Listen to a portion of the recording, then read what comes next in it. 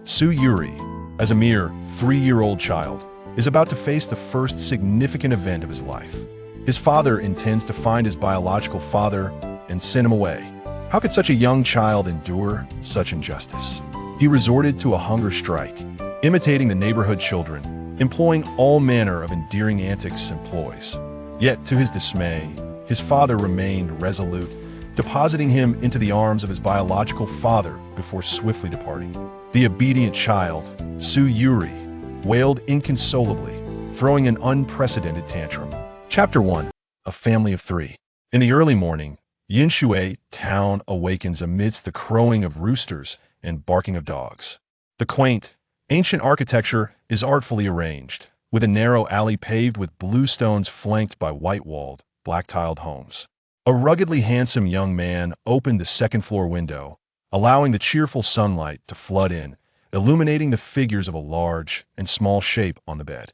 The man quickly donned his attire, attended to his grooming, and returned to the bedside. On the bed, a tender child was nestled, his soft, plump cheeks adorably puffed up.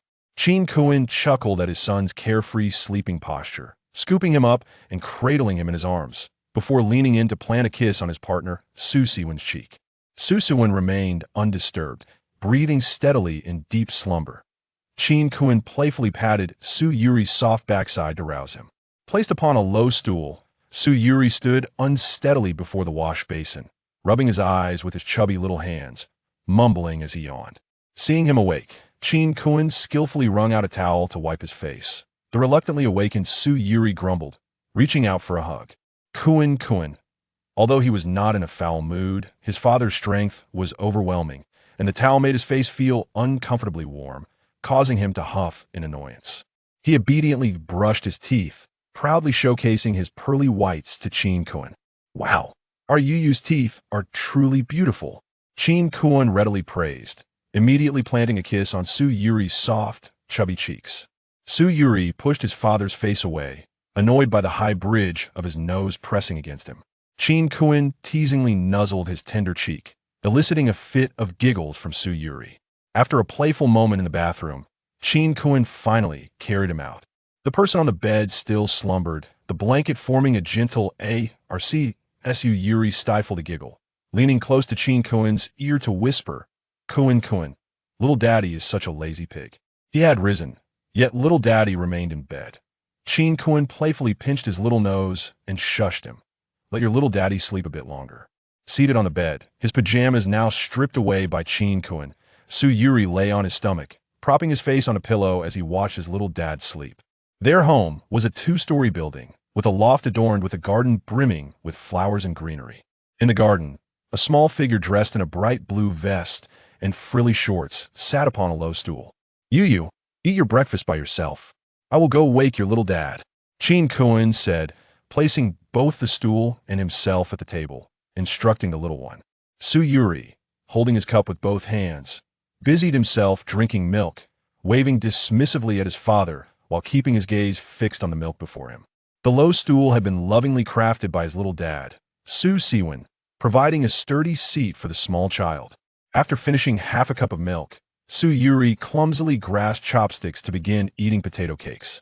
While the little one was most adept at using a spoon, his fathers had been teaching him to use chopsticks during this time. The potato, grated and mixed with a touch of starch, contained diced ham. Youri savored each bite, nodding his head in delight as he enjoyed his meal. He was indeed a worry-free child for his parents. In the upstairs bedroom, sunlight streamed into the tranquil room, where Qin Kuan quietly approached the bedside, gazing at his partner's serene, sleeping face. The man on the bed had a handsome visage, fair skin, and dark hair and eyes. "Siwen, it's time to wake up," Qin Kuan gently called, leaning down to rouse him. The man in slumber seemed to sense his presence, gradually opening his eyes.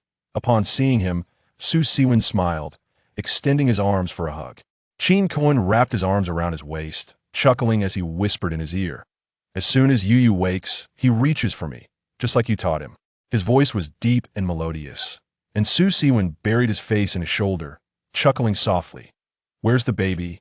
Qin Kuan's arms encircled him, lifting him to the window, tilting his chin to direct his gaze downward. "Look, Su Siwen peered down. He saw Youri's round head, his little chopsticks already discarded, while his tiny hands clutched golden potato cakes, his profile adorably plump like a dumpling. Seeing his son eating breakfast so obediently, a radiant smile instantly illuminated Su Siwen's face, and he turned to Chin Kuan with a teasing glare. Why did you let the baby eat breakfast alone? There must be mosquitoes in the garden now. Chin Kuan leaned down to plant a kiss on him. I've placed mosquito-repellent stickers on him, so there's nothing to fear.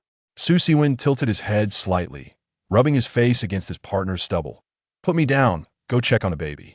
Chin Kuan tightened his embrace, unabashedly bringing his face closer. Not until you give me a kiss this morning. Su Siwen chuckled at his childishness, but, contradictorily, cupped Chin Kuan's face and pressed his lips against his. Daddies are so shameless. How embarrassing. The sweet, childlike voice came from below, prompting both to glance down. Youri sat on the low stool, playfully scratching his cheek with a finger, laughing heartily. You, finish your breakfast and play in the garden. Chin Kuan called out loudly. Youri nodded, wiping his hands on his clothes. Got it. The couple upstairs returned their attention to one another. Chin Kuan placed Su Siwen into a wheelchair, squatting down before him. How are you feeling today? Su Siwen's skin bore a pallor reminiscent of someone long deprived of sunlight. In response to his partner's concerned expression, he smiled. I feel fine. After washing up, they descended to the garden to enjoy breakfast. A 3-year-old child is at the cusp of exploring the world. Next to Youri, a pink-nosed terrier followed him, the child and dog frolicking in the garden. Having finished his meal, Chin Kuan took the car keys, preparing to head to work. It's been over a month. Still no news? Su Siwen pushed the wheelchair to the door, pausing for a moment before deciding to inquire. Chin Kuan halted, his gaze resting momentarily on Su Siwen's face before turning to their son in the garden. The small child sat on the ground, hugging the pink-nosed terrier, his face beaming with joy. Chin Kuan operated a local specialty shop and an online store, and business had been flourishing. Siwen, if Yu's biological family truly comes looking for him, would you be able to let him go? Chin Kuan's tone bore an unusual seriousness. Su Siwen bit his lip, his eyes glistening with unshed tears, fingers pressing nervously against his knee. After a long pause, he replied, I would. Chin Kuan crouched before him, placing a hand on his knee, closing his eyes momentarily before reopening them. I know you would find it hard. Don't be stubborn. His lips reddened from biting, and his throat felt constricted. Su Siwen's long lashes fluttered. The innocent laughter of Youri echoed in his ears, twisting his heart in anguish, his eyes brimming with tears. 3 winters ago, Su Siwen and Chin Kuan discovered Youri, discarded in a garbage bin on the streets of the city. The newly born infant was entirely crimson, clad only in a single, flimsy garment, its cries faint and fragile, akin to those of a freshly born kitten, an embodiment of vulnerability. At that time, Su Siwen and Chin Kuan were merely in their mid-20s, utterly bewildered and terrified by the sight before them. They retrieved the child from the refuse bin, with Chin Kuan hastily shedding his clothing to swaddle the infant, urgently transporting the little one to the police station. This station was situated in the heart of the city. The on-duty officer, rather indifferent, merely cast a cursory glance at the bundled child before instructing them to take the baby to the hospital.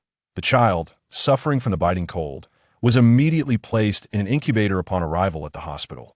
Both Chin Kuan and Su Siwen faced financial difficulties, and with work awaiting them the following day, they lingered by the ward door for several hours before deciding to leave.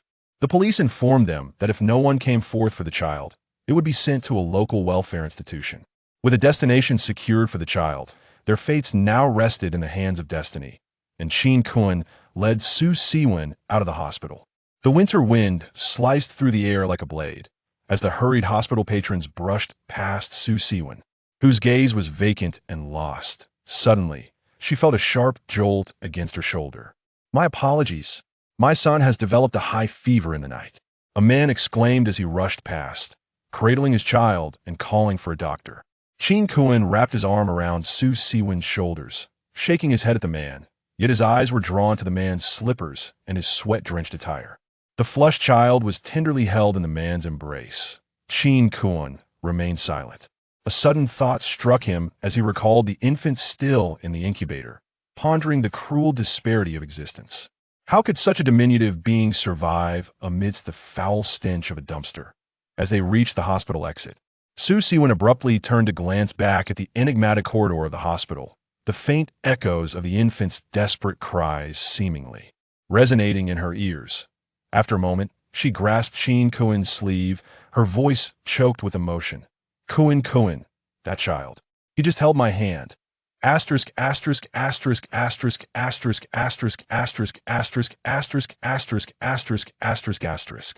The infant will develop emotional connections as it matures with dual male leads. Please proceed with caution if this is not to your liking. Chapter 2. Searching for Yuyu's biological parents, Su Siwen and Qin Kuen resolved to adopt the child, who was given the surname Su and named Su Youri.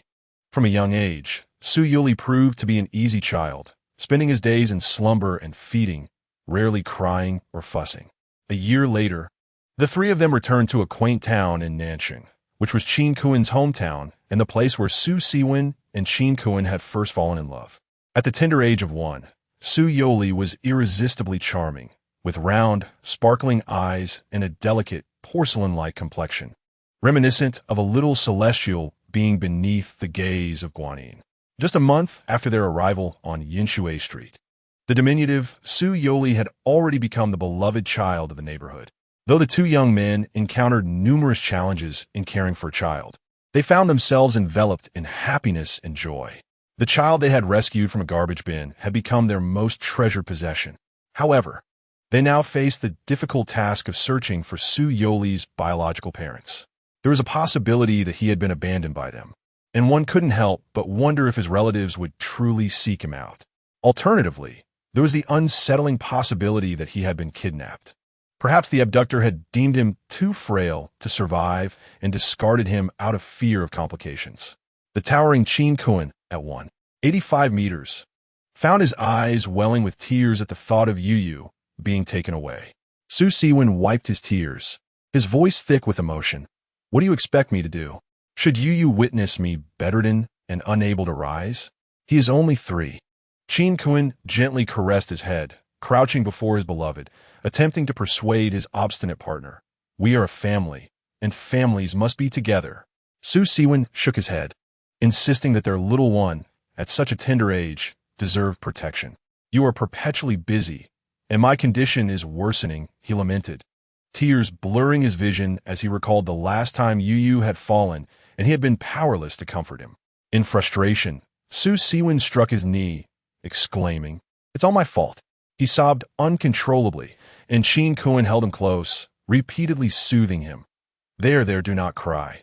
We have sent out packages adorned with Yuyu's photograph, and his information has been registered in the reunion system. If his biological parents have not given up on finding him, they will surely see it. In his heart, Qin Kuen hoped fervently that Yuyu had not been forsaken by his true parents, but had instead been maliciously taken away. As Qin Kuen prepared to leave for work, little Su Youri followed him eagerly to the roadside. Kuen, can you have cream ice cream today? He tugged at his father's trousers. With a swift motion, Qin Kuen lifted the child high into the air, and Su Youri, accustomed to such playful antics, felt no fear. Ha ha, Kuen lifts me high. With a visage as enchanting as a doll, adorned with long, curled lashes and eyes that sparkled like stars. Su Youri's smile was even more delightful in that moment. He noticed that Kuen was not tossing him about, as usual, and cast a puzzled glance at his father.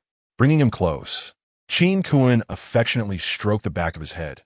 Yuyu, take good care of your little father at home, and don't run around recklessly. All right? Daddy will bring you ice cream after work. Yay! With his hands raised high, Yuyu pressed a fervent kiss on his father's face, leaving glistening traces of saliva on Qin Kuen's cheek. Just as Qin Kuen had set Su Youri down, a group of children came scampering along the stone path. Yuyu, come play eagle catches chicks. Su Youri's eyes sparkled with delight as he casually waved goodbye to his father, twisting his little body and darting off. Qin Kuen watched the little one run away with his friends, a fleeting shadow of melancholy crossing his gaze. Such an adorable child. How could they ever bear to part with him? Over the past year, Su Siwen's condition had worsened, with his legs struggling to support him for increasingly shorter durations. They had visited numerous esteemed hospitals, only to be met with grim options: amputation or the faint hope of fortune abroad.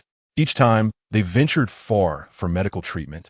Youri would stand by the door, his large, watery eyes watching them depart. At just over 2 years old, though undoubtedly troubled, he managed to suppress his tears, bravely waving to his two fathers with a soft, determined voice. "You will wait at home for Papa to return." Next door, Grandma Yang was a remarkably kind-hearted elderly woman, and Grandpa Yang, a carpenter, cherished Youri dearly. Whenever Chin Kuan took Su Siwen out for medical appointments, Youri would stay with Grandma Yang. At noon, the aroma of delicious food wafted through the streets. "You come home for lunch," Su Siwen called from the doorway, his palm propped against the frame. When outside, he refrained from using crutches or a wheelchair, standing tall with a smile as he beckoned Youri home for a meal. Youri was busy playing hopscotch with Yang Yang and the others, but upon hearing his father's call, he turned on a dime and ran off, heedless of his friend's loud pleas for him to stay. Reaching the entrance, Youri stretched out his hands, exclaiming, "Papa, pick me up." Su Siwen chuckled, bending down to lift him. At the threshold, as he stepped up a small step, his body swayed slightly. Youri blinked and said, "Papa." Kuan said, "You is a big kid now." Su Siwen reached out to gently pinch his little nose, suppressing the ache in his knee. "But you're still a baby." Then he noticed Youri pouting, insisting, "I'm a big kid now, I want to walk by myself." "Papa, put you down." Understanding his little father's discomfort, Su Siwen tightened his embrace, but obediently set the little one down. Once on the ground, Youri walked steadily, taking his little father's hand. "Papa," Kuan said, "he'll buy me ice cream after work." The mention of his favorite treat brought a beaming smile to the child's face, his eyes shimmering with anticipation. Su Siwen replied with an affirmative hum. "Then you must eat well at lunch, or Kuan one tea buy you ice cream." Arriving at the dining table, Youri dutifully climbed onto his designated small stool, cradling his wooden bowl with both hands as he began to eat. After finishing a bowl with a clatter, he wiped his mouth, hopped down from the stool, and scampered away, clutching his little bowl. Kuan, I have finished my meal, and you must buy me ice cream. There are children at home, and a patient with mobility issues." Chin Kuan had already installed surveillance cameras at home. At this moment, Chin Kuan was also having his meal, and the innocent voice transmitted through the monitor brought a smile to his face. "All right, I will buy it for you. Just wait." Youri chuckled and took his bowl to the kitchen. He climbed onto his little stool and placed his bowl in the sink. "Little daddy, you is full now. You must eat well too." Youri began to supervise Su Siwen's meal. Su Siwen, an art student, had gained some recognition online for his artwork when his legs were not severely affected. However, for the past 6 months, he had been unable to paint. The agony from his leg ailment was immense, adding financial stress to the family, and at times, little Youri had to take care of him. Due to his illness, his appetite had dwindled, and the little boy would watch him eat, even claiming that his little daddy was a disobedient father. Su Siwen felt his face flush at the remark. Just yesterday, when Youri attempted to wash the dishes like Chin Kuan, he accidentally broke 2 bowls, startling Su Siwen in the process. Therefore, today the little boy decided not to wash the dishes, instead placing them in the sink to wait for Kuan to return. There were some tasks that the little boy could not undertake, which he realized only after breaking the bowls. After finishing his meal, Su Siwen sat on the chair with a blanket over his legs, logging into his account to see if anyone had requested simple commissions. After taking a nap, Youri woke up and ran outside to play. The summer afternoon had just experienced a rain shower, leaving a lingering mist in the yard. Su Siwen could see a small figure playing in the garden with just a lift of his eyes. Chapter 3. Su, who are you looking for? Youri's favorite place was the family garden. After the rain, many snails had emerged. They were so soft, yet carried such heavy shells, and their tentacles withdrew at the slightest touch. How fascinating! Youri crouched on the ground, his little hands resting on his knees.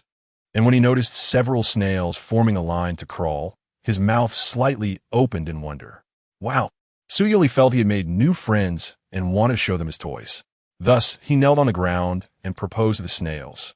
"Would you like to see my little toys?" The The snails, unable to comprehend, continued on their own paths, indifferently crawling away from under Youri's feet. Youri felt a tinge of sadness, realizing he had been rejected by his new friends despite their slow pace. However, having been taught the importance of politeness from a young age, he resisted the urge to catch the snails and bring them to his room. After all, he was much larger, and the snails were so tiny. His fathers always said it was wrong to bully the small. In the rainy summer of Nancheng, the remote location of Yinshui town made the roads even worse after the rain. "Young master, when do you plan to return?" A luxurious car cautiously navigated the bumpy road, with a man resembling an assistant seated in the passenger seat, carefully addressing the young man in the back seat. Raindrops cascaded down the car window like elongated pearls.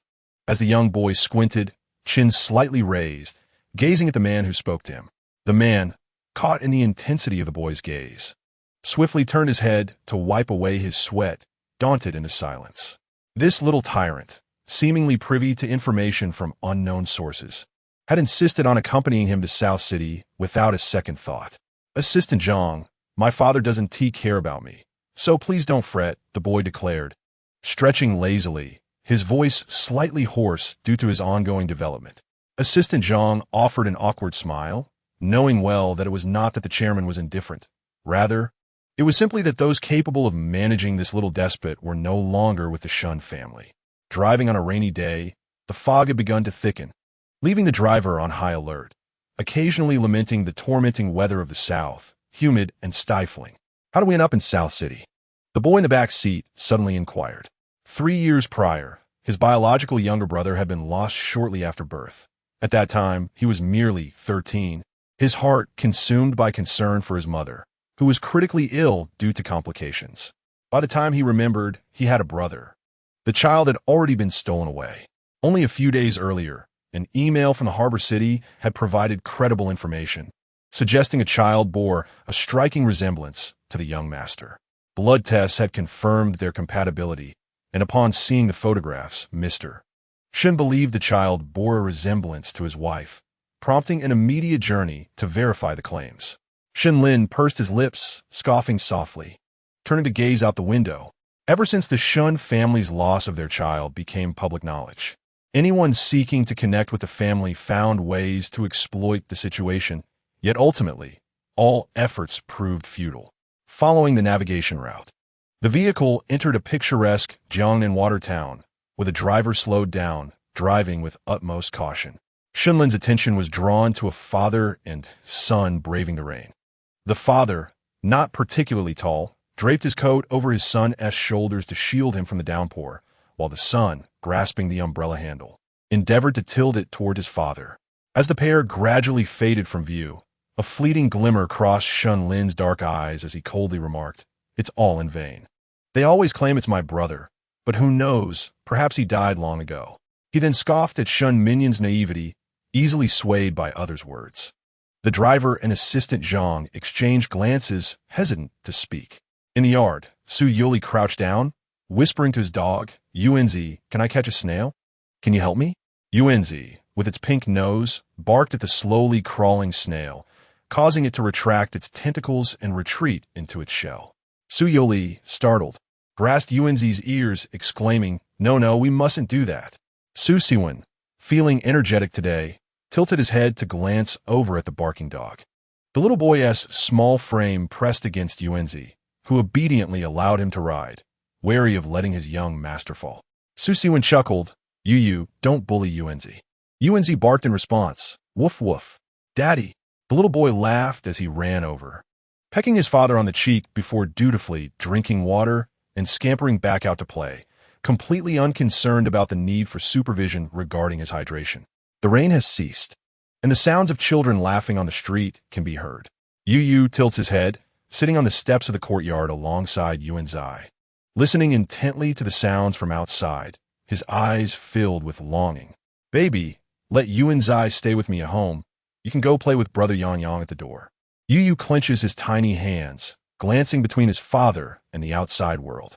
Brother Yang is calling him to come out, and it seems they are playing a game of cops and robbers. How lively!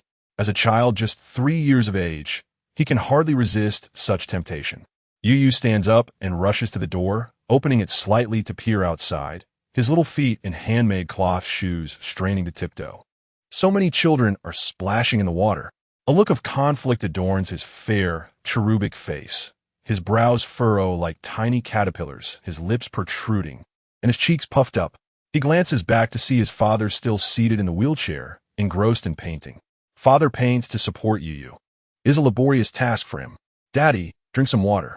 The little one runs back to pour a glass of water for Su Siwen, watching him finish it diligently. The little fellow is incredibly attentive. Since the onset of summer, Su Siwen's legs have worsened, and each day, Chin Kuan reminds the child to take good care of his little father while he goes to work.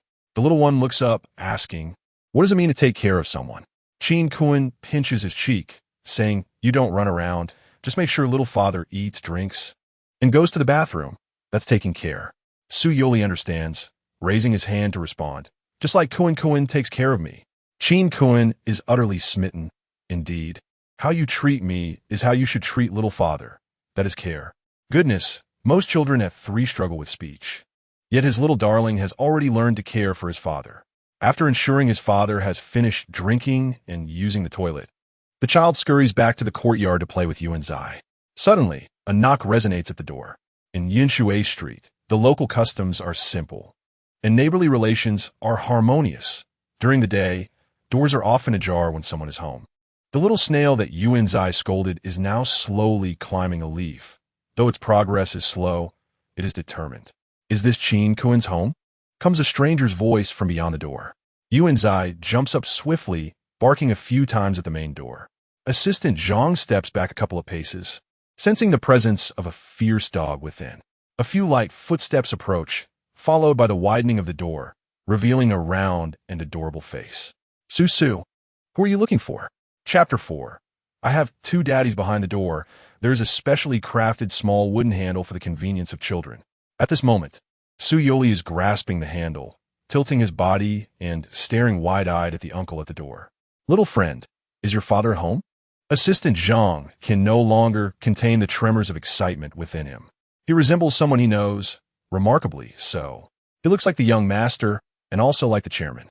Nervously swallowing, he forces a broad smile, crouching down to meet the child's gaze. Yu tilts his head, hesitating to let him in.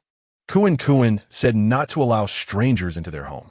Yet this uncle wears glasses and appears somewhat charming, seemingly not a bad person. "I have 2 daddies. Which one are you asking about?" The young child proudly raised 2 little fingers, feeling a sense of accomplishment. While other children had only one father, he had 2. Assistant Zhang mused inwardly. If he truly is a little master, then you might soon have another father, making it 3. "Chin Kuan, I am looking for Chin Kuan," Assistant Zhang stated. The child's eyes visibly brightened. This uncle knew Kuan's name. Was he perhaps a friend of his? Yo. Su Siwen heard the sound and pushed the wheelchair over.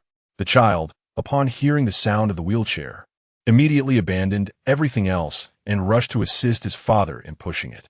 Without the homeowner's consent, Assistant Zhang refrained from entering. The yard was adorned with a lush lawn, with a wooden path laid out in the center. The child's limited strength was hardly sufficient, yet his enthusiasm was palpable. The automatic wheelchair glided smoothly, occupied by a young man with a delicate countenance, exuding a gentle demeanor and somewhat slender build. "Daddy, Su," the child pointed towards the entrance. Su Siwen acknowledged with a sound, gripping the wheelchair's handles tightly enough for his knuckles to turn slightly white. Chin Kuan had mentioned that someone had contacted them a few days prior, suspecting that Yo might be their child, and the other party expressed intentions to visit in the coming days. The man at the door, dressed elegantly and appearing to be around 30, wore glasses and looked quite refined. At his father's gesture, the child opened the door, gazing up at the uncle standing there. Zhang Shun adjusted his glasses, flashed a grin, and bowed slightly to Su Siwen, saying, "Hello, I am Zhang Shun." Su Siwen's smile did not reach his eyes as he replied, "Hello." In this initial encounter, both parties silently assessed one another. Zhang Shun had traveled to the south numerous times for work, but had never ventured into this small 18th-tier county, Yinshui City. The locals were known for their hospitality, offering tea to guests. Su Siwen prepared tea and placed it in front of him, having no intention of initiating conversation. The man accepted the tea with a smile, sipping it absent-mindedly, his attention fully captured by the little child in the living room, engrossed in animated cartoons. Su Siwen adjusted the thin blanket on his lap and squinted up at the surveillance monitor. As Su Siwen poured Zhang Shun a third cup of tea, Zhang Shun could no longer contain himself. "Mr. Su, you need not be so courteous," he remarked. "Did Mr. Zhang drive here?" The previously silent Su Siwen suddenly initiated the conversation. Zhang Shun took a sip of tea. The house was cooler than outside, with a ceiling fan whirring overhead. Yet, Zhang Shun felt even more stifled than he had outside, sensing that this man named Su Siwen was probing him. Indeed, since his arrival, it was evident how blissfully the child thrived in this household.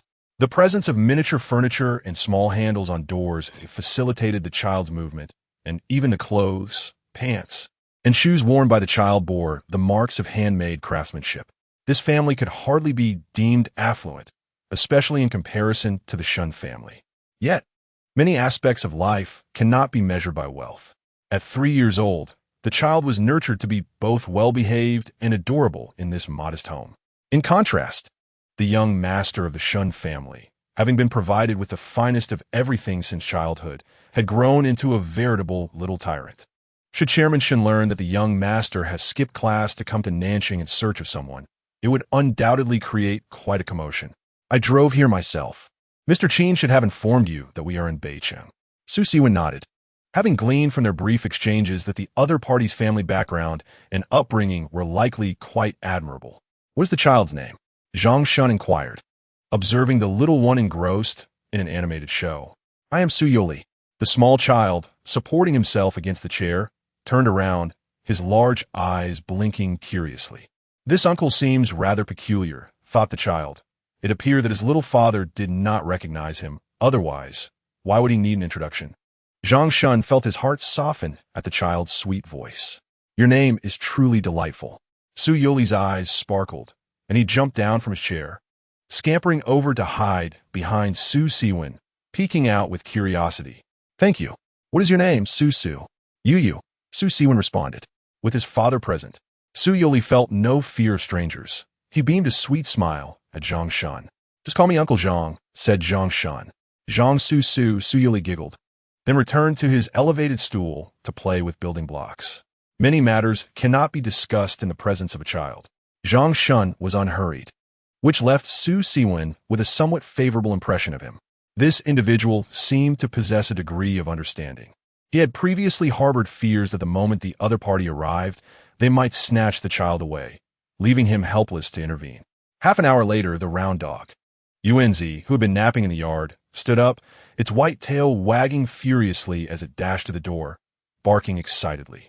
Su Youri mirrored Yuanzi's actions, immediately abandoning his blocks to race over. "Kunkin!" The exuberant call dispelled all of Qin Kuen's fatigue in an instant. Zhang Shun looked over to see a tall man clad in a black t-shirt, draping a bag over Yuanzi's neck. As he opened his arms to lift the little one into his embrace for a gentle bounce, Su Siwen also maneuvered his wheelchair to the doorway.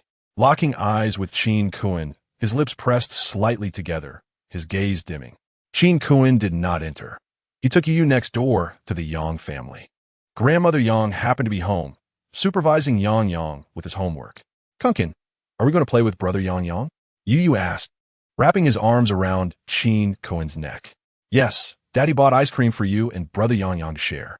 Daddy will come to pick you up later." Qin Kuen called out to Aunt Yang as he entered, receiving a response before stepping inside with the child. Grandmother Yang, apron tied around her waist, approached them and lovingly took the little one into her arms. "Aunt Yang, could you please watch over Yu for a while?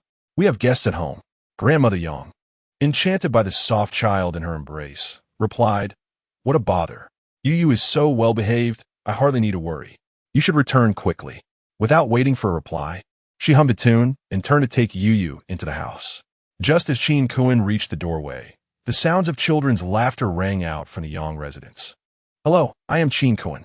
Qin Kuen entered the living room, removing the bag from Yuanzi's neck and placing it on the table, addressing Zhang Shun. "Good day, Mr. Qin. I am Zhang Shun, assistant to Chairman Shun of the Shun Group.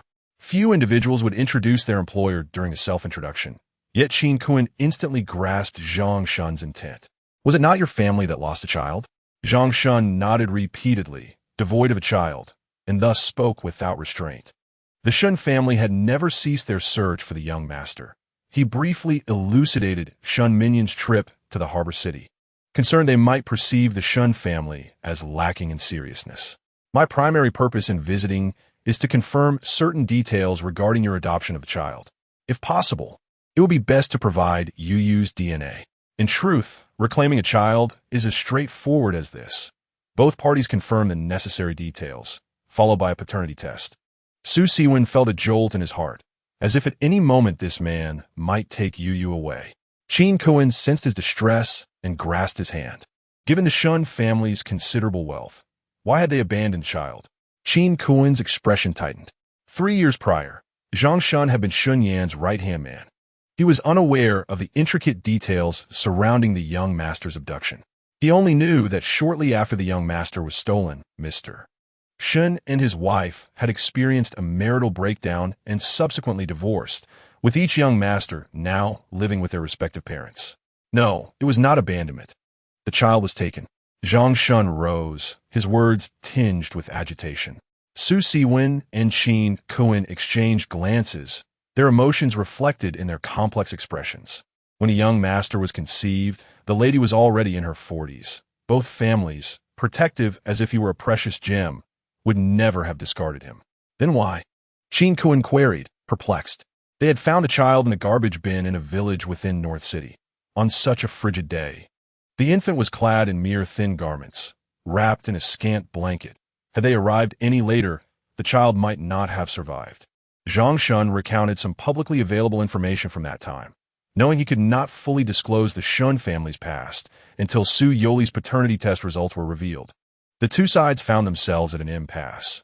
Zhang Shun felt helpless, left only to continuously relay messages to the harbor city, urging Mr. Shun to come promptly. After all, he was the young master's biological father. Although uncertain, simply relying on Yuyu's appearance and age would make a DNA test reveal everything. Next door, having completed his homework, Yang Yang took Yuyu's small hand and ran outside.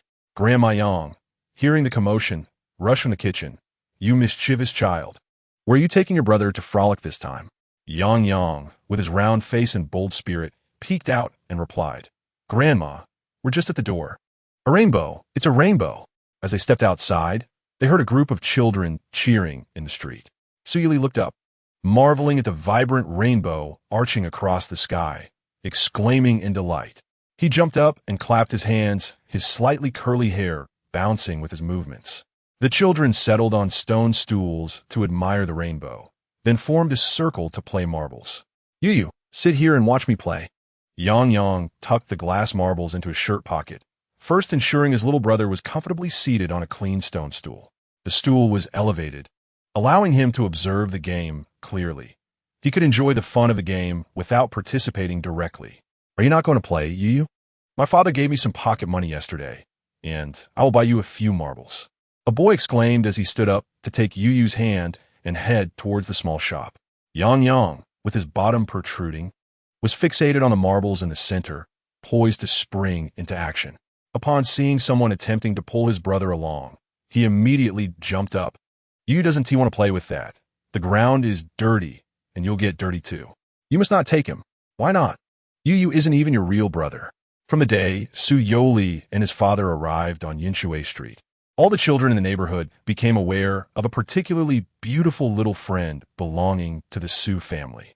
Su Yoli's skin was as fair as if it had been soaked in milk, with large, round eyes, long, fluttering eyelashes, and slightly curly hair. Most importantly, he was exceptionally well-behaved and only played with Yang Yang, following him like a small ornament wherever he went. Who wouldn't want such an obedient little brother? However, despite the overtures from others, Su Yuli refused to play with them, preferring to stay home and explore the garden with Yunzi rather than venture out when Yang Yang was at kindergarten. As the marble game fell through, the children turned to a game of capturing Yuyu. He sat quietly on a clean stone stool provided by his brother Yang Yang, watching as Yang Yang spread his arms to protect him from behind. Haha, I've caught Yu. Yang, distracted by the commotion behind him, failed to notice when another child seized the opportunity to whisk his friend away.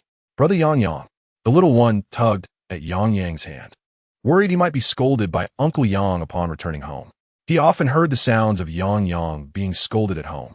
Kunkin said Yang frequently faced a meal of bamboo shoots stir-fried with meat every few days. Yu licked his lips. Kunkin, I also want to eat bamboo shoots stir-fried with meat. The two fathers laughed heartily, declaring him a good boy who need not worry about such things.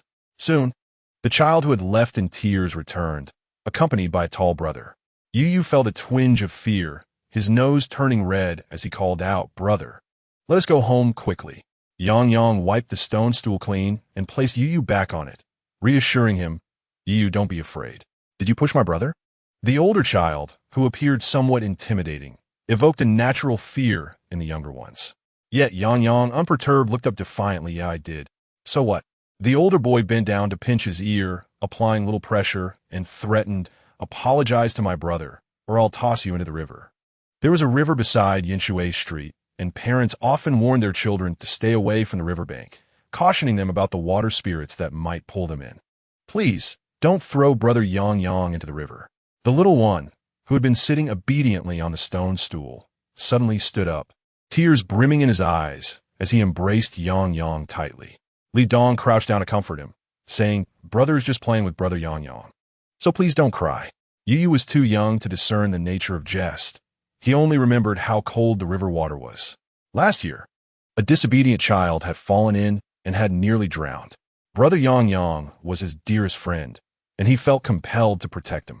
It is difficult to console a child once they start crying, entirely immersed in their own sorrow. His cheeks flushed red, tears streamed down his face in large droplets. Chapter 6. He is undeserving. The southern city possesses a gentle charm unique to the water towns of Jiangnan. Shunlin wandered about, contemplating what local specialties he could bring back for his mother. In recent years, Yinshui Town had begun to develop its tourism, and Yinshui Street was undergoing renovations due to the river that flowed through it. Having lived in the Shun household all his life, Shunlin had never visited such a water town. As he gazed into the distance, he noticed a rainbow hanging amid the misty mountains. Yinshui Street was not crowded with tourists. Most of the residents were locals, and he could hear them conversing in their dialect as he strolled along. As he was about to return to the parking area, his attention was drawn to a group of children. They appeared to be of a similar age, initially playing with marbles, and then, somehow, had transitioned to a game of tag. Watching the children quarrel was quite amusing, with cries of "I'll tell my mom and dad" ringing out. The most beautiful child, who had been caught in the fray, could hardly speak out. Before long, the child who had just fallen to the ground indeed called for their parents. The so-called parent was merely a teenager, appearing to be of a similar age to Shunlin. As Shunlin casually passed by the Storm SI, he overheard the threats of a boy his age, claiming he would toss the little one into the river. The beautiful child cried not with loud wails, but with soft sobs, tightly clutching his brother hem. Terrified that if he let go, he would be thrown into the river. Shunlin gazed into his eyes, increasingly moved by this pitiful child's obedience. His heart softened at the thought of him protecting his brother. How he wished he had such a well-behaved younger brother. The group of children fell silent, realizing they had made Yu cry, and they were doomed. "I'm sorry, Yu. Please, don't cry," Li Bei lamented, regretting bringing his brother along. Among the children in the street, he felt the most self-assured, for he had a high school brother whom no one dared to bully. He merely wanted Yu to play with him, not to make him cry. One child turned tail and ran to the Su family to report, "Uncle Su, Uncle Chin, your Yu is crying." Inside the house, 3 men were in a standoff, while Yuanzi stood up from under the eaves, wagging his tail as he went out to find the young master. Surrounded by a group of people, Yu sat on the stone stool, his tears having ceased, but his eyes were slightly swollen from crying. The delicate skin of a child, when rubbed by a hand, turned a rather alarming shade of red. Yang was in a state of agitation, wishing fervently to disperse the crowd so he could swiftly take his younger brother home to have their grandmother apply medicine. Yu, woof, woof, woof. Both the people and the dog were out searching for him. Upon seeing his father arrive, Yi, who had just managed to hold back his tears, burst into sobs once more. "Daddy's here, Daddy's here." Qin Kuan promptly picked up his son and hurried home, followed closely by a gaggle of children. Shun Lin, who had been watching the scene unfold, was about to leave when he noticed Assistant Zhang standing at the doorstep of the charming child's home. Assistant Zhang? Second young master. As Shun Lin followed Zhang Shun inside, the lovely child had already been comforted and was nestled in his father's embrace, tilting his little face upward for his father to wipe away his tears. "Li Dong, do not scare your brother like that in the future. Is it appropriate to casually mention throwing him into the river?" After understanding the situation, Su Siwen's expression turned serious. "You had witnessed a child fall into the water on the street. How could he not be frightened?" Li Dong led his younger brother in a flurry of apologies. Su Siwen then turned her gaze to Yang Yang. "And you, how could you use your head to bump into Li Bei's stomach? What if you hurt him?" Yang Yang stood beside Li Bei, the two exchanging glances, and he huffily retorted, "He stole my brother. I must reclaim him." Li Bei shot back, "Yu is not your brother. Why should he only play with you? He is my brother. We've even slept together." Li Bei merely wished to play with Yu and had not intended to cause trouble. Yet today, he had made Yu cry, and it was certain that he would not play with him again. With that thought, Li Bei began to wail inconsolably.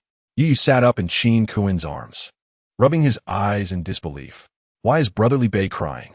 The adults present were bemused, and Shen Lin raised an eyebrow while glancing at the lovely child nestled in the adult's embrace. "You're not his brother." "I am," he thought to himself. However, Assistant Zhang himself was uncertain whether this child was truly his biological brother, needing to wait for his father to arrive. After finally managing to soothe the group of children away, only a few remained in the house. "Daddy," Yi rubbed his eyes again, feeling a bit sleepy.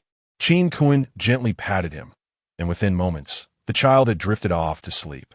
Shen Lin gazed at the child who had fallen asleep in an instant. His chin and cheeks were delightfully plump, and his tiny hands rested on his body, with little dimples on the backs of his hands. He swore this was the most beautiful child he had ever seen.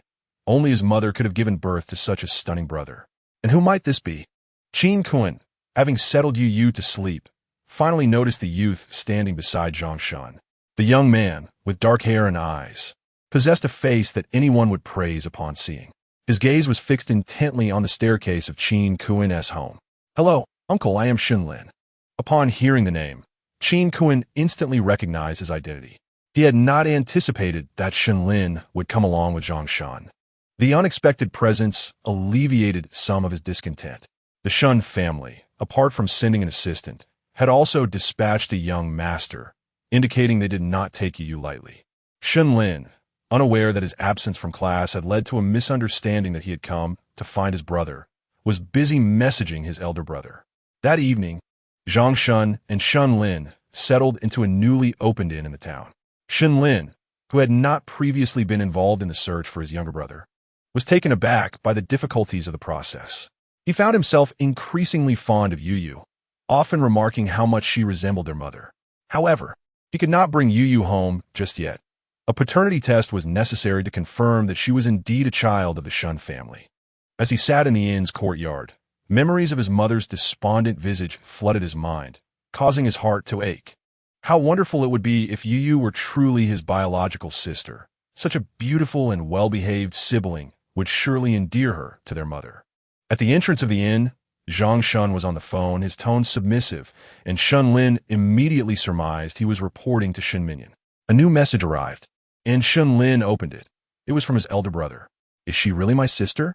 Shun Lin retrieved his phone, recalling a candid photo he had taken of Yu earlier that day on the street, and promptly sent it. "Both Assistant Zhang, and I believe she resembles you quite a bit." Meanwhile, far away in the North City film and television city, Shun Yin, clad in his costume, chuckled at the message from his brother. "How could she resemble me? If anything, she looks like our father." Shen Lin replied, "Do not even mention him. He is unworthy." Chapter 7. Yu breakfast with her brother the following day.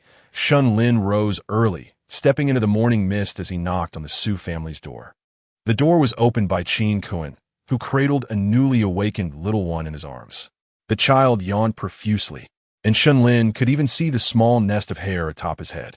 How utterly adorable. Good morning, Uncle Chin, Shun Lin greeted with a nod. The youth appeared refreshing, his hairstyle slightly unruly, yet Chin Cohen found nothing to critique otherwise. Hello, he replied, hearing the voice. Yu blinked her eyes in an effort to focus, asking Daddy, who is he? I am your brother. I am your brother, Shun Lin exclaimed inwardly. This is Brother Shun Lin, who will be visiting us for the next few days, Chin Cohen introduced. Yu nodded and called out, Brother Shin Ning. Chin Cohen and Su Siwen had always taken charge of the child's language education. Over the past 2 years, Yu's health checkups indicated that her developmental indicators were below those of her peers. After adopting her, Su Siwen diligently studied numerous books on early childhood development, understanding that poor physical growth could severely impact language and cognitive abilities.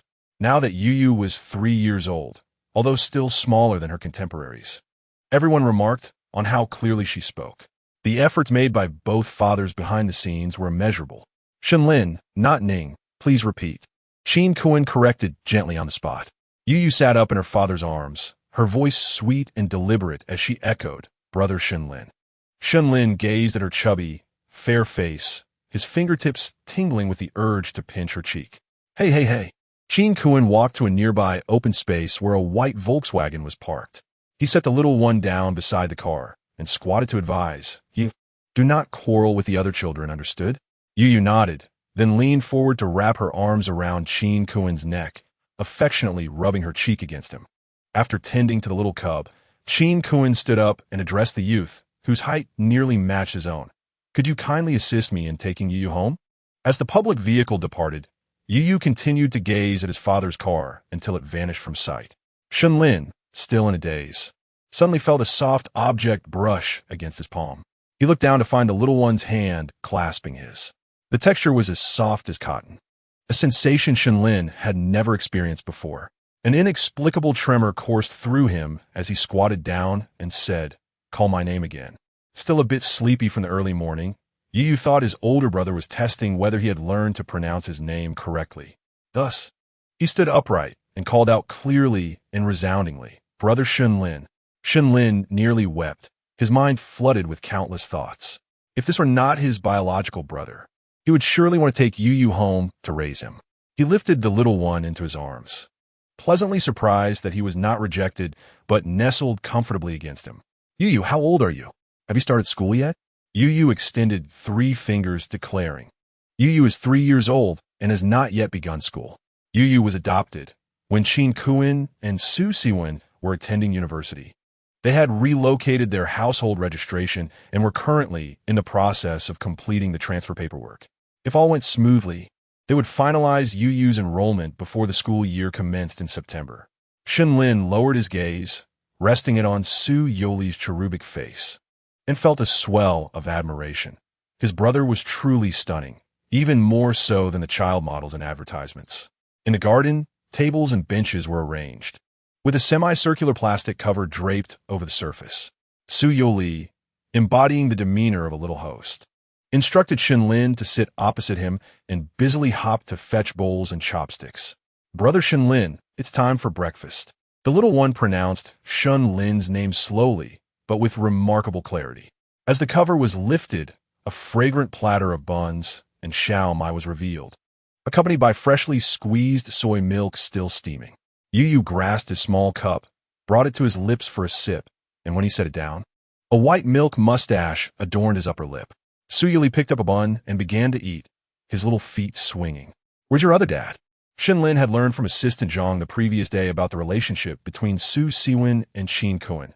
They were partners, and together they had adopted Su Yoli. With a bun in his mouth, the little cub's cheeks puffed adorably. Dad is still sleeping. We mustn't wake him. Shun Lin nodded in agreement, standing to retrieve a tissue to wipe the remnants of soy milk from the child's lips. Thank you, Brother Shun Lin, Su Yoli replied politely. At 16, Shun Lin was in the midst of a growth spurt, and as he devoured the buns, he was somewhat surprised by their taste. Did Uncle Chin make these? Su Yuli replied, Yes, my dad is quite skilled. The Shin family were all culinary disasters, with only Shun Lin's mother capable of making a decent soup. He and his brother had hardly paid attention to the kitchen's appearance. The image of Chin Cohen's tall, robust figure flashed through his mind, leading him to reflect that appearances can be deceiving. Uncle Chin could indeed cook. This thought quickly reminded him of his own strict, emotionless father, leaving him feeling an increased disdain for Shen Minyan. If he possessed such skills, his mother would never have considered divorce. Shen Lin, lacking experience in childcare, feared he might not adequately care for Su Youri.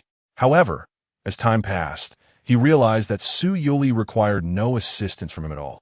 The little one, after finishing his milk, would diligently tidy up the utensils.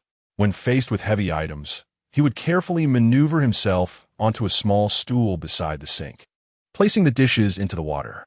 Subsequently, he would retrieve a small blue cloth hanging from the faucet, wiping the table clean before covering it. Shen Lin, merely a 16-year-old high school student, felt utterly inadequate in comparison.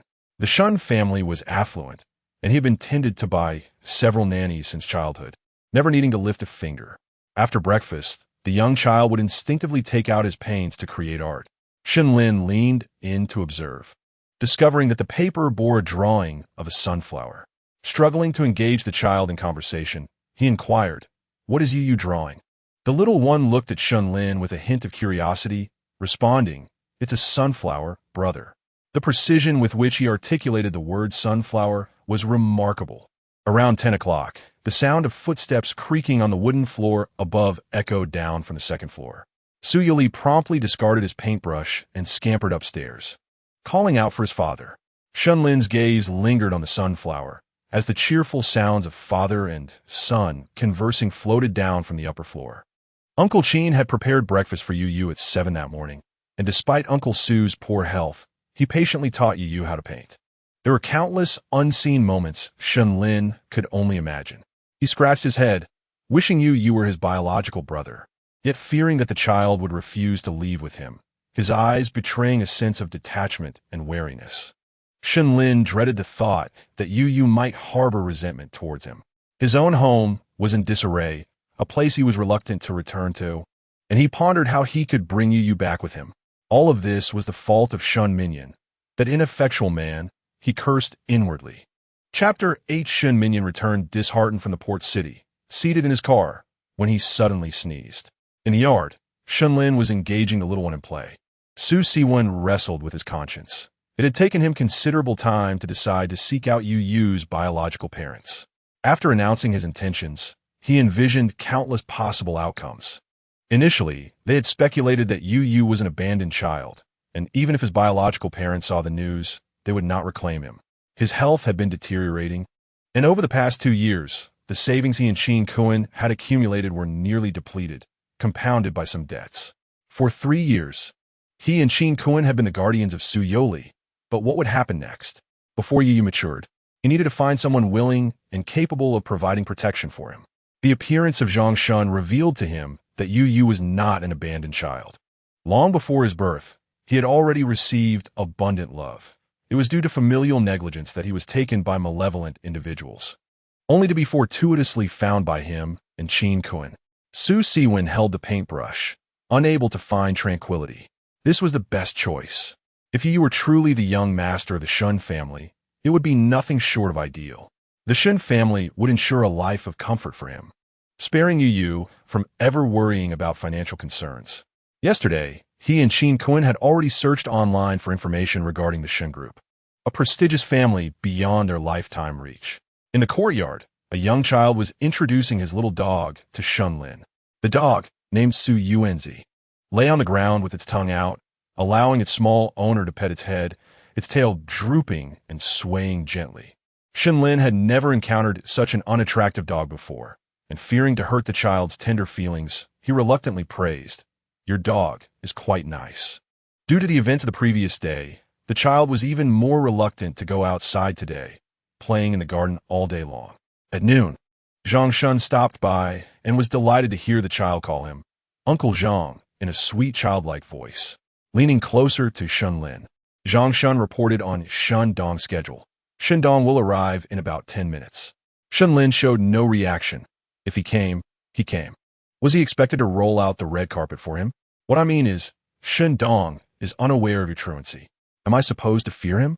Shen Lin stood up, At 16, he already towered at 1 meter 80, with sharp, dark eyes that, when angered, bore an uncanny resemblance to Shen Minyan in his youth. Yu sat on a small stool, munching on a piece of cod intestine brought by Zhang Shun, startled by the sudden rise in volume. "Brother, Shen Lin," the little one said, somewhat frightened. The cod intestine was abruptly snatched away by Yuan's eye, who bit into it.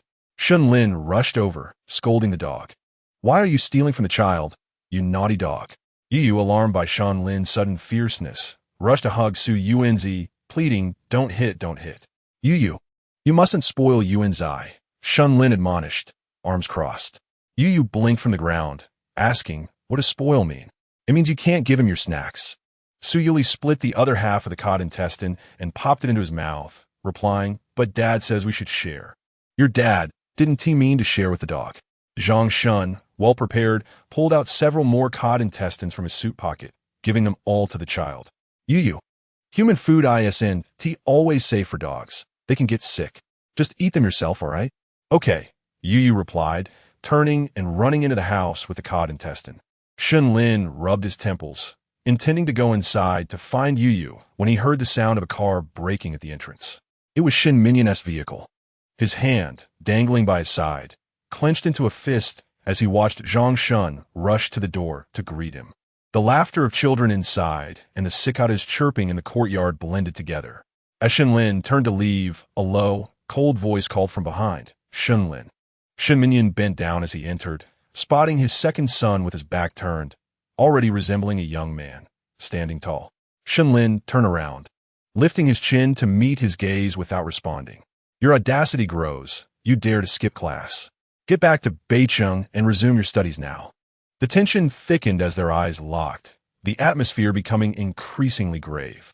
Their features bore a striking resemblance, but Shen Minyan, accustomed to high status, always wore an air of aloofness and authority. Shen Lin scoffed, "It's none of your business." Shen Minyan, unable to contain his fury, thought of his two sons. The eldest was calm and reserved, not particularly close to him. The second son is even more unruly than the eldest. Since childhood, he has been embroiled in fights and disturbances at school, frequently skipping classes and leaving early as if it were a daily routine. Each time, Shen Lin gets into trouble. Shen Minyan is compelled to arrange for someone to clean up after him, which fills him with despair. Now, seeing Shen Lin skipping class and coming to South City with Zhang Shun, Shen Minyan feels an overwhelming urge to reprimand him. "What does it mean to say, 'I don't need to manage you'? I am your father. If I do not oversee you, who will? My father? You still acknowledge that I am your father, but what have you done in that regard? Is providing food and money what it means to care? How many times have you returned home?" Shen Minyan's temples throbbed with stress. Days of relentless busyness had taken a toll on his appearance, and the exasperation caused by this rascal added a couple more wrinkles to his brow. "Bind him and take him back to North City." Shen Minyan raised his hand, and several burly men rushed out from behind him. "Apologies, young master," they said. The bodyguards had perfected their skills in dealing with this little tyrant, ensuring he would not be harmed while preventing his escape. Shen Lin was escorted to the door, his eyes reddened with urgency as he clung to the doorframe. Refusing to budge, "Shen Minyan, I despise you. I loathe you." Shen Minyan's gaze darkened, and he closed his eyes momentarily. His methods were indeed harsh, but this mischievous child required such discipline. As he watched Shen Lin being led to the car, Shen Minyan averted his gaze and noticed a small child standing in the courtyard, accompanied by an unattractive white dog with a pink nose. Su Youri witnessed the entire scene of Shen Lin being taken away by several imposing uncles, his young heart shaken by the spectacle. Are they the bad guys? He pondered. Quickly, the little boy crouched down to pat the dog's head, and both he and the dog hurried inside, hiding behind the door. In that fleeting glance, Shen Minyan perceived a resemblance to his late wife in the child, who seemed to have curly hair. "Is this the child you mentioned on the phone?" Zhang Shun, drenched in sweat, found it impossible to manage Shen Lin in the car, who had maneuvered himself from the back seat to the steering wheel, refusing to let the driver proceed. "Yes, his name is Su Youri, and he is quite a well-behaved child." Outside, amidst the commotion, Zhang Shun spoke in Shen Lin's defense. "Young master has actually been quite well-behaved these past few days." "Well-behaved?" You call him well-behaved for scoring 10 on a test? Shen Minyan was entirely skeptical of his words. Zhang Shun fell silent, trailing behind the man, silently lighting a candle for the second young master. Su Siwen had already heard the noise outside and wheeled himself to the door, locking eyes with the man approaching. Chapter 9. Your father is quite fierce. The prominent figure from the news had appeared at his doorstep. It would be disingenuous to claim he was not surprised. Su Siwen tightened his grip on the wheelchair, his fingers turning pale as he straightened his back, striving to present himself with composure. Hello, he greeted, his tone steady yet respectful. Shen Minyan nodded slightly, casting a brief glance at his knees before retracting his gaze. Hello, I am Shen Minyan. Su Siwen, in a modest living room. The tall man sat on the wooden sofa with his legs crossed, his expression stern, resembling a dignified statue. Su Siwen poured him a cup of tea. There is not much of worth in this household. I hope it does not offend. His humble words concealed no hint of apology. Tea is the most common green tea in the southern city. Shen Minyan brought it to his lips and savored a sip, the fragrant aroma wafting through the air. It's quite good, he remarked. The moment he stepped inside, he conducted a cursory examination of the house. It appeared to be an old residence that had been renovated, with wooden furniture and well-maintained appliances that, despite their age, remained pristine. Toys and children's belongings were scattered throughout, creating an atmosphere that was simple yet imbued with warmth. May I see the child? Shen Minyan set down his teacup. Su Siwen bit his lip, directing his gaze toward the partially open kitchen door. Following his line of sight, Shen Minyan noticed a pair of small feet clad in cloth, shoes peeking out from beneath the door, accompanied by a rather unattractive pink dog lying beside it. A subtle smile tugged at the corners of his mouth. His two sons had never been particularly close to him, and aside from his own, he was not fond of children. He detested anything uncontrollable, and children, in his view, were the epitome of chaos, prone to inexplicable outbursts, tears, and unreasonable behavior. Since his arrival, the child named Su Youri had remained quietly composed. Zhang Shun had mentioned that he was a well-behaved little one. You, Su Siwen called out as he wheeled himself toward the kitchen. The little boy, clad in a vibrant blue tie-dye shirt, hid behind the door, instinctively responding to his father's call with a timid, come a daddy. The child hesitated, intimidated by the stern-looking stranger in the living room, yet his father beckoned him. The three adults in the living room fixed their eyes on the small feet visible beneath the door, and after a few moments, the boy took hesitant steps forward until his clear, innocent eyes finally emerged. Daddy, Yu whispered. Don't be afraid, come a daddy. Su Siwen extended his hand toward Yu. The little boy glanced up at the intimidating uncle, pursed his lips, and buried his head in Su Siwen's embrace. Zhang Shun, struggling to contain his laughter, exchanged desperate glances with Shen Minyan, who remained unyielding, his expression as stern as ever. Although Shen Minyan attempted a smile, to an outsider, it appeared more fearsome than a frown. 5 minutes later, Qin Kun returned home, accompanied by the mischievous young master Shenlin, who had just been escorted away by bodyguards. Shen Minyan's fists clenched. His instinct was to reprimand his son. Qin Kun approached the wheelchair and lifted his son from Su Siwen's arms. Daddy needs to entertain guests. How about Yu goes out to play with his brother for a while? Yu looked between his father and the stern uncle across from him, then nodded in agreement. Brother Shenlin, the little boy, stammered nervously, reaching out toward the youth standing nearby. Shenlin, with his head held high, walked past Shen Minyan, a broad smile on his face as he took Yu into his arms. Brother will take you to buy some candy and toys. Thank you, brother. With the two children departing, the adults finally began to discuss serious matters. The timeline for finding Yu coincided with the day he was abducted. The kidnapper had been cunning, choosing to abandon the child in an urban village far from the central hospital. The infrastructure was dilapidated, law enforcement was ineffective, and garbage piled in the alleys had gone uncollected for days. Qin Kun recounted the experience with a tinge of fear. At that time, our jobs had just stabilized, and we happened to be renting nearby. It was merely a coincidence. Zhang Shun was granted permission to observe, and his mind wandered to the thought of the young master of his household being abandoned amidst a stench-ridden garbage heap, teeming with a myriad of bacteria. You are truly benevolent, he expressed earnestly. Qin Kuan grasped Su Siwen's hand, both of their palms slick with perspiration, oscillating between warmth and chill. Shen Minyan's lips curled slightly, his demeanor stern and devoid of mirth.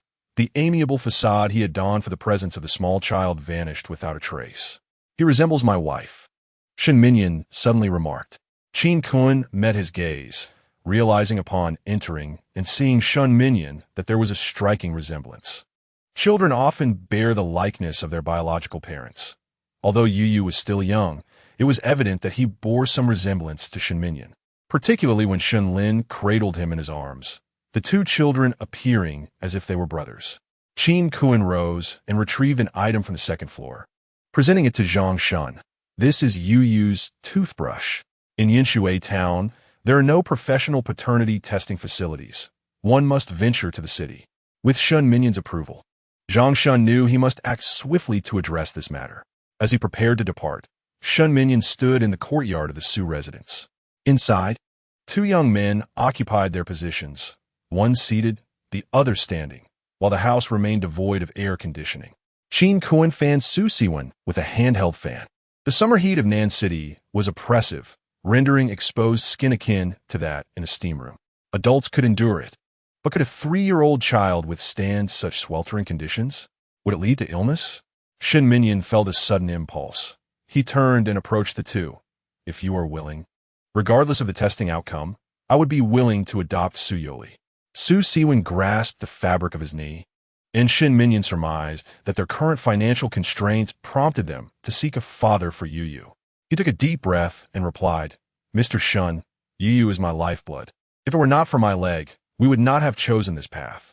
After all, he had always believed that Yu was a child abandoned by his biological parents. His stark, expressive eyes met Shen Minyan's directly as he declared, "Let us await the results. If Yu is indeed your son, I will persuade him to return with you to Beicheng." Shen Minyan remained silent, for the first time encountering someone who rejected his proposal. He could adopt Su Youri without inquiring about the results, even offering them a sum of money. Yet, before the terms could be articulated, he was met with refusal. "Very well," he said coldly, turning to leave. Behind him, Su Siwen leaned weakly against Qin Kuan, his eyes reddening. "Do you think he truly is Yu's biological father?" Qin Kuan, unusually reticent, felt a vague sense of resolution within. The results of the paternity test would not be available for 2 more days. Shen Minyan took up residence in a guest house, his room adjacent to Shen Lin's. The ground floor of the guest house featured a waterside pavilion where Shen Minyan, clad in leather shoes, traversed the stone-paved path. The sound of water mingled with intermittent chatter. "Brother Shen Lin, your father is so fierce," exclaimed a small child's voice. Shen Lin unwrapped a lollipop and offered it to the child to savor, responding nonchalantly, "Indeed. Did you get hurt just now, brother?" Su Youri recalled the unjust treatment Shen Lin had recently endured from the adults. Chapter 10. Not everyone values your wealth untouched by injury. My brother remains formidable. A lush grove of bamboo concealed the tall figure of Shen Minyan, allowing him to observe the playful antics of 2 children without a hint of hesitation. Has Shen Lin truly grown so tall? How old is he now? 15 or 16? Which high school did his dismal grades allow him to enter? Or did his grandparents pull strings to secure him a place in a private institution? As a series of introspective questions surged within him, Shen Minyan suddenly realized how little he comprehended about Shen Lin's current situation. Draped in a dark suit that enveloped his tall frame, he traversed the corridor, returning to his room, his once straight posture now betraying a hint of despondency. The results of the paternity test arrived more swiftly than anyone had anticipated, emerging in less than 24 hours. Early that morning, Yi was taken away by Uncle Yang from next door. Standing at the door, Yang held the little one's hand and waved goodbye to Uncle Qin, saying, "Uncle Qin, I'm taking Yu to Taekwondo class.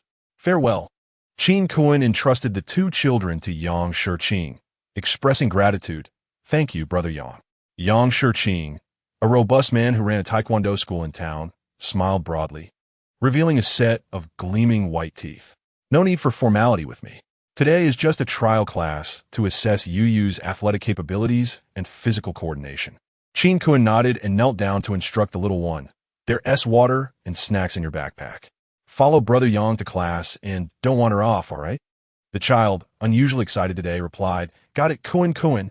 Once the child's figure vanished from sight, Chin Kun retracted his smile and turned back home. The paternity test results had been sent earlier that morning. Indeed, Youri was Shun Minyan's child. At 8 o'clock, Shun Minyan and Shun Lin arrived together. Unlike the troubled expressions of Su Siwen and Chin Kun, the father and son from the Shun family appeared quite cheerful, especially Shun Lin, who seemed ready to leap with joy as he walked. His dream had come true. Youri was truly his little brother. Though Shun Minyan maintained a neutral expression, his quickening pace betrayed the tumult of emotions within. For 3 years, he had never ceased searching for his youngest son. He was aware that many whispered behind his back, insisting that his son had been stolen at birth and perhaps had long since perished, but he refused to believe such grim tidings. Good morning, Uncle Chin, Uncle Su. Shun Lin greeted, exhibiting a newfound sense of responsibility as an elder brother, having donned a clean outfit and tidied his hair for the occasion. After his greetings, he scanned the surroundings, failing to spot the little one. Where is Youri? He inquired. Youri has a trial class for Taekwondo today. He left early for the gym, came to reply. With his short arms and legs, I doubt he can even climb onto the Taekwondo mat. What is the point of learning Taekwondo? Is he perhaps trying to avoid them? Shun Minyan remained silent. He cared little for Chin Kun and Su Siwen's intentions or thoughts. Instead, he withdrew a bank card from his pocket. Mr. Chin, Mr. Su, this card holds 1 million. I am grateful for your care of my son over the past 3 years. Su Siwen was the first to react, standing up in anger as she gazed at the glimmering bank card. What do you mean by this? Shun Minyan remained expressionless, offering no response. Chin Kun placed a reassuring arm around Su Siwen's shoulders, his voice cold and somber. Mr. Shun, if this were merely about money, we wouldn't have adopted Youri 3 years ago. 3 years prior, they had been in dire financial straits, residing in a low-rent urban village. Their combined monthly income barely exceeding 10,000, unable to sustain themselves. Yet out of a moment of compassion, they had taken in a small creature that consumed resources voraciously. Though they lacked wealth, they always provided Youri with the best formula and diapers they could afford. Su Siwen felt a splitting headache, her eyes bloodshot, and her knees throbbed with sharp pain, as if countless silver needles were piercing through the gaps in her bones. She did not expect Shun Minyan to comprehend her feelings, but the notion that a mere card could sever the bond between her and Youri was utterly unacceptable. Even if you were Youri's biological father, I remain his legal guardian, she stated emphatically, her hands pressed against the table. Such cold-heartedness, the desire to dismiss them with money upon learning the outcome, made it impossible for Su Siwen to allow Youri to live with such a person. Accepting the money would surely mean the Shun family would prevent any further contact with Youri. You are in desperate need of funds, are you not? Shun Minyan remarked, firmly believing that no problem was insurmountable with money. He had investigated Chin Kun and Su Siwen's financial situation the previous day. Both were under 30, and their parents had passed away. Su Siwen's legs required urgent medical attention, and over the past 2 years, they had nearly depleted their savings on hospital visits. Unable to provide Youri with a life of privilege, Youri returning to the Shun family is the best choice, Shun Minyan continued, devoid of empathy. Chin Kun and Su Siwen felt the sting of his words, momentarily rendered speechless. Indeed, if Youri returned to the Shun family, he would be a cherished young master, surrounded by caregivers. Although the separation might be difficult for him initially, in time, he would surely forget them. With trembling hands, Su Siwen covered her eyes, the ache in her chest surging forth as tears streamed down her cheeks, spilling through her fingers. The most vital part of her life felt as though it had been brutally carved away, leaving behind a gaping wound that would never heal, with no opportunity for her to plead for its return. Chin Kun closed his eyes briefly and pushed the card back. You may take the car back. We may be short on money, but we would never trade Youri for it. His voice cracked as he spoke. Youri will always be my son. Shun Minyan's dark brows knitted tightly, his deep-set eyes surveying the 2 men across from him, whose expressions were filled with anguish, seemingly perplexed as to why they would refuse such a sum. With this 1 million, they could easily seek medical treatment abroad, and Su Siwen's legs could be healed. Was it merely for the sake of pride? Foolishness. Neither party was at fault. The true culprit was fate. Zhang Shun sighed, placing his bank card on the corner of the table after Shun Minyan departed. I've noticed over the past few days that you all genuinely care for Yu. If it were me, I too would find it hard to let go. Su Siwen's gaze appeared vacant, her already pale complexion growing even more wan. Do not blame Chairman Shun for his ruthlessness. He has merely succumbed to an excess of rationality, eager to bring the young master home. This encapsulates Shun Minyan's approach, pragmatic and decisive. He detests procrastination. Qin Kuan and Su Siwen absorbed not a single word, their minds preoccupied solely with thoughts of Yu. Outside the Su residence, Shun Minyan. Shun Lin boldly called out his father's name. You little rascal, Shun Minyan turned, incredulous. What did you just call me? Do you not think you've gone too far? Not everyone covets your wealth. The boy's chest heaved with indignation, his exclamation startling the birds from the trees. Chapter 11. Yu learns Taekwondo. The troubles of adults remain utterly unknown to children. 3-year-old Yu grasped the hand of his older brother, Yang, as they settled into Uncle Yang's small car. Brother Yang, my home is so lively. I saw so many cool little cars parked at your doorstep. The two young children, secured in their car seats, leaned forward in an effort to bridge an unbridgeable gap, their little hands tightly clasped together. Su Youri, the adopted child of Su Siwen and Qin Kuan, was not a secret on Yinshui Street. Upon the family's return to town, whenever Su Siwen went to work and encountered neighbors, he would invariably be asked, I heard your Yu is a child you too found. The neighbors meant no harm, their tone often tinged with genuine envy. Indeed, several aunties would follow up with, where did you find him? I might try my luck too. Su Siwen found this amusing yet exasperating, for to the aunties, his Yu was nothing short of a celestial angel. Not only was he adorable, but he also remained quiet wherever he went, speaking in a soft, tender voice, devoid of the mischief characteristic of boys his age. The black car belonging to Yang brought the two little ones to a Taekwondo dojo in town. Kids, we're here, Yang Shiqing announced as he opened the door and retrieved the two youngsters from their seats. The dojo was owned by Yang Shiqing, and as soon as Yang disembarked, he bolted towards the entrance like a cannonball. His stability barely established, he was whisked away by Yang Shiqing to learn Taekwondo. Whether he would excel was another matter. For now, in any scuffle, he would only know to butt heads with others. Yu was momentarily left behind, his eyes darting about, small hands grasping at the air as he softly called out, Brother Yang, wait for Yu. But the little cannonball had already vanished from sight. Pouting, Yu leaned against Yang Shiqing, feeling a sense of grievance. Uncle will take you inside. Your brother has gone to fetch your clothes. Yang Shiqing, cradling the disgruntled child, did not set him down, but instead lifted him slightly, adjusting his hold. Do you know where this place is, Yu? Yu pondered seriously before responding. It is Uncle Yang's territory. Yang Shiqing chuckled. Indeed, the Taekwondo gym is my uncle's domain, filled with many older brothers and sisters training their bodies. You should also exercise. You know, Su Youri clenched his little fists. I want to grow taller. He was acutely aware of his height. Every time he visited the hospital for a checkup, Su Siwen and Qin Kuan would wear expressions of concern when it came to the height measurement.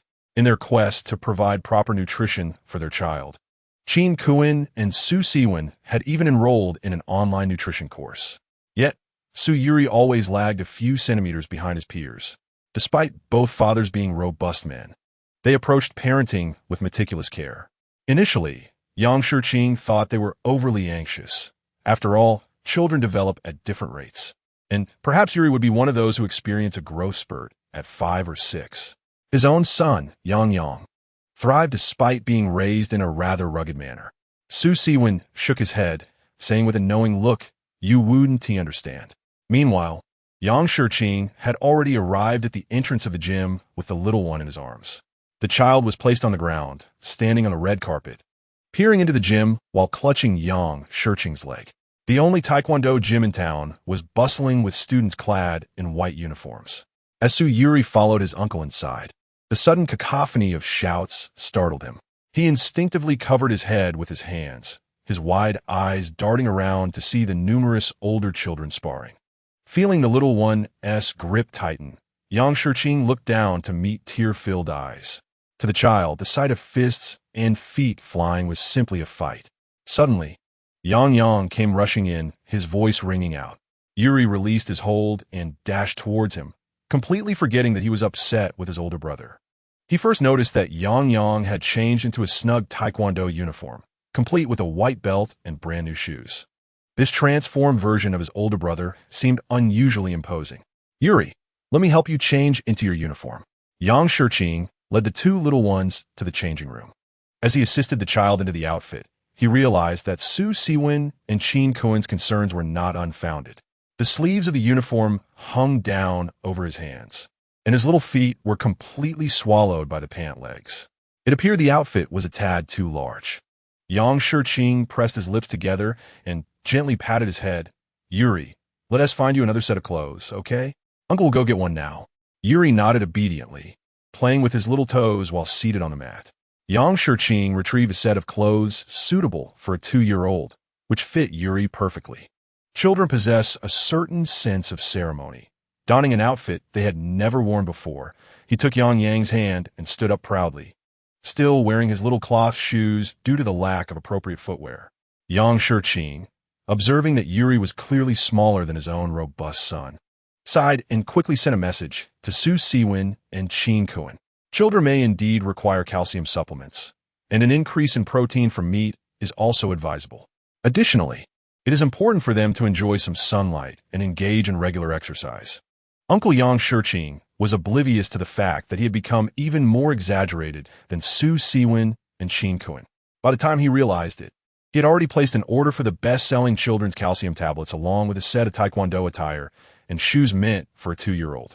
The little fellow, clad in this outfit, was completely unaware that it belonged to a 2.5-year-old brother who had not retrieved his new clothes before returning to his grandmother's house a few days prior, resulting in a delightful coincidence. The child was exceptionally excited. He had never been in a fight before. Could today be the day he would learn how to spar? Su Youli clenched his tiny fists, gathering courage as he stepped into the venue. The closer he got, the louder the shouts and striking sounds became. Clutching his chest, he quietly called out, "Brother Yang." Brother Yang stood tall and proud, guiding him around a corner. "We are heading to the preschool class." Indeed, they could only attend a preschool class.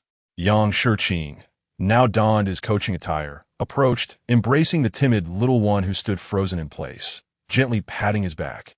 "Are you scared, Yu?" Yu was not afraid. He wanted to learn how to fight. The coach for the preschool class was a friendly young man, whose heart melted at the sight of Su Youli in his miniature taekwondo uniform. "Baby, could you please tell the coach your name?" The coach instinctively spoke to the child in a gentle tone. The little one widened his eyes, staring in disbelief at the coach squatting before him, whose muscles were larger than Kuen's and whose skin was a deep hue. He seemed to ponder why this uncle spoke in such a peculiar manner. "My name is Su Youli," the child replied candidly. Chapter 12. A child faints. The preschool classroom was not particularly spacious, and today, 5 children had come to attend the lesson, currently in the midst of their warm-up exercises. Coach Shaolin held Su Youli's small hand, standing at the center of the classroom. "Today, we welcome new friends to our class. Let's give them a round of applause." A group of 4- and 5-year-olds either sat or lay about, some having kicked off their shoes, each engrossed in their own activities, as scattered applause filled the air. Yang stood the straightest and clapped the loudest among them. After the self-introduction, Coach Shaolin began leading the children in running laps. After 2 laps, the little one's face turned a rosy hue, radiating good health. Yang fetched a water bottle, offering him a few sips. After 10 minutes of class, 8 of which were spent practicing basic stances and fist formations, they proceeded to learn how to shout more energetically. Yang Shiqing hid behind the door, holding his phone to video call Su Siwen and Qin Kuen. "Look, Yu is impressive, isn't he?" On the other end of the call, the 2 fathers exchanged glances bemused as they observed their son, who, under Coach Shaolin's encouragement, had managed to muster a relatively weak shout of "Hiya." They found themselves somewhat speechless. "Isn't the filter a bit too thick? It seems your son shouted louder than that. You could have him call out Yuanzi's name. It would be several times louder." Yang Shiqing, you two understand nothing. Do you think the coach is teaching aimlessly? Isn't it beneficial to engage the core while making sounds during practice? You expect a 3-year-old, whose physical development is akin to that of a 2.5-year-old, to learn core engagement. Have you even considered what you are saying? If it weren't for the walls of Yang Shiqing's home adorned with various Taekwondo competition honors, Su Siwen would have eagerly taken her son home at once. Hey. Brother Yang, Yu has fallen. Su Siwen nearly stood up from her wheelchair. Yang Shiqing shifted his gaze from his phone and saw the little one surrounded by several children, with 2 of them having leaped directly onto him. As the smallest child in the class, Yu had no chance to resist and fell over, his azure tie-dye shoes flying off 1 foot. Yang jumped in alarm, pulling apart the classmates who were holding onto Yu while loudly calling for Coach Xiaolin to help. Yang Shiqing finally understood. The little fellow was not only the most beloved child on Yinshui Street, but was also the most adored one anywhere. The newcomer, with short arms and legs, resembled a moving white rice dumpling, and when he smiled, it was sweet and delightful. Who could possibly resist such an adorable little one? Especially children who are pure-hearted and straightforward. Once rescued by Coach Xiaolin, Yu clung to his neck, unwilling to let go. This isn't how it should be. Classmates should care for and protect one another. You cannot press down on Yu like that. He might get hurt. Coach Xiaolin began to educate the students, with several children surrounding his feet like quails, looking up in unison and saying, "Sorry, Yu." With tears glistening on his eyelashes, Su Yuli tilted his head slightly, responding, "It's okay." His father had once told him that when someone says sorry, he should always say it's okay in return. What an exceptionally good-natured child Yu is. Coach Xiaolin felt his heart soften.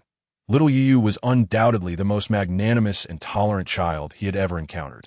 As Yang Shiqing entered, his tall and upright figure startled the misbehaving children, who quickly scurried behind a stack of mats. The corners of the preschool classroom were carpeted. Had it been Yang who fell, Yang Shiqing might have found amusing, but it was Yu who had tumbled. This delicate little one, cherished by both his fathers and even his grandparents, was treated like a treasure. "Does your head hurt, Yu? Does your bottom hurt?" Su Yuli was taken aside by Uncle Yang, sitting on his knee, shaking his head in response. Yang retrieved the shoe that had flown off and heard Yu, with a quivering voice, asking when they could go home as he missed his father. The little one was still unaware of the word wild to describe the children in Taekwondo class. These children, often energetic little tyrants at home, were sent by their parents to spend their weekends here, where they could expend energy while learning Taekwondo. Yu, your fathers have something to attend to today. How about you stay here and play with Brother Yang? Su Yuli blinked, remembering that today was a rest day for Kunkin. Every day, he would take Kunkin to work, enjoying a respite every 5 trips. However, this morning, it was Kunkin who brought him to class. The little one sat on Uncle Yang's lap, his round, soft face pressed against Yang's belly, feeling a profound sense of grievance. He seemed to sense something amiss. Yet at the tender age of 3, his vocabulary was limited, and he could not articulate this feeling. It was akin to patiently licking a lollipop for 2 days, only for the mischievous Yuanzi to bite it away in the end. Infuriating yet pitiful, but Yuanzi was his most loyal companion, and he could not scold him. Thus, he was left to bear his sorrow alone. Lunch was brought by Grandma Yang, who carried a thermos. As Yu was cradled by Uncle Yang, they passed a classroom, when suddenly a commotion erupted. Several older children rushed over, calling for the coach, reporting that a child had fainted. This was no trivial matter. Yang Shiqing swiftly carried Su Yuli towards the scene. The fainted child was also from Yinshui Street, affectionately nicknamed Chengzi, and was only 6 years old. Upon hearing the news, Grandma Yang hurried over, parting the crowd to reach Chengzi. After confirming the child's breathing was stable, she poured a few spoonfuls of the chicken soup she had specially prepared for Yang and Yu into his mouth. A hush fell over the crowd, and the sound of Chengzi swallowing the chicken soup was remarkably clear. Yu, watching intently, blinked and asked, "Can Brother Chengzi eat even while he's asleep?" Yang Shiqing choked back a laugh, pinching the little one's cheek. "That's a bad habit. You shouldn't learn it." "All right." The little one nodded in compliance. After consuming 2 bowls of chicken soup, Chengzi finally opened his dazed eyes, and in a fragile state, he saw his parents rushing towards him. "Chengzi, my dear, why did you suddenly faint? You scared your mother to death." Chengzi's mother, nearly in tears, scooped him up, while Chengzi's father, equally anxious, was drenched in sweat. "Mom, can I skip my extracurricular classes?" Chengzi's complexion was still pale, and his mother noted that his chubby cheeks seemed to have deflated. Without hesitation, she acquiesced. "If you don't like it, then you don't have to go." Chengzi's eyes sparkled momentarily. "Really? I don't have to attend English class or piano class." As ambitious parents, Chengzi's mother and father had enrolled him in numerous extracurricular tutoring classes since he started kindergarten. This was partly due to the comparisons made by Chengzi's cousin, who attended various competitions after enrolling in similar classes in the city. As Grandma Yang tidied up, she muttered to herself. Chapter 13. Returning Yu home after seeing off Chengzi and his family, Yang Shiqing expressed his full respect for Chengzi's wishes. "If Chengzi no longer wishes to learn Taekwondo, I can refund this month's tuition." No, Chengzi's parents insisted, unwilling to accept such a gesture. At 6 years old, Chengzi was aware of his actions. He had staged a 2-day hunger strike to avoid attending the extracurricular classes.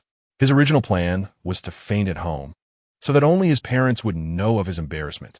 However, the Taekwondo class was particularly exhausting, and he simply could not endure it any longer. Not only had all the children in the dojo witnessed his embarrassment, but it seemed that he had also caused trouble for Uncle Yang. Orange fidgeted with his fingers, his little feet restlessly swinging, too timid to meet Yang Shiqing's gaze. It was only when Yang Shiqing turned away that he whispered an apology, barely audible. The children remaining in the venue were attending Coach Lin's safety education lesson. "You mustn't joke with your lives just to persuade your parents to fulfill your wishes. Understood?" "We understand," the children chorused in response. Yang Shiqing continued, "The reason Orange's parents have agreed to him is that they love him dearly. Those who care for you will feel heartbroken when you harm yourself. You must learn to communicate with your parents." Youri, gnawing on a chicken leg handed to him by Grandma Yang, didn't quite comprehend but actively engaged nonetheless. "My brother Orange doesn't want to go to school, but his parents force him. So he went on a hunger strike, and then his parents agreed not to send him to school." Youri concluded after some thought. Hunger strikes are great. After the first class of the afternoon, Youri finally awaited the dismissal bell. He wasn't particularly fond of physically demanding classes like Taekwondo. By the afternoon, he began to lose focus, as their classroom was at the far end and out of sight of the entrance. Each time Coach Lin glanced at him, he could see the little fellow with his round head turned towards him, his gaze fixed on the blank wall, beyond which lay the entrance to the dojo. Frankly, the child had already exhibited commendable behavior. Coach Lin could clearly sense his disinterest in the class. Yet the little one still attended diligently, striving for perfection in every movement. Coach Lin mused to himself how this child could not possibly be his. He was simply too well-behaved and easygoing. "All right, children," Coach Lin clapped his hands to gather everyone. "Today's lesson concludes here. Those without parents to pick them up should wait in the classroom, while those with parents may leave." Yang held Su Yu's little hand, standing at the entrance for Yang Shiqing to finish class. The kindergarten children had all been picked up by their parents, and Coach Lin nudged Yang Shiqing, gesturing towards the entrance. Their eyes turned to see Youri tiptoeing, his face pressed against the glass door, his chubby cheeks squished together. When would Yuri's parents come to collect him? If he were my son, I would attend the class alongside him. Yang Shiqing, observing the little one's eager silhouette, remarked, "Yuri's father has matters to attend to these days. What could possibly be more important than picking up his son from school? Not even lunch? What kind of father was this?" Coach Lin found himself increasingly frustrated as he spoke. Yang Shiqing recalled the extravagant cars he had seen parked outside Su's residence yesterday. Vehicles that would never grace their small town, and he sighed deeply. After a day filled with lessons, the little one, nearly on the brink of slumber from exhaustion, remained steadfastly at the entrance awaiting his father. Time passed, and eventually familiar footsteps echoed nearby. A tall figure emerged, with a robust and handsome visage, a smile gracing his lips. Yoli's round eyes instantly lit up as he dashed out and leaped into Qin Kuan's embrace, exclaiming, "Daddy!" Qin Kuan, taken by surprise, caught his son under the arms and lifted him high, planting kisses on his face. "How was your day, Yu?" The little one pondered seriously. He did not enjoy attending Taekwondo classes, yet he held great affection for Coach Lin, which rendered his day quite pleasant. "It was good. How was your day, Koen?" The reason for sending the child to class today was due to their meeting with Shun Minyan. As the head of the Shun family, Shun Minyan had lingered in Yinshui town for far too long, meticulously planning his time down to the second. He had announced his intention to take Yu back to the Shun family in the next couple of days, affording them little time to prepare. "Daddy is doing well too," Qin Kuan said, nuzzling against his son's cheek. The 3-year-old, oblivious to the emotions that adults often conceal, closed his eyes at the familiar sound of his father's voice. After waiting all day for his father, the little one finally drifted into a peaceful slumber in the reassuring and safe embrace of Qin Kuan. Throughout their journey, the small child remained undisturbed as Qin Kuan lifted him from the car seat and strolled home. The tall man slowed his pace, taking several times longer than usual to cover the short distance to their abode. Gazing at his son nestled in his arms, Qin Kuan silently wished for the path they walked to stretch on a little longer. "We're back," Su Siwen announced as he wheeled himself out of the kitchen. The little one was gently placed on the soft sofa, and Su Siwen draped a light blanket over him, his gaze never leaving the child. "We'll tell him when he wakes up," Su Siwen said in a calm voice. Qin Kuan hesitated, suggesting they wait until tomorrow, as Yu had grown tired. Su Siwen remained silent, shaking his head. Since the little one had begun to understand, they had early on shared his origins with him. Su Youri did not fully grasp the concept of adoption. He simply knew that his family was different from others, for he had 2 fathers. Both fathers loved him dearly, and that was all that mattered. To Yu, his 2 dads constituted his entire world, the ones he cherished most. Su Youri was awakened by the enticing aroma of butter cookies. As he opened his eyes, he propped himself up from a sofa and spotted his little dad sitting beside him, engrossed in painting, while Kuan, donned in an apron, retrieved cookies from the oven. "Daddy, it smells so good." Su Siwen set down his paintbrush, tilting his head to respond. "The baby is awake. Are you hungry?" Su Youri patted his belly, realizing that the chicken leg he had for lunch was long digested. "Yes, Yu is hungry. Let's have some milk first." Dinner that evening was lavish. Yu, not wanting to use chopsticks, was pleasantly surprised to find that his fathers did not object, allowing him to eat with his hands. He was free from a need to fit his fingers into the holes of the child-friendly chopsticks or master any challenging techniques. The little one scooped rice and vegetables into his mouth with a spoon.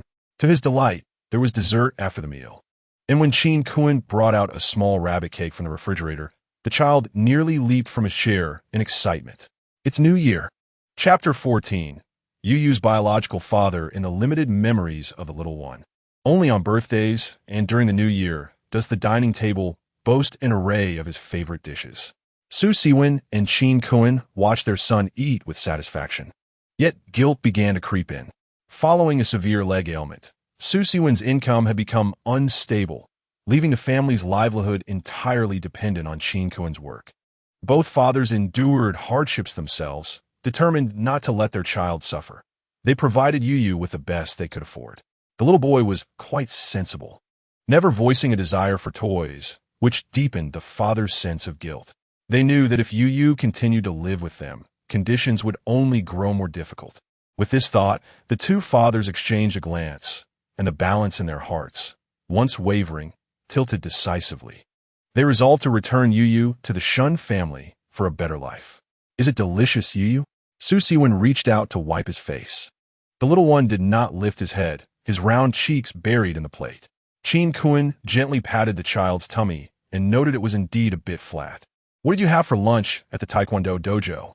Yu swallowed a mouthful of rice, a morsel of white grain clinging to the corner of his mouth. "Grandma Yang gave me a drumstick." Indeed, Grandma Yang had come by to greet them when she delivered lunch, and she adored Yu. Since she was already bringing food for her grandson and son, she had brought a little extra for him as well. "Weren't you full?" Su Siwen gently stroked his head. Yu, holding his spoon, thought for a moment and shyly nodded.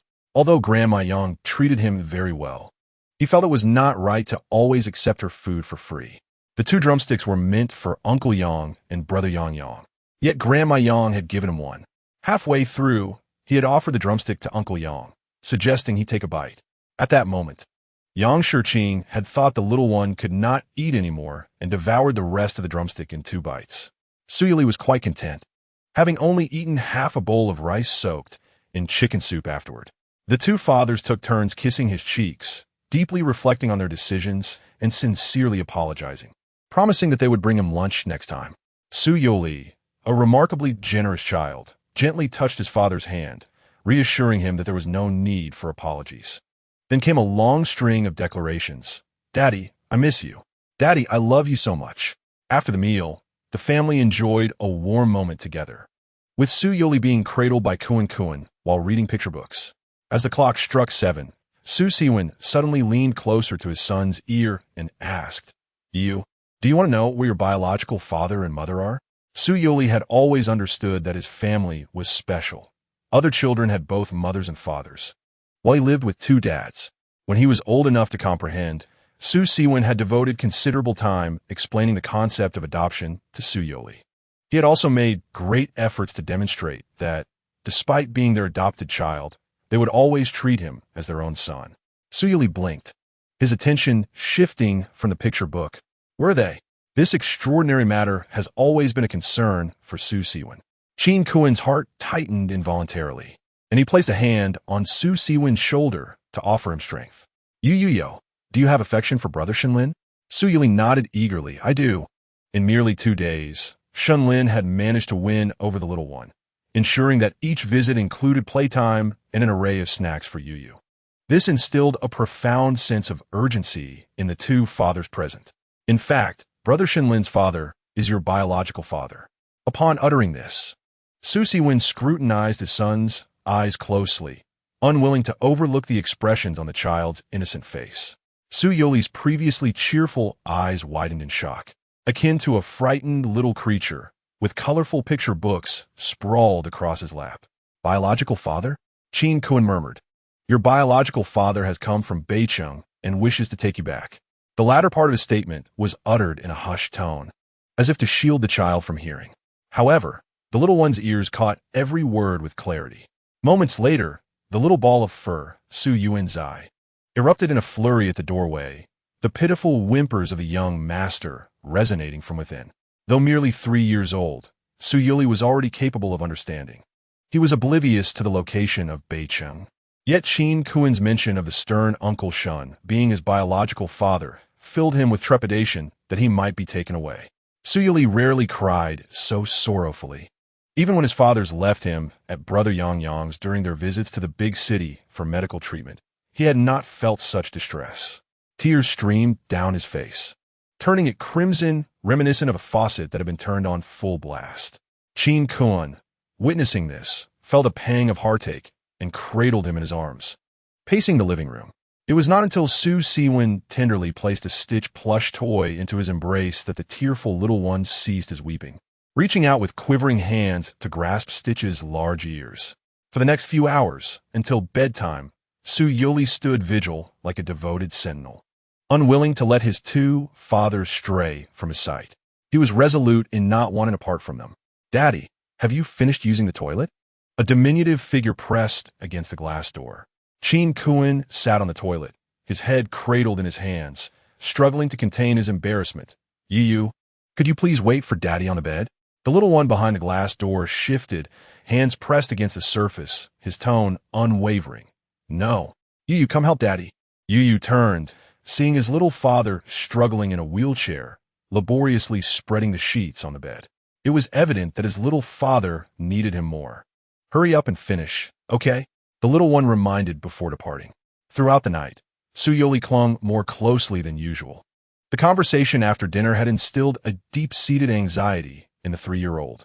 The little bunny hopped joyfully, finally reaching his good friend Squirrel's home, where they engaged in delightful games together.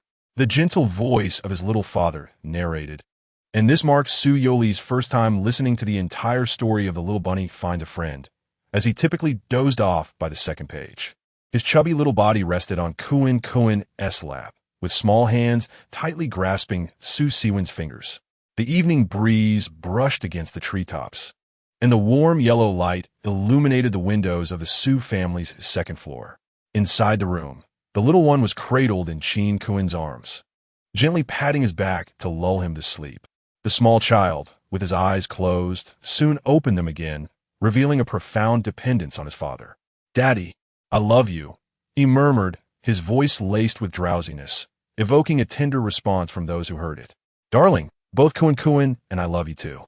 Rubbing his eyes, the little one battled against drowsiness for an hour before finally closing his eyes. Chapter 15. Yuyu's hunger strike early the next morning. Yang knocked on the Su family's door and, accompanied by Su Yuanji, dashed up to the second floor to rouse Yuyu. "Yuyu, time to wake up."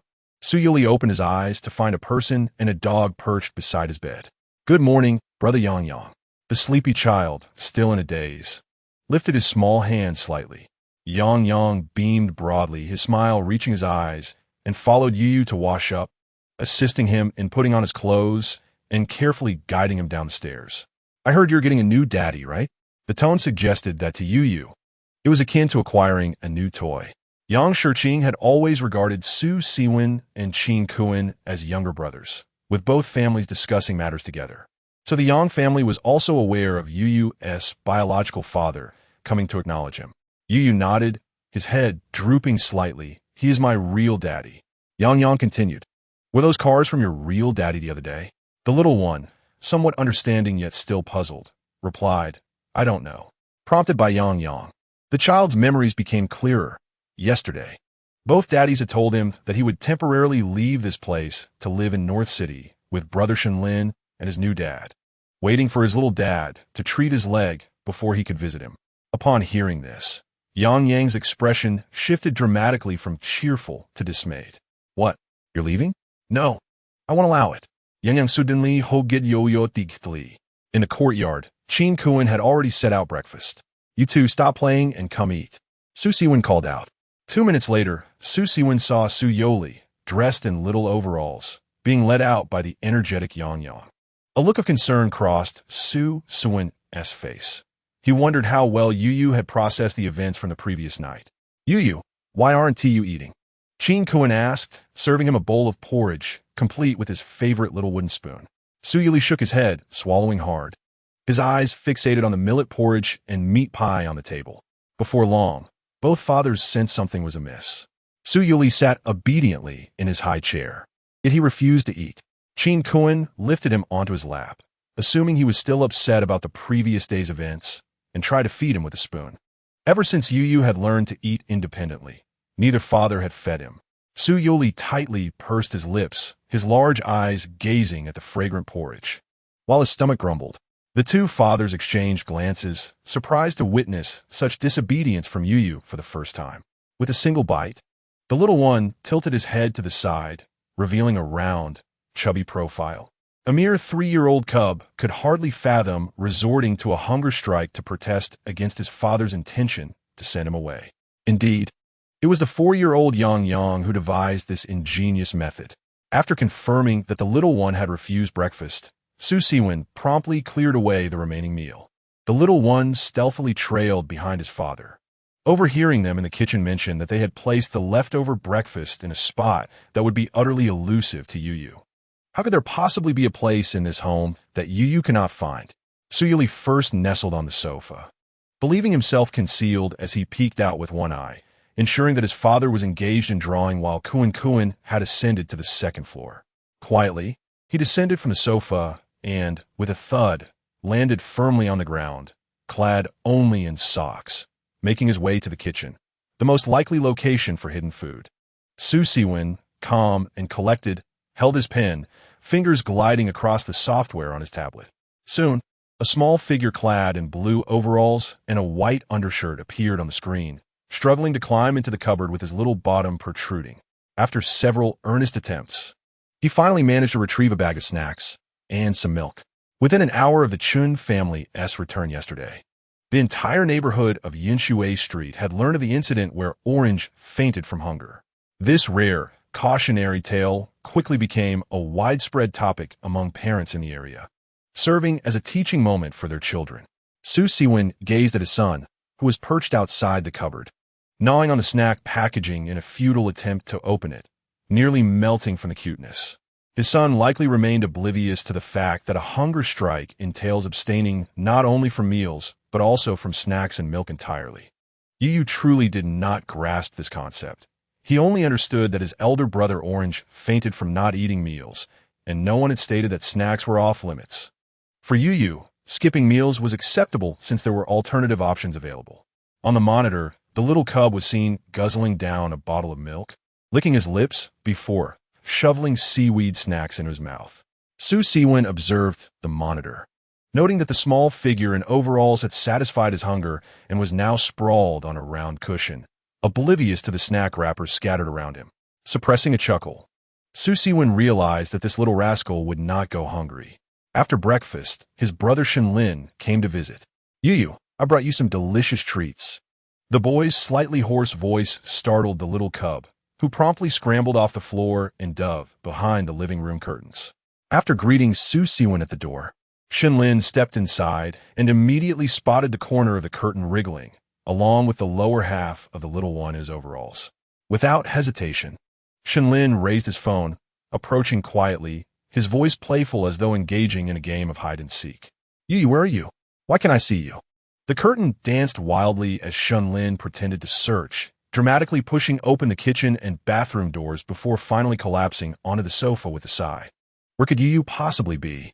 He aimed his camera at the rustling curtain, poised to capture the adorable figure of the little one at any moment.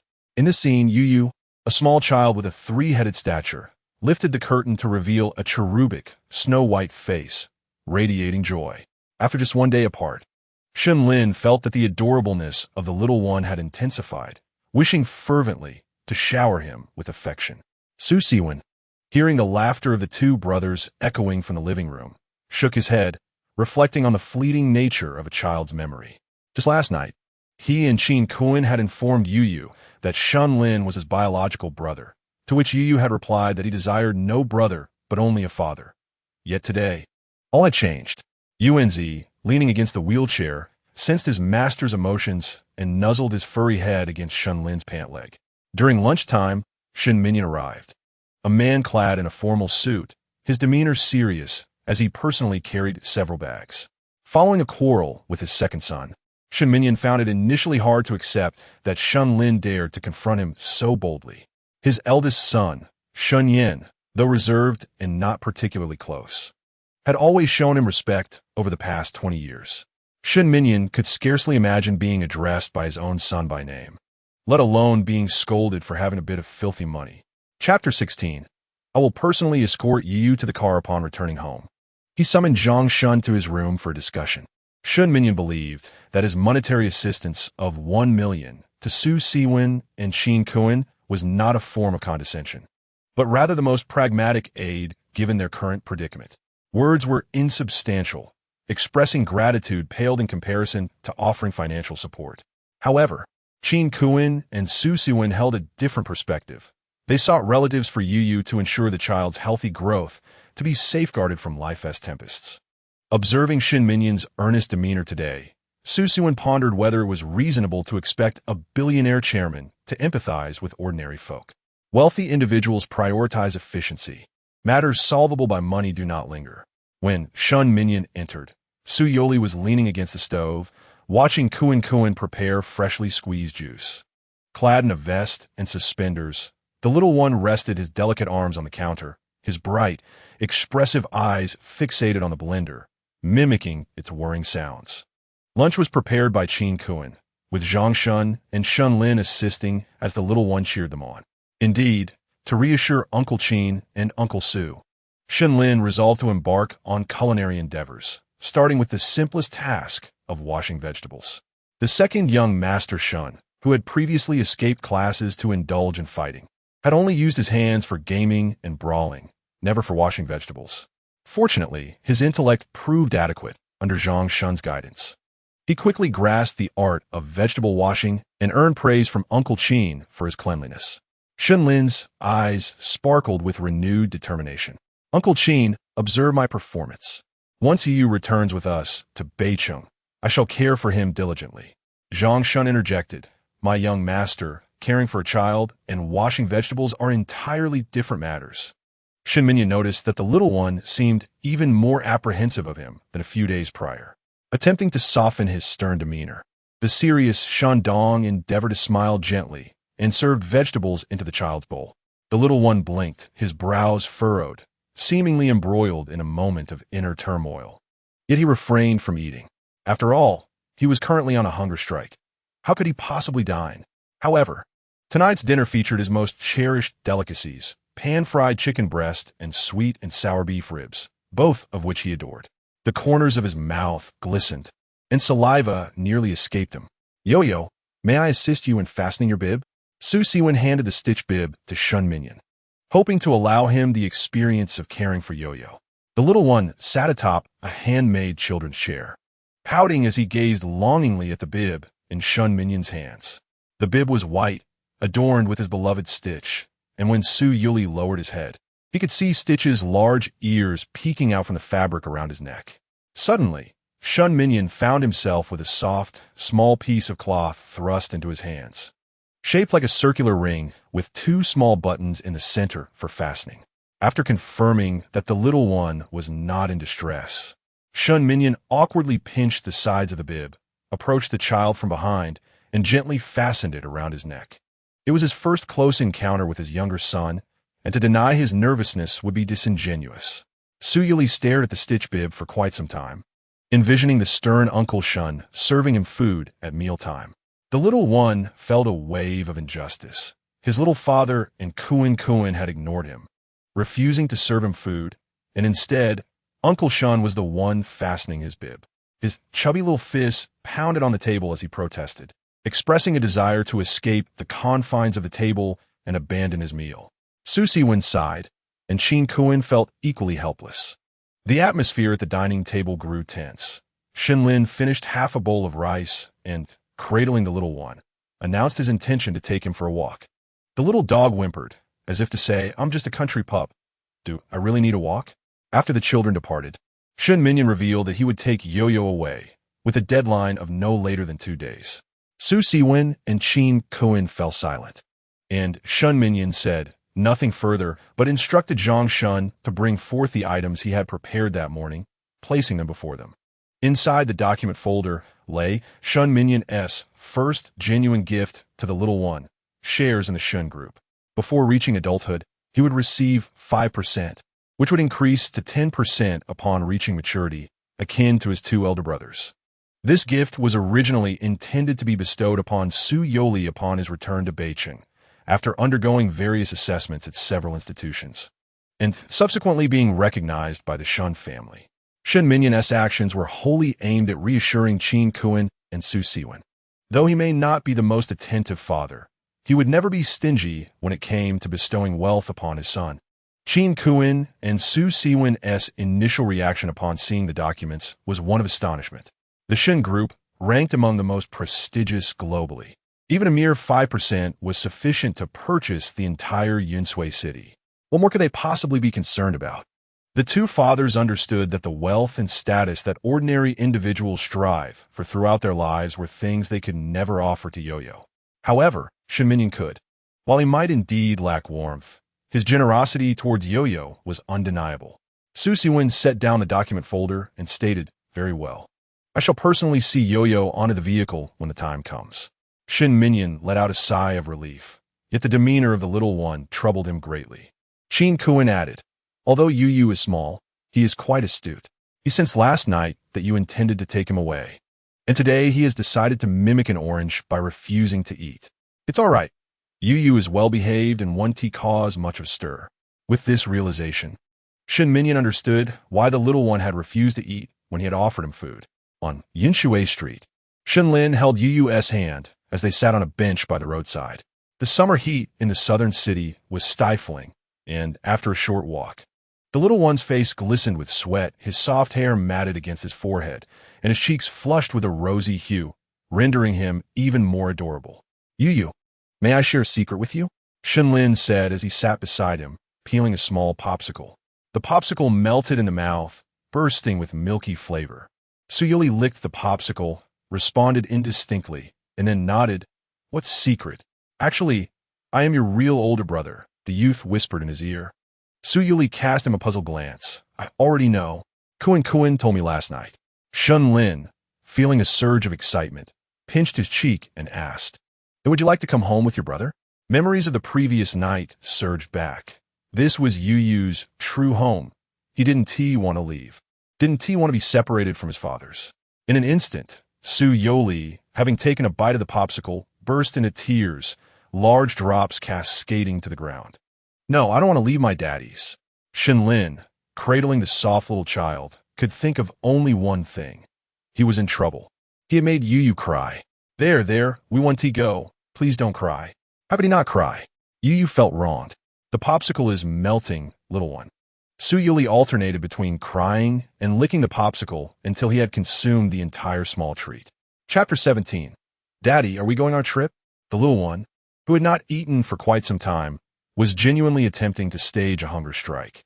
However, when the growl of his stomach overshadowed his sobs, Shenlin swiftly scooped him up and returned home. The atmosphere among the three adults was evidently less awkward than before. Qin Kuan even personally poured tea for Shin Minyan. Are you truly not considering accepting my assistance? Shenlin overheard his father say upon entering with Yu. Qin Kuan and Su Siwen, unlike the previous day, had calmed considerably and smiled, declining the offer. If they were to accept assistance from the Shun family, regardless of any understanding reached with Shun Minyan, they would be perceived as having sent their son away for monetary gain. They had seen enough instances online where wealthy individuals used money to sever emotional ties. When Shun Minyan departed, he purposely left Shenlin behind to foster a bond with Su Yoli, hoping that at least when he left in a few days, Yi would not be so resistant. After half a day of fasting, Su Yuli ultimately succumbed to the allure of milk. When his little father inserted a straw and brought it to his lips, he instinctively pouted and took a sip, finishing the bottle in mere minutes. That evening, after dinner, the family nestled together on the soft sofa, Su Siwen and Qin Kuan embracing the little one. Yuyo, why not take a trip to Beicheng? Kuan and I will join you there shortly. Beicheng boasts grand castles and a plethora of delectable treats and entertaining activities, not to mention a spacious kindergarten. Su Yuli cradled his head in his hands, unwilling to listen. Daddy, I don't want to go. I want to stay with you. The little one's endearing display of affection was impossible to resist. Su Siwen recalled the 5% shares with a heavy heart. You must go, do you understand? Daddy. The little one nuzzled against Qin Kuan like a playful kitten, his eyes sparkling. Well, there's still 2 days. We can take our time. Qin Kuan said as he carried the little one upstairs to wash up, telling stories to lull him to sleep. Once the soft breaths of the child on the bed filled the room, Su Siwen wheeled himself to the storage room and retrieved a children's suitcase adorned with stitch. He began to fill it with Su Yoli's belongings. While the Shun family could provide anything he needed, these were the items the little one had grown accustomed to since childhood. Silently, Su Siwen opened the wardrobe and gathered a few sets of Su Yoli's favorite clothes. The people of Yinshui City often crafted tie-dye garments, and children donned outfits lovingly made by their parents, symbolizing both affection and beautiful wishes for their offspring. The clothes were small, occupying only a quarter of the suitcase with a few spring and summer outfits. Tomorrow, he would also pack Yuyo's beloved bebe and his cherished stitch toy, ensuring he had something to cling to for comfort in case he felt uneasy in the new environment. At 10 o'clock that evening, the sound of a cane tapping against the wooden floor echoed from the second floor. Qin Kuan watched his partner, though physically limited, stubbornly assisting in packing their son's belongings, and stepped forward to comfort him. I'll be home for the next few days. Let me take care of this tomorrow. Don't overexert yourself. Su Siwen paused momentarily, then crouched down, rummaging through a drawer to uncover a small box. Inside lay a pair of tiny gold bracelets and a longevity lock. The bracelets had been purchased with their savings for Su Yoli's first birthday, while the longevity lock was a gift from Qin Kuan on this year's birthday in January. Su Siwen pressed his lips together, lost in contemplation. The offerings he could provide for Su Yoli felt woefully insufficient compared to the shares gifted by Shin Minyan. Crouching before the drawer, he stuffed all the cash from their home into the very bottom of the suitcase. His thoughts silently crumbled nearly spilling forth uncontrollably. Every corner of the home held echoes of Youri. Packing away his belongings felt akin to gradually stripping away the memories of him in this household. Both fathers lay awake that night, sleepless, after leaving Youri to keep watch over the little one on the second floor. They moved chairs and sat in silence in the courtyard. Do you remember what Youri grasped during his first birthday celebration? It was the first year they had adopted him, coinciding with their return to Yinshui town. Ever since the arrival of their son, Su Siwen's phone had been inundated with parenting content. Thus, he arranged a small celebration for Youri's first grasping ceremony, just the three of them. The tiny, white bundle was encircled by a myriad of items, as both fathers guided him with a bell, encouraging him to crawl forward. In the end, Su Youri grasped a toy camera designed for children.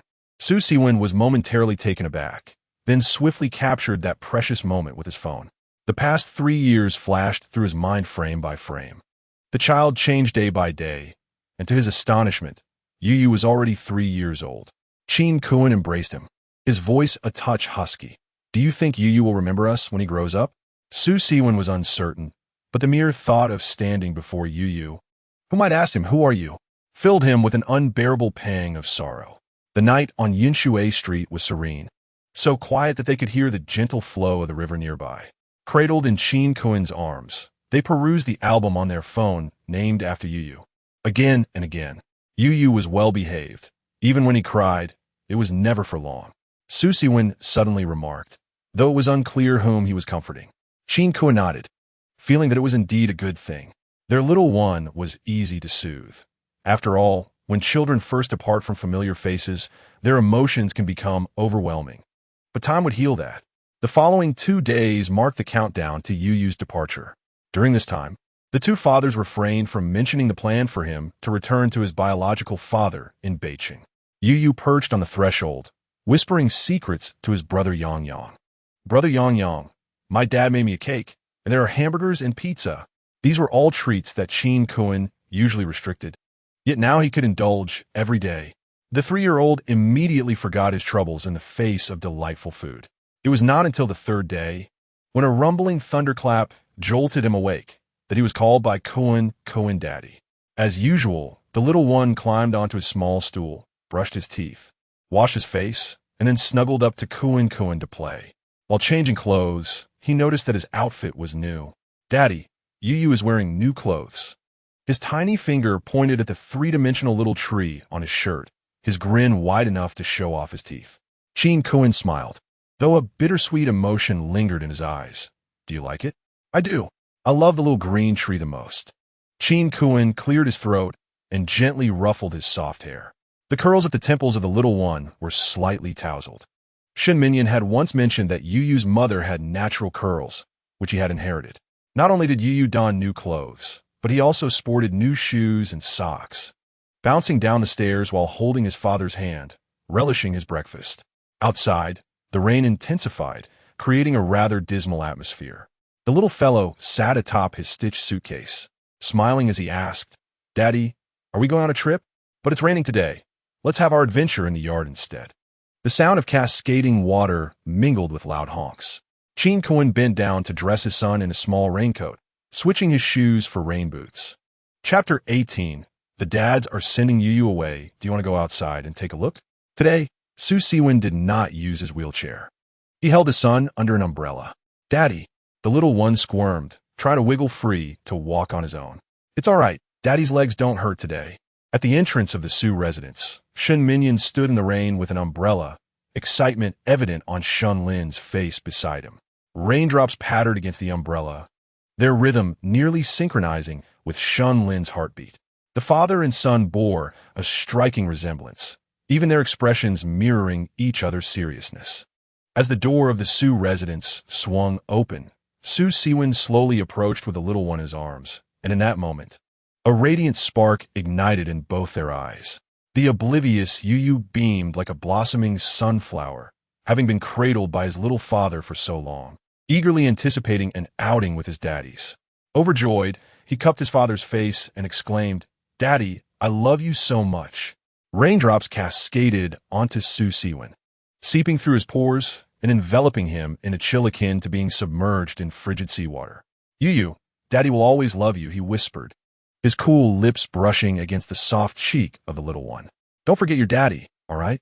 But the little one, still immersed in the joy of the impending adventure, remained blissfully unaware that the downpour could not dampen the excitement of a young child's heart. Yet, in the blink of an eye, his laughter faded. His father scooped him up, enveloping him in a cold, somewhat stiff embrace. Su Siwen met his son's innocent, crystalline eyes, nearly losing his balance as he quickly turned to leave. The little one squirmed in Shun Minyan's arms, his tiny hands flailing helplessly in the air. In an instant, tears welled in his large eyes, his lips quivering as he cast a glance at Kuan, who stood nearby, still lingering. "Yu, do you remember what Daddy told you a couple of days ago? You'll go live in Beicheng with Daddy Shun. And once Kuan takes me for treatment and I recover, we'll come to see you, all right?" The rain intensified, and Chin Kuan stepped out from under the umbrella, his hands icy, hesitant to touch Su Yoli's soft face. He stood at the threshold, handing the nearby suitcase to Zhang Shun, then turned away without a backward glance. Returning to his own yard, the events unfolded too rapidly for the 3-year-old to comprehend why his daddies were behaving this way. With each step through the rain, Chin Kuan fought the urge to look back at him. The packing of the suitcase was not an invitation for an outing, but rather a signal of his expulsion. His daddies no longer wanted him. A heart-wrenching cry pierced the air, followed by the frantic attempts of Shun Lin and Shun Minyan to console the child. "Yu, don't cry. Your brother has candy for you, all right?" Shun Lin had prepared Yu's favorite lollipop, trying to distract him. Yet he was mistaken.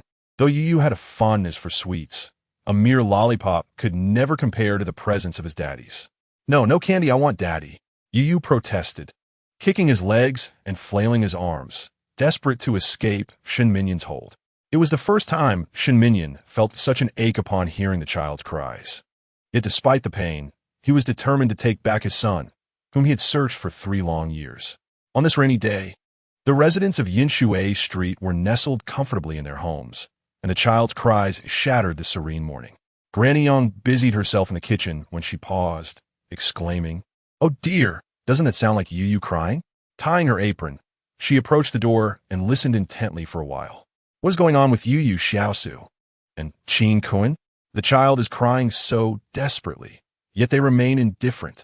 Granny Yang removed her apron, took an umbrella from behind the door, and strode outside. "Mother, please don't intervene," Yang Shiqing urged, aware that today was the day Yu was to be taken away.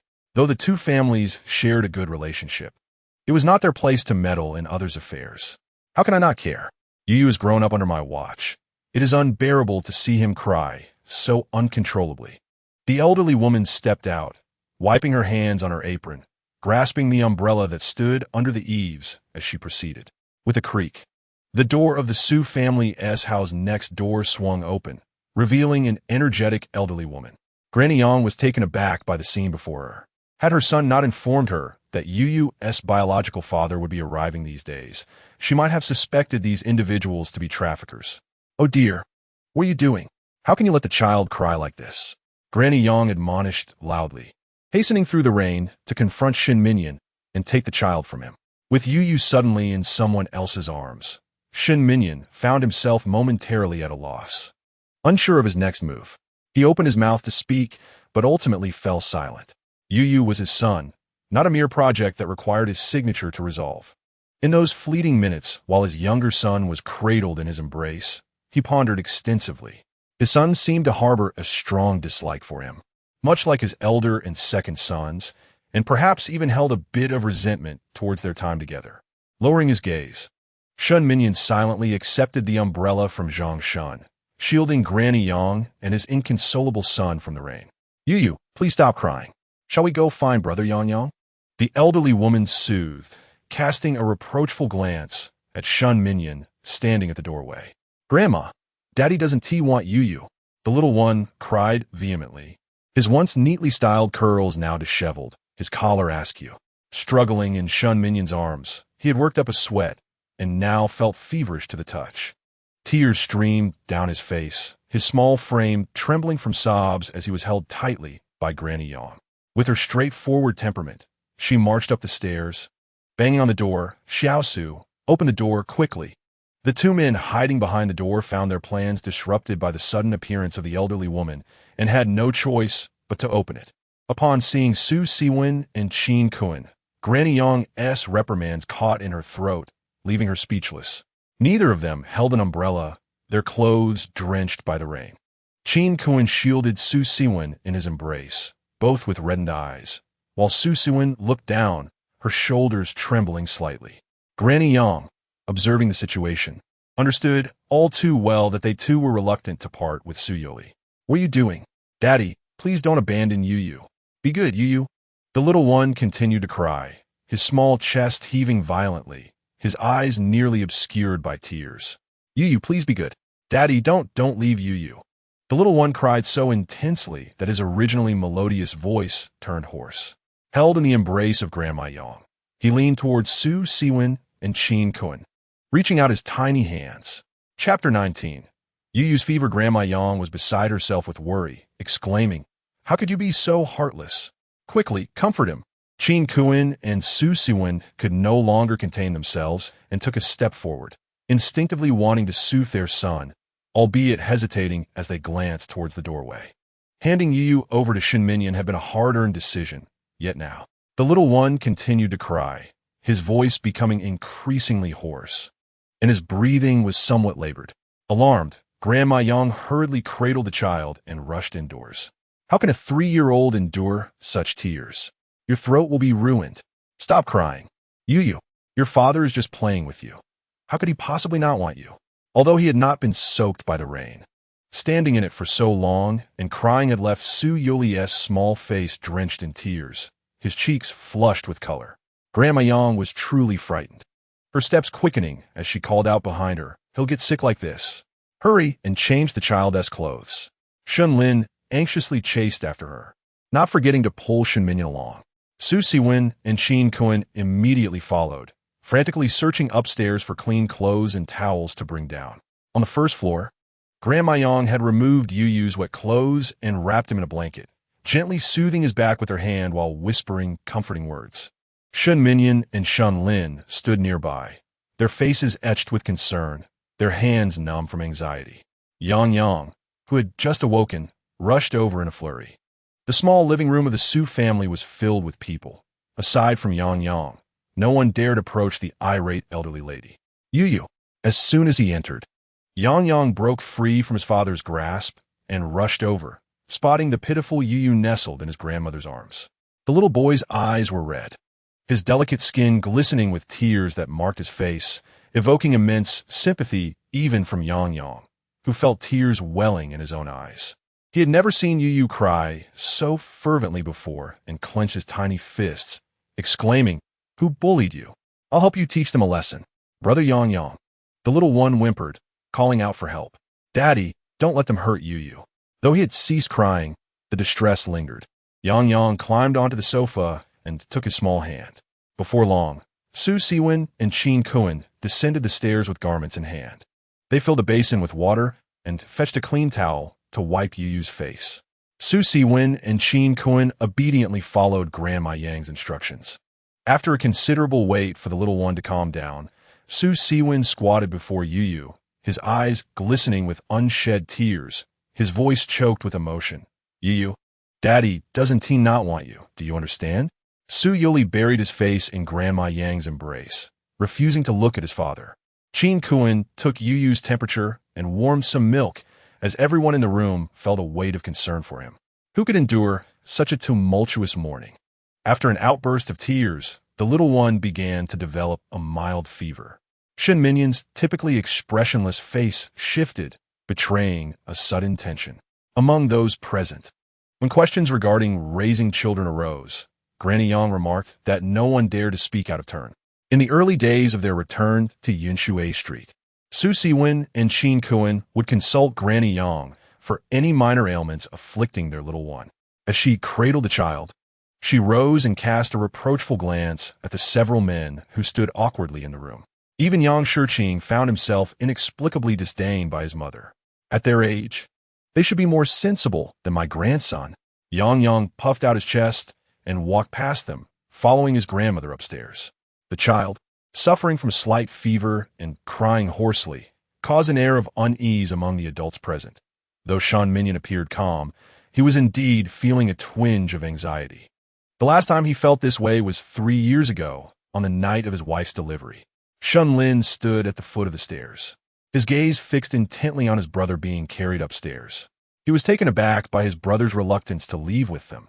While he adored Yu, it was evident that Yu favored Uncle Su and Uncle Chin far more. Taking a deep breath, he tilted his head slightly and spoke softly to Shun Minyan. "Dad, if my brother doesn't come back with us, does that mean he is no longer my brother?" Shun Minyan realized he had forgotten how long it had been since he last heard Shun Lin call him dad. His heart tightened as he grappled with how to respond to such a poignant query. "Please don't pressure him," Shun Lin urged, his hand momentarily suspended in the air before it settled on Shun Lin's shoulder. "Yu will come back with us," he reassured his son. The room fell silent as they all turned their heads towards the staircase at the sound of movement. Granny Yang lowered her voice, pointing at Chin Kuan and Su Siwen as she descended. "How could you be so heartless?" she scolded without reservation. "If you think this old woman is meddling, then so be it." Chin Kuan wrapped his arm around Su Siwen's shoulders, and together they shook their heads. "I understand that times are tough for you, which is why you want to send Yu away," Granny Yang observed, casting a knowing glance at Shun Minyan, who clearly had the means to provide Yu with a stable life. "But you can't just give the child away without discussing it thoroughly. Can't you communicate properly? Yu is such a good boy. He is not one to misunderstand reason." The men, akin to mischievous high school students caught in the principal's office, hung their heads in guilt as they listened to Granny Yang's words. Su Siwen and Chin Kuan had initially thought that since Yu was so attached to them, continuously mentioning sending him to Beicheng would only instill resistance in the little one. It would be better to let Shun Minyan take Yu away at dawn. "Aunt Yang, we were wrong," Su Siwen sincerely apologized, acknowledging their haste. Seeing his legs tremble slightly, yet still standing tall, Granny Yang's heart softened. Alas, if it were possible to raise Yu, no one would wish to part with such a tender-hearted and obedient child. Grandma Yang's initial anger had considerably subsided by now. She gestured for Su Siwen to take a seat and patiently remarked, "Speak kindly to Yu. He will understand your predicament. After all you've done today, he might think you no longer want him." Casting a glance at Shun Minyan, she continued, "He was originally a child you rescued. If you no longer wish to keep him, what will become of Yu? He is still so young." Upon hearing these words, tears welled up in Su Siwen's eyes, and a bitter lump formed in her throat. Indeed, the little one had been stolen from birth, and before Zhang Shun had come searching for him, they had all believed Su Youri was a child abandoned by his family. He was so small, and when he was thrust into Shun Minyan's arms, he must have felt an overwhelming fear. Su Siwen covered her face in anguish, stifling her sobs.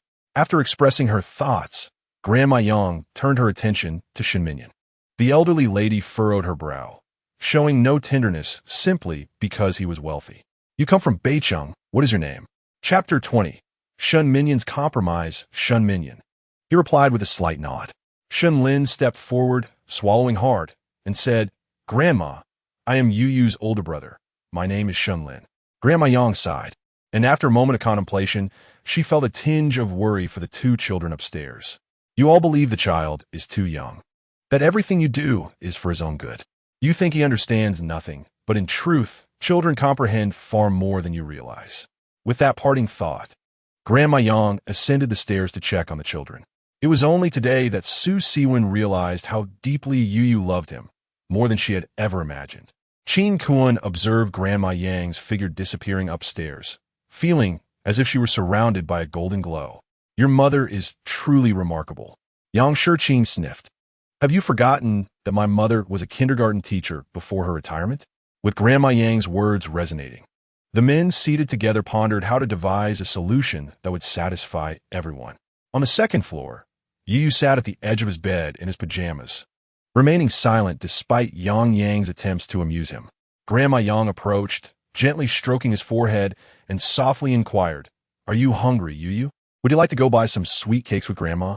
Su Yuli curled his small feet, softly calling out Grandma Yang, then shook his head. The little one had experienced significant emotional turmoil today, and now that he had calmed down, he felt a deep sense of grievance. It was not as he had thought. Just because he was not with his biological father did not mean he couldn't be together with him. Both his father and Kuin had urged him to return home with his real father. But this place was Yuyu's home. "Grandma, I'll be good. Why doesn't Daddy want me?" Grandma Yang couldn't help but step closer. The little one still had tears clinging to his eyelashes. She embraced him, soothingly saying, "Don't be afraid. How could your fathers not want you? You are the most obedient and wonderful child." Yet Grandma Yang restrained herself. Had those men been Yang Shiqing, she imagined she would have already struck them with a stick.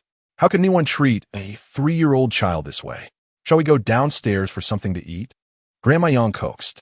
Su Yuli shook his head, leaning into the covers. With tears in his eyes, he curled up, unwilling to go down. He wished to hide away, believing that if he concealed himself, his father would not find him and would not send him away. Grandmother Yang instructed her grandson, Yang, "Go downstairs and ask Uncle Qin to bring some food up. Just tell him you're hungry." Yang responded with an okay and hurried down the stairs. It was still not yet 10 o'clock, and Su Yuli had nestled under the covers and drifted off to sleep. Breakfast was served by Shenlin, who brought a tray containing potato pancakes, 2 small buns, and a glass of milk. The sleeping Su Yuli looked so endearing that it tugged at one's heartstrings. Traces of tears still lingered on his face, with long eyelashes dampened by remnants of his dreams. Occasionally, he would twitch in his sleep, his small hands tightly clenched together.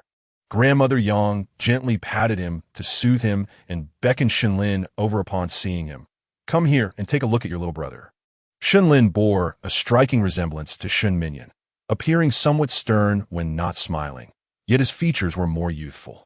He gazed at his brother's profile and softly murmured, "Yuyu, I'm sorry." Su Yuli slept for 2 hours, and upon awakening, he found 3 fathers seated at his bedside. He opened his eyes and instinctively clutched the edge of the blanket, burying his head inside, leaving only a tuft of curly hair exposed. The 3 fathers exchanged glances, and eventually it was Qin Kun who picked the little one up, saying, "Yuyu, Daddy was wrong, I'm sorry." Shin Minyan frowned. Listening to Qin Kun and Su Siwen apologize to Su Yuli, lost in thought. "Yuyu, can you forgive Daddy?" Su Siwen asked. Su Yuli blinked, recalling how his father had left him outside that morning, and the urge to cry welled up again. "Yuyu will not forgive." The little one stood his ground defiantly. Qin Kun chuckled. "All right, our Yuyu chooses not to forgive." Su Siwen propped himself against the bed, gently touching his son's forehead and using a thermometer to check the little one's temperature, feeling relieved when it returned to normal. As he reached out to embrace Yuyu, the little one instinctively shrank back, fearing that his little father might take him away again. Tears brimmed in his big eyes. The 2 fathers sat on either side of him, alternating between apologies and coaxing. "Would you like to hear Daddy talk?" Su Yuli tightened his grip on Kun's hand. Home was where he felt the safest. Moreover, it seemed that the fathers had been reprimanded by Grandmother Yang, ensuring that they would not abandon him again. "Yes," he nodded in response. Su Siwen's voice was calm and gentle. "Yuyu, both Kun and I love you dearly. You will always be Daddy's treasure." "I love you too, Daddy." The little one, from a young age, understood how to express love, and even when angry, he would still respond affectionately. Su Siwen chuckled softly, stroking his face. "Daddy wishes to always be with you, but..." He placed Yuyu's small hand on his knee. "Daddy's leg is severely ill and must undergo surgery in the hospital. Otherwise, Daddy would be unable to take you out to play. Yuyu feels sad." He pouted. "Daddy hurts." Su Siwen pinched his cheek gently. "Daddy doesn't hurt. I just want to recover so I can run with Yuyu and take Yuanzi out to play." As he spoke, his voice choked with emotion. Qin Kun patted his hand reassuringly and continued, "I need to take your little father for treatment, so you can stay with Daddy Shun for now. Once your little father is well again, we will come to bring you back, all right?" This is the outcome they reached in consultation with Shun Minyan. Throughout the discussion, Shun Minyan maintained a stern demeanor, his expression more serious than that of a business negotiation. However, he indeed made concessions. Should Su Siwen recover from her ailment, Yuyu is free to return to Yinshui town at any time, for he possesses ample financial resources to provide for his son's needs. The little one, uncertain of how much he comprehended from this dialogue, gazed at Shin Minyan, who sat silently by the bedside. Shin Papa appeared rather intimidating. Glancing at him, the child quickly turned his head and buried it into Chin Kuin's embrace. They had promised to patiently explain everything to the little one, and there was no rush. That evening, as Shin Minyan lay in bed, he closed his eyes and vividly recalled the sight of Su Youri weeping in his arms. The child's distress had genuinely startled him. Lying on his back with his arms resting on his forehead, he stared blankly at the ceiling, his resolute face seemingly etched with additional lines of worry. In the following 2 days, Su Youri attentively absorbed the lessons imparted by his fathers. At the tender age of 3, through continuous repetition, he began to grasp their intentions. They did not wish to abandon him. Rather, they intended to seek treatment. He would merely stay with Shin Papa for a while, after which his fathers would come to retrieve him, much like when he resided at Grandma Yang's next door. Su Youri agreed to accompany them back to Beicheng, aided by Shun Lin, who had shown him numerous photographs of his mother over the past few days and diligently explained that she had given him life but was currently unwell. If she could see Yu, she would surely be delighted. The term mother was unfamiliar to Su Youri. Yet, inexplicably, when Shun Lin presented the photograph to him, he extended his tiny hand and softly called out, "Mama." Chapter 21. Yu bids farewell to his 2 dads on the morning of the 2nd day. The sky was clear and bright. Chin Kuin carried the freshly washed little one, now dressed in clean clothes, down the stairs. Su Youri appeared somewhat melancholic, tightly clutching his father's neck. "Papa, you must come to see Yu," he said, his little lips pursed. This phrase had been repeated numerous times over the past days. Chin Kuin and Su Siwen responded earnestly each time, having made countless promises. The 3-year-old Su Youri sought comfort through this ritual. In the living room, Shin Minyan and his son stood, waiting early. No longer standing in the rain as they had done on the day, they awaited Su Siwen's arrival with the child. After breakfast, Su Siwen confirmed that all of Yu's belongings were packed and conveyed a few final instructions before leading him over. He knelt before the little one, smiling as he asked, "Are you willing to go to Beicheng with Shin Papa?" The child genuinely wished to protest his departure, but, lifting his face to meet Shun Minyan's gaze, he hesitated. Though Shin Papa was not loquacious and appeared rather fierce, he was still Yu's father. After a moment of contemplation, under the watchful eyes of those present, the little one gently nodded his head. "Papa is coming to see Yu," he declared to Su Siwen. Su Siwen gently pinched his son's chubby cheeks, feeling both a sense of comfort and a profound sorrow. His little one was truly understanding and well-behaved. How he wished they could remain together forever. With tears welling in his eyes, he embraced his son tightly, reminiscent of that frigid winter 3 years prior when he had first adopted the child. Back then, the embrace was meant to provide him with a home. Now, it was to send him off to a better one. As they placed the child in the car, Yu settled into his safety seat, repeating the reminder for his fathers to come and visit him. Su Siwen and Chin Kuin tirelessly assured him that if he missed them, he could simply call. Hadn't Yu memorized his father's phone number? Su Youri, seated in the child's car seat, had Shun Lin fastening his seatbelt.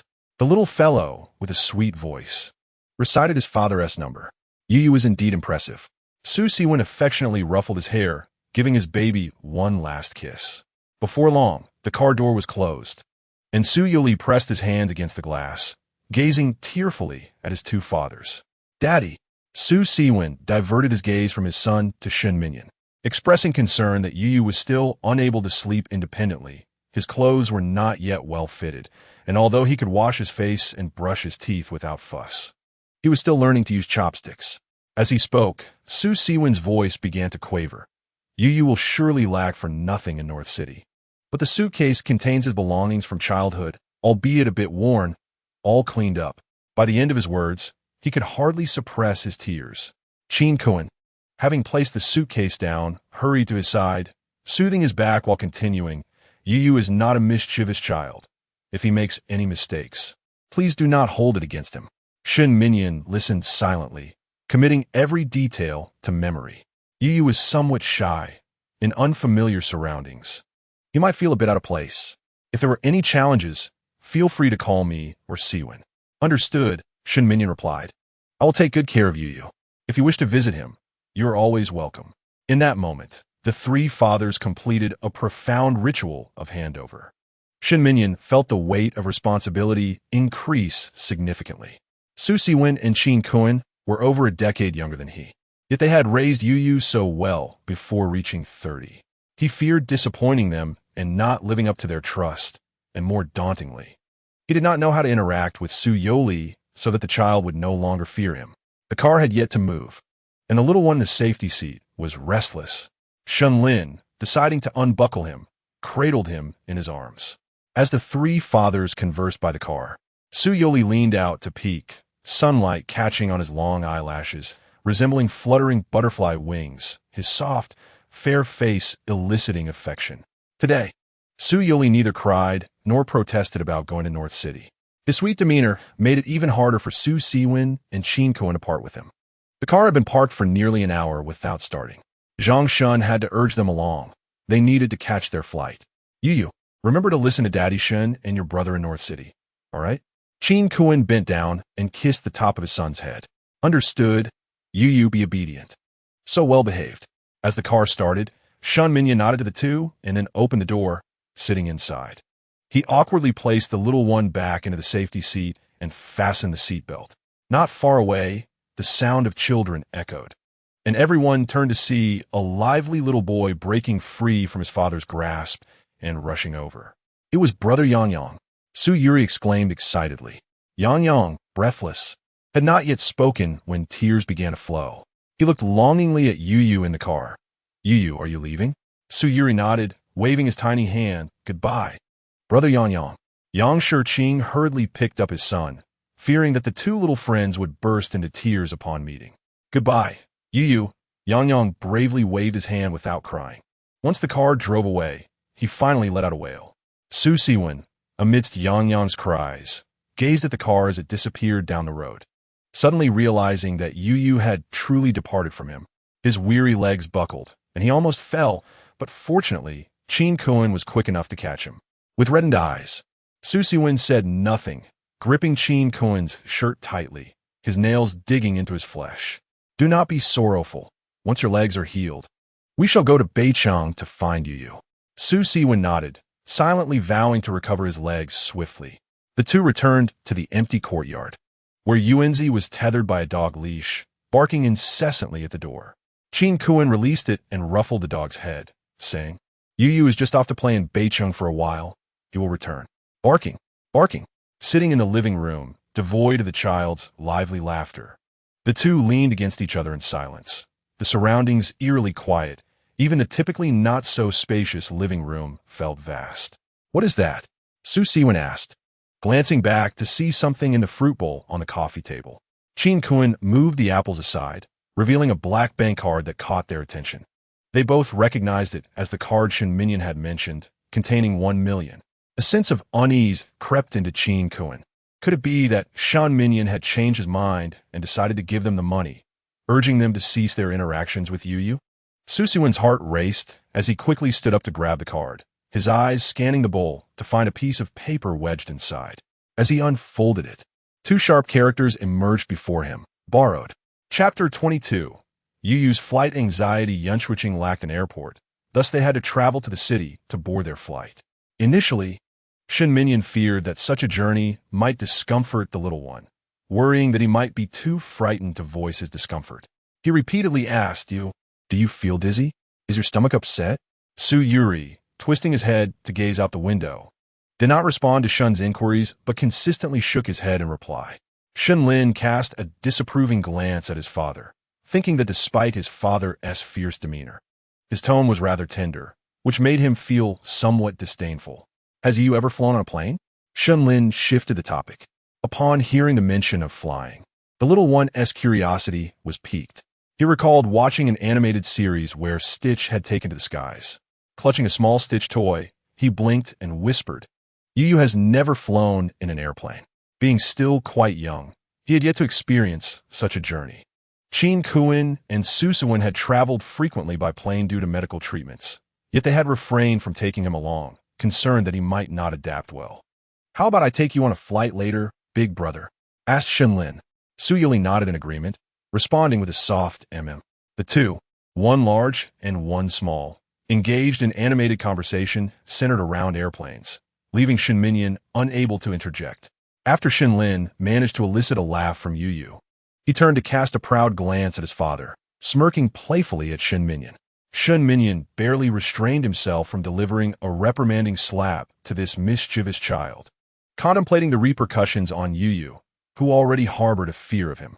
Thus, he chose to endure the antics of this little rascal for the time being.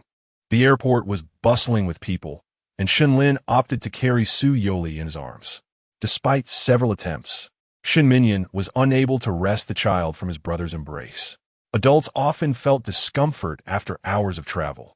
One could only imagine how a mere 3-year-old might fare. Cradled by Shenlin, Su Youli appeared somewhat listless, sitting silently in his seat while clinging tightly to his stitch doll. Shinminyan, seated beside his two sons, summoned a flight attendant to order a children's meal. Moments later, Shenlin, using a spoon, attempted to feed Su Youli some egg custard. However, the little one pursed his lips, refusing to eat and shaking his head with tear-filled eyes. His pitiful demeanor tugged at Shenlin's heartstrings. After some contemplation, he resolved that it would be beneficial for Yu to contact Uncle Chin and Uncle Su before takeoff. Yu, may I call Uncle Chin? He inquired. Instantly, the previously sulky child perked up. Okay. Shenlin dialed Chin Kuin's number, feeling a pang of guilt.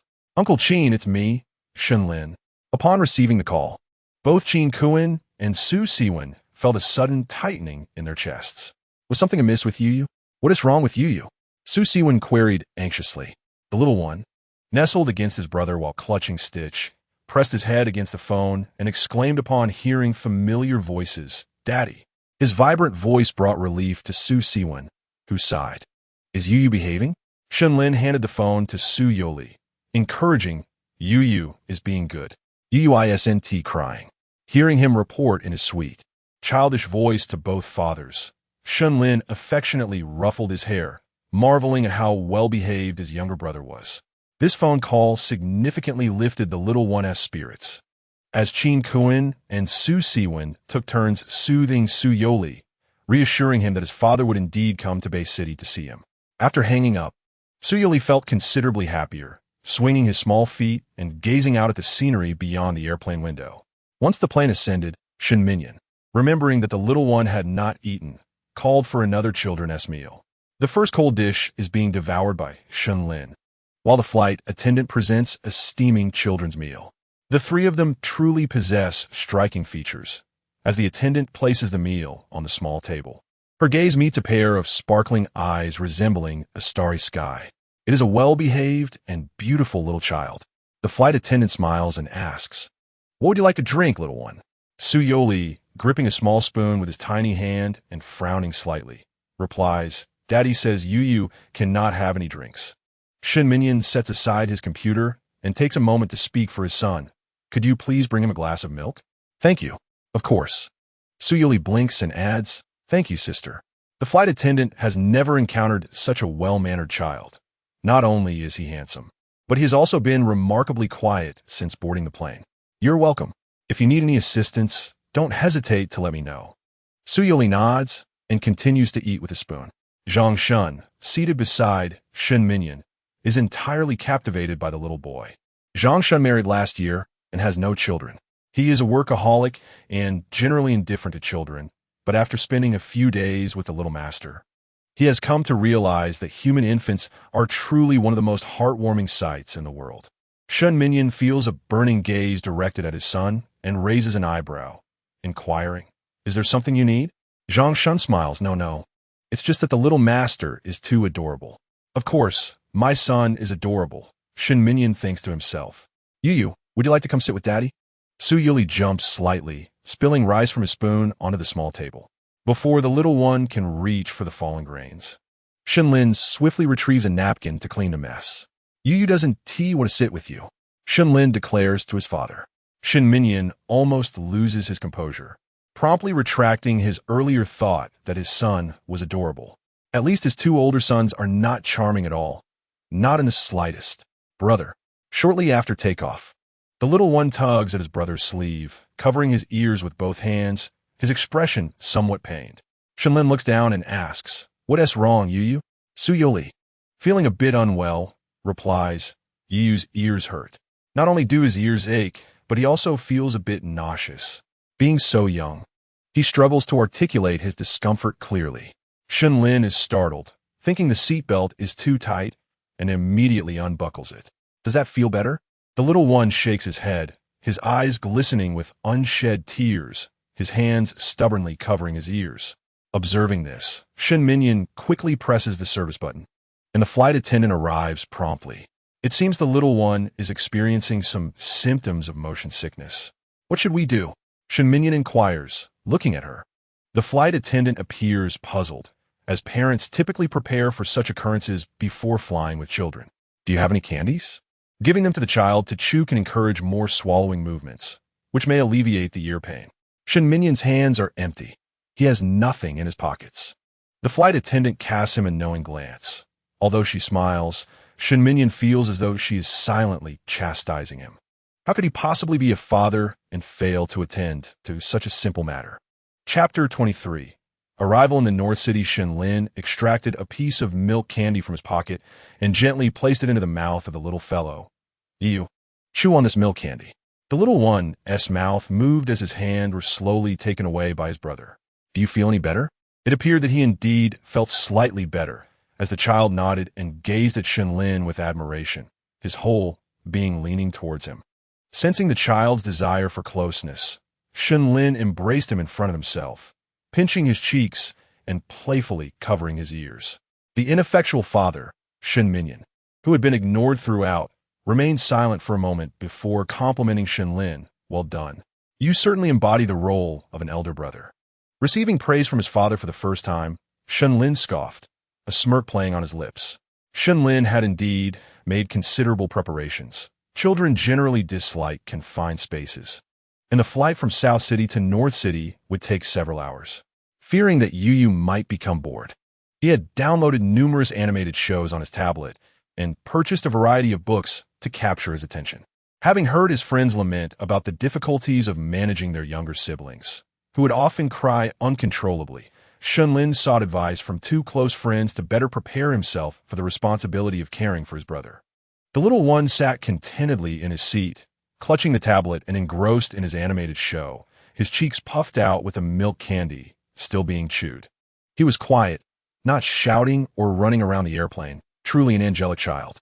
Shenlin affectionately touched his brother's slightly curled hair and cast a glance at their lackadaisical father, silently expressing gratitude to Uncle Chin and Uncle Sue for teaching Youri so well. Suddenly, a shrill cry shattered the tranquil atmosphere of first class, startling Youri, who clutched his Stitch toy and exclaimed, "Brother, don't be afraid, little one. There's just a child throwing a tantrum." Shenlin reassured him. Youri nodded, curious as he craned his neck to see which child was crying. The other passengers, who had been resting, grew increasingly irritable due to the commotion, and despite the efforts of several flight attendants to soothe the situation, their attempts proved futile. Shen Minyan glanced at his cotton candy-like son, grateful that he remained well-behaved. Half an hour later, the child's cries continued unabated, and Youri, unable to focus on the television, turned to Shenlin. His lips pursed as he reached for his brother's hand. "Brother, it's so noisy." Shenlin rubbed his hands together, saying, "Stay put. I'll go see what's happening. You stay with Youri." He was somewhat surprised that his father would take the initiative in such trivial matters. Patting Youri's back, he directed his gaze towards the source of the disturbance. Shen Minyan returned after less than 5 minutes, restoring the cabin to its initial tranquility. Shenlin was taken aback by his father's capability, only to be met with his father's stern expression. "Huh, that mischievous child must have been frightened into submission by your face. How did you manage that, Mr. Shun?"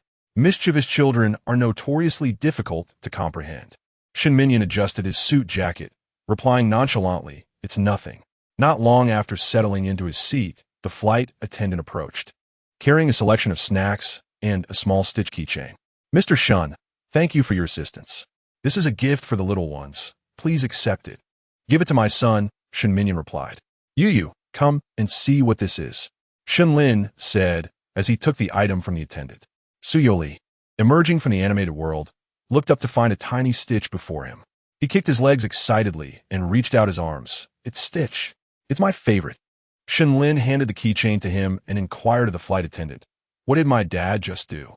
The attendant smiled, observing the little one swaying in his seat. Mr. Shun just mentioned that his 3-year-old son understands the importance of being quiet on a plane, so as not to disturb others. Meanwhile, there's a 6-year-old who cries for his father's embrace and fusses to open the airplane window. The notion of a rambunctious child was hard to believe. How could he not measure up to a mere 3-year-old? The boisterous child promptly quieted down.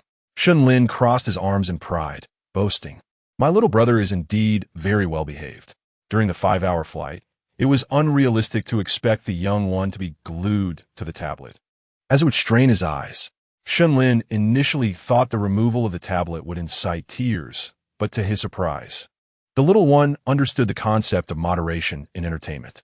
Upon hearing his brother's gentle reminder that he could watch it when they got home, he surrendered the tablet without a moment's hesitation. Oh my, what a remarkable child. As the journey progressed, the little one gradually succumbed to sleep. When the plane landed smoothly, Lin unfastened his seatbelt and softly called out, "Yu, it's time to disembark." Youri let out a few muffled sounds, and upon realizing that his beloved father and Kuin were not in sight, tears quickly filled his eyes. "Yu, it's your brother. I'm here." The most fragile moment in the world is that of a child who has just woken up and cannot see their closest family members. Lin embraced the little one, gently brushing aside his damp hair, and pressed a kiss to his forehead, whispering, "Yu, don't be afraid. Your brother is here." Youri sniffled, clutching onto his brother-esque collar. "Brother." Throughout the process of comforting the child as they disembarked, Shen Minyan and Zhang Shun, the 2 adult men, found themselves of little assistance. Once off the plane, Youri found himself in an entirely unfamiliar place. He clung tightly to his brother's neck, nuzzling his head against his shoulder. His brother was now his most trusted companion. The Shun family's vehicle and bodyguard awaited outside, and upon seeing the young master cradling a small child, the onlookers exchanged glances. The young master had indeed been found. The little one on his shoulder warily peeked out with bright eyes, then quickly buried his head back into his brother's shoulder. Lin felt that Yu had grown even more reliant on him than when they were in Yinshui City. Throughout the journey, they had been inseparable. He too began to experience the reality of being an older brother. The car was spacious, with Lin holding Yu on his lap. He asked his father, "Has Yu's luggage been collected?" Shen Minyan, unsure where he found the audacity to speak in such a tone, suppressed his irritation and replied, "Yes, it has all been taken." Lin took out a wet tissue to wipe Youri's hands, saying, "Just take it, let's drive." The scenery along the way was undoubtedly novel and unfamiliar to the 3-year-old Youri, evoking a deeper longing for his father. "Brother, I want to call Dad," the little one said in a sweet, childlike voice. "Of course, that's fine," Lin replied, gently caressing his face. "We'll call Uncle Chin and Uncle Su as soon as we get home, all right?" "Okay," Youri responded eagerly. The car journeyed from the airport to a villa area in the city center. Chapter 24. Youri returns to the Shun family. The warm glow of the setting sun bathed the exquisite marble fountain. Lin held Youri in his arms, introducing him to their home. "This is our house. Do you like it, Youri?" He pointed to a distant white villa in the classical Roman style. "What a beautiful house," the little one exclaimed, eyes wide with wonder. "I like it. A big garden, brother." He clapped his hands, and Lin knew he adored gardens. Just yesterday, he had asked the villa's caretaker to tend to their garden meticulously. While living on Yinshui Street, the Su family's 2-story building could have been expanded, significantly increasing their living space. However, Chin Kuin and Su Siwen chose to preserve the yard, filling it with various plants solely because Youri enjoyed it. The garden was indeed Youri's playground. As the car halted in front of the villa, Shen Minyan stepped out, reaching to carry Youri, but Lin was quicker. "Take Youri's things up to the 2nd floor," he instructed, carrying the little one inside. Youri rested his chin on his brother's shoulder, observing Shun father, whose expression seemed increasingly troubled. Throughout the day, Youri had not walked on his own. Although Chin Kuin and Su Siwen adored him, they did not indulge him excessively. The little one showed no signs of spoiling.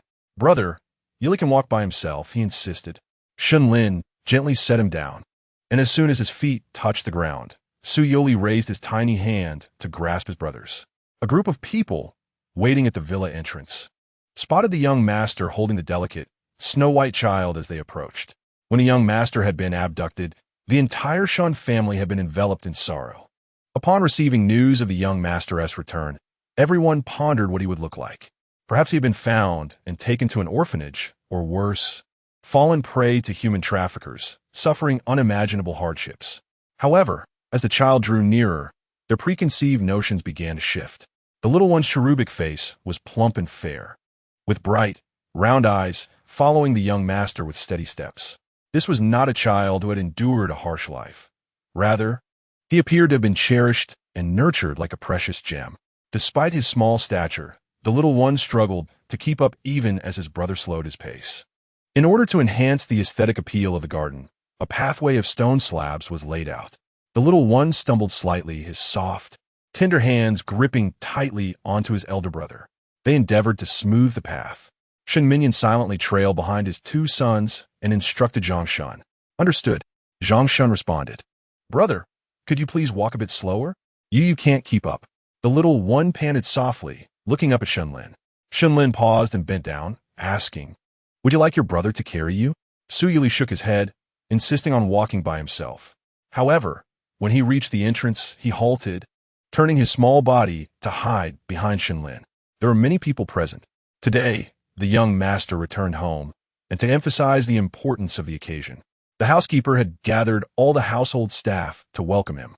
This area was the Shun family's villa district, and even the primary caretakers of the main villa numbered in the dozens, which understandably startled the little fellow. Although every face bore a warm smile as they stood watching Youri, it still intimidated the somewhat shy young boy. Youri was not frightened. Shenlin bent down and lifted him up, and the moment Youri was in his arms, he transformed into a little quail, wrapping his arms around Shenlin's neck. He only dared to peek out as they entered, his wide, innocent eyes surveying the assembled crowd. When he noticed everyone staring at him, he quickly ducked his head back down. "Let a few remain, the others may disperse," Shen Minyan instructed from behind. "Understood." The group at the entrance then began to scatter. Shen Minyan stepped into the villa, taking a moment to glance around. With the arrival of the little one, the previously empty and cold house seemed to have gained a touch of warmth. A hint of fatigue graced Shen Minyan's face. Having just landed in North City, his assistants had immediately been busy reporting work to him. His gaze fell upon the ajar door on the second floor, which he and Chu-Ying had prepared to welcome the arrival of a new life. Now, his son had finally returned. The once empty nursery was about to welcome its adorable new occupant. The thought brought a smile to his weary face. "You come see your room." Youri turned his head. He was somewhat tired, as the brief sleep on the plane had done little to restore his energy. Rubbing his eyes, he expressed little interest in his room. "Brother, call Daddy." Shenlin placed the little one on the bed and then took out his phone. This time, instead of making a call, he sent a video message. Qin Kuan answered almost immediately, and the screen displayed a well-behaved and adorable young child. "Yu, Daddy, it's Yu," Youri exclaimed, his spirits lifting as he grabbed the phone and pressed his little face against the screen. Qin Kuan and Su Siwen sat together, their eyes welling up upon seeing their son's cute face after just a few hours apart. "Yu, did you cry today?" Youri was not a particularly tearful child. From the moment Su Siwen adopted him, they had provided him with ample security. "I didn't cry, Daddy. Look." The little one pulled out a small stitch keychain from the large pocket in front of him. "How adorable. Did Daddy Shin buy this for you?" Youri shook his head. "It was my sister who bought it." The little one was not very articulate, so Shenlin explained the situation regarding the airplane. This was Youri's first flight, and his exemplary behavior warranted abundant praise. "Yu is the most wonderful child." Youri smiled shyly. After a video call lasting over 10 minutes, Qin Kuan noticed the little one rubbing his eyes and realized he was tired. Youri, reluctant to end the call, mumbled for his father even as he drowsily began to close his eyes. Su Siwen felt a pang in his heart, yearning to rush to Beicheng to see him, to hold him and shower him with affection. Moments later, The phone screen tilted, and a slightly raspy, youthful voice emerged from the receiver. "Uncle Chin, Uncle Sue. Yu has fallen asleep." Shenlin directed the camera towards the obediently sleeping child on the bed. Shenlin noted, "Yu is a bit afraid of water, so bath time may pose some challenges. He has not yet transitioned to his own bed and cannot sleep independently." Shenlin made a mental note to discuss this with his father later, as they needed to hire a few professional nannies to care for Yu. Chapter 25. Male nanny Xiao Tang. Children do not easily adapt to new environments. In his dreams, he envisioned his two daddies placing him on the ground, both smiling and waving goodbye, moving further away. Su Youri awoke with a start, his eyes opening to an unfamiliar setting. Rubbing his face, he sat up in bed and scanned the room, finding no sign of his two daddies. The remnants of sleep still clung to him, and Su Youri pouted before softly weeping. "Daddy, you miss his daddy." After crying for a while, the little one, feeling uneasy, began to search around and finally discovered his stitched toy on the pillow along with a small cushion handmade by Su Siwen. Perhaps touching something familiar brought him comfort. As the little one gradually ceased his tears, pressing his cheeks against the cushion, Su Siwen was quite adept at crafts and often made things for Su Youri. The small cushions came in sets of 6, with 4 large and 2 small ones, and the 2 smaller ones accompanied Su Youri to Beijing. Shin Minyan pushed open the door to find his little son, who had awoken at some point, lying on his back on the bed. He was propped up against a vibrant blue cushion, joyfully playing with his own feet, having tossed his socks aside. Shin Minyan felt a moment of bewilderment. Is this how children of this age behave? He distinctly remembered that when Shenlin was young, he would wake up crying loudly, not ceasing until he saw Chuing. "Yu," Shin Minyan called softly. Upon hearing the voice, the engrossed little one turned his round eyes towards him. Recognizing it was Daddy Shun, he quickly rolled over and covered his face with the blanket. Shin Minyan sat at the bedside, concerned that the blanket might hinder his son's breathing. He was acutely aware that the child did not harbor fondness for him, and hesitated to pull back the blanket, fearing it would provoke Su Youri's tears. Ultimately, he had no choice but to summon Shenlin. Shenlin, upon hearing that his younger brother had awakened, mumbled to himself while dressing, "How can you be up after only half an hour of sleep?" When he pushed open the door, he beheld a small bundle curled up on the children's bed. "Yu, big brother is here. Let me see what you're doing." To be frank, Shenlin was in the midst of his voice change, and his deliberately high-pitched tone sounded somewhat unpleasant. Upon hearing the familiar voice, Su Youri, cocooned in his blanket, instantly flung it aside and climbed out of bed, exclaiming, "Brother!" While in Yinshui City, his 2 fathers were the closest to him, but here, without their presence, Shenlin had become his most cherished companion. Children are remarkably perceptive to kindness. As Su Youri extended his hand toward the bedside, Shenlin promptly scooped him up. The sleepy little one, with his exquisitely delicate features and large, watery eyes resembling grapes, elicited a tender kiss from Shenlin, who found his brother utterly endearing. After Shenlin had washed up with his brother in tow, he found Shin Minyan still seated at the edge of the bed.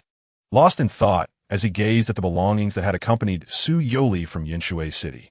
Once they descended the stairs, Shenlin took Su Youri's hand, guiding him through the layout of their home. This kitchen has doors leading to the garden on both sides. Upstairs are the rooms for Yu and the older brothers, and the 3rd floor belongs to Mother. Su Youri, only partially comprehending, nodded. The house felt overwhelmingly vast to him. Overwhelmed by the sheer volume of new information he had received throughout the day, he pressed his forehead, feeling dizzy. "Good afternoon, young masters," Zhang Shun greeted. Having awaited them in the living room, Su Youri was already familiar with him. The little boy, holding onto his brother, cheerfully called out, "Uncle Zhang." Zhang Shun crouched down. "Yu, this is Uncle Tang, who will take care of you from now on. All right?" Following Zhang Shun's gesture, Su Youri looked over to see a young man in a white shirt with short hair, smiling warmly at him. The little one appeared slightly bewildered. Uncle Tang seemed far too youthful to be an uncle. "Uncle Tang?" Uncle Tang chuckled, his crescent-shaped eyes sparkling like the moon as he crouched before the child, adjusting his crooked collar. "Hello, Yu." Su Youri was quite taken with the charming smile of Uncle Tang. When Uncle Tang offered to hold his hand and inquired if he could, The little boy eagerly extended his tiny hand. Some individuals possess an innate charm that draws others to them, and Uncle Tang was one such person. Seeing Uncle Tang accepted by the young master, Zhang Shun felt a wave of relief wash over him. Uncle Tang led the little one to the entrance to play, and when Zhang Shun turned back, he was met with an irate expression on Shunlin's face. Who is that? With Yu absent, Shunlin's true nature as a little tyrant emerged. Watching as his brother was led away by a man who appeared only a few years older than himself ignited a fury within him, as if he could crush his back teeth in frustration. Second young master, Uncle Tang is a child expert personally hired by Director Shun, a remarkable talent just returned from abroad. Shunlin clenched his fists and huffed, plopping down onto the sofa. The sound of Uncle Tang making Su Youri laugh only heightened his anger, prompting him to throw a cushion across the room. As long as I have Yu, that's all that matters. Send him away, Shunlin commanded. Zhang Shun rubbed his forehead and said, Second young master, you have not attended school for an entire week. Surely, you cannot remain at home indefinitely to care for the child? What is wrong with taking care of a child? Yu is still so young. I do not feel at ease leaving him with others. Zhang Shun harbored reasonable doubts that he simply did not wish to attend class, using the young master as a shield. After all, this little devil was notoriously unruly, skipping classes and getting into fights as if it were a daily routine. Shunlin sat on the sofa with his arms crossed, occasionally hearing the joyous laughter of the little one from the garden. Is he truly that happy? He can play so well with a stranger he has just met. Shunlin pouted, feeling a twinge of envy as he silently berated the ungrateful child. In the garden, Xiao Tang held Su Youri's hand. He had been hired at a generous salary by Shun Minyan, as most caregivers or child-rearing specialists in the country were women. Shun Minyan's requirements for a male nanny were exceedingly high, at least a college degree, relevant certifications, and proficiency in 3 or more languages. The specifications were detailed enough to fill an entire page, with the gender criterion eliminating a significant portion of candidates. The Shun family was extravagant. The monthly salary could exceed 10 times the industry standard. By chance, Tang-Do, having graduated abroad and returned to seek employment, stumbled upon this recruitment. He had undergone 3 rounds of interviews, the final one being a direct video interview with Shin Minyan himself.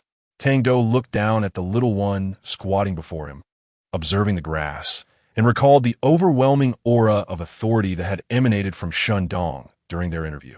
Concerned that the child might become uncomfortable from squatting for too long, Tang-Do crouched down and smiled, saying, Shall we go and explore a little further? Su Youri appeared to possess an innate curiosity for observing plants, and the villa's garden was filled with many species he had never encountered before. Their meandering exploration took nearly half an hour to cover just a few meters. Chapter 26. Yu heard the sounds of an argument and felt frightened. Tang-Do had also noticed this trait in the little one and chose not to disturb him, allowing him to remain immersed in his own world to avoid breaking his concentration. It was not until the child rubbed his eyes with small hands that Tang-Do picked him up to return home. As they neared the entrance, a heated dispute echoed from within the villa. Instinctively, Tang-Do tightened his hold on the young Su Youri, covering his ears. Since they first heard the commotion, the little one in his arms had not uttered a sound, his movements barely perceptible. When Tang-Do glanced down, he saw the child's lips pursed and his large, grape-like eyes brimming with tears, his tiny hands clenching as he stared at the entrance of the Shin villa. Tang-Do gently wiped the child's eyes and carried him a little further from the door. Prior to starting his job, he had signed a confidentiality agreement, aware of Su Youri's identity, and that today marked his first day living in the Shun household. The Shun family stood as a pinnacle among the affluent in North City, undoubtedly harboring many unspoken matters within. As a male nanny merely hired to perform a service, Tang-Do felt he had no right to interfere. Yet, witnessing the 3-year-old Su Youri, who was afraid to even cry aloud, stirred a profound sense of compassion within him. Though he had only spent less than an hour in the child's company, he could not ignore those clear, innocent eyes. If not for professional integrity, Tang-Do truly wished to rush in and inform the Shun family that a nurturing family environment is paramount for a child's physical and psychological well-being. Brother Tang, I miss Daddy, The little one tugged at Tangdo's collar, his glassy black eyes shimmering with tears. His voice, tinged with a sob, was soft and heart-wrenching. "Don't be afraid, Youri. Brother Tang will take you to see the little ants, all right?" Youri shook his head, his small chest rising and falling gently, emotions spiraling increasingly out of control. Suddenly, the villa's door was struck violently by a glass cup, shattering into a myriad of fragments. The little one instinctively recoiled, seeking refuge in Tangdo's embrace. Having already been reluctant to part from his two fathers, he was now frightened, oblivious to the chaos within the house. He could only feel an overwhelming sense of fear, clinging tightly to Brother Tang's neck and stuttering for his father. "Daddy, Youri is so scared. I want to go home." Tangdo carried the emotionally distraught child to a bench in the garden, a place far from the clamor of the argument. "Youri, how about I take you to buy ice cream?" Youri's eyes were slightly swollen from crying. He had been trailing behind the adults all day. If he were any other child, he would have been in a frenzy, yet this little one was remarkably well-behaved, crying quietly. On his first day at work, Tangdo found himself internally lamenting his boss, Shen Minion. How could one lose their temper in front of a 3-year-old? The little one had loved ice cream while in Yinshui town, and upon hearing Brother Tang mention the treat, his sobs gradually subsided as he asked with a quivering voice, "Ice cream?"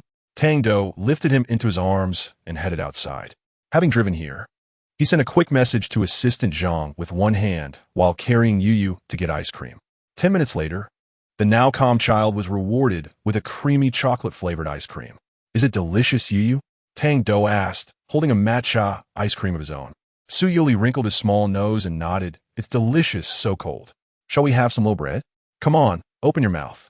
Apart from his two fathers, Youri never accepted food from others unless it was sanctioned by them.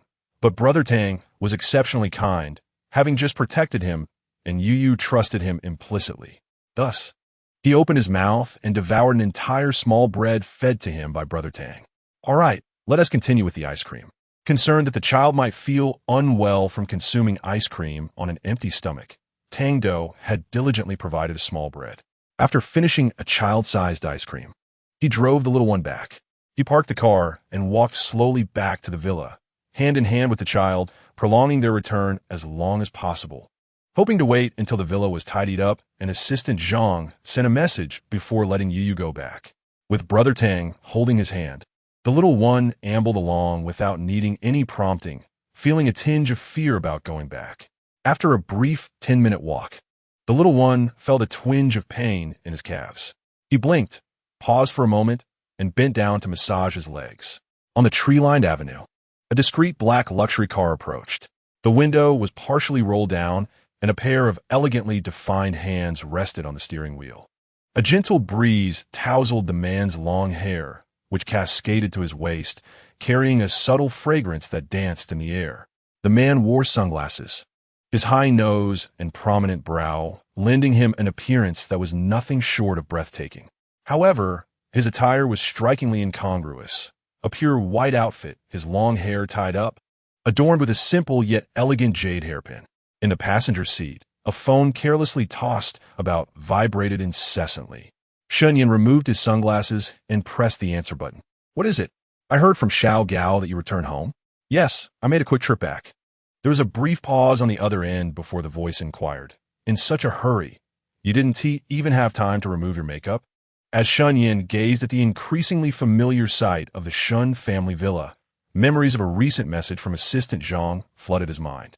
It spoke of his younger brother being nearly beaten to death by their father, and how his yet-to-be-met younger brother was so frightened he had not dared to return home.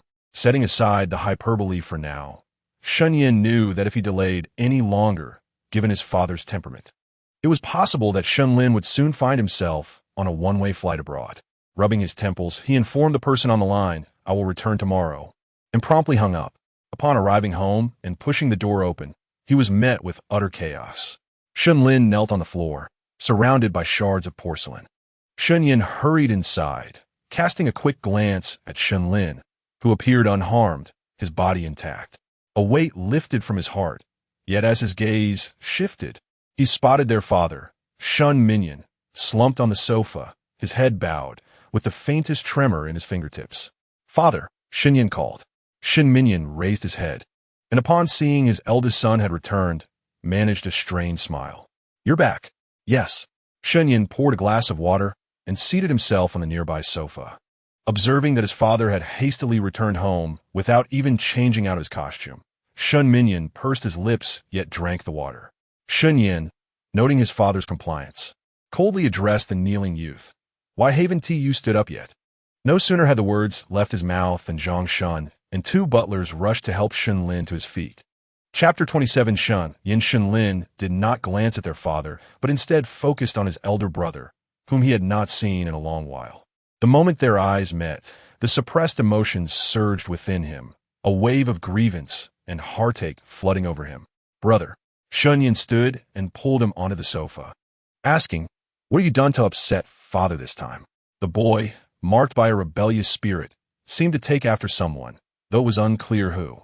Before his brother, Shen Lin transformed into an obedient sibling, answering every question posed to him. "I just wanted to stay home and take care of you. But he insisted on forcing me back to school. Not only that, he hired some nanny who studied abroad to specifically look after Yu. I am Yu's biological brother. No one can care for him better than I can. Is that all?" Shen Yin gently poked his forehead. "At your age, wishing to avoid school to play the role of a babysitter for your younger brother?" Shen Lin, shake your head and see if there's any sense left inside.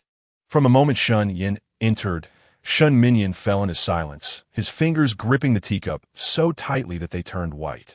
His gaze suggested that if Shen Lin uttered another word against studying, he might just smash the cup against that insufferable boy's head.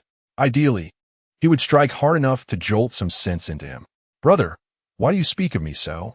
Shen Lin, seemingly unfazed, seized a strawberry from the table and popped it into his mouth, while Shen Minyan was distracted. In the living room, the butler had already instructed the servants to tidy up the floor. Shen Yin had always been well aware of Shen Lin's aversion to academic pursuits. From the day Shen Lin was born, everyone in the Shun and Chu families had indulged this young master. He could demand the wind and rain, and no one in the northern city dared to provoke him. This indulgence had fostered his arrogant and willful disposition. While he was still living with his mother in the Shun household, there was some semblance of control. However, over the past 3 years, Shen Lin had gradually become increasingly reckless.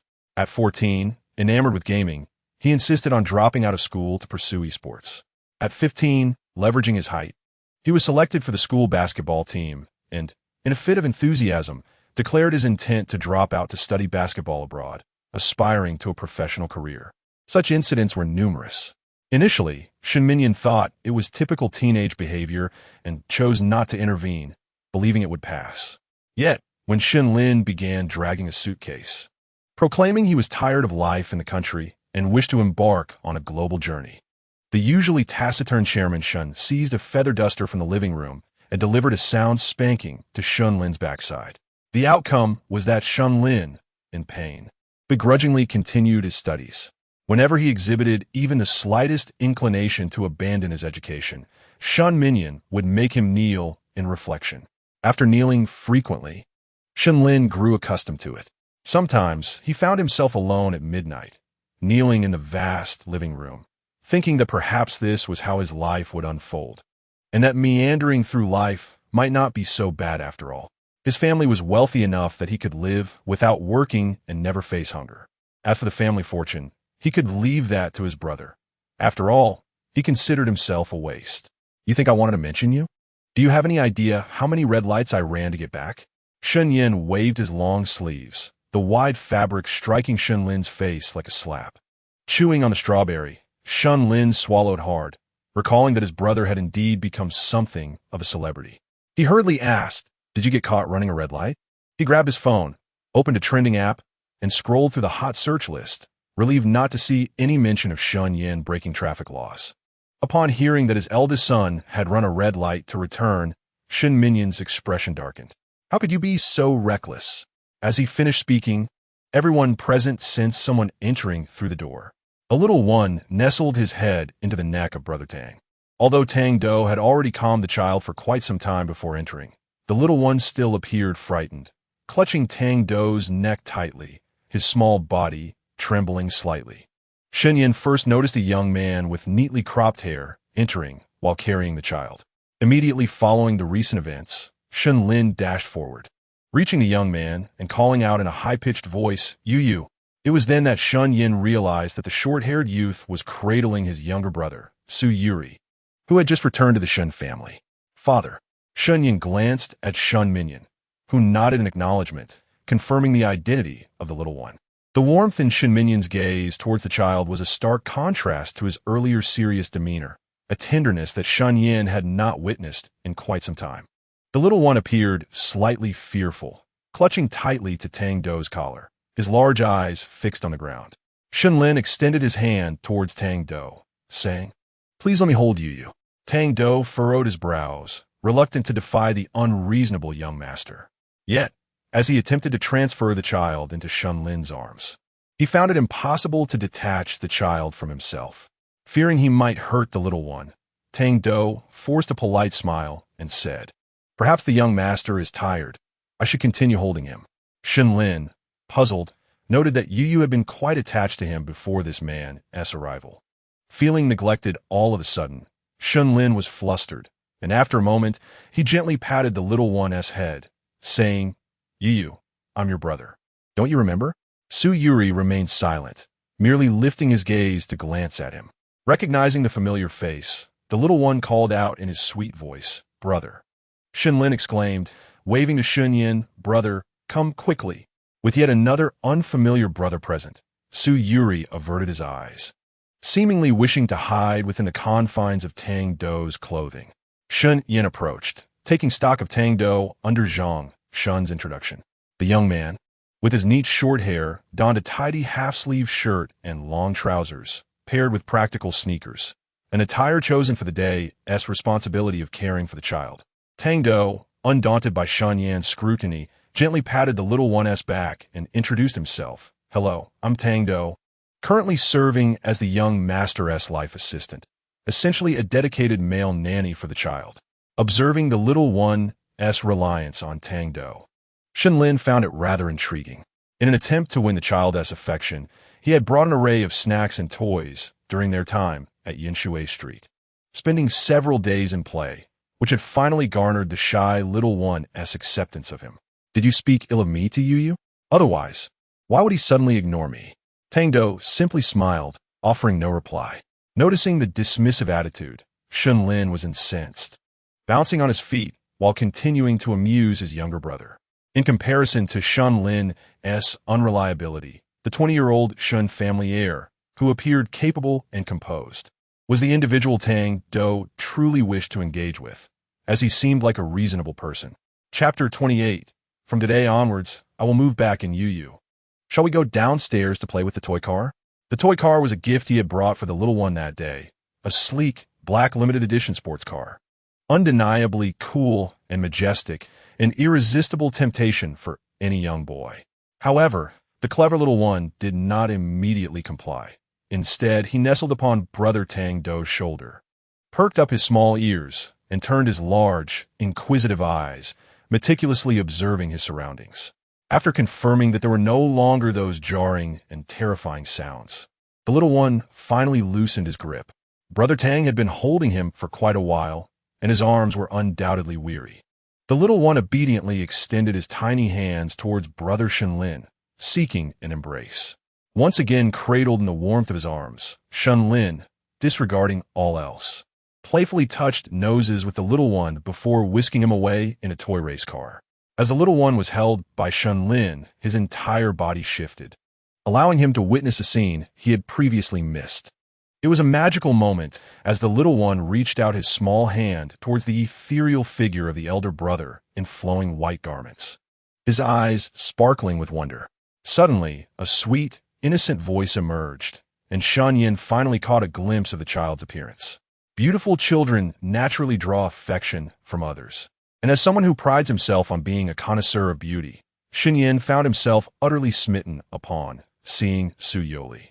The little one had rosy lips and pearly teeth, and his large, round eyes glistened as if washed by crystal-clear water. Perhaps feeling the warmth, the little curls on his forehead became even more pronounced due to perspiration. Shun Lin grasped the little one's hand and waved towards Shun Yin, saying, "That is Shun Yin, our elder brother." Su Youri, still enraptured by the sight of a celestial being, murmured in awe, "Big brother." Shun Yan's heart was touched, completely melted by the charm of the little one. Once Su Youri was placed in the toy race car, he grasped the steering wheel with both hands, while Shun Lin controlled the car's speed and direction remotely from behind. The little one was filled with excitement, joyfully playing with the car in the living room. Such is the nature of children. They're easily captivated by delightful distractions. Tang-Do, witnessing Shun Lin's protective nature towards Su Youri, breathed a sigh of relief, hoping that the events of the day would not adversely affect the little one. Observing the smile on the child's face, Tang-Do straightened his collar, which had been crumpled by the little one's antics. His expression turned serious as he slightly nodded towards Shun Yin and Shun Min Yin, saying, "Mr. Shun, young master, may we have a conversation?" Having studied child psychology since his undergraduate years and later receiving a scholarship for further studies abroad, Tang-Do returned to his homeland with unwavering confidence in his expertise, genuinely empathetic towards Youri's circumstances. Soon, Shun Min Yin and Shun Yin sat together, while Tang-Do placed his hands on his knees. The youth's voice was as soothing as his appearance, initially unremarkable but gradually revealing his charm through interaction. As Tang-Do slowly and clearly recounted the argument between Shun Min Yin and Shun Lin that the little one had overheard, it was rare to see Shun Min Yin display a look of embarrassment, his thin lips pressed together. It had barely been long since Youri returned home, and he was already exposed to such distressing matters. "Thank you, Tang," Shun Min Yin sincerely expressed his gratitude, appreciating how Tang-Do had swiftly diverted the little one's attention and comforted him during the tumult. Shun Yin turned around and gazed at the little one, who was joyfully playing in the car, embraced by Shun Lin after a long drive. A wave of guilt washed over him. Children possess an inherent sensitivity. They understand far more than we often give them credit for. Tang-Do glanced at Shun Min Yin, and despite the private nature of the forthcoming conversation, he felt compelled to speak for the sake of the child's future, especially considering the challenges Yu faced in his early years. Having lived with two fathers for 3 years before having to part ways and adapt to a new environment, it is difficult for anyone, let alone a child, to suddenly leave their loved ones and adjust to unfamiliar surroundings. With a sigh, Shun Yin turned and said, "Dad, please refrain from hitting Shun Lin in front of you in the future. At least try to be discreet." Shun Min Yin, filled with indignation, retorted, "If that little rascal would listen, would I need to hit him?" Truth be told, despite his fierce appearance, Shun Min Yin wielded little authority in the presence of Shun Lin, who was utterly unyielding. "Starting today, I will move back in," Shun Yin declared. Shun Min Yin was taken aback. Ever since his divorce from Chu Ying 3 years ago, Shun Yin had left the Shin household. Although he would occasionally return for family gatherings during holidays, he had never stayed overnight. Shun Min Yin felt a stirring of emotion. "What about your mother?" he inquired. Shun Yin smiled. "Mom learned that Yu has returned a couple of days ago and is actively cooperating with her treatment. She will come to see Yu personally." At the mention of Chu Ying, Shun Min Yin's shoulders stiffened noticeably. Will she really come? Shun Yin, uninterested in his father's feelings, tuned in intently to Tang-Do's words, especially regarding how to care for a child in a new environment, how to soothe their emotions, and how to help them quickly acclimatize. 10 minutes later, Shun Yin stared at the densely packed notes, feeling mentally overwhelmed. This was far more challenging than memorizing lines. The tender little one nestled in his brother's embrace. Lost interest after Shun Lin had driven him around the spacious living room in a toy car for several laps. When Shun Lin realized he hadn't heard his brother's laughter for quite some time and looked down, he saw the little one turning his head, his eyes clearly directed towards the direction of the immortal brother. "Yu, what are you looking at?" Shun Lin pinched his chubby cheeks. Su Youri pointed with his tiny finger. The immortal hasn't flown away yet." Shun Lin replied, "I told you, that's your elder brother. He's an actor, and he only looks like that when he's in makeup." For a 3-year-old who had never encountered cosmetics, this was undoubtedly an unfamiliar concept. The little one scratched his face in confusion, struggling to comprehend his brother's words. By the time the conversation in the living room concluded, Su Yuli had already fallen asleep in Shun Lin's embrace. Shun Lin was anxious. Hadn't he, his brother, just taken a nap? Why'd he need to sleep again? He gently poked the little one's cheek and called out softly. Su Yuli showed no sign of waking. Brother, come quickly and see what is wrong with you. The adults present felt a sudden jolt of anxiety and hurriedly approached the small car. The Shun family, father and two sons, were evidently flustered. Shun Minyan's temples throbbed, and his hand trembled slightly as he reached for his phone to call their family doctor, only to realize that his assistant, Zhang Shun, was standing beside him. Chapter 29. Yu falls asleep. Tang-Do, having acquired some basic knowledge of pediatric medicine, stepped forward to check on Su Yuli. Leaning in close, he reassured with a light tone, he's merely asleep. Shun Lin was unconvinced. After all, Yu had only just awakened. Tang-Do replied, it's typical for children. When they're tired, they sleep. Yu sat on a plane for such a long time today, and with loved ones absent, coupled with the recent events, it's entirely normal for him to fall into a deep slumber. Cradling Yu, Shun Lin noticed the child's rosy cheeks and soft hair resting on his forehead, clearly in a peaceful state of sleep. Hand the child to me. He must be sweaty after playing for so long. I'll change his clothes and place a small towel underneath him. Without hesitation, Shun Lin inexplicably entrusted the little one to Tang-Do, who adeptly lifted Yu into a comfortable position. Tang-Do returned to the room, gently laying the child on the bed. He carefully dried the sweat with a clean towel, replaced it with a fresh cloth, and, even as the little one stirred, he softly soothed him, allowing the child to continue sleeping soundly. Shun Lin silently gave a thumbs up in admiration, sharing a glance of respect with Shun Minyan and Shun Yen. They were all impressed by this male nanny. He was indeed an excellent choice. Once Tang-Do had adjusted the sweat towel and checked the room's thermometer, he found a temperature quite suitable for a child's slumber. After covering Yu with a small blanket, he turned around to find the Shun family, father and sons, standing side by side at the bedside, arms crossed, gazing gently at the peacefully sleeping child. Considering the emotional upheaval Yu had experienced before sleeping, Tang-Do chose not to leave, but rather sat by the bed, gently patting the child whenever signs of awakening appeared. Shun Lin's brows relaxed, and his expression contorted slightly as he attempted to communicate with Tang-Do. Tang-Do chuckled softly, there's no need to be so tense. Speaking normally won't wake Yu. Shun Lin exhaled deeply and sincerely remarked, Brother Tang, you are truly remarkable. Not only are you patient, but you also possess an intimate understanding of children's behaviors. More impressively, despite appearing no different from a recent university graduate, you excel at caring for children. Tang-Do disregarded Shun Lin's shift in address and beckoned him closer, saying, come here. If there was anything Shun Lin feared, it was his mother's tears, followed closely by the sight of the peacefully sleeping child. Observing Shun Lin's rigid demeanor, Tang-Do grasped his arm and guided his hand to rest on Su Yuli's little belly. Beneath his hand, the soft, evenly rising stomach brought Shun Lin a sense of paralysis, leaving him reluctant to withdraw. Gently, with a hollow palm, one must tap softly, allowing the rhythm to be slow. Tang-Do was teaching him the art of lulling a child to sleep. After a few minutes, Shun Lin finally grasped the technique, attempting to soothe his younger brother as he whimpered and turned, and to his delight, he succeeded. Tang-Do smiled and remarked, impressive. According to Yu's records, he has never slept apart from adults before. If he struggles to sleep at night, simply use this method.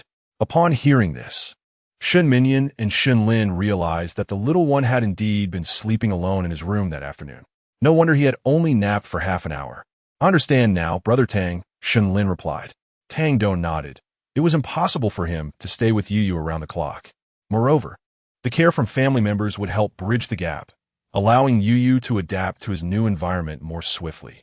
Su Yuli was a rather timid child, and it was essential for him to become familiar with the Shun family as soon as possible. Once the three Shun men had learned the techniques for lulling a child to sleep, Tang-Do proceeded to impart a wealth of additional information. Although these matters were all documented in the materials sent by Zhang Shun, Shun Minyan and Shun Lin were not particularly patient readers. The climatic and dietary differences between South City and North City warranted a visit to the hospital for further examination. He pursed his lips and glanced at the bed, remarking, "Yu is somewhat shorter than his peers." This detail was clearly noted in the records, which were meticulously compiled by Chin Kuin and Su Siwen, revealing their deep understanding of the child. Yu's two adoptive parents had truly cared for him well. The little one was fair and tender, smiling at everyone. And though shy, he could grasp some basic concepts. He was indeed an exceptionally well-behaved child. The children's room, painted in a hue reminiscent of egg yolk, featured a specially designed corner for small children, a vibrant area filled with Su Youri's beloved Stitch figurines. At that moment, the three Shun men sat cross-legged on the Stitch carpet, engrossed in the materials before them. Shun Lin, resting his chin on his hand, perused the caregiver's manual with utmost focus, utilizing all his intellect to memorize every detail without distraction for the very first time. Tang-Do sat nearby. Prior to his employment, he had conducted an online search regarding the Shun family. The Shuns held an esteemed position in high society, and there was an abundance of news surrounding Shun Minyon's dilemma of whether to bequeath the family fortune to his mature and steady eldest son, who had chosen a career in the entertainment industry, or to the brash second son who showed little interest in academics yet remained by his side. Such stories were plentiful, and Tang-Do could hardly fathom that the three individuals portrayed in those articles as having a strained relationship and a lack of familial affection could now, due to a 3-year-old child, sit together in harmony, united in a common purpose. It seemed that the news was not always an accurate reflection of reality. Perhaps the energy expended during the day was simply too great, or perhaps Tang-Do's soothing methods instilled a sense of security in the little one. Regardless, the child slept soundly for a full 3 hours. The three Shin men took turns checking in on him multiple times, but the little one remained blissfully asleep, nestled comfortably in his dreams. Shun Lin had little understanding of children's sleeping hours and felt somewhat anxious.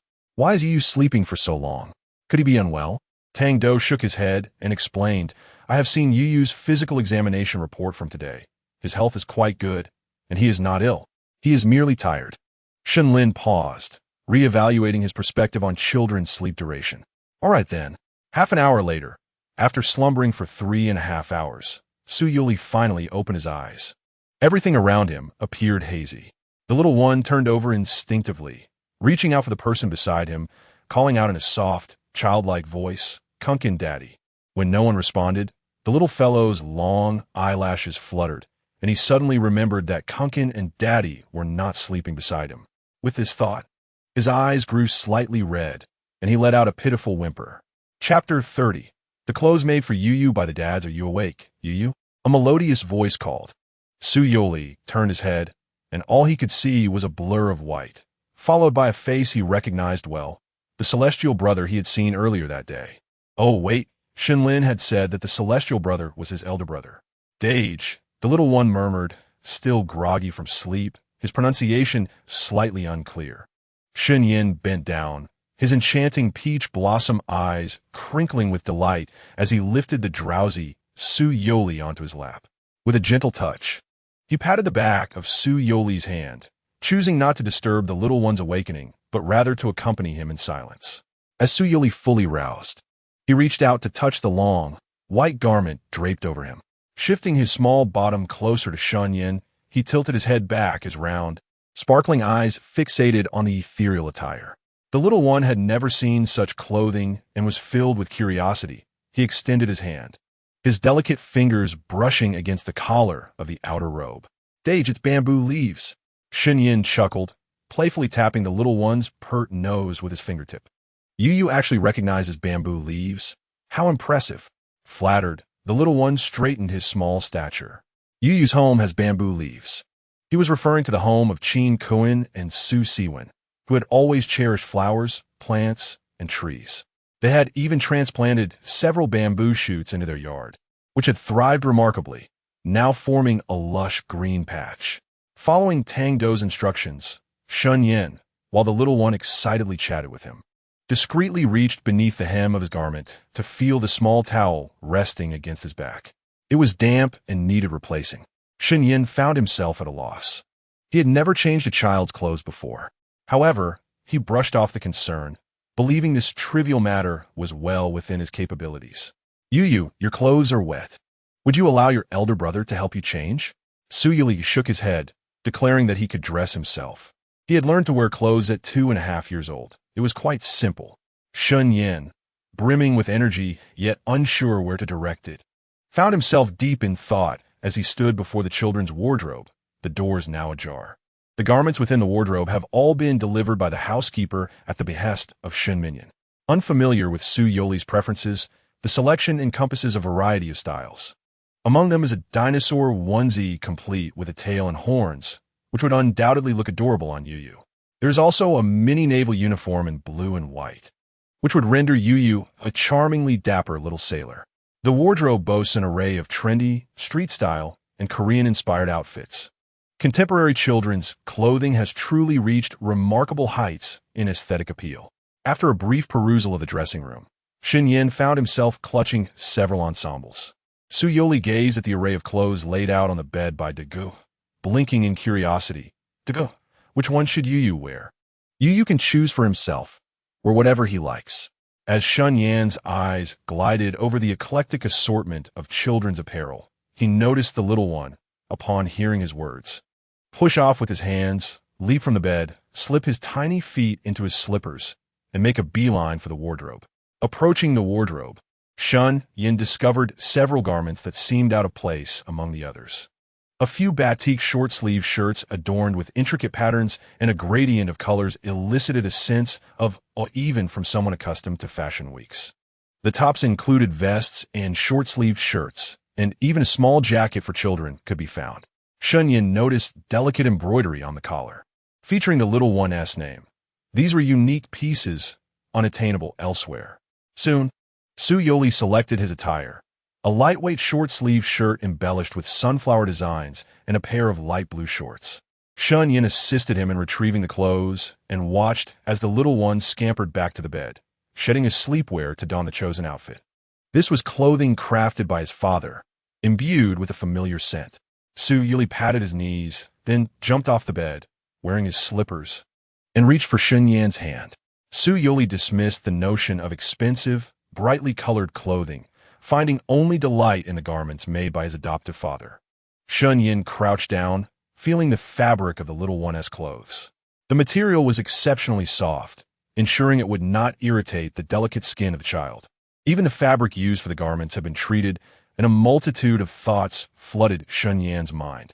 In this day and age, the common way for adults to pamper children is through toys and new clothes, providing them with the best living conditions.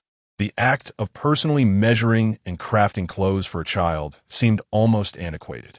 De, Yu is putting on shoes, Youri exclaimed, seated on the floor, his little head buried in the wardrobe as he searched for his cloth shoes. These were made by my little father.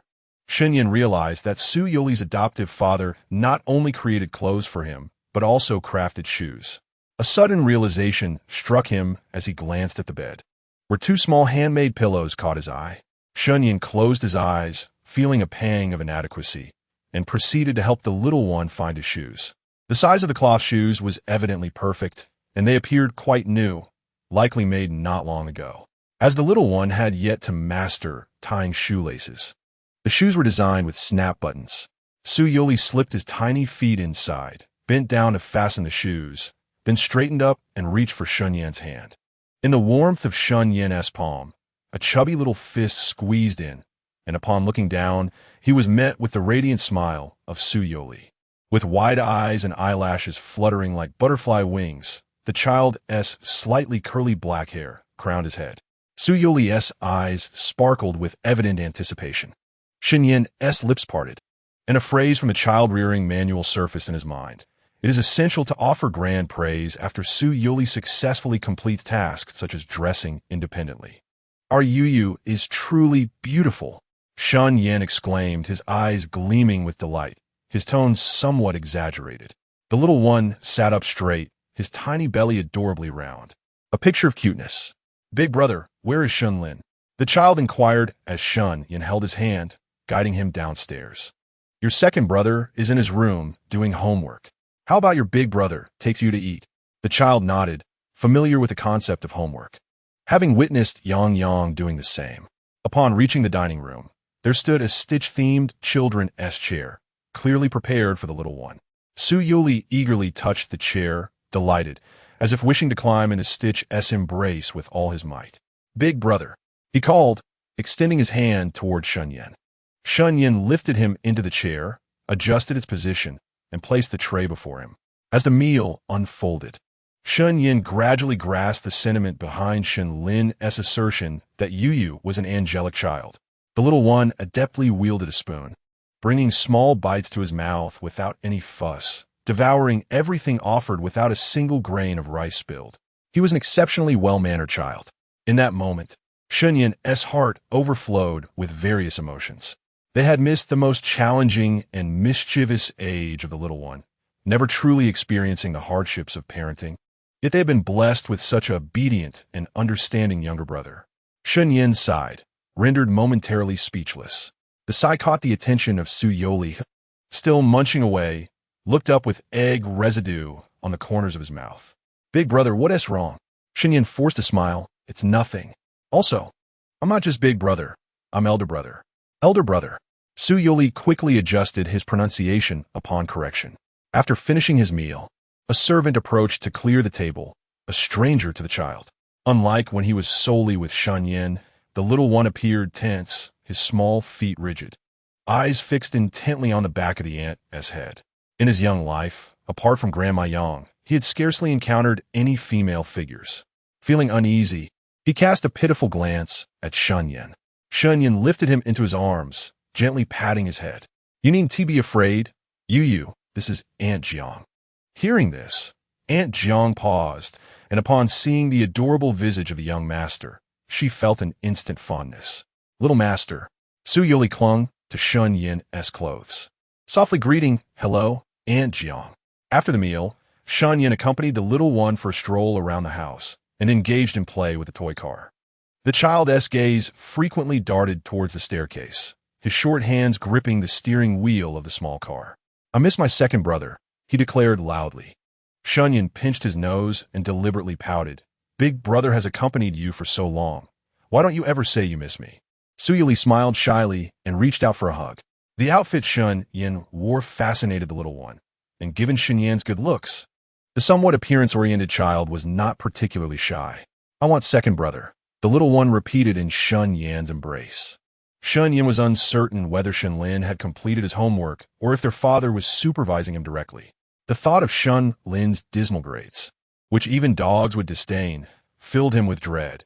He could easily imagine his father berating him, perhaps even writing while crying, as their father was not known for his patience. Embracing the small-bodied Youri, Shunyin genuinely feared that when he took him to find someone, they might encounter the scene of his father vociferously scolding Shenlin. He returned to the living room with Youri and turned on the television to distract the little one with a cartoon while messaging Shenlin to inquire about his homework's completion. 5 minutes later, Shenlin replied. Shunyin put away his phone and patted the little one's head. "Let us go find second brother." The cartoon was at an exciting juncture, and without hesitation, the little one scrambled off the sofa, racing to the staircase with surprising speed. Clinging to the rail as he ascended, Shunyin watched him with a grin, noting how adorably he wobbled up the stairs. How could he be so attached to Shenlin? What spell had that boy cast over Youri, making him abandon the cartoon? Recalling the advice from the parenting manual, Shunyin refrained from intervening as the little one struggled with his tiny legs. The manual stated that Youri was an independent child who loved to explore the world through his senses and limbs, encouraging him to walk, run, and jump unassisted, and to avoid disrupting his focus when he was engrossed in an activity. By the time the little one reached the 8th step, Shunyin noticed his flushed cheeks and felt a twinge of compassion. "How about big brother carries you up?" Youri, with his small chest heaving, shook his head. Kunkin said Youri must climb 20 stairs every day. This was a task set by Kunkin, and he was determined to complete it. The steps of the Su family's small building were not as daunting as those in their current villa, and the little one could easily accomplish this task each day. However, now, as Youri wiped the sweat from his brow, the staircase seemed a bit large and challenging. Yet, from a young age, he had been taught by his fathers not to give up easily. Persistence, just a bit more. At last, Youri sat triumphantly atop the 20th step, his face aglow with joy, revealing his neat, white little teeth. He looked down and saw his big brother still below him. The view from his second floor was quite lovely as well. The 3-year-old's heart raced with excitement, having fulfilled his promise to his father. Shin's father's steps were substantial, yet Youri had managed to climb them. Youri is truly remarkable. Shin Yin ascended a few steps, looking down, but second brother is in his study on the 3rd floor. How about big brother carries you up? Youri nodded, feeling utterly exhausted, and reached out for Shin Yin to hold him.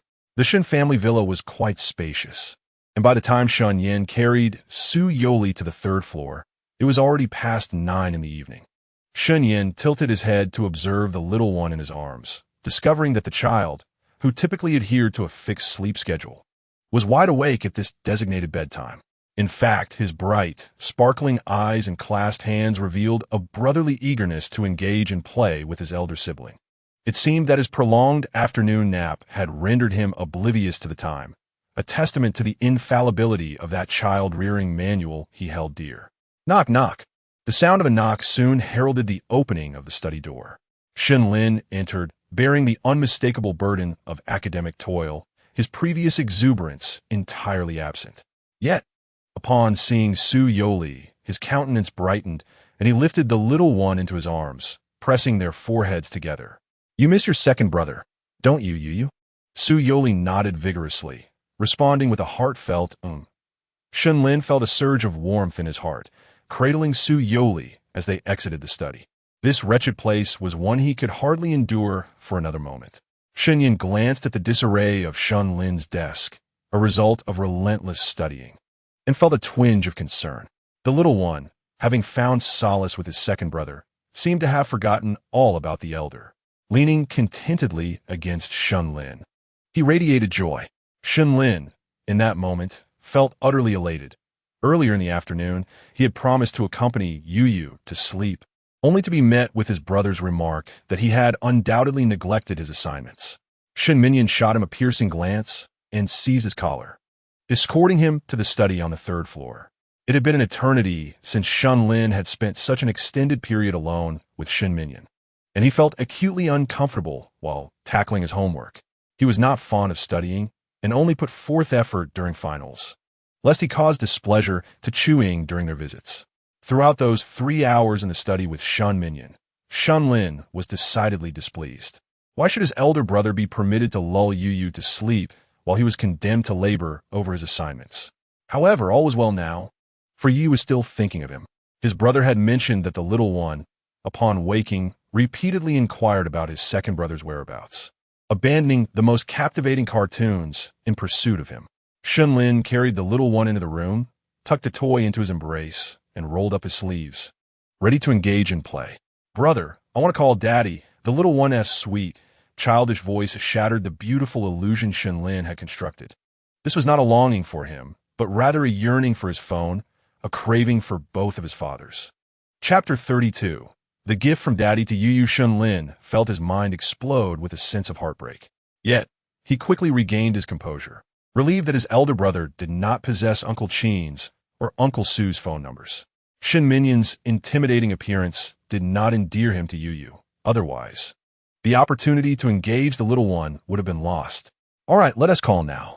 Youri visibly brightened, sitting excitedly on the carpet, his eyes sparkling with anticipation as Shin Lin retrieved his phone, his long eyelashes fluttering with excitement. On the first day apart from both fathers, technology afforded the separated child and his daddies the chance to connect, to express their longing for one another. On the other end of the line, Su Siwen gazed at the spacious, brightly lit place in which the little one now resided, the opulence evident even from a small glimpse. Two fathers felt assured that their decision was not erroneous. It was merely that upon seeing the adorable little face of their child, a wave of nostalgia bubbled forth like effervescence in soda. Youri, cradling his phone with both hands while being embraced by Shin Lin, pressed his round little face closely against the screen, articulating his words slowly yet with remarkable clarity. He told his fathers about a little brother named Tang he had met, as well as an older brother, and shared that he had played in the garden that day, where many delightful plants resided, though he was unaware of their names. Su Siwen offered a playful smile, feigning mystery as he said, "Baby, I have hidden a little gift for you in your small backpack. Can you find it?" "Gift?" The little one raised his hand excitedly, proclaiming, "Baby can find it." Su Yuli hopped down from Shun Lin's embrace, donned in his panda slippers, and dashed towards the cloakroom in search of the small backpack he had carried that day. Shun Lin greeted Su Siwen, then repositioned the camera to capture Su Yoli's back as he scurried away. What followed was a sight one could only witness in a television drama, a lavish cloakroom that was unexpectedly vast, larger than the entire second floor of the Su residence. To their astonishment, the wardrobes and furnishings were all tailored to the height of the little one. As Shun Lin, standing at 6 feet tall, stepped inside, he felt as if he had unwittingly entered a kingdom designed for a toddler. Meanwhile, Su Yoli had successfully located his small backpack. With a single tug, he retrieved it from the cabinet, plopping down eagerly to rummage through the surprise gift prepared by his father. Shun Lin, holding his phone to focus on the earnest little boy, curiously inquired, "Uncle Su, what gift did you prepare for Yu?" From a phone, Su Siwen's voice replied, "Oh, it's nothing much, just a craft I made for Yu earlier." Upon discovering the gift, the little one raised a beautifully wrapped book high with one hand, his face alight with excitement, reminiscent of a child who had just received a golden tome of martial arts secrets. "Let's unwrap it." The wrapping paper and ribbon, evidently crafted with care by his father, made Su Yoli apprehensive about damaging them, so he handed the gift to Shun Lin for assistance. Shun Lin dutifully removed the wrapping and ribbon with care, beads of sweat dotting his forehead as he presented the gift back to Su Yoli. "Thank you, brother." The gift was a book titled Plant Observation Notebook, its cover adorned with soft fabric, embossed with Su Yoli's own illustrations of various unknown grasses, flowers, and even mushrooms. Su Yoli continuously caressed the textured illustrations, recognizing them as his own artwork. "It's drawn by Yu," he exclaimed, proudly pointing to himself. Su Siwen chuckled, asking, "Do you like this gift, sweetheart?" "I like it." The little one nodded vigorously.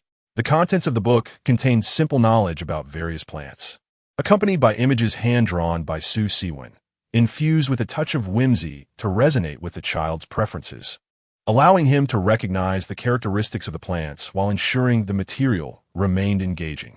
Each page of this handcrafted book was exquisite, entirely comprehensible to a 3-year-old child.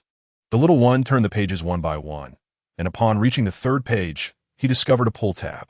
As he tugged at it with his tiny hands, an image appeared of Su Yoli joyfully running with a round object in the Su family garden. Wow! Su Yoli was utterly enamored with this gift.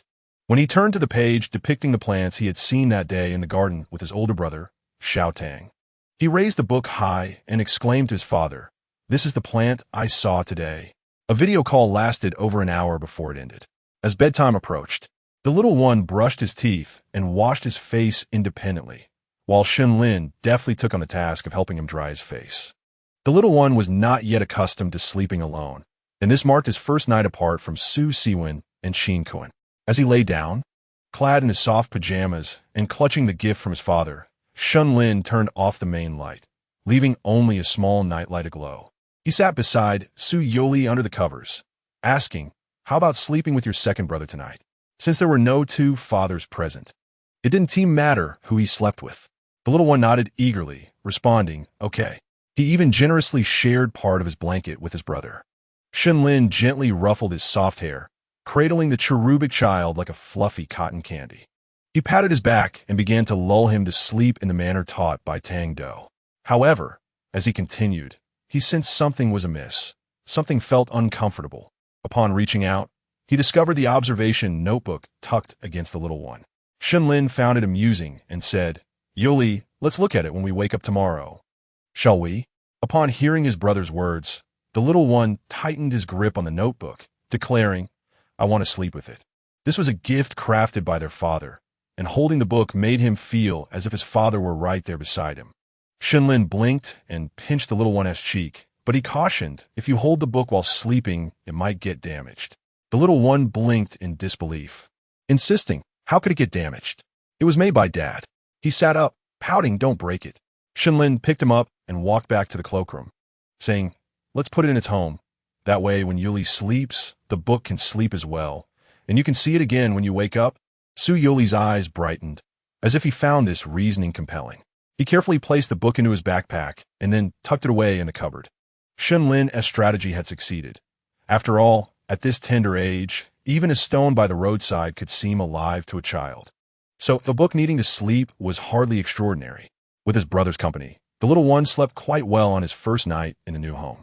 The next morning, Youri awoke with a cool belly, furrowing his brow in his dreams, and slowly opened his large eyes. Chapter 33. The eldest brother gets a haircut. Yin and Tang-Do knocked a few times on the door, but no one responded. So they decided to push the door open and enter. Upon entering, they found the little one curled up on the bed, while Lin, with his long limbs, was fast asleep, having stolen the blanket from his younger brother. Yin clenched his molars tightly, while Tang-Do swiftly darted to the bedside, retrieving a small blanket from the little sofa to cover the young one. The little one had always been an early riser since their time on Yinshui Street, and the commotion in the room had already roused him. Tang-Do, feeling a sense of urgency, quickly rubbed the little one's icy hands and feet to warm him up.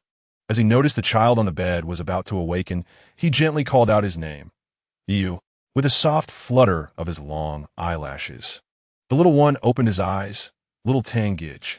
The early riser's voice was sweet and tender, and upon seeing a familiar face, he reached out for a hug. Tang-Do lifted him into his arms, sensing that the child was still somewhat chilly. Displeased, he cast a reproachful glance at Lin, who was still lost in slumber, and wrapped the small blanket around Youri, cradling him while moving about the room. Tang-Do refrained from scolding, but Yin, indifferent to the situation, slapped Lin on the forehead, startling him awake. "Why did you hit me, brother?" Lin groggily protested, covering his head. "Look at what you've done. How old are you to still be fighting Yu for the blanket? If Yu catches a cold, I won't forgive you." Yin threw a pillow at his forehead again. "You stole Yu's blanket yesterday." Lin sat up, clutching the stitched blanket draped over him, his hands over his head, letting out a lamenting cry. What he done last night? While Youri was being taken to the wardrobe by Tang-Do to pick out clothes, Yin, arms crossed, loftily proclaimed Lin's punishment. "You're no longer allowed to sleep with Yu." "Why not?" Lin jumped up from the bed. Yin pointed at the blanket. "Because you stole the blanket in your indescribable sleeping posture. I fear you might crush the 3-year-old in your sleep." Lin protested. "It's unfair. I never intended to steal Yu's blanket. I was just trying to soothe him to sleep." Yet, the truth remained that he had indeed taken Yu's blanket. Having grown accustomed to sleeping alone, some habits were indeed difficult to change. In the wardrobe, the little one, wrapped in a blanket and held by little Tangij, was ready to join Lin at the bedside. As soon as he approached, Lin knelt down, saying, "I'm sorry, Yu. I truly didn't mean to take your blanket." Tang-Do shot him a discreet glare as he set aside the blanket from the little one. Youri was already capable of changing his clothes, though his movements in unbuttoning his pajama top were a tad sluggish. "It's okay, brother," Youri replied. Lin was deeply touched and did not disrupt the little one's concentration on his buttons. Instead, he turned to his brother and asked, "Then who will sleep with Yu from now on?" Youri perked up his little ears. Yin huffed, as if it were obvious. "Of course, it will be me." As the young one finally unbuttoned his pajamas and changed into a new outfit, he turned his head at the sound, his big eyes blinking in surprise. "Is that all right, Yu?" Yin asked, his tone gentle as he looked at the child. Youri observed him with great seriousness for a while before crawling over to sit beside Lin, struggling to recognize whether the person before him was indeed his older brother. In his small world, his brother was a celestial being, adorned in flowing garments with large sleeves and long hair. Does Yu not recognize his brother anymore? Seeing the hesitation on his little face, Yin crouched down before the child. Youri shook his head, for he was well aware of his elder brother's ways. However, his elder brother was getting a haircut, wasn't he? Yin chuckled and clarified. "Yesterday, your brother was filming a movie and was wearing a wig." Youri nodded, uncertain if he truly comprehended the explanation. Time in Beicheng passed swiftly, and in the blink of an eye, Youri had been at the Shin residence for a week. The three members of the Shun family busied themselves with their respective endeavors. Some went to work, others to school, and the elder brother pursued his acting career. Consequently, the person Su Youri grew closest to was his daily companion, Brother Tang. Ever since he learned that Brother Tang's name was Tang-Do, he cherished this sweet-sounding brother even more. In the garden, Brother Tang was assisting the little one in identifying the various plants. Tang-Do held a meticulously crafted handmade book, and whenever Su Youri encountered an unfamiliar plant, he would excitedly call out, "Brother Tang." Many of the plants had simple descriptions contained within that book. Since his undergraduate days, Tang-Do had interacted with numerous children, and he understood that a child's world is pure and filled with the most beautiful things. Su Youri was such a child. Despite being merely 3 years old, he exhibited a focus that surpassed that of his peers, displaying a quiet demeanor and a remarkable ability to express himself. At times, he would become so engrossed in an activity that he could not respond to external distractions, lost in his own world. 3 years old, and already so wise. Tang-Do mused, observing the little one's furrowed brow as he concentrated, thinking he would indeed be well suited for scientific research. "Brother Tang, I'm a little itchy." The child tugged at Tang-Do's sleeve and said. Tang-Do quickly removed the child's hand from his face, noting the fair and tender skin and the slight redness at the corners of his eyes, although he had sprayed mosquito repellent on Su Youri before entering the garden. And the garden was maintained by professionals to ensure no harmful plants or insects lurked about. One could never be too cautious. With one hand, Tang-Do swiftly lifted the child and carried him back inside. Once he applied soothing ointment to the little one's face and confirmed that the redness was merely a result of him accidentally rubbing his eyes with muddy hands, Tang-Do felt a wave of relief. "Eyes are delicate. You must never touch them with dirty hands. Do you understand?" The child recognized he had caused Brother Tang some trouble and obediently replied, "I understand, Brother Tang." Su Youri's nap time was quite regular, and as Tang-Do sat by his bedside reading stories, he suddenly heard a rumbling noise from outside. This land belonged to the Shun group, which later developed it into a villa area. Naturally, the Shun family retained the majority for their own residence, while a portion of the villas was available for sale. Each villa was sufficiently spaced apart, ensuring no disturbances between them. Initially, Tang-Do presumed it was the staff tending to the villa area. Su Youri rubbed his eyes, sleepiness evident upon his face. Yet, the rumbling outside persisted, leaving him to wonder if they were unaware it was the young master's nap time. Tang-Do sent a message to the butler, requesting that the visitors arrive a bit later, as insufficient sleep could hinder a child's growth, and Youri was already shorter than his peers. The butler promptly replied, clarifying that it was not the servants of the Shun family at work, but rather that someone had moved into the villa across the way. Chapter 34. Youri pretending to sleep moving in? Tang-Do murmured, realizing there was little he could do. He cradled the drowsy little one and freed a hand to call Shun Minyan, hoping to have the child taken to his room on the 3rd floor for a nap. Shun Minyan suffered from severe neurosis, and his room was the most soundproof in the entire villa.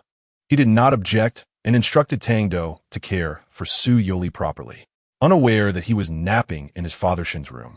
Su Youri awoke to the enveloping darkness, instinctively feeling a twinge of fear. Naturally, Shun Minyan's room lacked any night lights. Fortunately, when Tang-Do had brought him up, he had also brought along Youri's Stitch toy. The little one, clutching his Stitch, donned his slippers and pushed open the balcony door to peer down below. At the entrance of the Shun residence, a cheerful young man was holding a child's hand, conversing with Tang-Do and the butler. "I sincerely apologize for interrupting your rest at noon," he said with a smile. "This is a gift we prepared for you. Please accept it." Tang-Do shook his head, assuring him it was no trouble, explaining that they had a little one at home who needed a midday nap. In essence, he hoped such interruptions would not become a regular occurrence. However, the young man at the door seemed entirely oblivious to the underlying message in Tang-Do's words and instead appeared genuinely delighted. "Really? How fortuitous. We also have a child at home."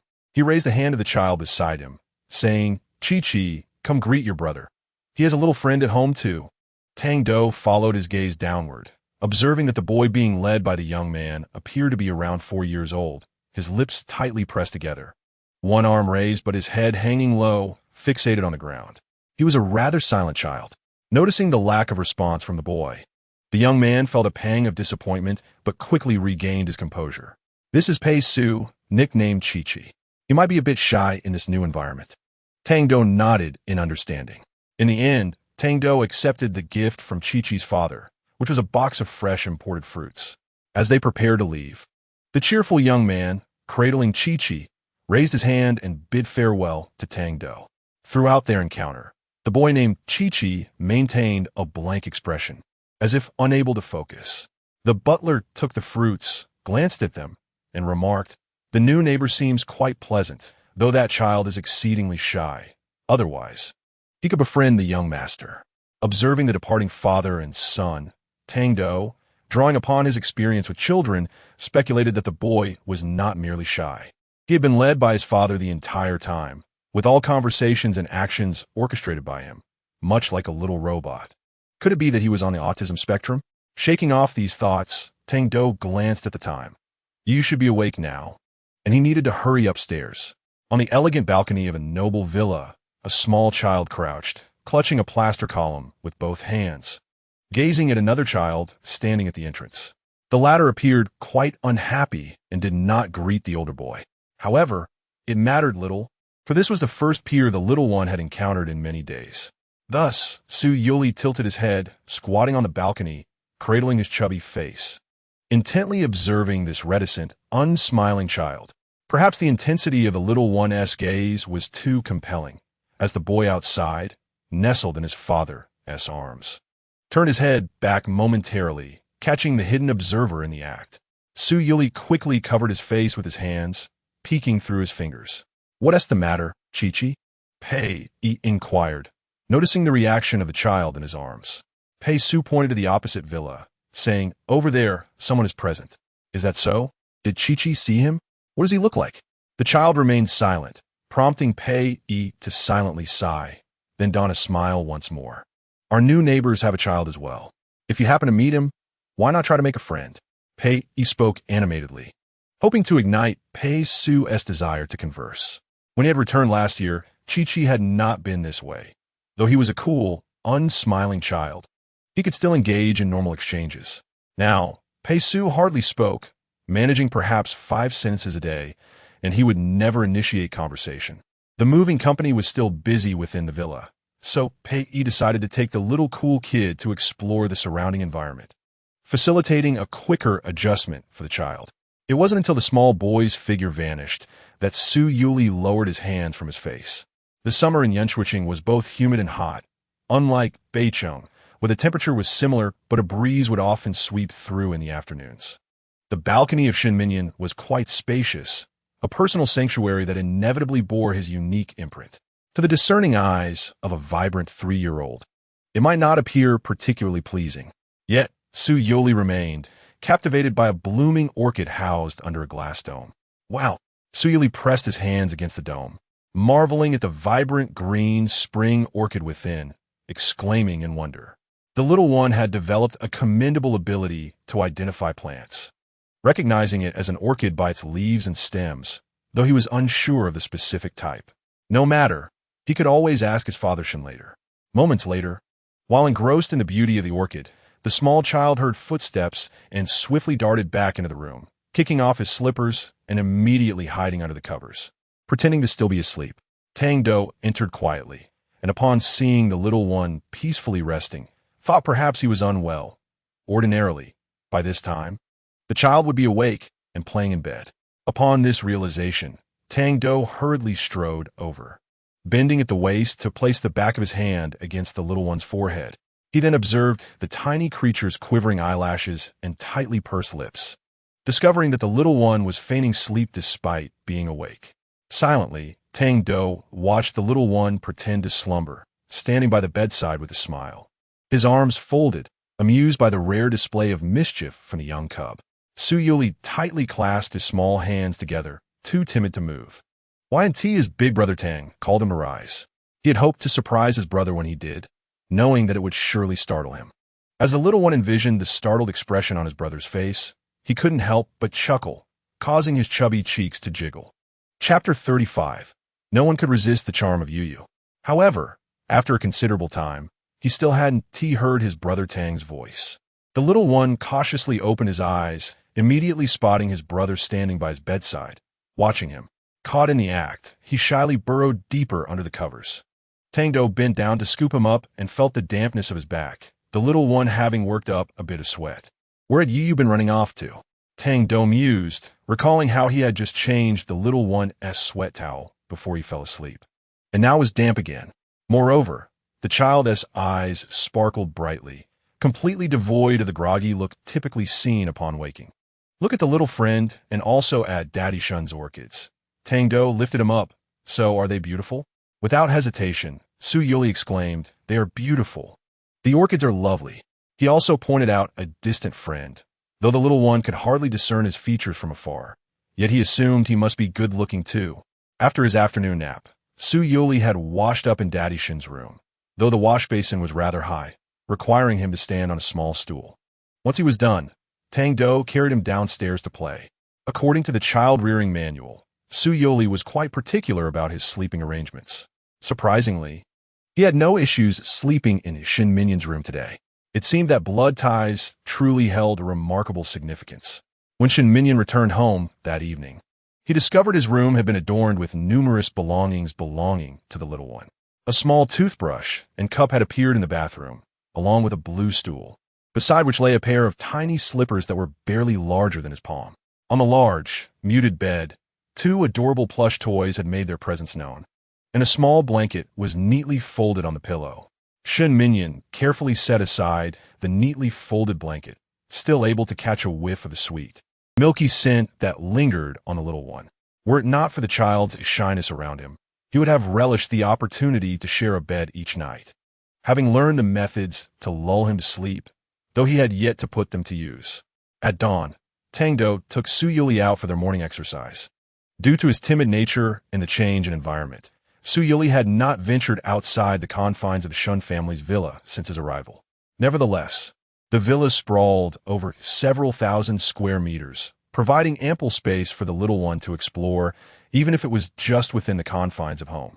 The medical team from the Shun family arrived at Youri's residence the day after his return, equipped with various instruments to conduct a thorough physical examination, alongside a more precise paternity test. The results revealed that Youri, at just over 3 years of age, exhibited significant skeletal development lag compared to his peers. Reflecting on the accounts provided by Su Siwin and Chin Kun, it became evident that Youri had been abandoned by malevolent individuals in a refuse bin, which likely had detrimental effects on his health during that critical period. The Shun family gazed affectionately at the little boy cradled in Tang-Do's arms, munching on a small apple while intently watching animated cartoons.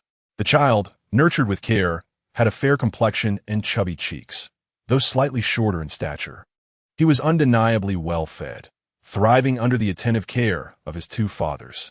The medical team recommended interventions through dietary adjustments and moderate exercise for Youri, such as consuming more fish and shrimp, engaging in physical activities, and spending ample time in nature. During his time on Yinshui Street, Youri had been accustomed to rising early alongside Kun, making early mornings a mere routine rather than a chore, unlike many other children. Now, as he followed his father Shun to the door, he watched his father and older brother Shenlin depart, standing at the entrance with a gaze fixed on the horizon. Suddenly, a vibrant figure appeared, prompting the little one to release the hand of the butler and dash forward, calling out in his sweet, childish voice, "Little Tang-Gij."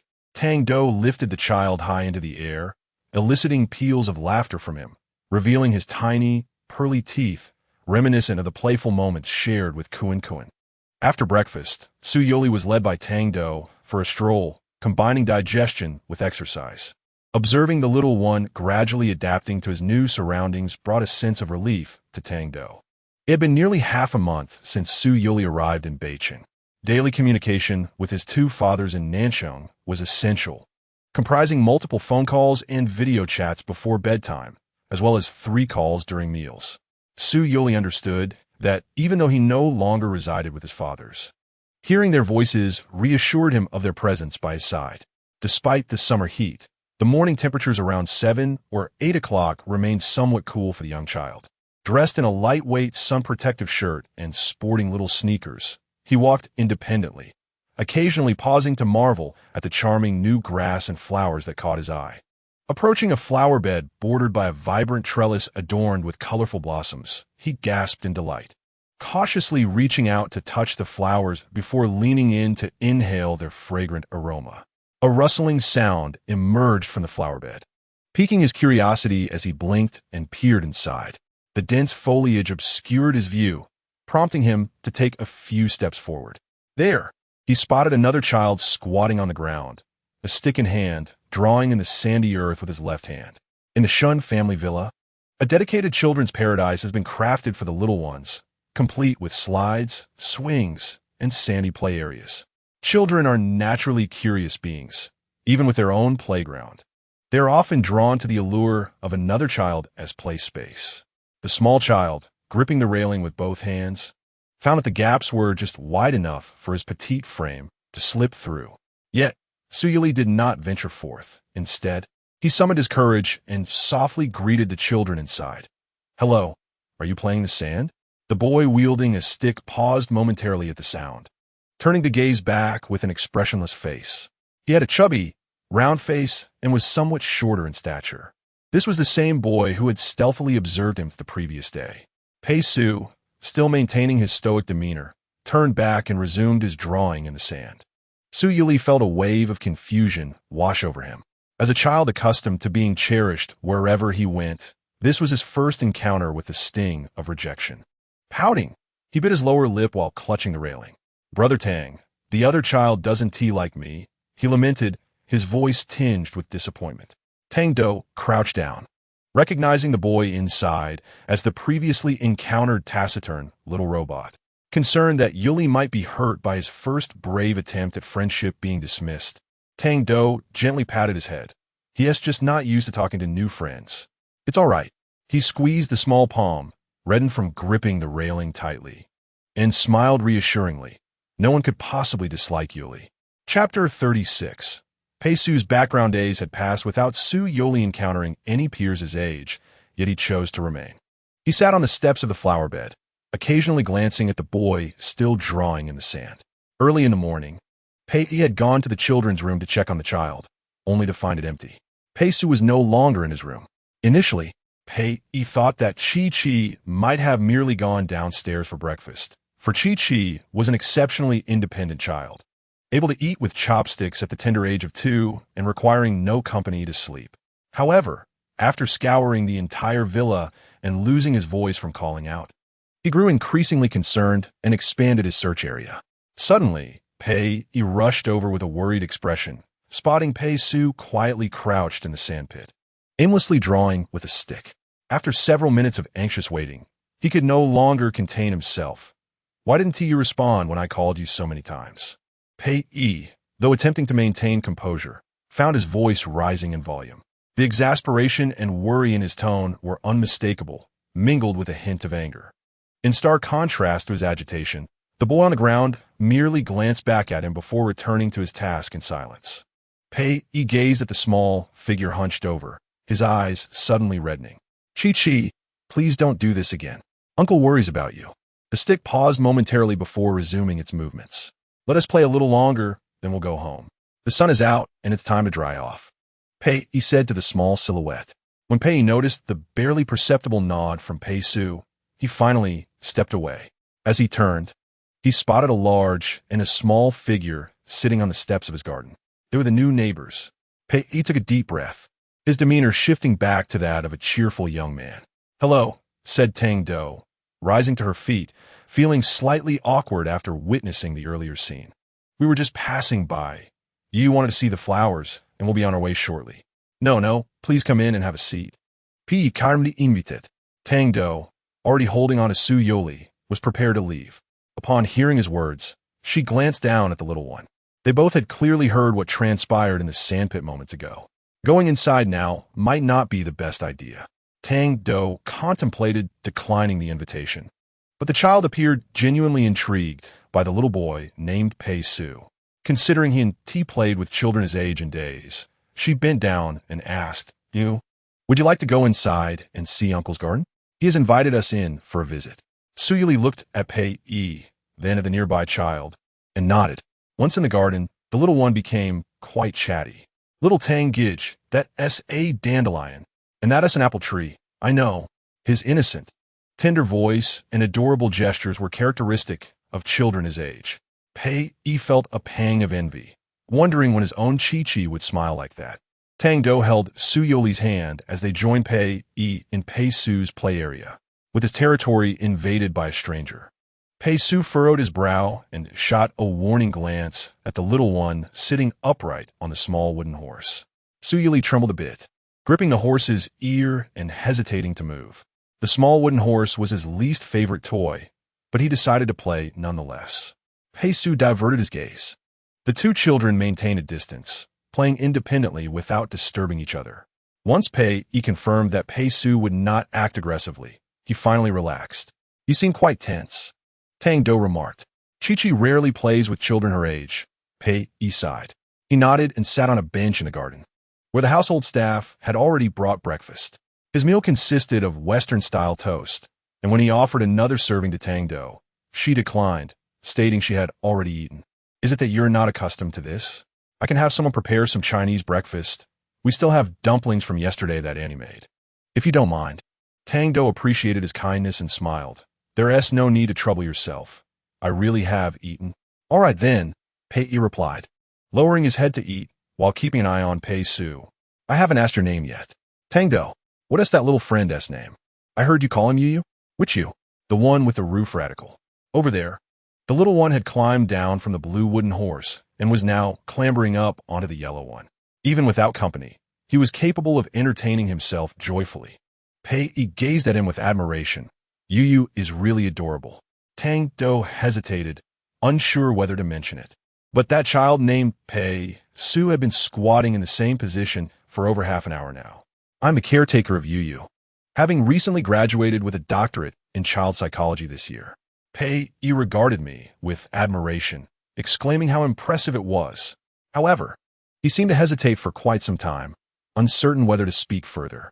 It was evident that Pei was a kind-hearted individual, albeit lacking in experience with children. Or perhaps Pei-Su simply refused to accept care from others. Despite the sweltering heat, he was clad in a thick black long-sleeved shirt and trousers. "I hope you do not find my suggestion presumptuous, but given Chi-Chi's situation, have you considered taking him to consult a psychologist?" Pei stiffened momentarily, his posture straightening as he struggled to articulate his thoughts. "So you noticed?" His gaze drifted to the motionless Pei Chi-Chi, and when he spoke again, his tone was heavy with emotion. "Chi-Chi is my nephew. My brother passed away in a car accident 6 months ago. After his death, Chi-Chi's mother quickly formed a new family, and they prohibited her from taking the child with her, so she placed him in a full-time kindergarten." Tang-Do, surprised by the revelation of little Chi-Chi's background, regarded the lonely boy with a newfound empathy. He was a man of keen sensitivity, and upon learning of Chi-Chi's circumstances, his heart ached for the child. "My brother's passing was kept a secret from me by his mother. 2 months ago, after finishing my work abroad, I intended to return home to see my brother and Chi-Chi, only to find my brother's gravestone awaiting me, with my nephew nowhere to be found." Fueled by anger, Pei sought out Chi-Chi's mother's residence, and fearing he would escalate matters, she reluctantly revealed the address of the kindergarten where Chi-Chi was enrolled. Reflecting on such painful memories undoubtedly reopened wounds that had only begun to heal. Pei would never forget the day he found Chi-Chi. The children at the full-time kindergarten were predominantly from families where parents were occupied, lacking the support of elderly relatives, and facing financial constraints that prevented them from hiring nannies or caregivers, thus leading them to enroll their children there. Initially, the teachers were quite attentive, ensuring the children were well cared for. Knowing that parents often felt uneasy during the first 2 weeks of enrollment, they would send videos of the children playing and eating to bolster parental confidence. Chapter 37. A great temper. Few parents were prompt in replying after receiving updates about their children. On the very first day, Chi-Chi's mother dropped him off. She paid a year's tuition and never returned to the kindergarten to check on him. With a parent so indifferent, how could the teachers possibly show him any kindness? Chi-Chi had always been a rather quiet child, failing to endear himself to the teachers. Initially, when snacks were distributed, the teachers would deliberately omit him, leaving out an apple or a bottle of milk. After several such instances confirmed that Pei-su would not cause a scene, they simply chose to overlook him during snack time. As his mother showed no concern, never sending a single message to the teachers, eventually, he was excluded from breakfast milk and lunch chicken wings as well. His bed had been moved by the teacher to the coldest corner of the room, and his little pillow and blanket were the dirtiest, as the teacher neglected to wash them each week. Once a clean and tidy child, Pei-chi had become a little dirty boy, and the other children no longer wished to play with him. Over time, Pei-su, who was naturally quiet, became the dirty child that neither the teachers nor his classmates favored in the kindergarten. Pei vividly remembered the day he rushed to the kindergarten. Finding Pei-su squatting in the sandbox with a broken plastic bucket at his feet, his hands covered in dirt as he clutched a small shovel. When Pei-chi heard the sound and turned around, his face and neck were surprisingly clean. His dark, expressive eyes flickered with life upon seeing Pei, and he softly called out, "Uncle." Pei rushed over and embraced his frail body tightly. As he drew near, he could detect the faint scent of sweat lingering on Chi-chi. At the tender age of 4, even a child who sought independence could only achieve so much. Pei-su cherished cleanliness. When the teacher failed to assist him, he resorted to washing his face and bathing by himself. However, he could not thoroughly clean his clothes and could only mimic the teacher's actions, soaking the garments in water and then laboriously laying them out to dry before wearing them again. He understood that his mother had abandoned him. He had become an unwanted orphan. Upon hearing this, Tang-do felt an overwhelming indignation. How could they do this? It's simply outrageous. Pei's voice trembled as he replied. Chi-chi endured that place for over 4 months. I have failed him. I have failed my brother. The death of his brother was an excruciating trauma for Pei-su, and it was no less painful for Pei.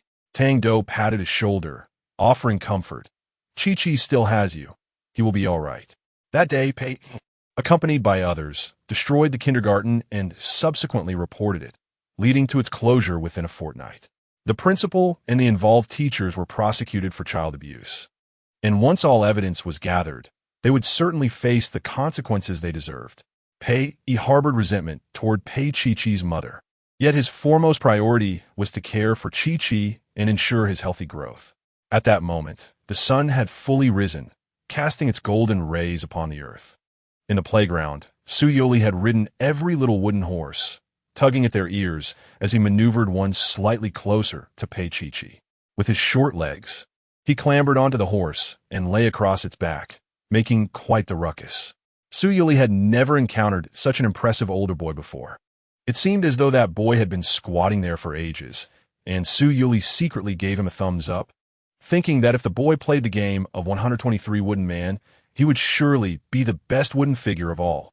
With this thought, Youri gently swayed his legs on the wooden horse and let out a soft, delighted giggle. Naturally, Pei-chi heard the noise. This little one not only rode his horse, but also laughed at him in his own territory. Pei-chi cast a cold glance in his direction. The little one, startled by the sudden gaze, covered his mouth and blinked his eyes in surprise. Was the older boy angry? Youri glanced helplessly towards Brother Tang, who appeared to be quite occupied. The little figure clambered down from the wooden horse, gingerly attempting to approach. After just a few steps, however, the child seemed to be overwhelmed by the aura emanating from Pei-chi, rendering him hesitant to advance further. "I'm sorry, big brother," came a voice laden with regret, reaching Pei-chi's ears as he clutched the small wooden stick in his hand. In the blink of an eye, a soft, curly-haired child stood in the sandpit, seemingly frightened of him. Pei-chi recalled his days in kindergarten, where other children would often snatch away his belongings. Even a small stone could be taken from him.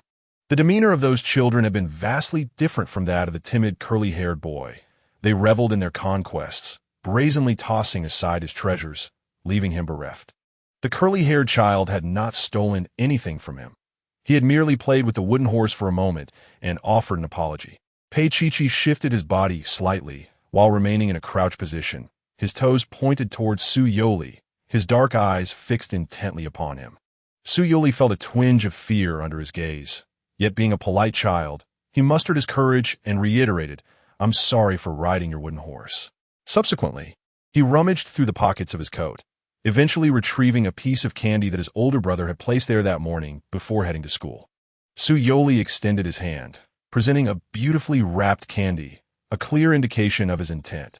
Children often reconcile by exchanging sweets. Pei-Chi pressed his lips together, tilting his head in confusion, seemingly unable to comprehend what the curly-haired boy desired. Was he asking him to unwrap the candy? He turned his head away, unwilling to assist. Youri's arms began to ache. The older boy had not accepted the candy and seemed to remain upset. The little one, inexperienced in navigating such social dilemmas, felt his face flush with anxiety, the wrapper crinkling in his grasp. Just as he contemplated taking a step forward, he discovered his feet were immobilized.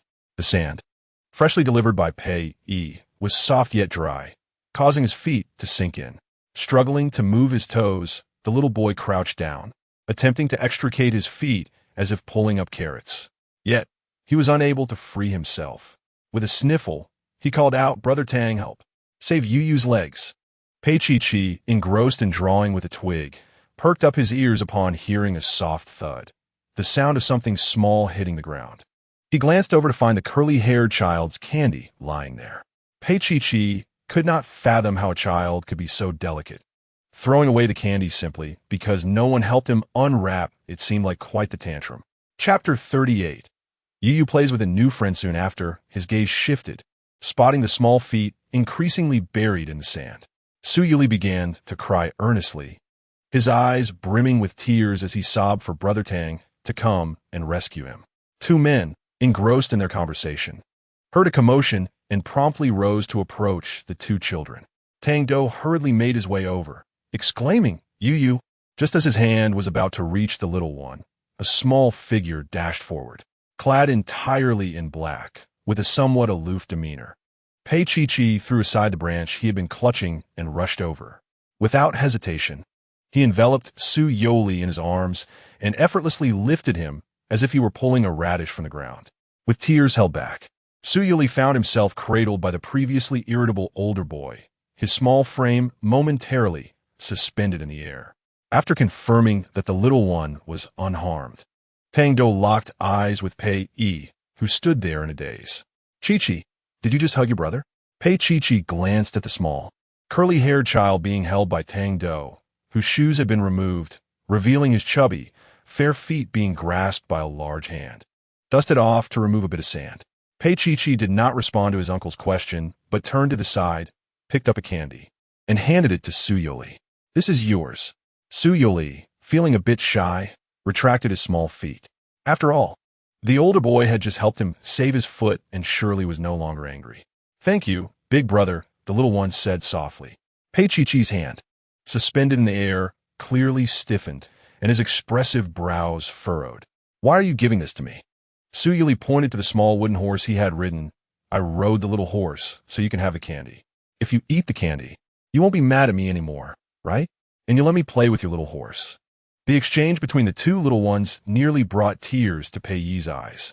He had almost forgotten the last time Chi-Chi had spoken to peers his age.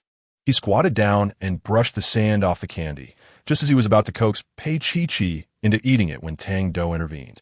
"It fell on the ground. You can't eat it." Before the words had fully left his mouth, Pei-Chi, who had seemed indifferent moments ago, opened his mouth wide and devoured the candy in one bite. Tang-Do, though concerned, found no fault in it. After all, despite having been on the ground, the candy was still clean once unwrapped. Disapproving of Pei's parenting style, Tang-Do spoke with a serious tone. Ultimately, it was on the ground. "What are bacteria?"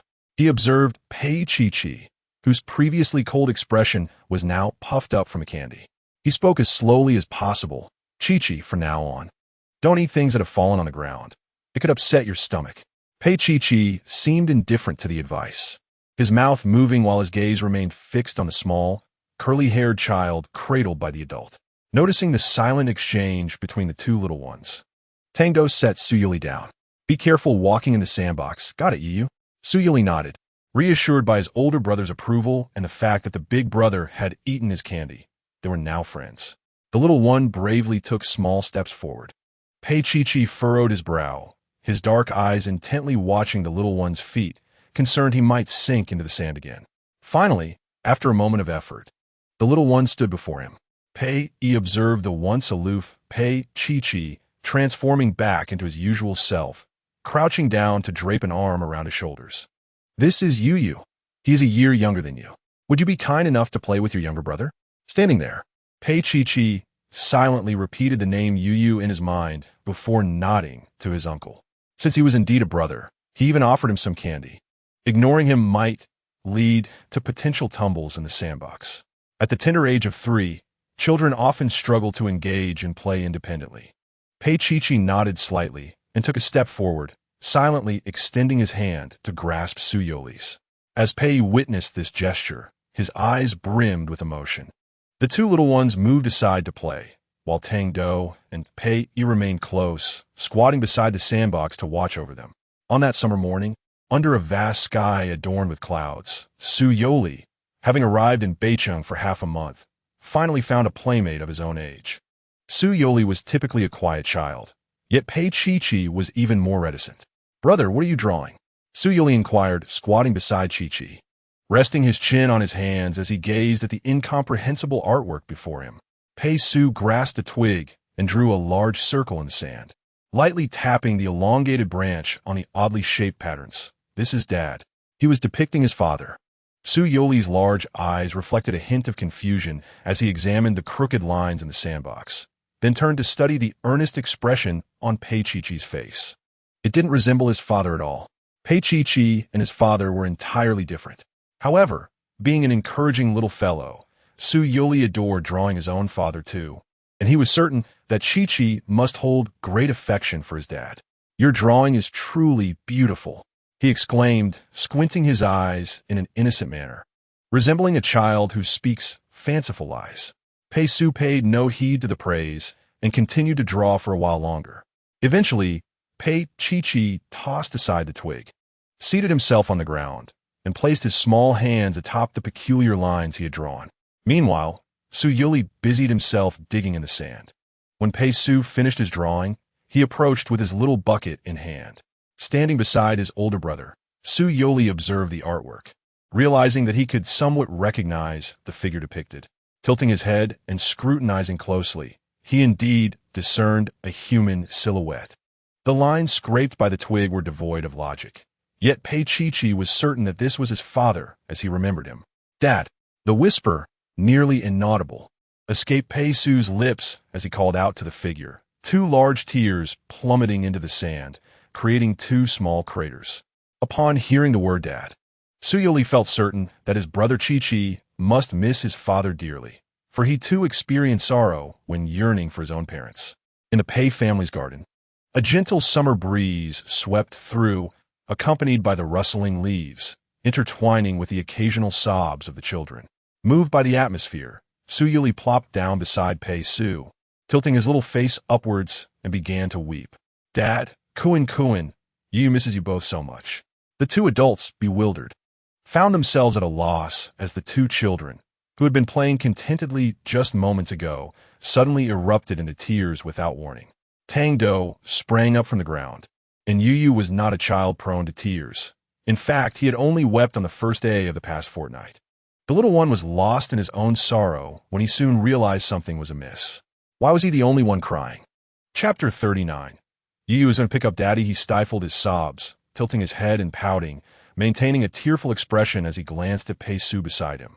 Pei was not devoid of tears. He merely cried in silence. With an impassive expression, he gazed at his drawing, tears cascading down his cheeks. It was safe to say he was in a state of weeping profusely. The little one had never witnessed such a dashing way of crying, and he was momentarily mesmerized. How impressive! When Youri's cries subsided, he focused intently on Pei Chi's striking display of tears, only to be noticed by Pei Chi. The aloof boy swiftly turned his head, vigorously wiping away his tears. "What are you looking at?" Pei asked sternly after he had dried his eyes. Youri, undeterred by the boy's fierce demeanor, recalled his previous experience and believed that Pei was not truly menacing. A single candy would surely placate him. The little one, with his long eyelashes clumped together by tears, softly inquired, "Brother, you miss your daddy, don't you?" As he blinked, a sense of urgency washed over him. He raised his small, muddy hand, preparing to rub his face, but before his hand could reach his cheeks, it was gently seized. "Your hands are dirty. Don't rub your eyes." Pei Su's voice carried a hint of sternness, yet his touch was gentle. He retrieved a moist tissue from his pocket and delicately cleaned the little one's face. "Thank you, brother," the grateful child replied in a soft tone.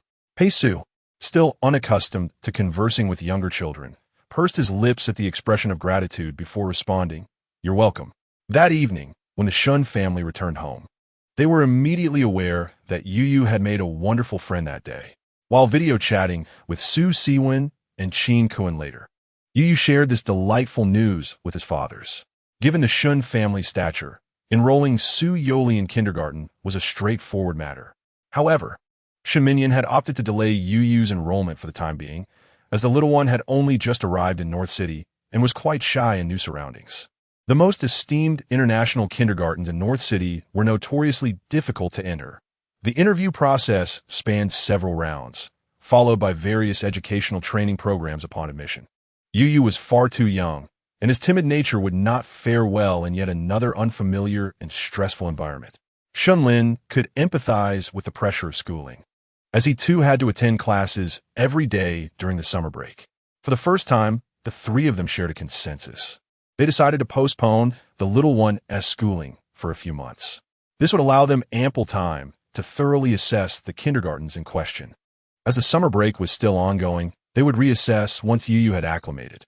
Upon learning that Yu had befriended a peer, everyone expressed their support and encouraged him to invite his friend over for a visit.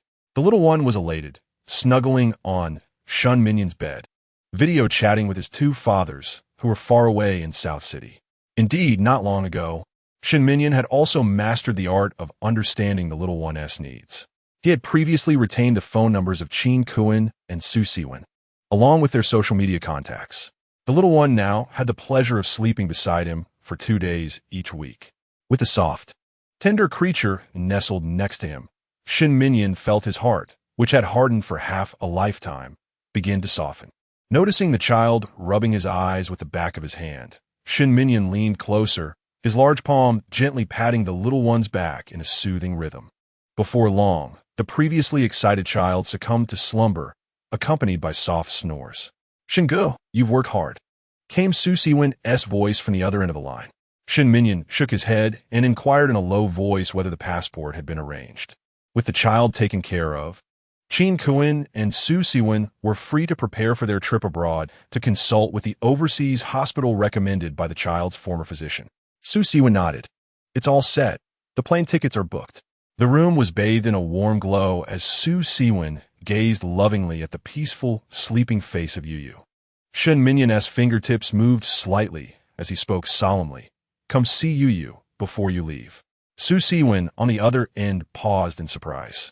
He and Qin Kuan had indeed contemplated this, but now that Yu had a home of his own, their sudden request might stir unnecessary thoughts in the Shen family. Qin Kuan was equally taken aback by Shen Minyan's initiative, his handsome features softening as he expressed his gratitude. "Thank you, Shingu." Having occupied a position of authority for so long, Shen Minyan had heard countless expressions of thanks, yet never had he felt so unworthy of such gratitude. The room fell into silence, and after a brief cough, Shen Minyan concluded the call, reminding, "Remember to send me the flight details." Su Siwen hesitated, glancing at Su Yuan's eye, who was leaning against his trousers, before ending the call. It was perhaps best to send a message. Discussing such matters over the phone felt rather awkward. The following morning, as the little one rubbed his eyes while being cradled by his father for morning routines, he received delightful news. His dads were coming to visit him. Overjoyed, he tugged at Shen Minyan's sleeve, insisting on calling Kuan Kuan. Shen Minyan teased, "Why not call your little daddy?" He recalled that Yu seemed to be more attached to Su Siwen. After brushing his teeth and flashing a bright smile, showcasing his neat little teeth, the child answered, "Because little daddy likes to sleep in." Shen Minyan chuckled, and upon making the call, he confirmed that Su Siwen was indeed still asleep. The little one received the exciting news from Kuan Kuan learning that his dads would arrive in Beicheng in just 2 days. Youri was so elated he jumped up in the cloakroom. Qin Kun, playfully tapping the screen with his fingertip, said mysteriously, "There is also a special gift for Yu on that day." Youri's eyes sparkled with curiosity. "What is the gift?" Qin Kun waggled his index finger. "If I tell you, it won't be a surprise anymore." "All right then." The next 2 days passed in eager anticipation for Youri, who constantly chattered about how his two dads were coming to see him and that they had prepared a surprise gift. In the course of a single day, the two young masters of the Shun family, along with the housekeeper and even the siblings tending to the garden, became aware that the two adoptive fathers of the little master would soon be visiting. The Shun family held profound admiration for these two benefactors, who had rescued the little master from a garbage bin and nurtured him with utmost care for over 3 years, treating him as if he were their own son. Without needing reminders from the housekeeper, the servants increased their diligence in cleaning and polishing, while the chefs meticulously crafted several menus for the eldest master, Shenyan, to approve. On the morning of the flight, Youri rose half an hour earlier than usual. Sitting up, he playfully pinched his elder brother's nose, cupping his hands around his mouth, and in a sweet, childish tone exclaimed, "Brother, wake up. Yu is going to pick up Daddy."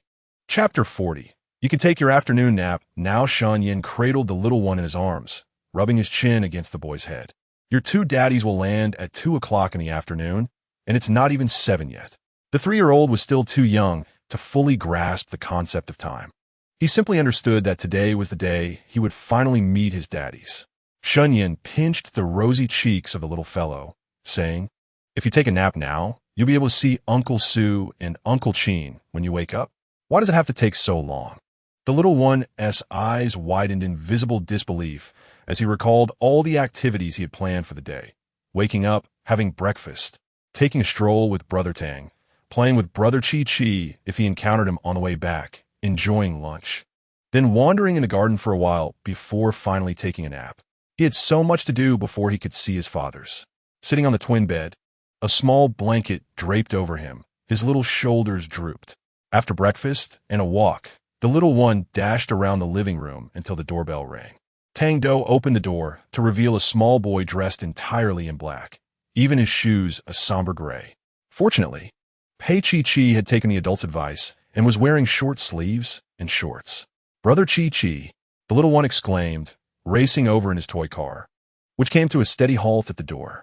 Youri struck a charming pose and extended his little hand toward the upright Pei Chi. Upon receiving approval from the adults, Pei Chi stepped up to sit in the passenger seat of Youri's car. The little one's driving posture was far from conventional, his hands twisting the steering wheel haphazardly. Having previously received some rudimentary car knowledge from his father, Pei Chi wanted to instruct his younger brother on how to properly steer, but found himself rendered speechless by the proud expression on his face. Pei Chi silently raised his hand, gripping the handle beside the seat with all his might. His little face reflected a fearless determination. He thought to himself that even if they crashed, he would not harbor any grievances against the adorable Yu. As the toy car zoomed away with a whir, Pei Chi was astonished to discover that despite the chaotic steering, the car maintained a smooth speed and a straight path. Could it be that Yu possessed magical powers? Until he saw his elder brother Shenlin lounging on the sofa with his feet propped up and a white remote control in hand. He finally comprehended that it was not Yu who was driving the car. With a sigh, Pei Chi released her small grip on the handle and, in a casual manner, took hold of Youri's hand. After aimlessly driving for a while, Youri grew weary. Consequently, he activated the automatic mode. Indeed, his vehicle had the capability to drive itself. He had discovered this on the very first day he drove the little sports car. The little fellow rubbed his hands, slightly sore from driving, and with a hint of disappointment, said to Chi, "Brother Chi, it will be a long time before I can see my daddy." Pei Chi had heard him mention this for 2 days now. After all, his two daddies were coming to see him today. How could it possibly take long? The elder brother had mentioned that he needed to take a nap before he could see them. However, there was still a considerable time before the nap. Pei Chi blinked, his clever mind suddenly igniting with an idea. He leaned closer and whispered, "You could take a nap right now." "All right," Youri exclaimed. his mouth agape in admiration as he gazed at Pei Chi-Chi. "You are so clever, Brother Chi-Chi." A minute later, Su Youri parked the little sports car and announced loudly to the adults in the living room, "I'm going to take a nap now." Pei Su stood beside Su Youri, their small hands tightly clasped together. The clock in the living room indicated that it was still not yet 11 o'clock. Su Youri usually napped between 12 and 12:30. Qin Kuan and Su Suan would arrive in Beicheng at 2:10 in the afternoon, and by then, the little fellow might still be lost in slumber. Shen Minyan had no intention of taking Su Youri to the airport to greet them, as it would be too exhausting to go back and forth. Yet now, the little one's upturned face, adorned with a radiant smile and an expression devoid of worry, suggested that even if he wished for the stars in the sky, his brother and daddy could pluck them down for him. Everyone understood that his words were merely a means to expedite his meeting with Su Siwen and Qin Kuan. The atmosphere in the room was hardly silent before they acquiesced to Su Youri's request. Shun Yin lifted him from the ground, resting the little one's head on his shoulder, saying, "Then sleep, and when you wake, you will see Uncle Qin and Uncle Su." The little fellow quickly grabbed onto his elder brother's shoulder and firmly closed his eyes, watching the little one peacefully drifting into slumber. Pei Su's lips curled into a gentle smile. His approach had indeed been beneficial for Yu. Su Youri's background was no secret.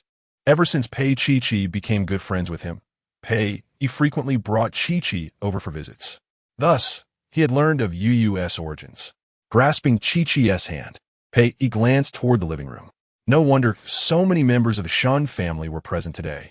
It turned out that Yu's two foster fathers were coming over. The little fellow rested on his elder brother's shoulder. He had initially felt no fatigue, occasionally stealing peeks with one eye at his second brother. With Shun Yin gently patting his back, it took less than 5 minutes for the little one to fall asleep. The little fellow, who napped early, also woke up early. When he groggily climbed out of bed, his small head turned this way and that, but he could not find any trace of his two daddies. Su Youri pouted his little face, feeling wronged as he pinched Stitch's ear, softly calling out for his father. Tang-Do pushed open the door, and upon seeing the little one who had already awakened, smiled and brought in the clothes he needed to wear. "Did you sleep well, Yu?" Su Youri pouted his lips in response, remaining silent. "Once you get dressed, we can go downstairs to have breakfast, and then head to the airport to pick up your fathers, all right?" Sitting up from the bed, Su Youri exclaimed, "Let's go pick up Daddy." Tang-Do handed him a short-sleeved shirt, shorts, a pair of little sandals, and a sun hat adorned with a panda design. Also retrieving a small travel backpack from the wardrobe. "That's right," he said, filled with joy. Su Youri slid off the edge of the bed and hurriedly ran over to take the clothes from his older brother, Tang-Do, eager to dress himself. Tang-Do chuckled at the little one's speed, noting that he had likely broken his record for getting dressed. Dressed and ready, Su Youri donned his little backpack, puffed out his chest proudly, and took his older brother's hand as they made their way downstairs for breakfast. With everything prepared, the entire Shun family set out, for none wished to be apart from Yu. Thus, Shen Minyan instructed the driver to take out the Cadillac limousine that had been gathering dust in the garage since its purchase. The little one sat next to his older brother, Tang-Do, bubbling with excitement like a student on a spring outing, his small hands frequently touching his backpack. Chapter 41. Daddy, Yu misses you so much. Shenlin teased, "Let me see what's inside." He leaned forward to peek into the little backpack. Su Youri immediately shielded it, declaring, "No, second brother can't look." Shenlin feigned a hurt expression, rubbing his eyes as if on the verge of tears. Yu doesn't love second brother anymore. Seeing his brother distressed, the little one grew anxious, gently patting Shenlin's head. "Second brother, don't cry," Shenlin exclaimed. "Then show me what treasures are in your backpack." Su Youri blinked and tightly grasped the edge of the backpack, for it contained gifts for Kuan Kuan and his little daddy. "It's a gift for my daddies," he said. Seated in front of the little one, Shen Minyan could no longer contain himself and playfully tapped Shenlin on the head. "Ouch!" Shenlin yelped, cradling his head. Shen Yan and Tang-Do chuckled as the car slowly exited the villa area, the atmosphere warm and inviting. Halfway through the journey, Su Youri could not resist leaning his head against Shenlin's shoulder, sleepiness overtaking him. "What's in Yu's backpack?" Shen Yan, curious, leaned in to quietly ask Tang-Do. Tang-Do smiled, recalling the little one's hidden treasure, his eyes crinkling with amusement. Oh, it's just the blueberry tarts he secretly hid this morning. The chef in the Shun household was renowned for his culinary skills, particularly when it came to desserts, which were crafted by a dedicated pastry chef. The little one had devoured 2 blueberry tarts, finding them utterly delightful. Out of a total of 8, he had eaten 2, leaving 6 behind. Shenlin had also eaten 2, while Shunyan had not eaten anything the previous night due to filming, and Shenminyan abstained from sweets. Thus, the little one discreetly tucked 4 tarts in his pocket. When Tang-Do arrived for work, he witnessed this scene, with the little one triumphantly hiding away the tarts, patting his pockets with glee. He wore an expression of utmost satisfaction, oblivious to the fact that the enticing aroma of egg tarts had already betrayed him. Ultimately, the butler, fearing that the delicacies might spoil in the little master's pocket, thoughtfully procured a packaging box and personally assisted in placing the egg tarts into the child's small backpack. Youri, having prepared delightful gifts for his fathers, was overjoyed, his voice sweetly chiming, "Thank you, Grandpa Butler." It turned out to be egg tarts, which made Shun Yin chuckle lightly. Not only were there egg tarts, but the little one's backpack also contained numerous treasures, beautiful leaves collected from the garden and his favorite small toys, all intended as gifts for his fathers. The family arrived at the airport just in time, with mere moments before the airplane's landing. Sunlight streamed through the lofty floor-to-ceiling windows, casting a warm glow over the bustling airport hall. Passengers hurried past, and Youri, cradled by his older brother, gazed wide-eyed in wonder. Shenlin held up a sign that read, "Welcome Qin Kuan and Su Siwen." The family, tall and elegant, drew the attention of passers-by. At the center stood a man of slightly older age, his dark hair slicked back, revealing sharp brows and eyes that commanded respect without a word.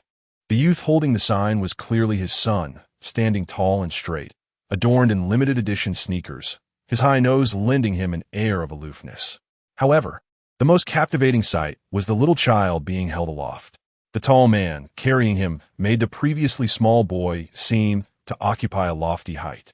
He appeared to be around 2 or 3 years old, with rosy lips and pearly teeth, reminiscent of the cheerful New Year dolls hung on walls. His chubby cheeks were soft and white, resembling a pudding that would jiggle when turned out. Onlookers were astonished that such a tiny child was completely composed. Contentedly nestled in his parents' embrace, his large, cat-like eyes fixated on the arrival area. At that moment, Youri was entirely oblivious to the murmurs of those around him. His heart was solely occupied by thoughts of his 2 fathers. That child is truly handsome, with such long eyelashes. The genes must be exceptional. The whispers of the crowd reached Shenminyan, who twitched his ears slightly, a barely perceptible smile gracing his lips. "You come to me." Youri didn't even glance at his father, his head remaining still as he leaned his body, only to be caught by a pair of large hands. Throughout their time together, Youri had gradually lost the fear he initially felt towards Shenminyan, and thus he did not resist when he was lifted away.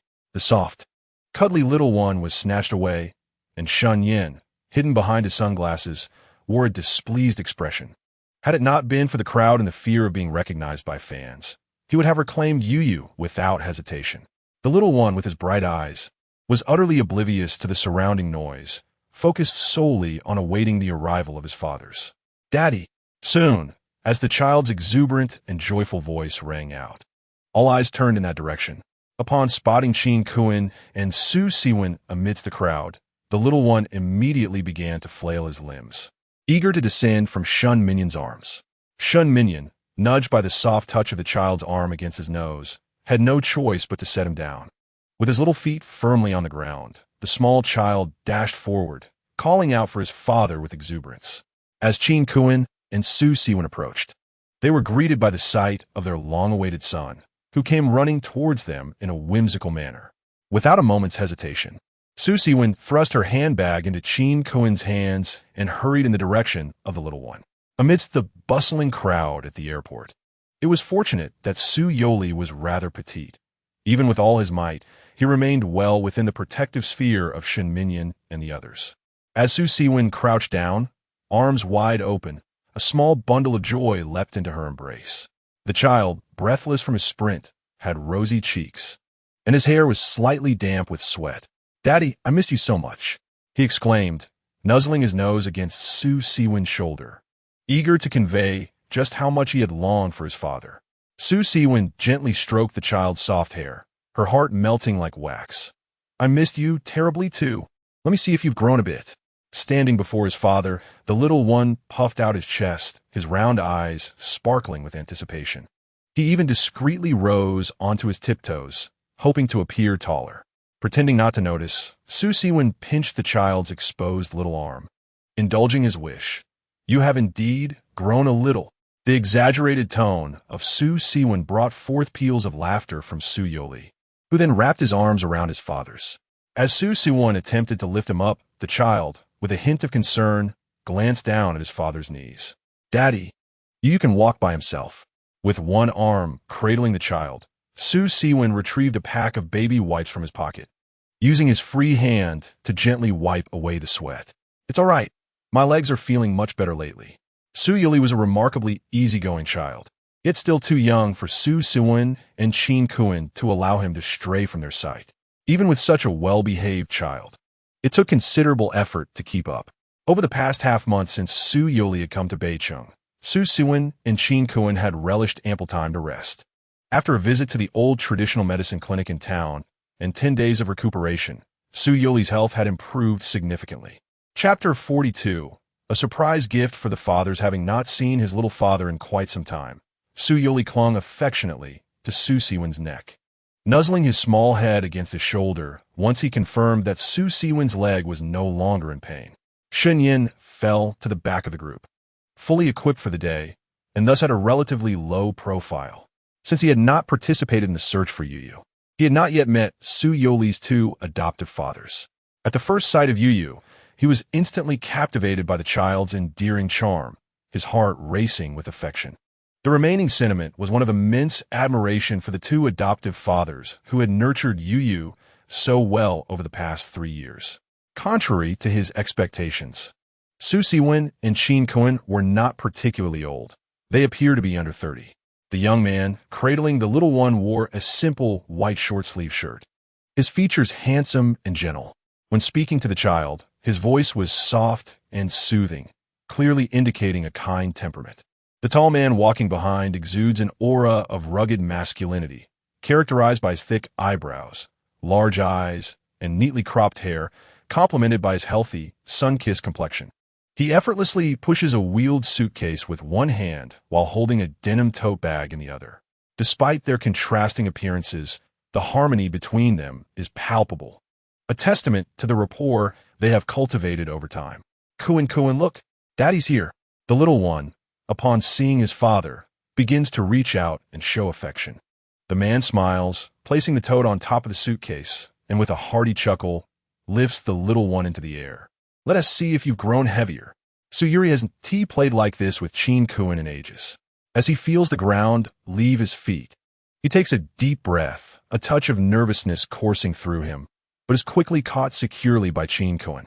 Watching Chin Kuan toss his son, Shen Minyon's heart races, prompting him to instinctively step forward, arms outstretched protectively around Su Youri. After Chin Kuan, Su Siwon and the little one share a moment of affection, everyone else approaches to greet them. Just as they turn to head back to the car, Su Siwon calls out, "We brought a present for Yu." "What kind of present? Is this the right time for such a thing?" Su Youri claps his hands in excitement. "I have a gift for Daddy too, Brother Tang." Tang Do passes the little one's backpack to him. Su Youri eagerly unzips it and retrieves a blueberry tart packaged in a box. "Daddy, here's your gift." The little one presents it with both hands. Chin Kuan is the first to show enthusiasm, feigning surprise. "How did you know that Daddy wanted to eat tarts?" He opens the box and takes one, popping it into his mouth and savoring it with delight. The joy in seeing their fathers enjoy his gift makes Su Youri beam with happiness, prompting him to hastily reveal the other treasures from his backpack. Shenlin even spots the small crayons he had bought for the little one just days prior.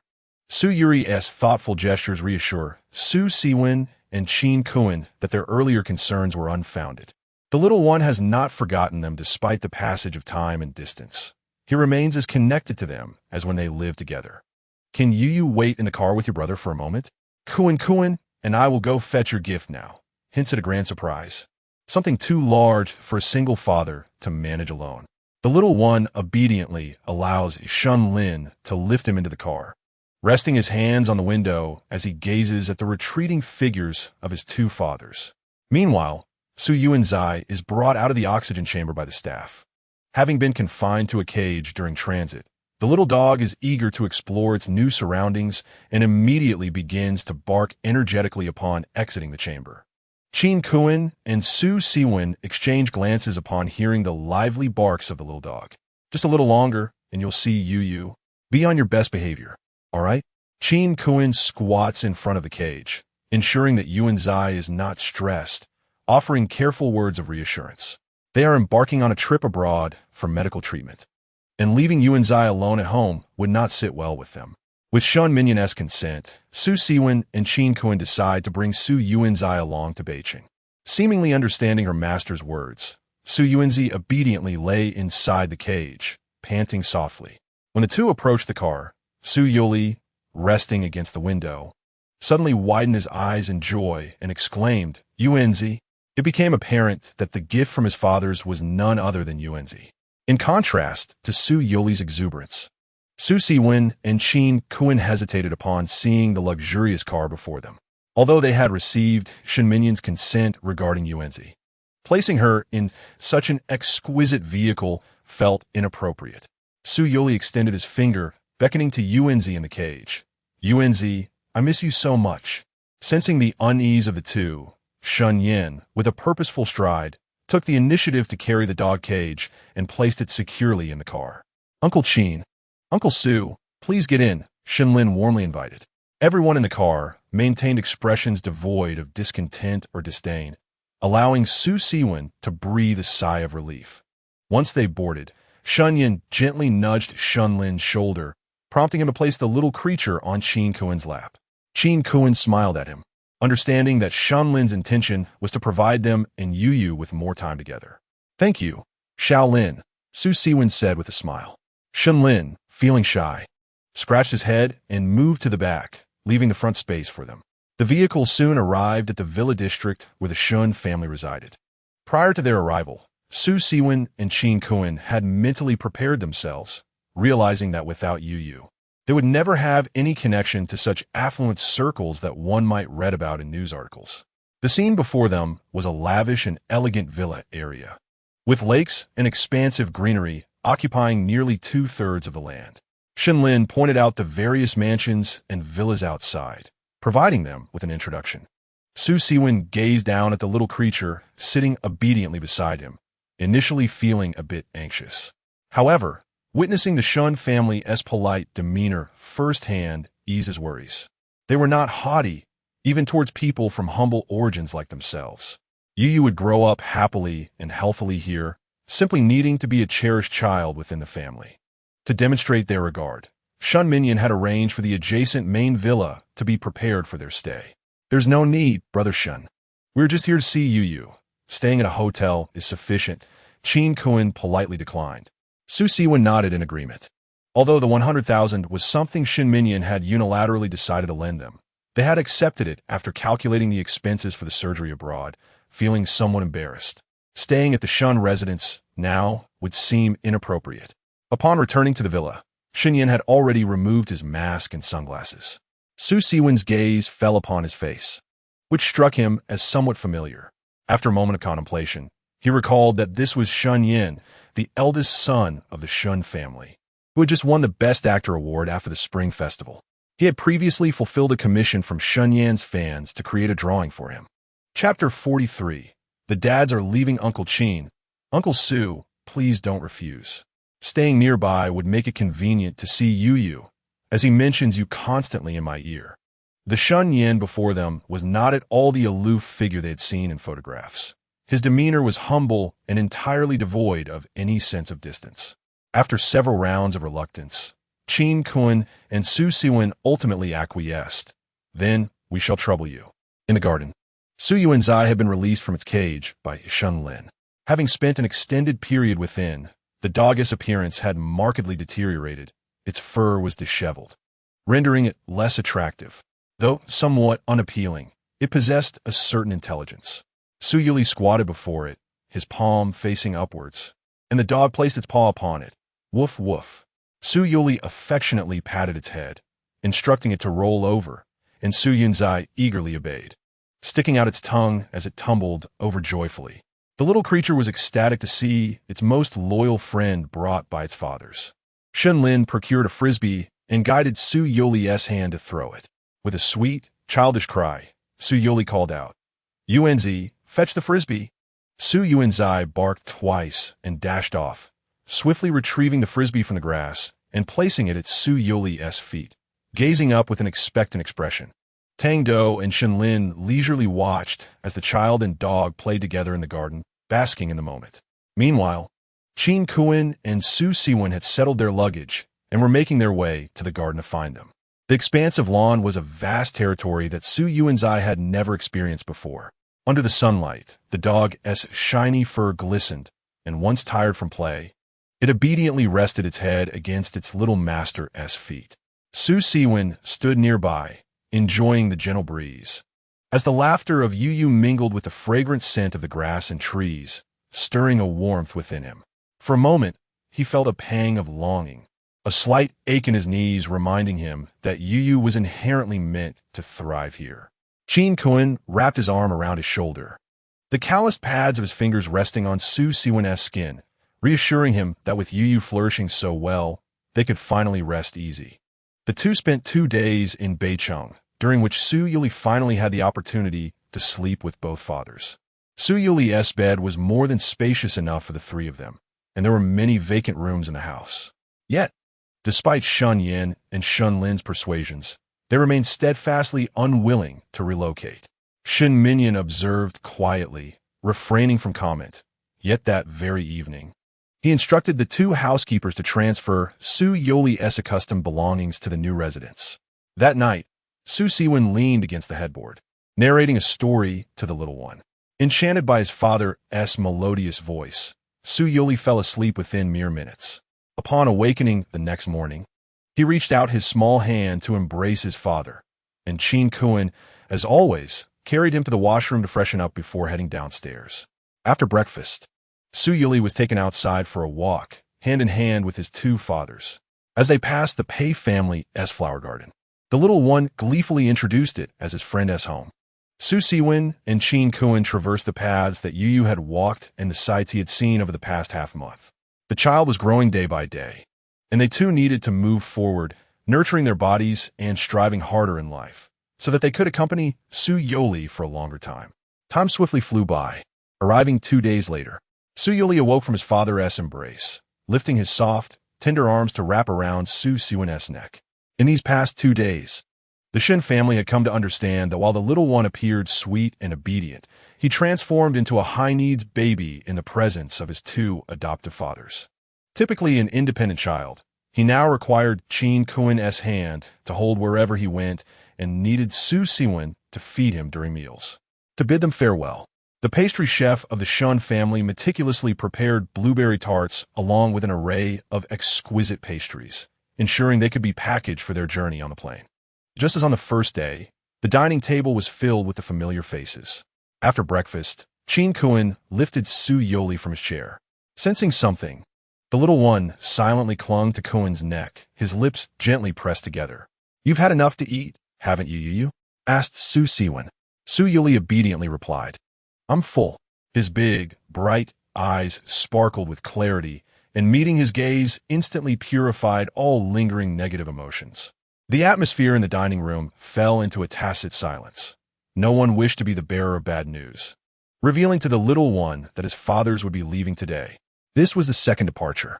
Su Siwen had proactively prepared the child, employing simple language to explain the concept of parting to a 3-year-old. It was uncertain how much the little one truly comprehended. Clothed in a pair of overalls and a small jacket, the child, cradled in his father's arms, had eyes that glistened like the finest glass beads.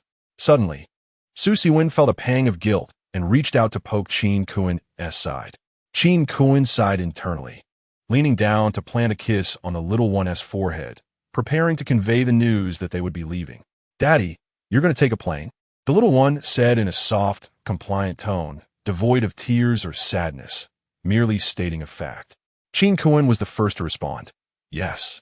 I'm taking your little daddy abroad for treatment. Where's abroad? Is it far? How far? The child's small brow furrowed as Chin Kun carried him outside, explaining. The doctor who can help your little daddy is very far away. Can you take care of himself while we're gone? Chin Kun asked calmly. Yes. The little one sat up in Chin Kun's embrace, raising his tiny fist. Chin Kun felt a mixture of pride and sorrow at his son's maturity. You also need to take care of Yuenzi. That is your task from Daddy. Can Su Youli complete it? Su Youli replied earnestly, I can do it. Remember to eat more vegetables and exercise. If you don't eat your veggies, you might not grow tall.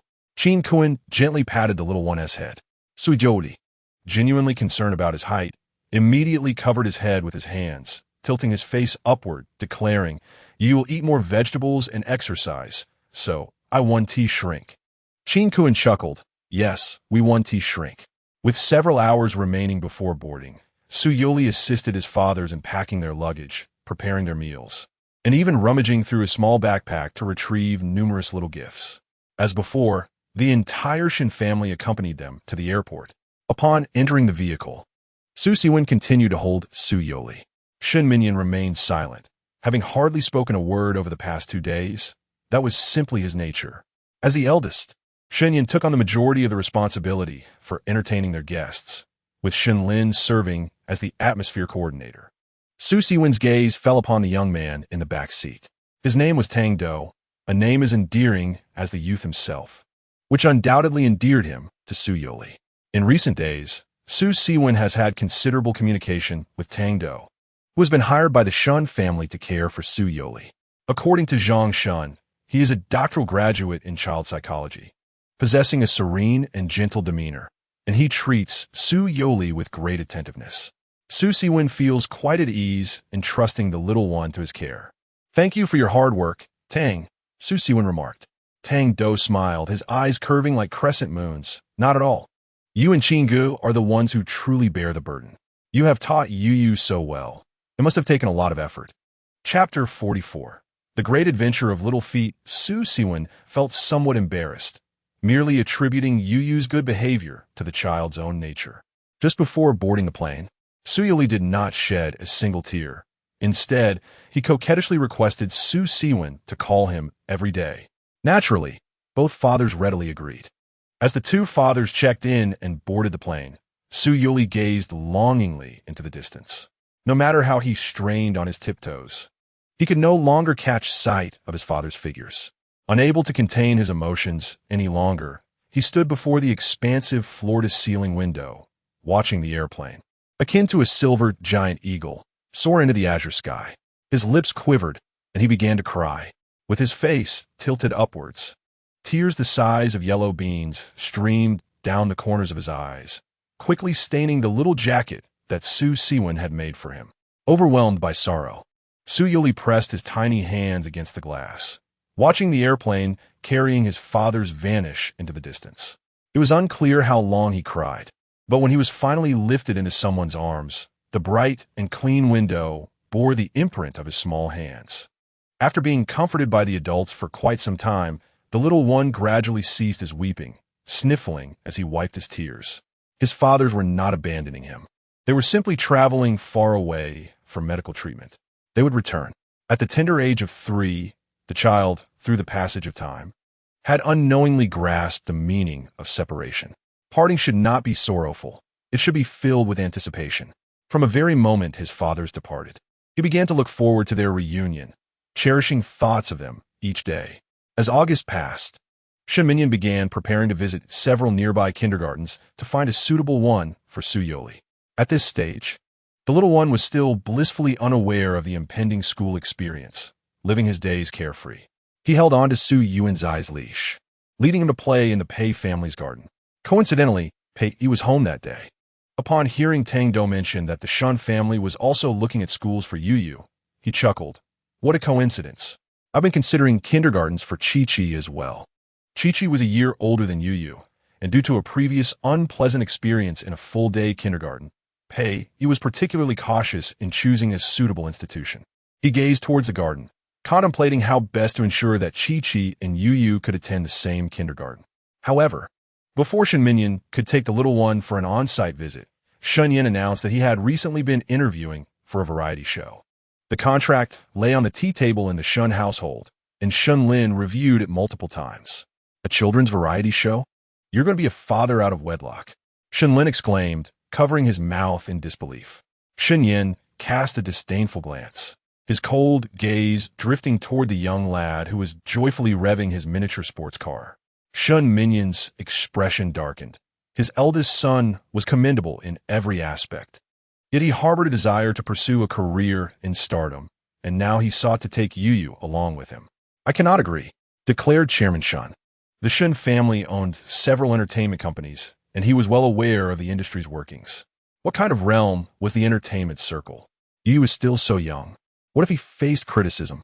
Shen Lin stroked his chin, deep in thought, and after a moment, he solemnly remarked, I actually think this kid's variety show seems quite promising. Little feat, big adventure. It sounds like an adventure for children. Who knows? They might even venture into a primeval forest. Yu adores flowers and plants. Shen Minyan felt a headache brewing, his hand almost striking Shen Lin's head in exasperation. How could both of them be so unreliable? The pilot episode's proposal had already been completed and lay before them. There were 4 groups of guests in total, with the other 3 groups kept under wraps. The content of the pilot was quite straightforward, primarily focusing on capturing the daily lives of the children, possibly involving a small adventure-related task. It sounded intriguing. Shen Lin was quite captivated after hearing the proposal. During this period, his friends had learned about his new little brother, and Shen Lin had sung the boy's praises to the heavens, abandoning games and brawls, even foregoing trips to bars, rushing home after classes to care for his brother. Now, this variety show would allow everyone to witness how adorable and well-behaved his little brother truly was. Shen Lin switched from a neutral stance to one of approval, raising his hands in agreement. Shen Minyan lifted his eyelids and snatched the document from Shen Lin's hands. The area around the sofa fell silent, the rustling of paper echoing distinctly. As the head of the Shen group, Shen Minyan had learned to conduct risk assessments in all matters since he joined the company as an adult, although the recording period was only 3 weeks, with each session lasting just 3 days and 2 nights. As Yu's father, he felt it imperative to eliminate all uncertainties. Shen Yin remained silent. He had anticipated Shen Minyan's response, considering he had faced vehement opposition from his father when he initially entered the entertainment industry. I have checked the production crew. There are no issues, he stated, handing over the findings. Shen Minyan furrowed his brow, placing the stack of papers atop the document and resuming his scrutiny. Observing his father's actions, Shen Yin spoke, Dad, Yu hasn't stepped outside since he returned. This outside referred to the expansive villa community of a Shen family. Shen Minyan paused, taken aback by the remark, and replied in a deep tone, Everything we need is here. Why go out? I understand your concerns, Dad. During the recordings, both Do and I will be present. Nothing will happen. Besides, isn't Yu supposed to start kindergarten? He can't remain cooped up at home forever. No matter how large the house, it can't contain a child yearning for freedom. Shen Minyan's eyes flickered slightly, his well-defined fingers gripping the document tightly. Shen Lin, in a light-hearted tone, chimed in, Indeed, Yu is going to kindergarten. It's the perfect opportunity for him to acclimate to interacting with other children. What if he gets frightened when he finally arrives at school? Then let us not go to school. Have the teacher come and teach him. Shen Lin, Dad. You are too authoritarian. The two spoke in unison, their voices slightly raised. The little one driving the small sports car heard the commotion, tilted his head to look over, and then furrowed his little brows. With his small, chubby hands, he skillfully maneuvered the steering wheel. Do overheard the argument. It seemed to escalate. They couldn't possibly let Yu go over now, for if they did not allow him to, wouldn't the little one discover the secret of the sports car? Do found himself in a dilemma. Youri, realizing he could no longer control the steering wheel, called for help. Brother Tang, I can't turn it. I want to find my brother. Resigned, Do pressed the remote control, sending the little one to the living room. Brother, I'm coming. The little one sat in the car, with his puppy beside him in the passenger seat, both sitting upright, exuding an air of authority. Shenlin frantically gestured to Tangdo to take the little one away. Tangdo shrugged and waved the remote control in his hand. Shenlin remarked, "You should never have misled the little one into thinking the sports car could drive itself." Chapter 45. Yu aspires to be a little adventure. The little brother spread his arms wide. Shenlin leaned in closer and lifted him from the car. "What is this?" Youri inquired, sitting on his second brother's lap, pointing at the stack of papers in Shun Minyan's hand. "Are you hungry, Yu?" Shun Yin smiled, attempting to shift the topic. The little one patted his belly, seemingly not hungry, and thus shook his head at his elder brother. Yu is not hungry. Shun Minyan, sitting across, wore a serious expression, his gaze fixed on the documents. Once Shenlin took Yu to play, Shun Minyan placed the papers on the table. His tone still unyielding. "I still do not agree." Shun Yin fell silent. He did not wish to argue with Shun Minyan. His intention to take on this child was never for monetary gain. Ever since Shun Minyan divorced Chu Ying 3 years ago, Shun Yin had never considered things from Shun Minyan's perspective. Both he and Shun Lin favored their mother, regarding their father, who rarely spent quality time with them due to his work, with indifference and even a hint of resentment. However, since moving back, Shun Yin had observed a different side of his father. Shun Minyan never forced Yu to call him dad, maintaining a safe distance upon realizing Yu was somewhat afraid of him. Shun Yin recalled an instance when Shun Minyan clearly longed to embrace Yu but hesitated, rubbing his hands against his legs, refraining from taking the initiative to pull the child into his arms. He had quietly arranged for Yu's 2 foster parents to go abroad for treatment, silently doing much behind the scenes. Perhaps he truly had changed and was attempting to be a competent father. Shun Yin sighed and said, "Dad, I know you have shadows from the past, but Yu is back now, isn't he?" Shun Minyan clenched his fist, pressing it against his lips and coughing heavily. His expression was complex, a stiffness indicating that his son had seen through his inner turmoil. "Dad, I will not allow anyone to harm Yu or Mom again. You can rest assured." Before the screen, the aloof and noble Shun Yin, now humbled in front of his stern yet soft-hearted father, half squats before Shun Minyan, his hands resting upon his father's knees. Shun Minyan, feeling the warmth radiating from his knees, stiffens momentarily. The two remain in this tense stalemate for quite some time. Shun Yin's legs begin to numb from the squatting position. Noticing his father's indifference, he starts to tremble, nearly losing his balance. Ultimately, it is Shun Minyan's concern for his son that prompts him to reach out and pull Shun Yin up. "Your health is far too fragile. A mere moment of squatting leaves you faint. You possess not an ounce of masculine fortitude." Having exhausted his plea, Shun Yin has nearly softened the once unyielding heart of Shun Minyan. He thinks that perhaps hiring more bodyguards would be wise. After all, the variety show is broadcast live, alleviating any fears of malicious editing. Shun Minyan regards him with a cold gaze. If Yu is unwilling, then so be it. Although Yu is well-behaved, his timid nature makes him susceptible to distress during the show. Shun Minyan presses his hand against his forehead, recalling the harrowing events Yu endured in the past. Had it not been for Su Siwen and Qin Kun, the outcome would have been dire. Thus, he resolutely forbids any recurrence of such an ordeal. Shun Yin is acutely aware of his father's stubborn disposition. After Yu was taken, Shun Minyan scoured countless places, and within a month, his hair had turned significantly gray. Yet, one cannot live perpetually in the past. One must not allow fear to stifle progress. Since returning to Bay City, Yu has been restricted by Shun Minyan from leaving the Villa District, with only 2 excursions to the airport. They are entrusting the choice to a 3-year-old who knows nothing of participating in a variety show. Youri, with wide eyes, glances between his elder brother and father. He desires adventure, to undertake a mission. The little one's eyes sparkle with excitement. He yearns to be a little adventurer, to complete his tasks. Will there be many uncles and aunties capturing his moments with cameras? Is Yu afraid? Shun Yin patiently explains the concept of a variety show to the little one. Although Youri feels apprehensive, the notion of being a little adventurer is a dream shared by all children. The small child curls into Tangdo's embrace, saying, "Brother will accompany Yu." Quite clever of him, knowing to seek companionship in his fear. Tangdo ruffles his hair, asking, Which brother do you want to accompany you on your adventure?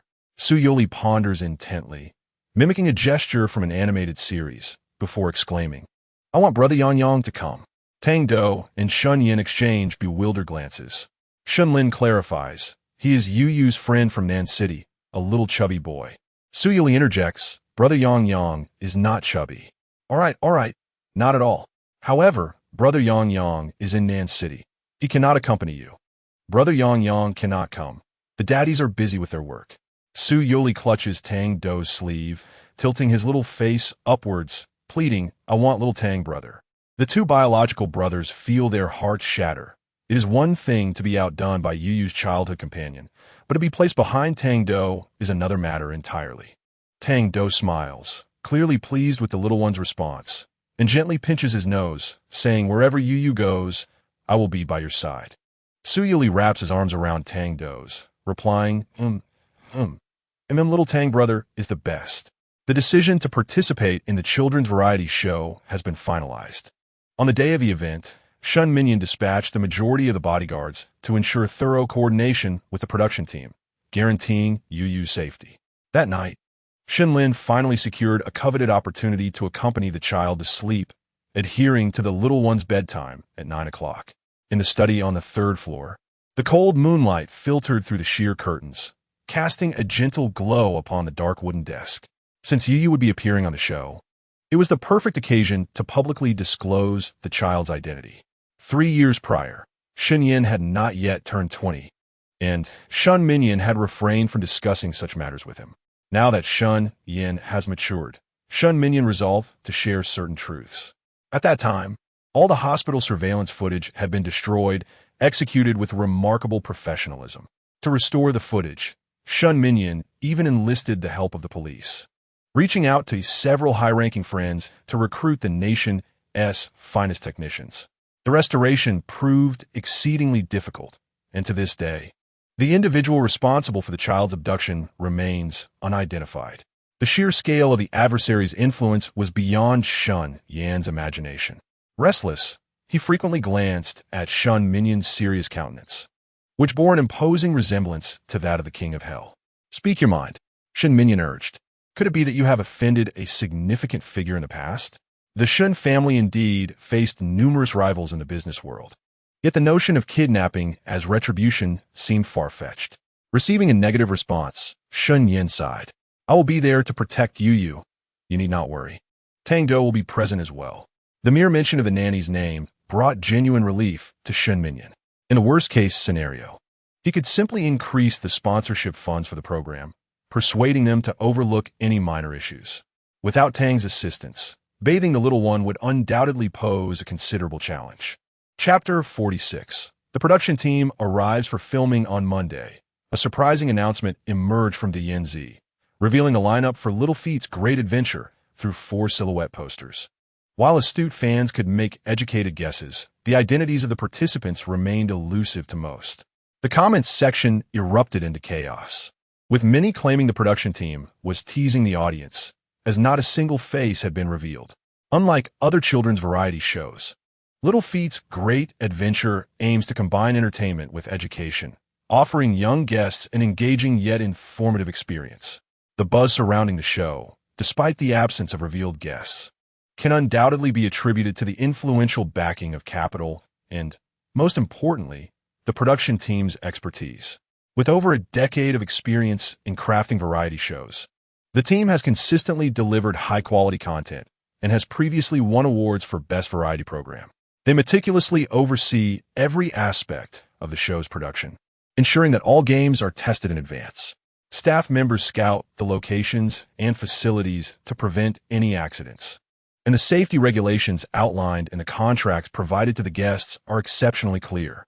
This meticulousness is the reason behind the production team's stellar reputation. It has even been jested online that, regardless of a star's past controversies, they could achieve redemption on the show. Yet, how does all this relate to 3-year-old children? Youri was only aware that he was about to embark on an adventure with his elder brother, and had been in a state of exhilaration for the past few days. At 7 in the morning, the production team arrived at the opulent gates of the Shun family's mansion via shuttle bus. The butler greeted them with a smile, saying, "The young master has already gone to wake the little master." The executive director, seasoned in the face of tumultuous experiences, remained composed even as he stepped into the prestigious Shun family residence for the first time. "No worries. Our crew needs to set up the cameras. Please feel free to inform us if there are any inconveniences," he assured. The butler, having been informed days prior about the filming, was not particularly surprised. After the crew had installed the cameras, he meticulously checked each one before heading upstairs to summon the boys. In a different household, the production team might have already scrambled upstairs with cameras in hand, eager to capture an unfiltered morning portrait of Shun Yin. However, Shun Yin had spent the night with the little one and had yet to awaken, knowing that the next day would mark their foray into the world of adventure. Su Youri had enticed Shun Lin into playing several adventure-themed games, such as hiding in a dark place for him to find. They played until 10 o'clock, when an international call came through. Just as Su Youri was about to brush his teeth, he heard his two fathers' voices and dashed out, toothbrush in hand. Su Siwen and Qin Kun, upon learning that Yu was to participate in a children's variety show, expressed little concern and instead encouraged him to interact well with the other children. The call lasted until after 11, and by the time Su Youri finished his morning routine and climbed into bed, it was nearly midnight. Consequently, the following day, Su Youri found himself lingering in bed for the first time. With Shun Yan's approval, the crew quietly ascended to the second floor, carrying cameras, tripods, and other equipment. A couple of knocks later, Shun Yan opened the door, exuding confidence in front of the camera, a gentle smile gracing his lips. "Good morning," he greeted. The staff replied, "Good morning, Teacher Shun. May we ask if the little one is awake? We need to fit you both with microphones." The show, titled Little Feed Adventure, was broadcast live, and due to the secrecy surrounding the guests, eager netizens had gathered in anticipation, ready for the reveal. As Shun Yin appeared on screen, his face devoid of makeup, the comments section erupted with "Good morning, husband." Yu was still asleep, and Shun Yin remarked, "I'll go wake him." He stepped aside, allowing two crew members to follow him inside. As staff for the children's variety show, everyone was mindful not to intrude further, standing by the door. The cameraman remained stationary, capturing the children's room before focusing on the bed. In a soft tone, Shun Yin bent down to gently pat the little one's backside, saying, "Yu, it's time to rise. What night it is? Can you tell me that this gentleman is Shun Yin? My heavens, the film emperor is so tender. Is that his brother in bed? Why has the official account yet to disclose the child's identity? To my knowledge, Shun Yin has only a 16-year-old brother, and this child clearly appears to be under 4. Oh my goodness, could it be? What could it be? Don't keep us in suspense." No, I cannot articulate those words. I was expelled from the live broadcast room. In an instant, the relationship between Shun Yin and the child became a hot topic among netizens. The little one on the bed puckered his lips and furrowed his brows as he turned over. It was his very movement that allowed the camera to finally capture the cherubic visage of the little one, swathed in a buttery yellow bedding set. The tiny creature lay on his side, clutching a long-eared gray rabbit tightly in his hands. As the camera zoomed in, the first thing that caught the eye was the child's exceptionally long eyelashes, dark and lush, reminiscent of a porcelain doll. His petite, rosy lips formed a delicate pout, complemented by a button nose, while fluffy, slightly curled hair adorned his forehead. With short arms and legs, he lay peacefully asleep, embodying the essence of an angel. This little darling seemed to possess an innate magnetism for the camera. The photographer, forgetting everything else, fixed the lens on the slumbering child. What an extraordinarily adorable creature. A beautiful baby. Dear sister, may I caress your cherubic face? So incredibly cute, so very cute. Little one, what color of sack do you prefer? I shall fetch it for you. Oh, baby, you are simply delightful. From this day forth, you shall be my precious child. So what shall we call this baby? Shun Yin, is this your offering? Drooling JPG. Haha, this is practically brand new, but one cannot part with even a speck. Facepalm. A single shot of Su Youri asleep instantaneously garnered the live broadcast room an influx of 100,000 followers. Yu, rise and shine. We are to embark on an adventure. Shun Yin bent down and lifted the little one into his arms. Su Youri rested his head against Shun Yin's shoulder, feeling sleepy.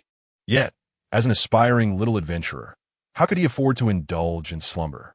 After a brief moment of dozing, he finally stirred awake. "Brother, Yu is going on an adventure," the little one murmured in a drowsy, babyish tone. Shunyan effortlessly cradled him with one arm and turned to lead him to wash up. On their way, Shunyan playfully patted his little bottom, prompting him to greet the adults by the door. Forgetting his initial trepidation, Youri raised his tiny fist to wave at the uncles and aunts. His eyes fluttering shut once again as he softly uttered, "Good morning, Aunt Sue." Soft and fluffy, he truly resembled a little cream puff. The production crew, charmed by this adorable, non-fussy child, found their work considerably eased, as their fondness for him grew exponentially. Had it not been for their knowledge of the child's shyness, they would have rushed to the bathroom to film Youri's washing routine. When Youri emerged from his wash, he was still in Shunyan's embrace. Unlike his previous compliant self during greetings, this time, having presumably awoken fully, he grew fearful upon noticing several unfamiliar faces in the room. Shunyan, too, was rarely the recipient of such affection. He wished for the little one to cling to him all day long. Chapter 47. Big Brother, what is wrong with you? Yu, do not be afraid. They are all very kind uncles and aunts. Youri blinked his eyes and nodded, as the little one prepared to change his clothes. The group finally departed the room. Seizing the moment, the production team sought out several suitable filming locations near the Shun residence. In the absence of the two protagonists, the camera could only focus on the Shun family villa. The barrage of comments was filled with astonishment. "Thank you to the production team for broadening my horizons. How is this any different from a palace?" One could hardly believe how long the drone hovered, yet failed to capture the entirety of the villa area. Is this truly the lifestyle of the affluent? Today marked the first public appearance of the little one, and Shunyan had taken special care in his attire. His child, Yu, looked adorable in whatever he wore, and on this occasion, Shunyan had dressed him in a refreshing, creamy yellow tracksuit, complemented by a small stitch backpack. As they descended, a few staff members gathered in the living room, and 2 microphones were placed on the dining table, typically used for meals. Youri, holding his older brother's hand, felt a bit anxious amidst the unfamiliar faces and cameras. He was lifted by Shunyan and placed in a dining chair, adorned with a fluffy microphone. The little one curiously reached out to touch it, finding it soft to the touch. His older brother had one too, prompting him to point at his brother's collar, exclaiming, "Fluffy brother." Shunyan chuckled softly, explaining, "This is a microphone. Wearing it allows everyone to hear what we say." With a blink, Youri lowered his chin and whispered to the fluffy microphone talk. Shunyan couldn't help but laugh. This little interlude had eased the child's tension considerably. Aside from 2 staff members who remained for the interview, the others departed once they had adjusted the camera angles. "Hello," Yu greeted a short-haired girl conducting the interview. Unfamiliar with her, Youri obediently replied, "Hello, sister. Can you introduce the person sitting next to you?" she asked. Youri licked his lips and replied sweetly, "That's my brother." Completely unaware that this was an interview, he perceived it merely as a chat with the sister. Once he felt comfortable, he was guided to share his adventurous aspirations. Seeing him cooperate so well and without discomfort, Shunyan felt a sense of relief. The interview was merely a formality, destined to be swiftly edited into a promotional video featuring the guest reveal. After speaking, the little one was not in a hurry for breakfast. He sat in his chair, playing with the small utensils before him, patiently waiting for his brother to finish answering the short-haired sister's questions. Following the interview, the production team would retreat to the background, no longer present before them. Once the interview concluded, the staff tidied up and prepared to leave. Youri waved his little hand, saying, "Goodbye, sister." Such a sweet gesture completely won over the staff. Those assigned to this group felt incredibly fortunate. The guests were truly easy to get along with. Once everyone had left, Shunyan rose to fetch breakfast from the kitchen. Youri tilted his head and inquired, "Where did Grandpa, Butler go?" Usually, it was Grandpa Butler and Aunt Jiang who served them breakfast. Shunyan explained, "From now on, it will just be your brother and you on the show. Are you happy?" The little one, still a bit bewildered, instinctively responded, "Happy." Shunyan smiled, fastened a bib around him, and handed him a spoon and some training chopsticks. Su Yuli had good living habits, though he was somewhat lazy when it came to mastering the use of chopsticks. The chubby little hand grasped the spoon, embarking on a delightful meal with the chopsticks forgotten to the side. Tang-Do, watching from behind the camera, could barely contain his amusement. Over the past few days, he had been diligently teaching the little one how to use chopsticks, emphasizing the importance of daily practice and reinforcement. Yet, here was Shunyin, seemingly indifferent, prioritizing mere consumption over technique.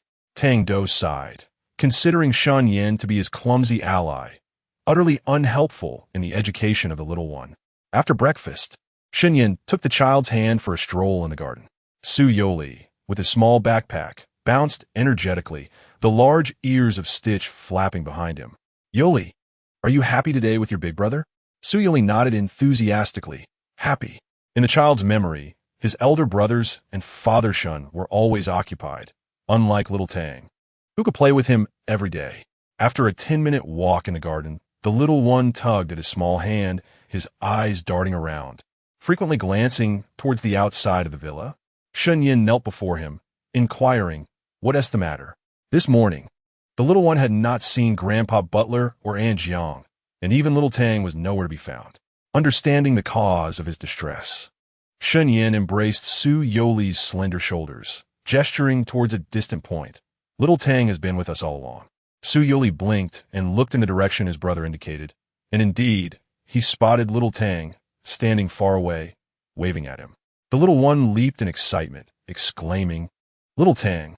The sweet, cherubic voice warmed Tang-Do's heart. As a caregiver, he felt immensely fortunate to work for the Shun family, where his young charge regarded him not merely as a caregiver, but as an older brother. The child's call drew the attention of the staff beside Tang-Do. "So, you are Yoli's brother," they remarked with envy. Tang-Do merely nodded gently, stating, "I am the young master's caregiver, responsible for his daily needs." The young man with short hair possessed bright, captivating eyes, exuding a clean and pure aura, radiating approachability. Upon hearing the term caregiver, the crowd cast him complex glances. Yet Tang-Do smiled calmly, crossing his arms and standing tall. After a few moments of silence, a short-haired girl with a work badge inquired, "Is the young master in need of another caregiver?" Tang-Do's gaze turned icy. The girl continued sheepishly, "I'm particularly good at taking care of children. Money isn't a concern." Tang-Do scoffed, thinking to himself, "You think you can take my job? Not a chance. This is my professional qualification certificate. This is my doctorate. These are my English and French language certifications." With one hand in his pocket and the other swiping on his phone, he displayed the credentials page by page for all to see. The short-haired girl gasped, "You're impressive." Tang-Do tucked away his phone, a proud smile gracing his lips. "If I weren't impressive, how could I justify the nearly 7-figure annual salary that Director Shin offers me?" This revelation left not only the short-haired girl astonished, but also the director, who was observing from behind the monitor with his mouth agape. The Shun family's caregiver earns a 7-figure salary. Tang-Do withdrew his gaze, sensing that those who once looked down upon the caregiving profession were now filled with envy. In a lens, the little one, knowing that his elder brother Tang was close by, chose not to stray from him, confidently clasping the elder's hand as they made their way towards the swings in the garden. "Ah, my stomach hurts terribly." Shunyin suddenly halted, a wave of pain causing him to crouch down. Su Yuli was taken aback and rushed to embrace him. "Brother, what's wrong?" Chapter 48. Yu's adventure journey. Shunyin blinked in a place unseen to him. "Oh, my stomach, it aches so badly. Can you fetch some medicine for me?" Su Yoli's large, expressive eyes brimmed with tears, his concern palpable. "Brother, it hurts, it really hurts." Shunyan's heart melted at the sight of the little one's distress. He clutched his abdomen with one hand, leaning back and sitting down on the ground. The newly crowned Best Actor's skills were no mere boast. For the little one was completely deceived, anxiously circling around his brother, his forehead dampened with sweat. "Yu, could you please help your brother by getting the medicine?" Su Yoli squatted down, pressing his small hand on Shunyan's stomach to assist. "I'll go get the medicine." Having cared for Su Siwen at home, the little one lifted his head, his soft curls shimmering with a chestnut glow in the sunlight. Shunyin found him utterly adorable. yearned to scoop him up and shower him with kisses. However, recalling the task assigned by the production team, he held back, his voice frail. The medicine is in the storeroom on the third floor at home. Can you find it? The height of the third floor posed a challenge for a child not yet 4 years old. Youri, even at his best, could only manage to climb to the second floor. You can find it, the little one declared with unyielding confidence.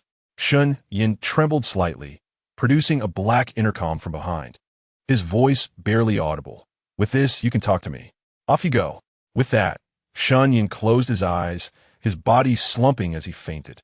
The little one's eyes widened in alarm, his small hands frantically patting Shun Yan's shoulders, crying out, "Brother, brother!" Shun Yan, with his shoulder pressed painfully, opened his eyes a crack, weakly extending his hand, quickly find the medicine. The little one sprang up, clutching his small backpack, tucking the intercom into the pocket of his chest. After taking a couple of steps forward, he suddenly halted, glancing back as if hesitating. The onlookers before the monitor murmured, "I told you would see through it, right? Sigh, it's hard to deceive a 3-year-old.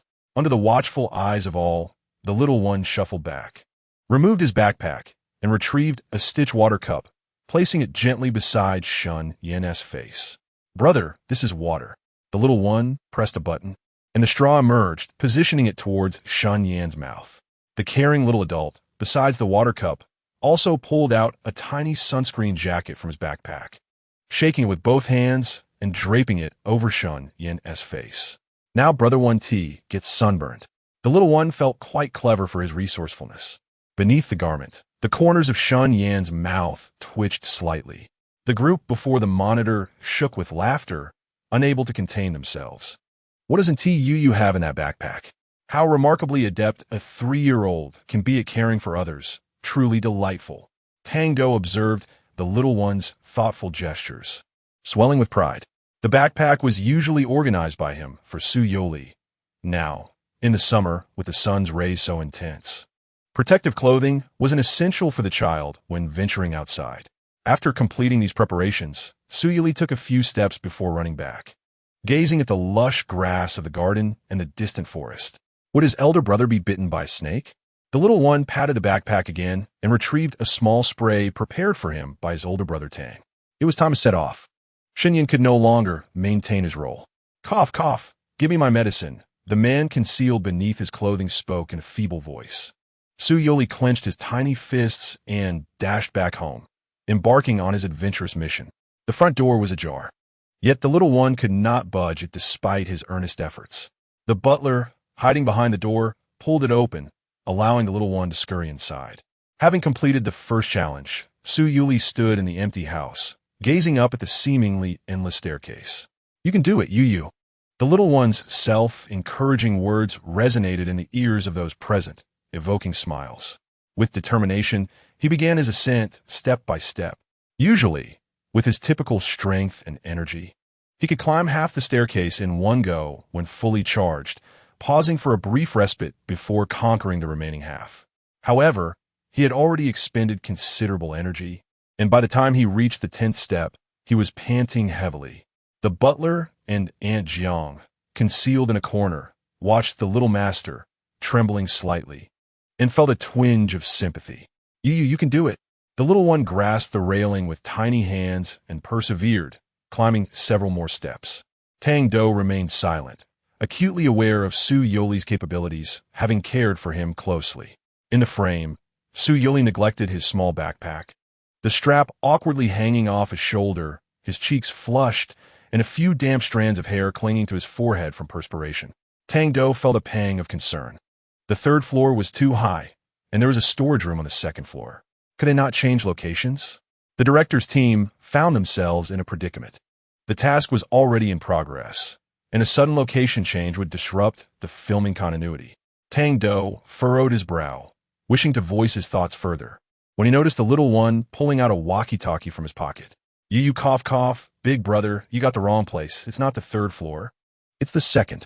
At that moment, Youri had already reached the third step of the third floor, cradling a walkie-talkie larger than his face, asking in a sweet voice, "Big brother, which floor is it?" The little one was genuinely upset. "Big brother, you silly. You don't even know where your medicine is."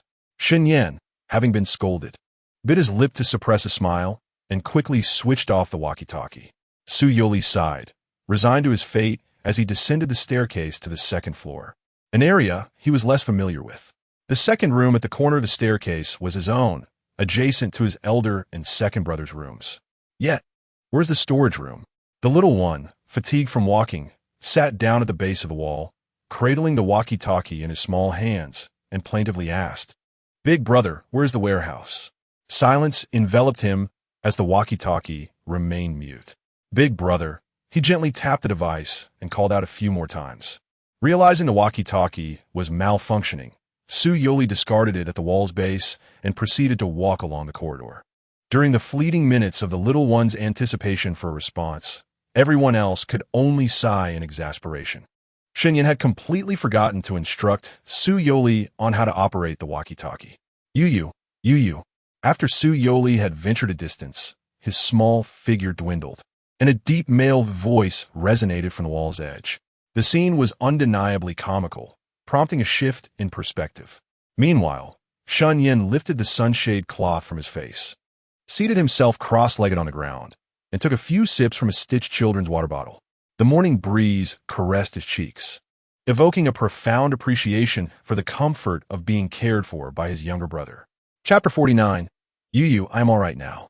Do felt a throbbing headache and pondered how one could still relish life while their sibling undertook a task alone without a hint of concern. For a toddler who required companionship at all times except for restroom visits, Youri had seldom experienced the independence of venturing alone. The second-floor corridor was long, illuminated intermittently by wall-mounted lamps. Yet to a small child, the passage felt interminably endless. Cameras positioned at the corridor's ceiling recorded every moment. Even the staff seated before the monitors felt a wave of tension. The Shun family's villa, adorned with opulent and vintage decor, exuded an ambience reminiscent of the medieval European era, akin to a corridor where one might expect a vampire to appear at any moment. A diminutive figure, with a physique akin to that of a three-headed child, supported himself against the wall and ambled forward, fear evident in his eyes but determination steadfast. An assistant beside the director could not help but exclaim, "This child exhibits remarkable emotional stability, not crying or throwing tantrums." The others present nodded in agreement, and the camera shifted to focus on the little one's face. His exquisitely beautiful visage bore a hint of fear with glistening eyes. The child timidly approached several doors, gently touching and then softly knocking twice. "Is this the warehouse?" he inquired, but received no answer. Pressing on, he continued down the corridor. "Is this perhaps the warehouse?" he repeated, met only with silence, gripping the straps of his backpack as he moved forward. "Is this not the warehouse?" After several attempts met with repeated setbacks, even the ever-watchful butler was near tears, exasperatedly pacing. What sort of task necessitated the young master's personal involvement? After traversing such a lengthy path and climbing countless stairs, fatigue was setting in. When the little one knocked on the door for the fifth time and received no reply, Youri felt a twinge of sorrow. Unbeknownst to him, this emotion was termed frustration. He merely felt anxious and inadequate, believing that, with his brother fainted, he was powerless to help. Tears brimmed in his eyes, poised to spill at any moment. Do, unable to contain her frustration, remarked, "Is it possible that Yu cannot read? He lost his walkie-talkie and has no means to locate the warehouse." The production team found themselves in a predicament. Who could have anticipated that the seemingly reliable Shun Yin would be so careless? Not only did he fail to instruct Youri on how to use the walkie-talkie, but he also neglected to inform him of the sign posted above the warehouse entrance. What should they do? The team, experienced in handling unforeseen circumstances, decided to employ a mascot costume for one of the staff members to don and guide Youri with hints.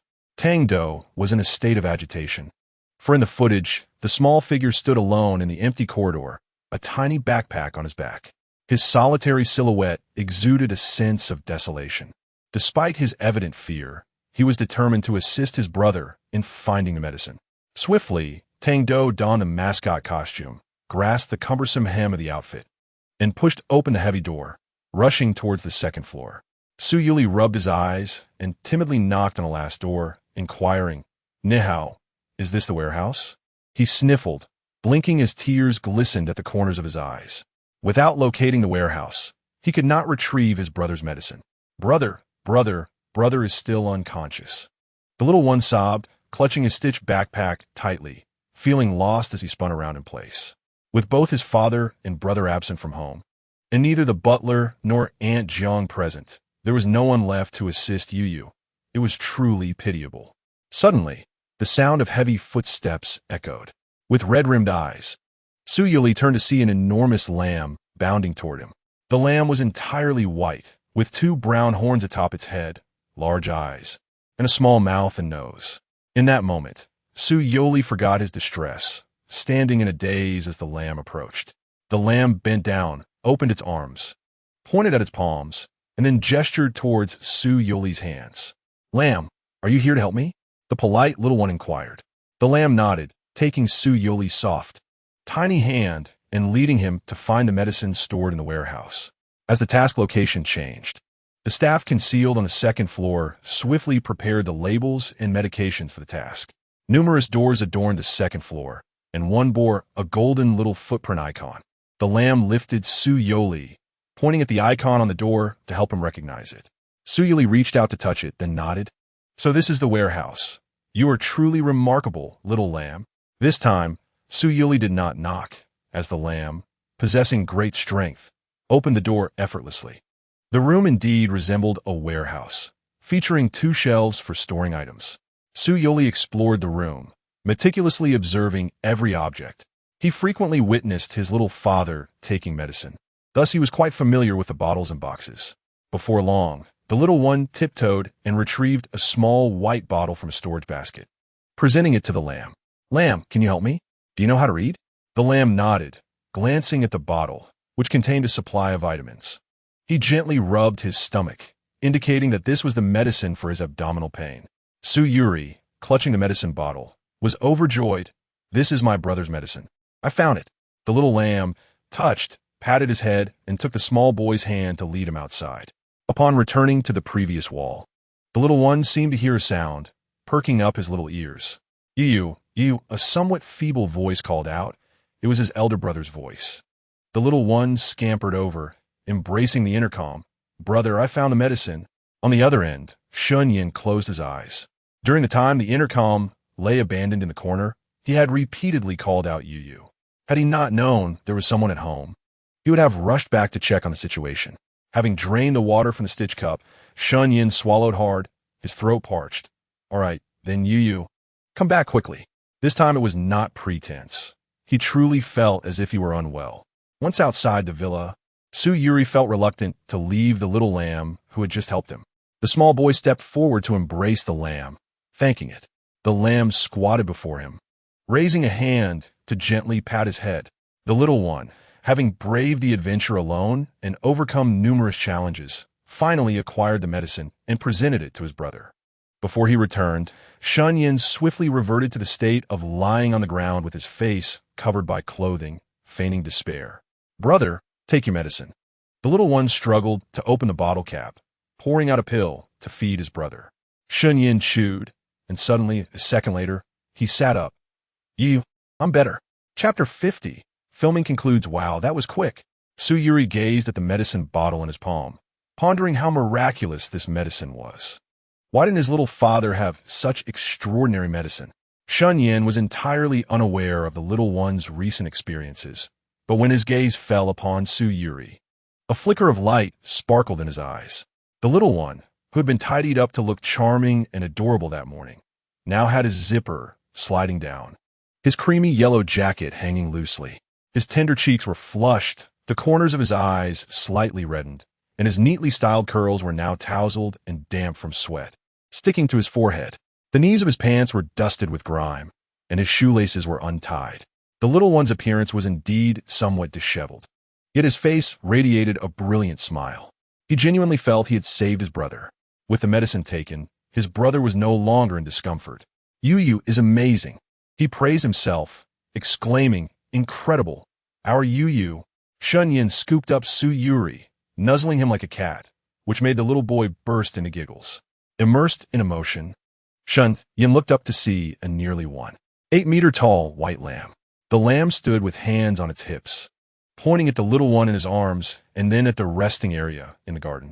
Shun Yin lifted the little one, realizing then that his back was soaked. "Let us go to the pavilion, come on." As they passed the lamb, Youri, brimming with excitement, clapped his hands and introduced his good friend to his brother. The lamb raised a hoof, ruffled the little one's hair, and scoffed at Shun Yin. Shun Yin's lips twitched. He couldn't shake the feeling that the little lamb seemed less than fond of him. After shifting from the sun to the cool pavilion, Youri was placed atop a small stool while Shun Yin held a cup, offering him a drink of water. The little one, having quenched his thirst, swung his legs in the air, animatedly recounting to his elder brother how he had ventured alone to fetch medicine. It dawned on Shun Yin that he had neglected to teach Youri how to use the walkie-talkie and had failed to inform him about the little footprints adorning the warehouse door. Thankfully, he was aware that the little one rarely managed to climb to the 3rd floor.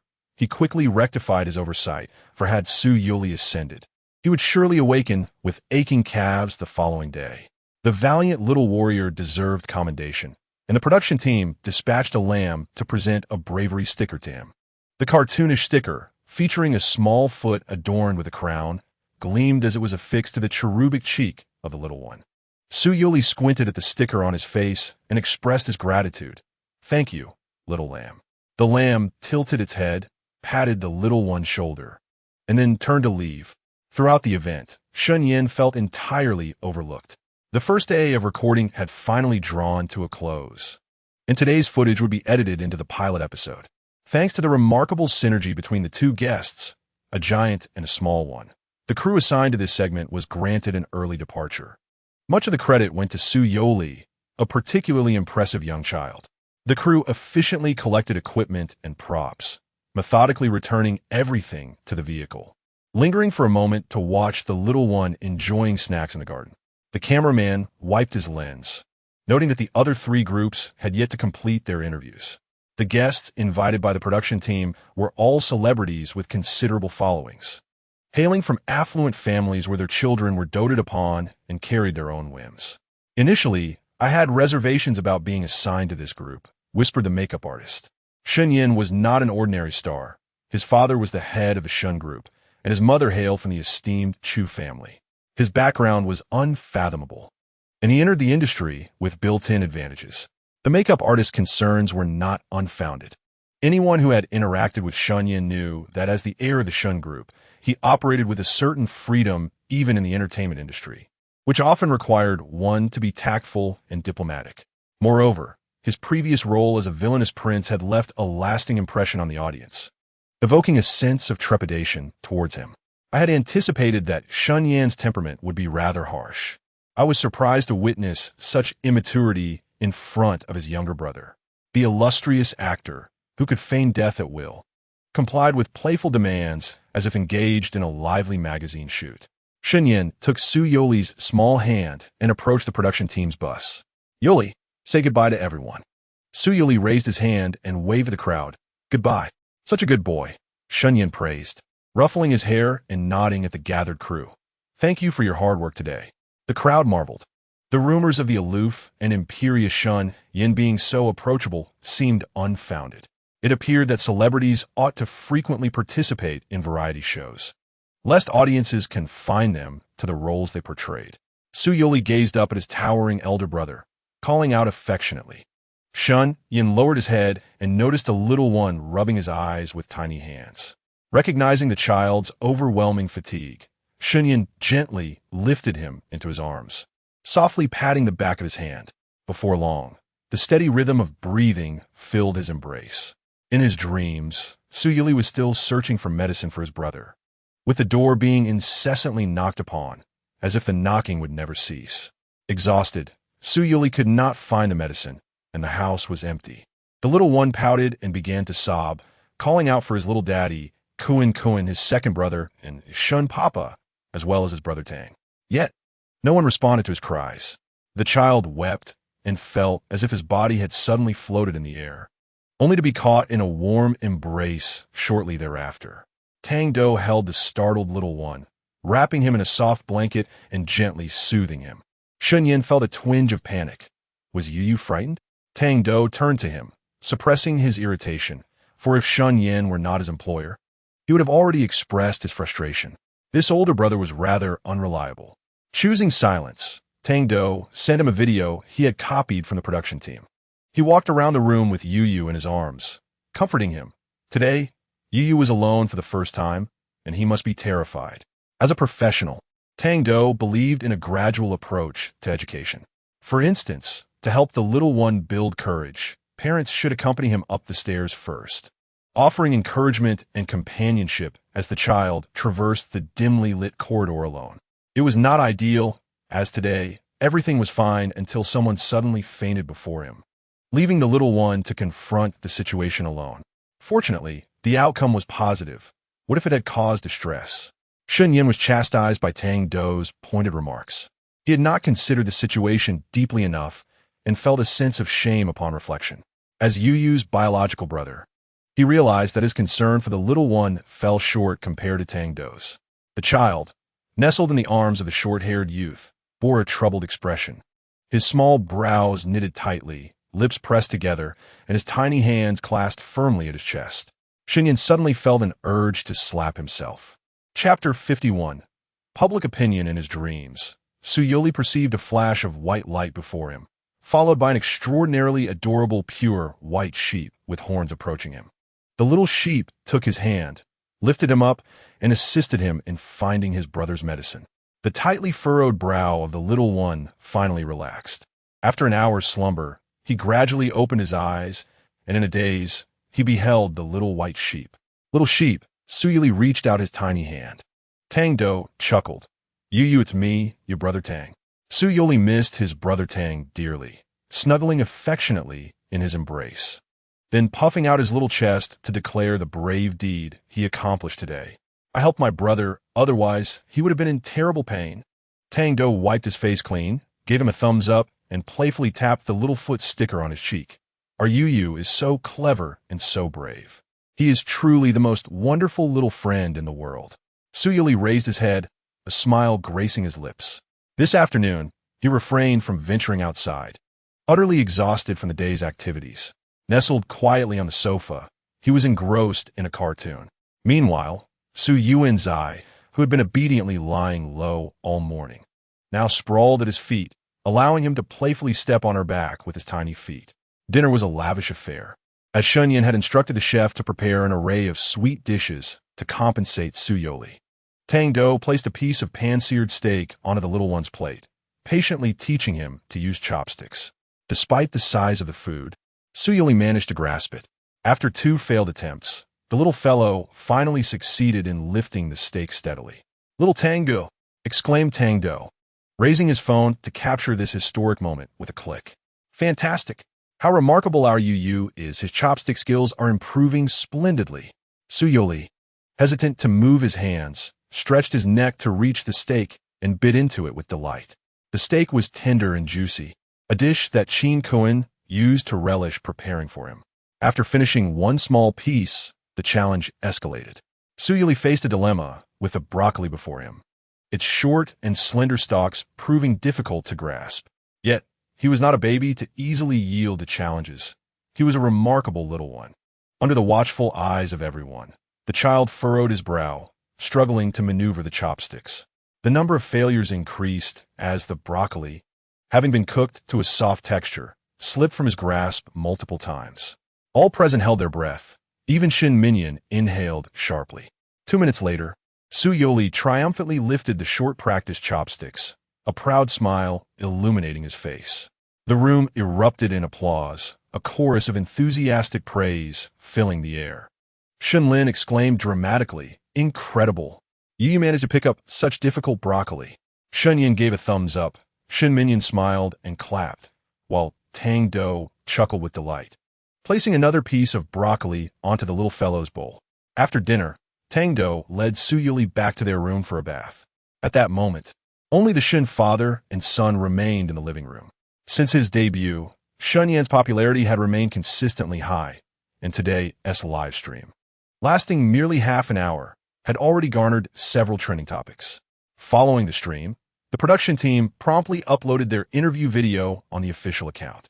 In the video, the two brothers bore a striking resemblance, and fans watching the live stream left comments praising Youri as the most beautiful child they had ever seen.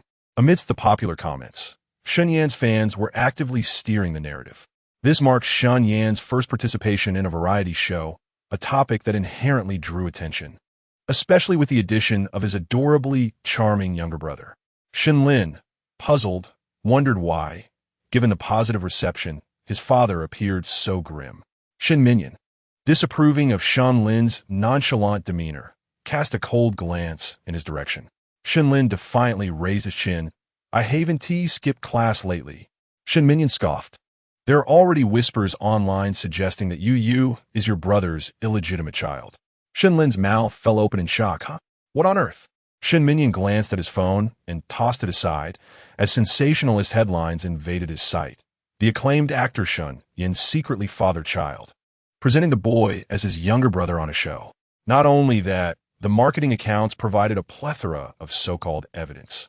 Insiders revealed that the youngest son of the Shun family had been abducted 3 years prior, a scandal that had even made headlines, with paparazzi claiming the child had perished.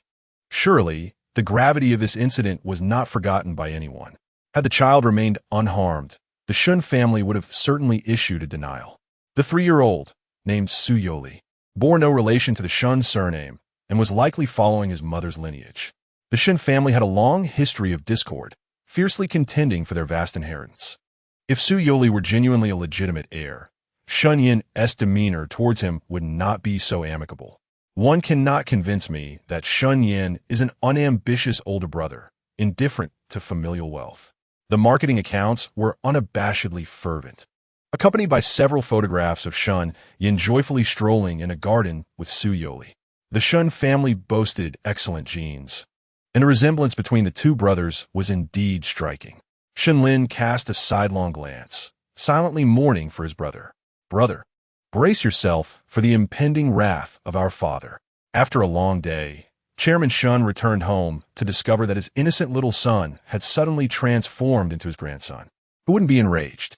The internet erupted in fervent debate over the matter, with numerous marketing accounts eagerly sharing and writing about the situation to capitalize on the hype.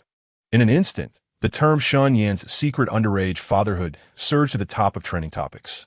The marketing accounts acted swiftly, deducing from Youri's age that Shun Yin, now 20, had fathered him at merely 16, a serious matter indeed.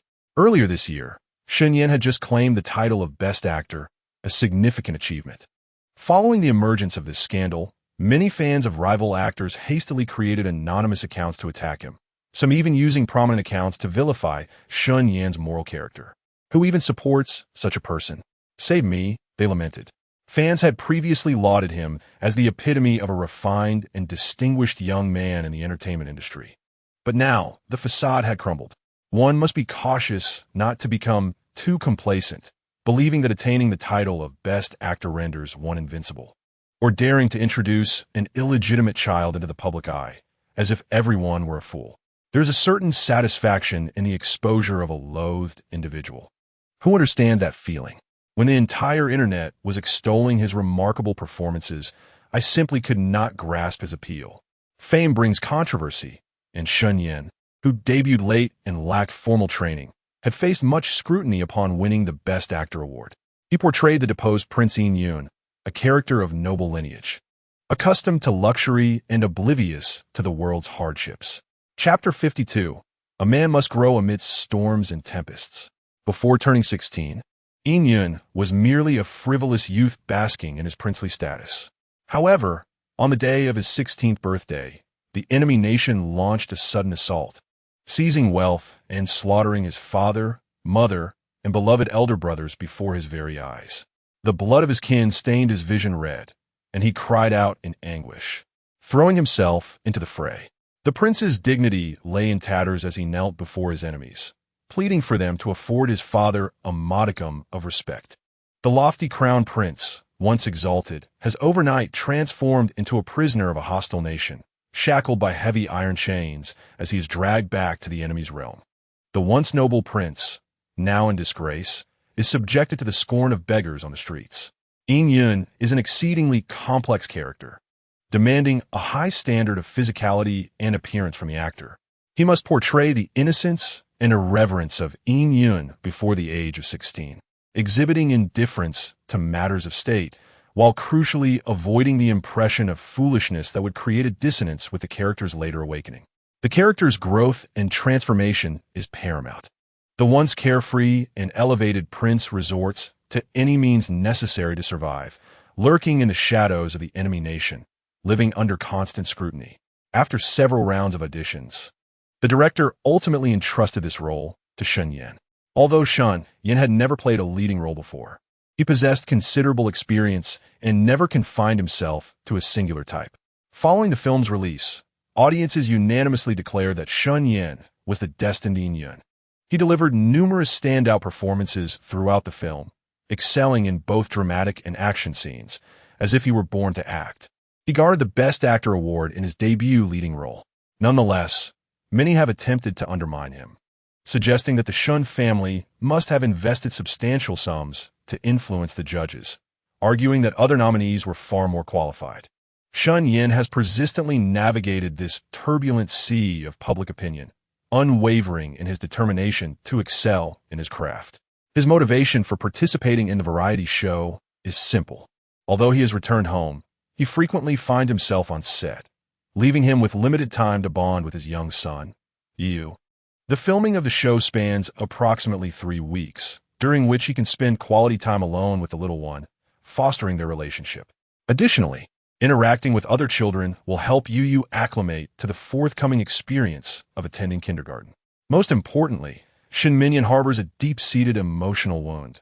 3 years ago, Yu was taken from him right before his eyes. While he feigned indifference, he has not enjoyed a restful night's sleep since. Now that Yu has returned, he hesitates to allow him to venture beyond the confines of the Shun family estate, hoping that this variety show might help Shin Minyan release his burdens. The rumors swirling around have become increasingly absurd. Thus, Shin Yin has reached out to his agent and public relations team to prepare for protective measures. The Shin family's legal team is formidable. Those who dare to slander their young master will face dire consequences. After completing these tasks, Shun Yin rubbed his temples wearily and, with a hint of remorse, said, "Father, I did not consider this matter thoroughly." No matter the circumstances outside, he remains. In the presence of Shun Minyan, merely a 20-year-old child, Shun Minyan said nothing. But seeing Shun Yin's anxiety over the implications for Yu brought him a sense of relief.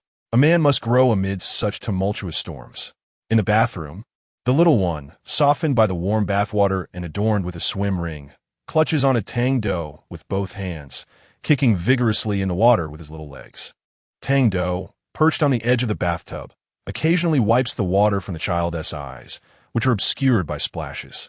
As he concentrated, Youri was filled with trepidation at the sight of water. Tang-Do had filled the bathtub with a multitude of small toys, encouraging him that if he was afraid of the water, he would miss out on playing with the little ducklings and swans. Clutching his tiny fist tightly, Youri fixated on the little yellow duck floating in the tub, while his favorite lotus leaves and flowers drifted in the fish tank.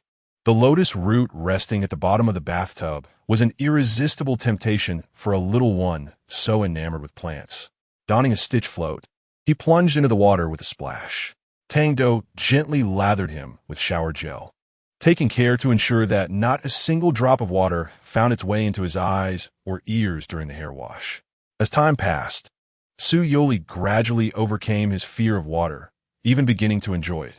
After finishing their swimming practice, Tang-Do wrapped the little one snugly in a towel and returned to their room. Freshly bathed, the young cub was soft and adorable, with damp hair and a porcelain-like face enveloped in a white towel. He applied lotion to Youri and dressed him in pajamas, then gently dried his hair.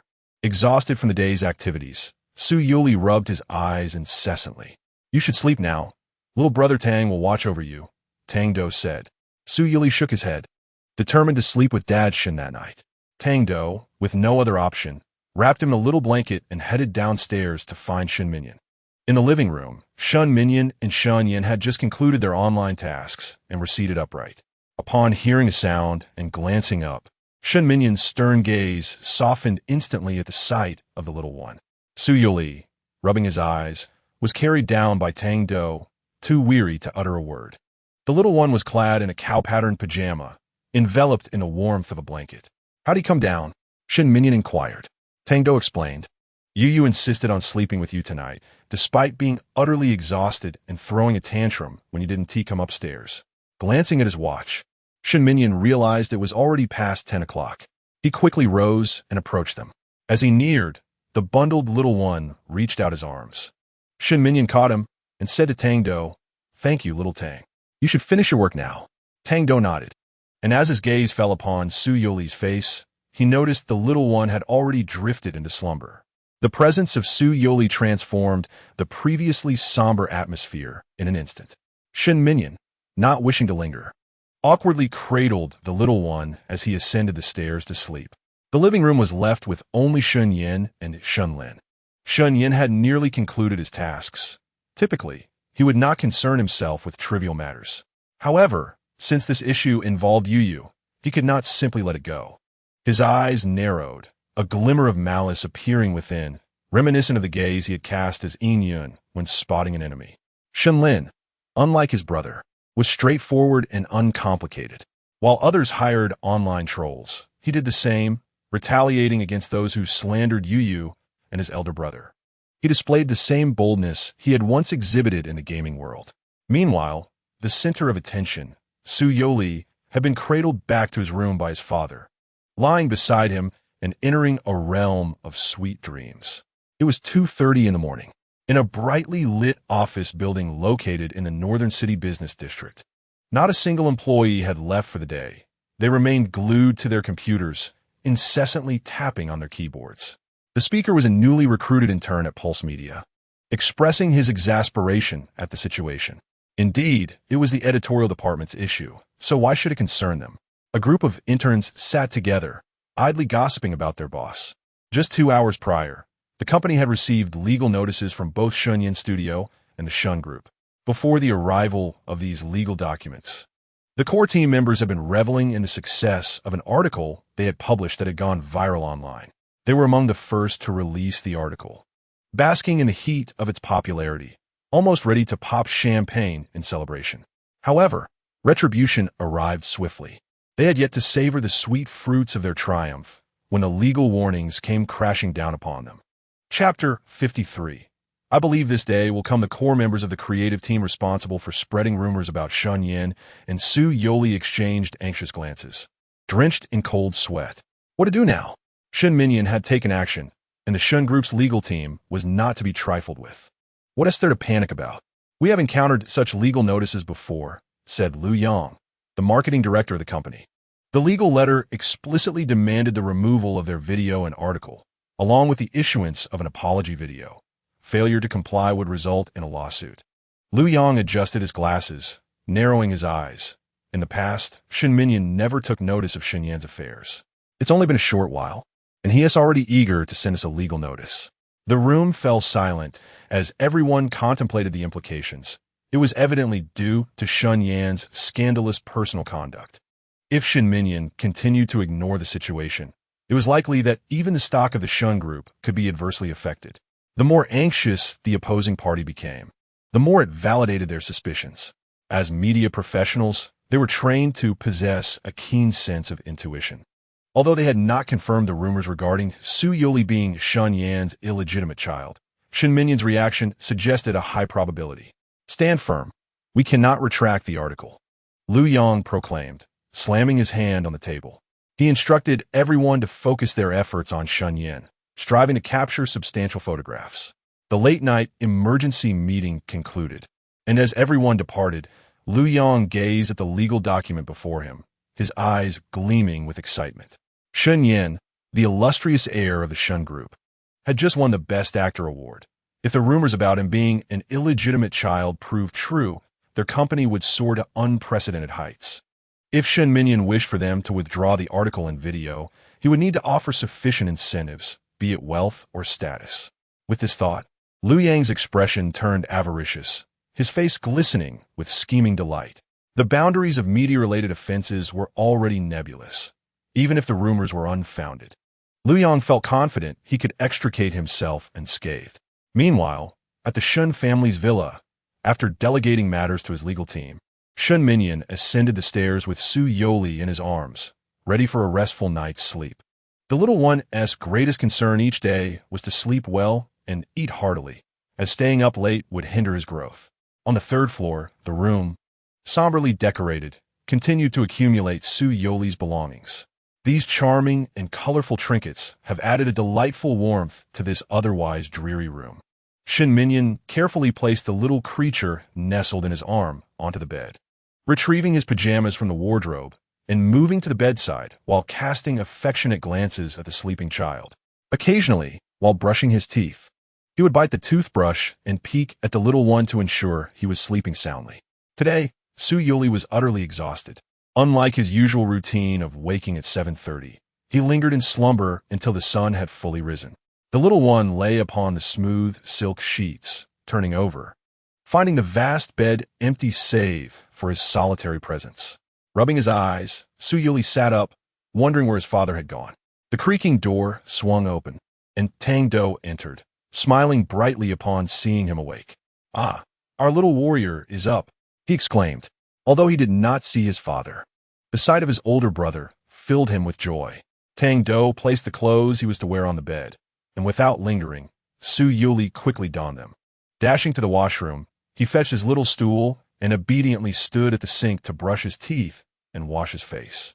After neatly making the bed, Tang-Do helped him with his face and applied children's moisturizer, then took the little one's hand to lead him downstairs for breakfast. "Are the older brothers not home?" Su Youri inquired of the butler. The butler smiled back, the wrinkles at the corners of his eyes quite pronounced. "Yes, both the eldest and second young masters have gone out." It was only then that Su Youri realized he had risen late and missed the chance to see his brother and father off. In truth, Shin Yan had no engagements today. He had accompanied Shin Minyan to the company early in the morning. The lawyer's letter sent out yesterday had yielded little effect, as the account named Entertainment Circle Exposer not only failed to take down the edited videos and published posts, but also brazenly created several new accounts, exhibiting a defiant attitude. Shen Minyan scoffed softly and waved his hand, prompting someone to present the company information behind the Entertainment Circle Exposer. This account belonged to a media company called Pulse Media, notorious for its extensive dark history and having offended numerous individuals within the industry. As Shen Minyan observed this ragtag group attempting to exploit public opinion for their gain, he pondered whether they could bear the consequences of their actions.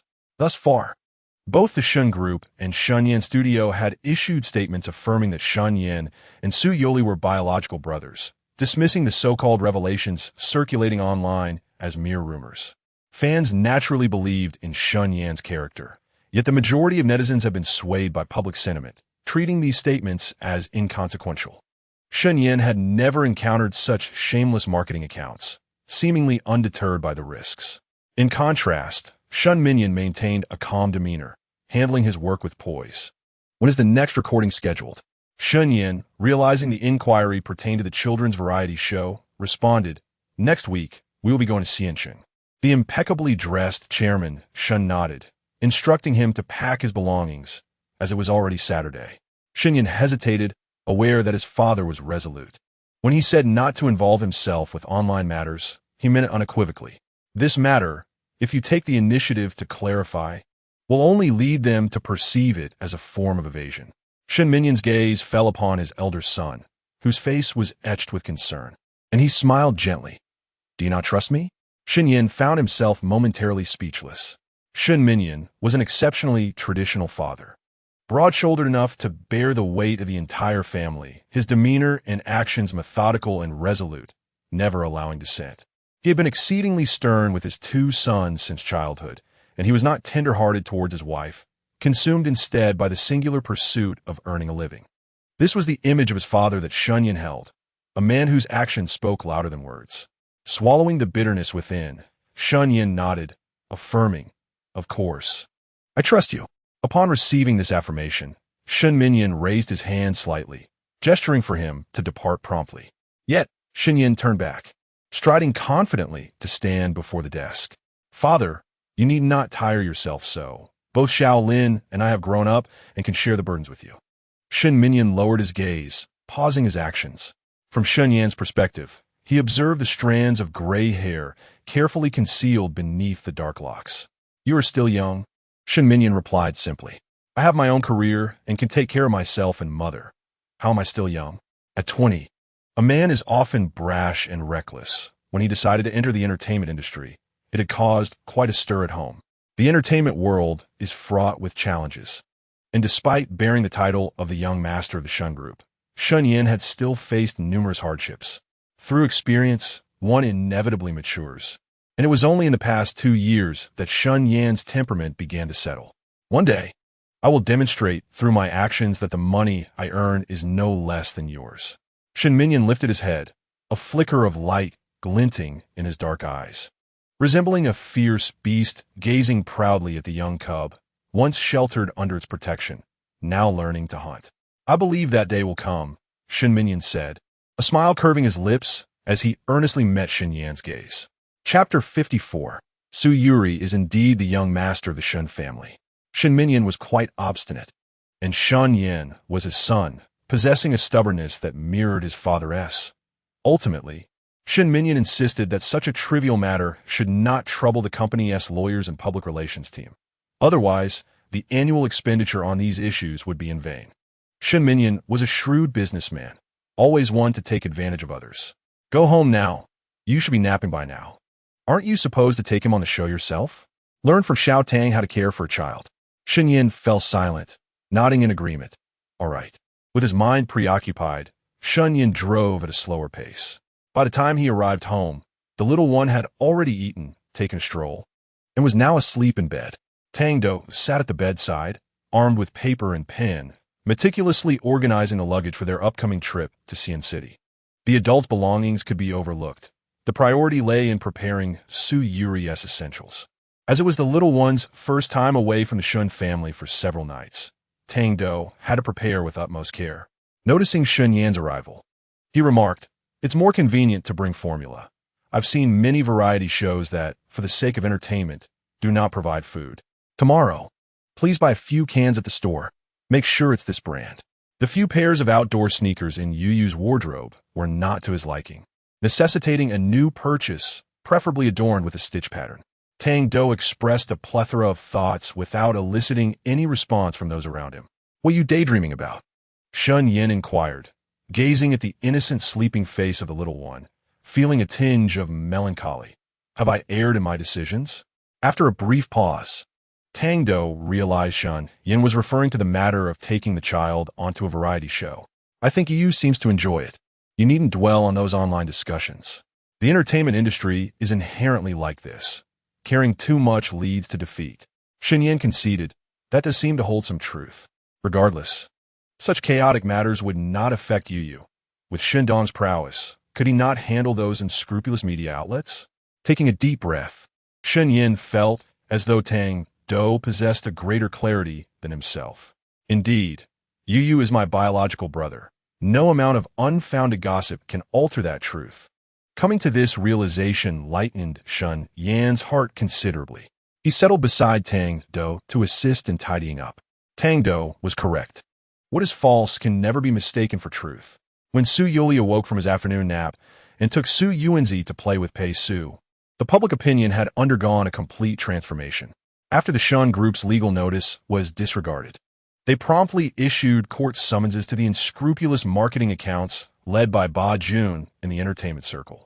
Each one faced litigation. To prevent any future repercussions, Shen Minyan personally logged into his account, which had not seen activity in 8 centuries, to post a photo of Su Youri alongside their paternity test, accompanied by an utterly adorable picture of the little one squatting in the garden, engrossed in a book. The child, appearing about 3 years old, had a fair complexion and delicate features, and his earnest demeanor while reading was simply irresistibly charming. Shen Minyan had never intended to conceal Su Youri's identity. He only had reservations until he could identify the culprit responsible for the child's abduction. However, Shen Yan's words reminded him that his eldest son had matured. capable of standing on his own and protecting Youri alongside him. Just hours prior, the critics, riding the wave of public sentiment, were left bewildered. Youri truly was Shun Minyan's biological son. At over 3 years old, this aligned perfectly with the news from 3 years ago. The child, who had been stolen by malefactors at birth, was thriving, delightful, obedient, and undeniably adorable. As the tide turned, the production team finally mustered the courage to speak out, with staff members who had interacted with Youri expressing their indignation. How could there be such vile individuals? Youri is the most well-behaved child I've ever encountered. He was exceptionally cooperative during the interview. Afterward, he patiently waited for his brother to finish before having breakfast. How could such a delightful child be exploited for sensationalism? Although bound by confidentiality agreements, I cannot refrain from sharing that Youri embodies the essence of a young master, privately addressing departing.The as Big Brother. The rumors of being a love child are entirely unfounded. I genuinely fear that departing.The might withdraw from the program due to this incident. Please, do not let that happen. Surely, withdrawing from the show is not an option, especially since a contract has been signed. The penalty for breach would undoubtedly be substantial, would it not? Upstairs. You seem to be entirely indifferent to celebrity culture. Shinyan is not lacking in wealth. If he were displeased, I suspect he could easily buy out the production team, causing the show to be abruptly canceled. Is the esteemed young master Shun truly so temperamental?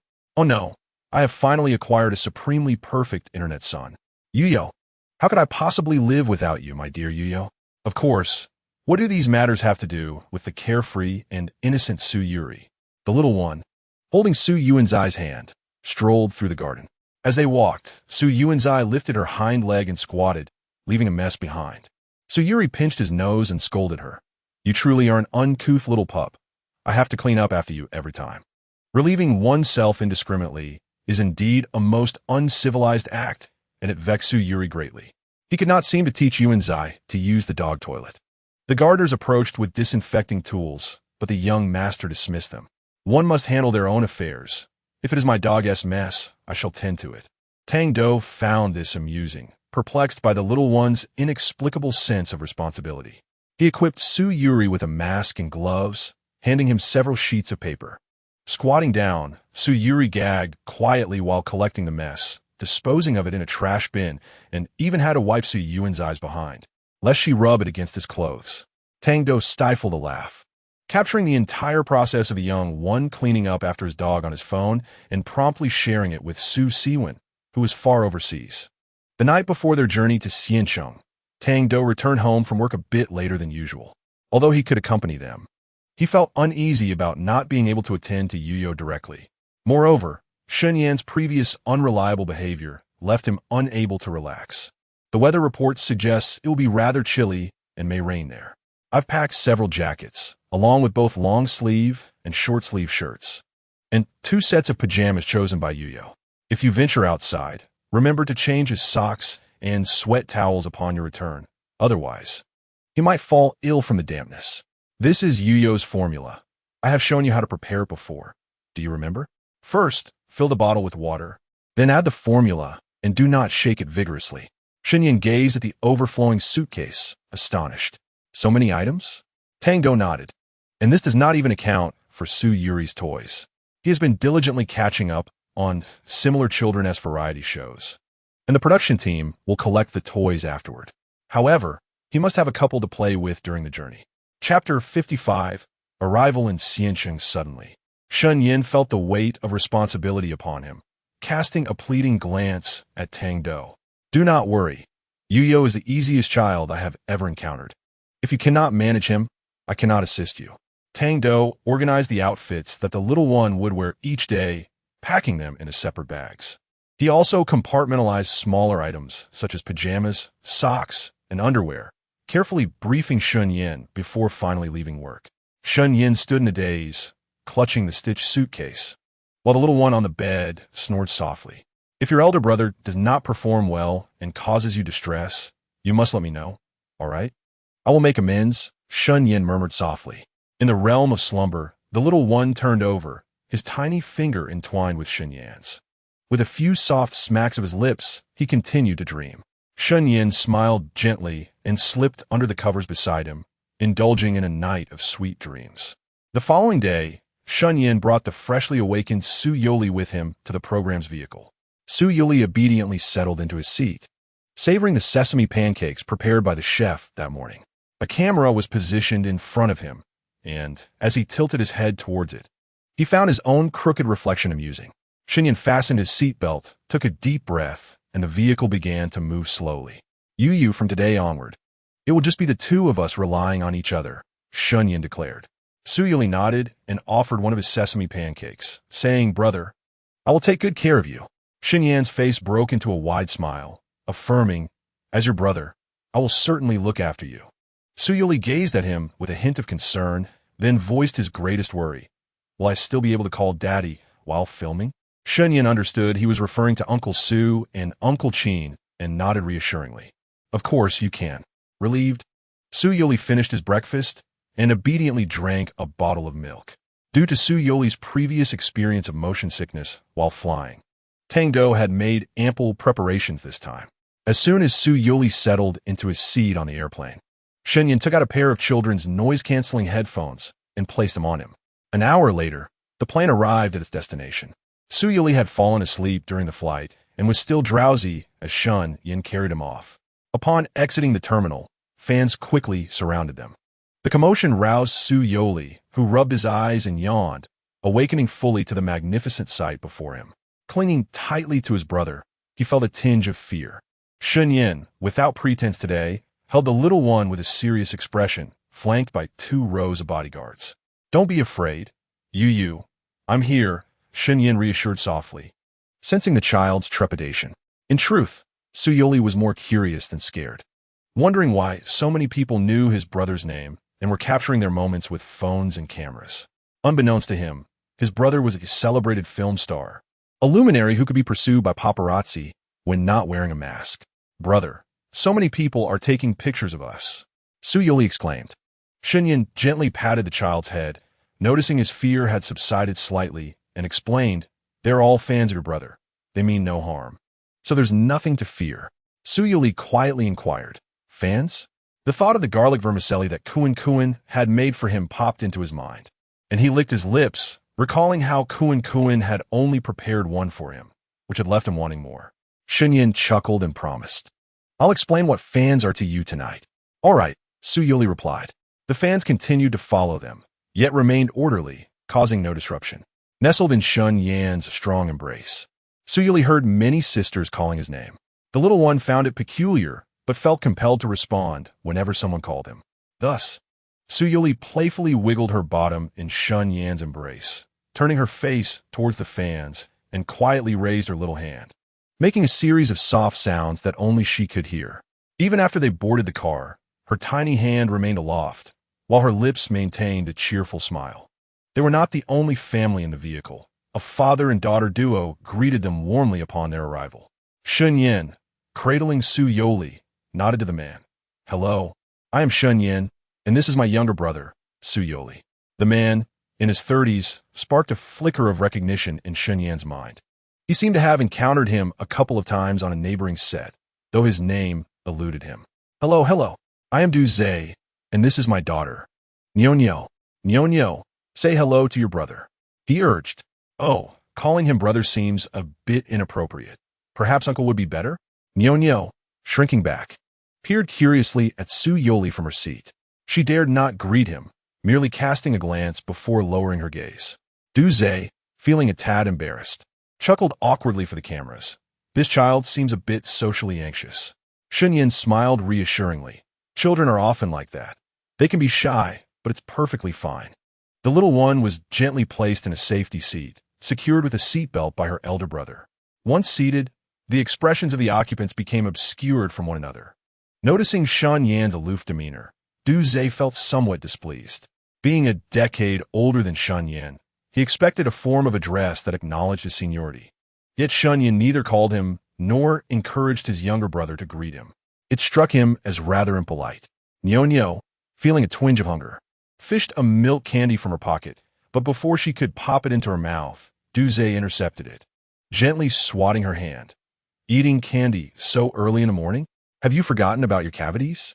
Nyonyo, with teary eyes, murmured, Yes, but mommy gave it to me.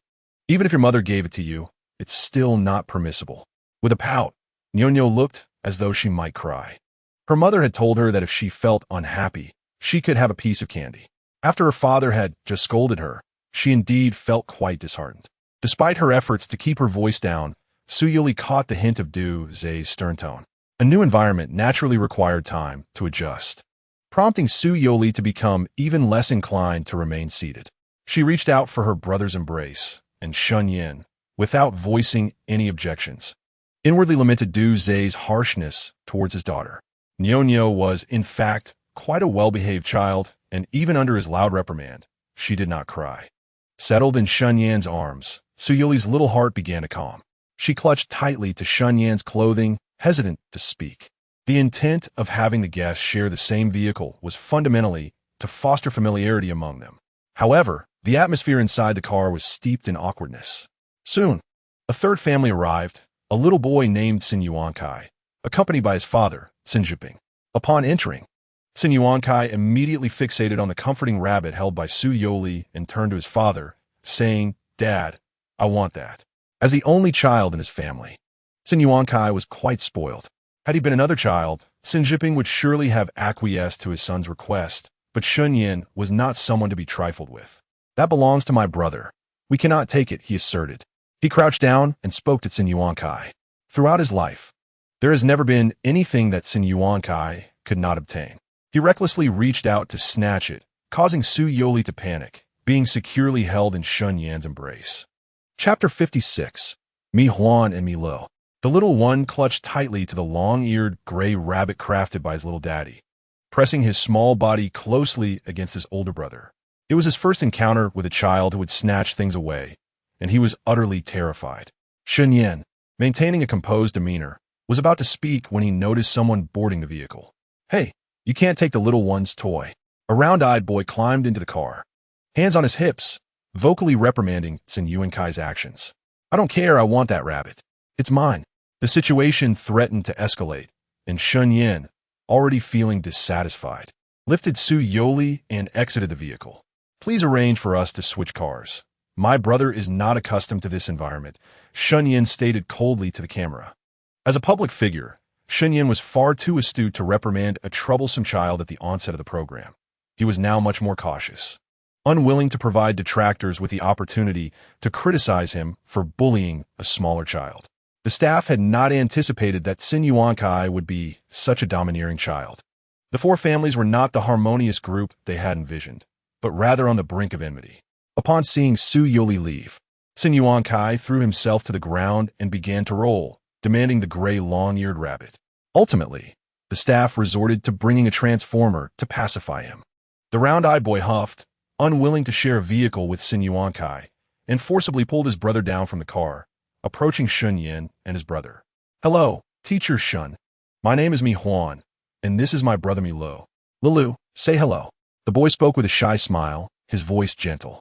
Youri naturally felt an affinity for those who spoke softly, glancing up at him. Upon seeing the fluffy Youri, Mi Li's eyes lit up, and he generously declared, Hello, little brother. My name is Lilu. What is yours? Youri, seated on Shunyan's lap, clutched his gray rabbit and replied, I am Youri. Youri, how old are you? I am 5 years old, in the 2nd grade. Youri gazed at the loquacious older boy, pursing his lips to respond. I'm 3.5, not yet in school. Call me Brother Lilu, as I am older than you. As he spoke, Milu had already dashed in front of Youri, extending his little hand to shake hands. Youri timidly reached out, softly uttering, Brother Lilu. Mi Huan was exasperated with his socially bold brother, continuously pulling him back, attempting to rein in his exuberance. Brother, please stop pulling me. You're interrupting my conversation with the little brother. Mi Huan nearly hit his head against the ground, his face pale. I apologize, Teacher Shen. My brother is just overly enthusiastic upon seeing new friends. Shunyin waved his hand dismissively. He was quite pleased to see Youri making new friends. The two vehicles slowly made their way toward the destination, with Lilu and Youri separated by their two older brothers. Little Milu was still able to converse with Youri despite the presence of his two older brothers. He inquired about Su Yuli's favorite animated shows and whether he enjoyed chocolate, mentioning that he had secretly brought 2 packs of chocolate bars today. Su Yuli, hiding behind Shen Yin, peeked out with one eye to observe him. After a considerable pause, his curiosity about this new friend triumphed over all else. He extended a small hand to accept the chocolate bars that Milu offered. The 2 older brothers conferred and decided to place the 2 little ones in the middle to facilitate their conversation. After a half-hour journey, Milu resolved that from that day forward, Su Yuli would be his good friend. Upon disembarking, Milu took Su Yuli's hand, eager to lead him to seek vengeance against Sin Yuan Kai. Lulu Gugu, no fighting. Su Yuli halted, obediently standing at the door, awaiting his older brother. All right then, I shall heed your advice this time. My brother said if I were to fight, numerous cameras would capture the moment and send it to my mother, compelling me to return home for bamboo shoots stir-fried with meat. Su Yuli's eyes sparkled at the mention of bamboo shoots stir-fried with meat. He was familiar with it, as his brother Yang often indulged in that dish. Lulu Gugu, is bamboo shoots stir-fried with meat delicious? The little one licked his lips. Milu, recalling the pain from his last beating, gravely replied, not at all. My father and mother each wield a small stick, and they would make my bottom bloom with welts. Su Yuli turned to glance at Li's backside, pondering the marvel of a blossoming rear. What color are the flowers? Soon, all 4 families had gathered and exchanged pleasantries. The air in Xiancheng was indeed cooler and more humid than in Beicheng. When Su Yuli alighted from the vehicle, he added a small jacket, holding his brother's hand, obediently standing by as the director spoke. Shen Yin observed that their destination was not a city, but rather a picturesque village named Nianbai Village, a model settlement nearby, characterized by smooth and clean roads. Su Yuli quite liked this place, feeling it bore a resemblance to Yinshui town. After completing the process of collecting snacks and toys, the 4 families approached to draw their accommodations for the day. Shen Yin led Su Yuli forward, where the little one reached out to draw a card. The card bore a map, with a red up beside an illustration of neatly stacked firewood in a corner. Milu and Nyonyo also drew their cards, and after exchanging a few cordial remarks, they parted ways to seek their respective lodgings. Wah, I don't want it. You are not allowed to take my toys. Su Yuli, grasped by his brother's hand, turned his small face back to glance at the child who had just attempted to snatch his toy, now rolling on the ground and becoming quite dirty. Additionally, his tear-streaked face was equally soiled and quite noisy. Su Yuli felt a slight trepidation towards such a domineering child, pressing closely against his older brother. Shen Yin patted his head, saying, You just voluntarily surrendered your toy. That was splendid. The little one, in truth, was reluctant to part with his toys, as he would cuddle them to sleep every night at home. However, he was determined to embrace the role of a little adventurer. Little adventurers must forego their toys, albeit only for 2 nights, and those 2 days would pass swiftly. Su Yuli understood that his elder brother would always be by his side, along with Xiao Tang, who was blending into the crowd. The little one's sense of security stemmed from the love his family bestowed upon him, which rendered him unafraid and spared him from the tears and tantrums exhibited by Sin Yuan Kai. Mila held a low opinion of Sin Yuan Kai's behavior, thinking to himself how, at 5 years old, he still acted like a mere toddler. Mi Huan swiftly covered his mouth, chiding him to be quiet. The 3 families, dragging their suitcases, soon reached a point where they had to part ways. Mi Huan smiled as he exchanged farewells with Du Zhe and Shun Yin before leading Milu away. Milu, reluctant to leave Yu, turned back multiple times. Su Yuli glanced back at him and raised his arm in a farewell gesture. The path through the village was somewhat long, and Shun Yin occasionally turned to ask Su Yuli if he needed to be carried. Su Yuli, with a light-stitched backpack on his back, shook his head, responding in a soft voice that he did not wish to be carried.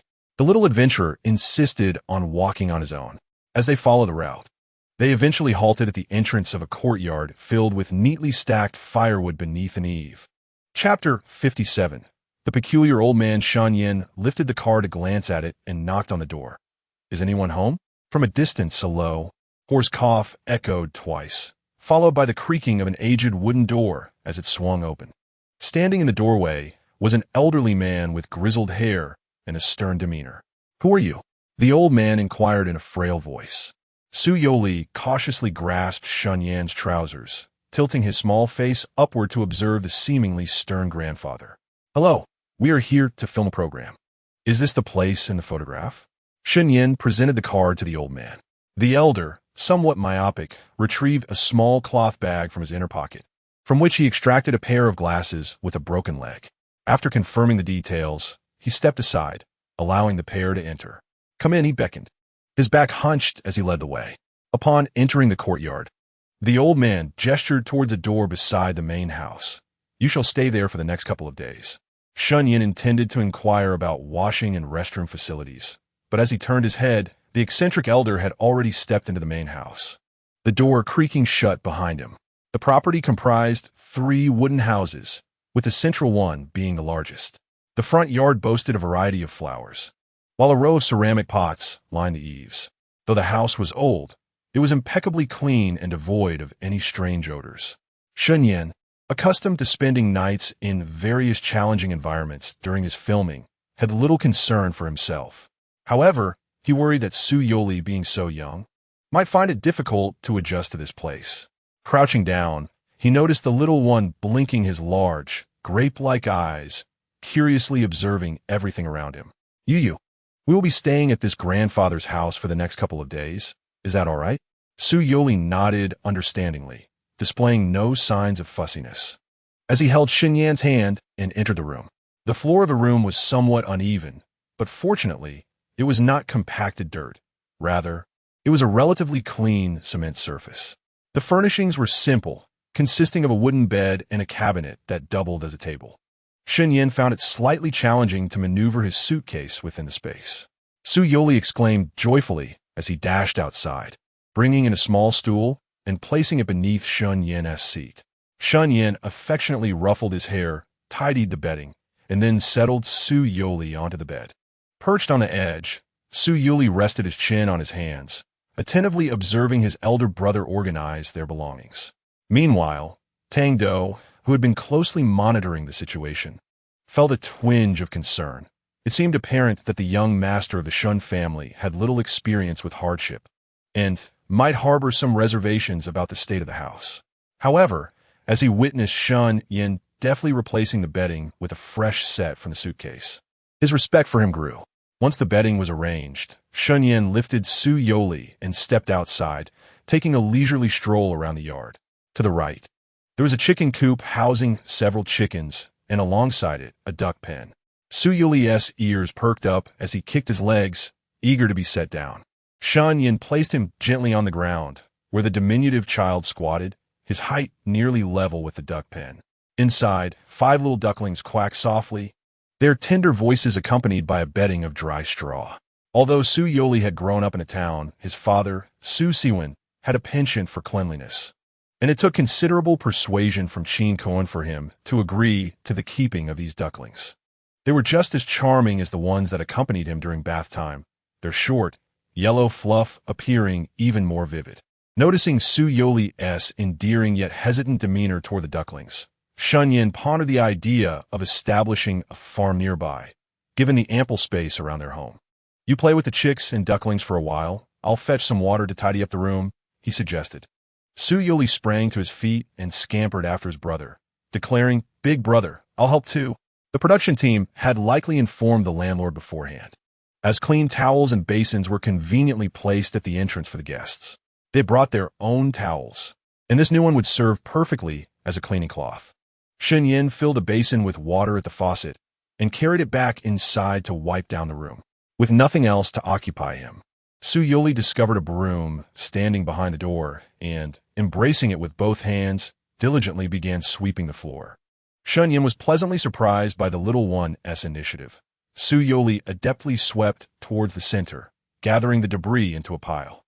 Upon inquiring, Shun Yan learned that his father had taught him how to sweep, while Shun Yan felt a mix of pride and heartache, wishing that Youri had grown up in a Shun household where such lessons wouldn't have been necessary. He appreciated that the boy was not spoiled and was eager to lend a hand. For instance, despite being in such a challenging environment, Youri not only refrained from being a burden, but actively contributed to their tasks. After an hour of diligent work, the brothers had finally cleaned their sleeping quarters for the next 2 nights. As they prepared to venture out and observe the conditions of other families, they spotted the homeowner, who had been hiding in the main house, now seated in the yard smoking a pipe. Shunyin took Su Youli's hand and greeted him politely, introducing themselves before inquiring, "Good sir, may I ask your surname? We shall be intruding upon you for the next couple of days." An elderly man, his hair silvered with age, donned a black, buttoned long-sleeve garment, the cuffs and collar of which had faded with time. He held an antique pipe in one hand, taking several puffs before exhaling a thick, acrid cloud of smoke. The photographers trailing behind him felt a twinge of embarrassment. How could the old man smoke while facing the camera? Overwhelmed by the fierce countenance of the elder, they dared not utter a word, content instead to rely on post-production censorship. Having accepted their payment, he considered any disturbances inconsequential. He had rented a side room to the production team for 2 nights and 3 days at the price of 2,800 yuan, a sum that could scarcely be earned from a year's worth of farming in the village. With someone smoking in the courtyard, Shunyin was reluctant to let Youri remain there, so he scooped him up and prepared to leave. Su Youli, resting carefully on his elder brother's shoulder, took a cautious glance at the elderly gentleman seated in the wrought-tan chair. Their clear eyes met those clouded with age, and Su Youli blinked several times. His little father had instructed him to be polite when encountering the elderly. Though a bit frightened, the small boy raised his tiny hand and softly uttered, "Goodbye, Grandpa." The fierce old man continued smoking, expelling 2 jets of smoke from his nostrils, causing Su Youli's eyes to widen in astonishment. Upon departing the quaint courtyard, Shunyin strolled along the village path and soon spotted Mi Huan and Mi Lu. Mi Lu, with a large ear of corn in hand, was happily munching away, and upon catching sight of Su Youli, he leaped with joy, exclaiming, "Yi!" Su Youli, equally delighted to see him, recognized Mi Lu as a second good friend since arriving in Beijing.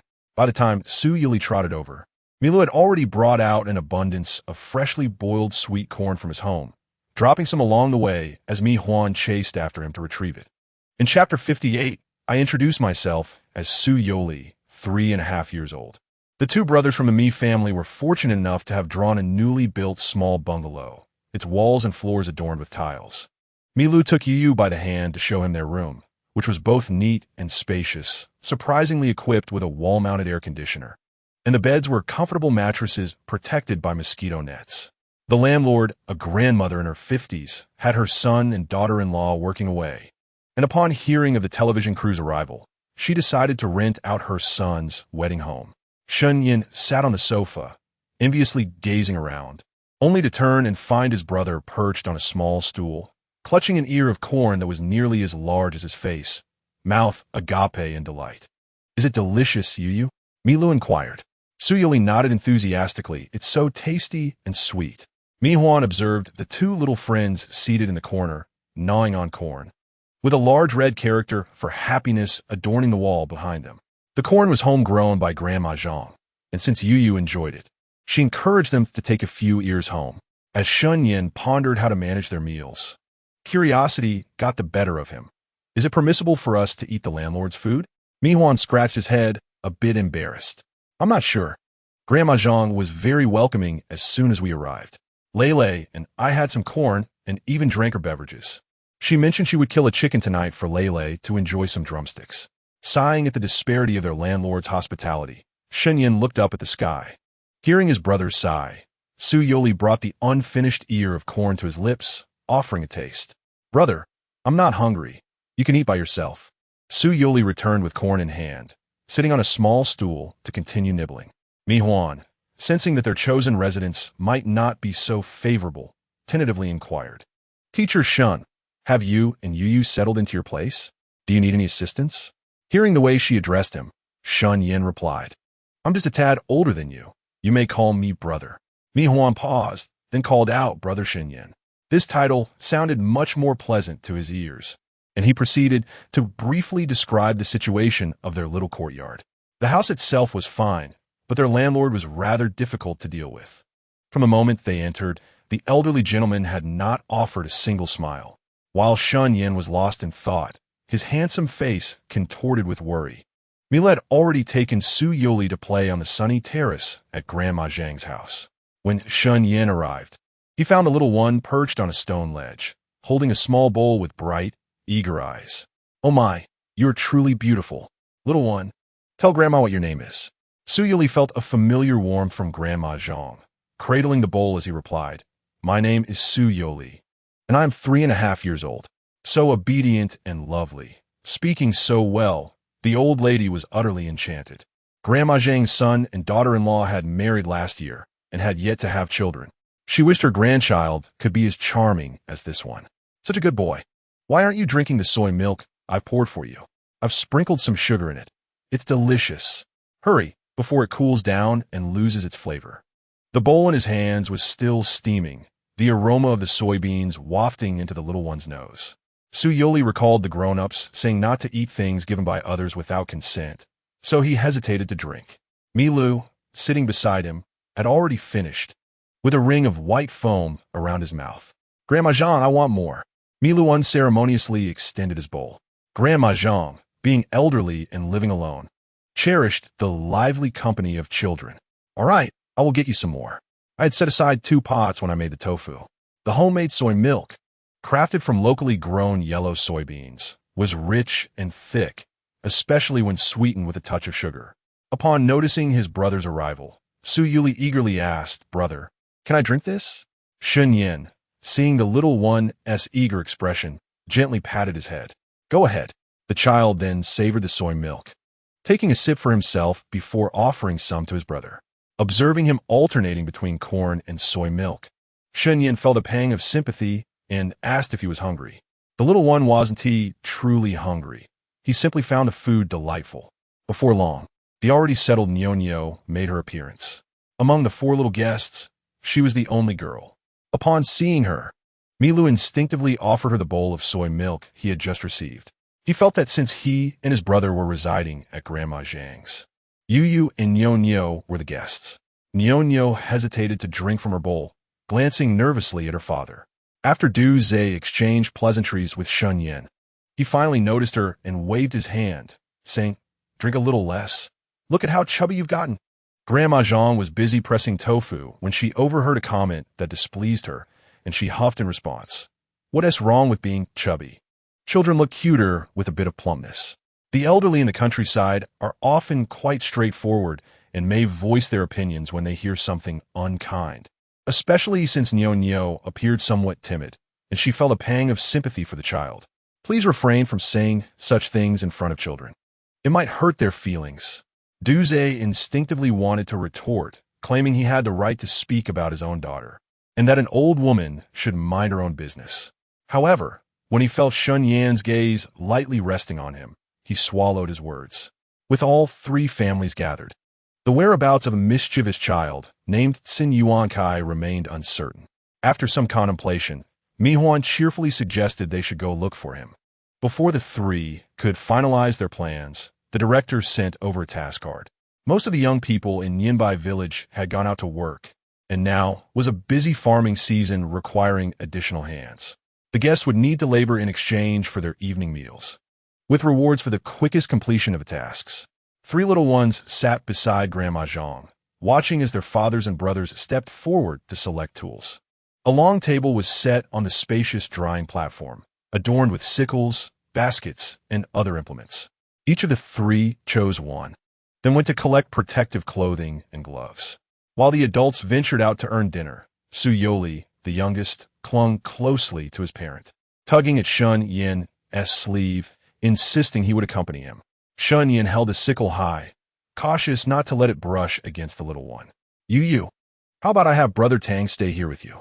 Su Youri shook his head, aware that Brother Tang couldn't be filmed and could only keep his distance. The little one's lack of confidence tugged at Shun Yan's heartstrings, prompting him to cast a pleading glance at the director.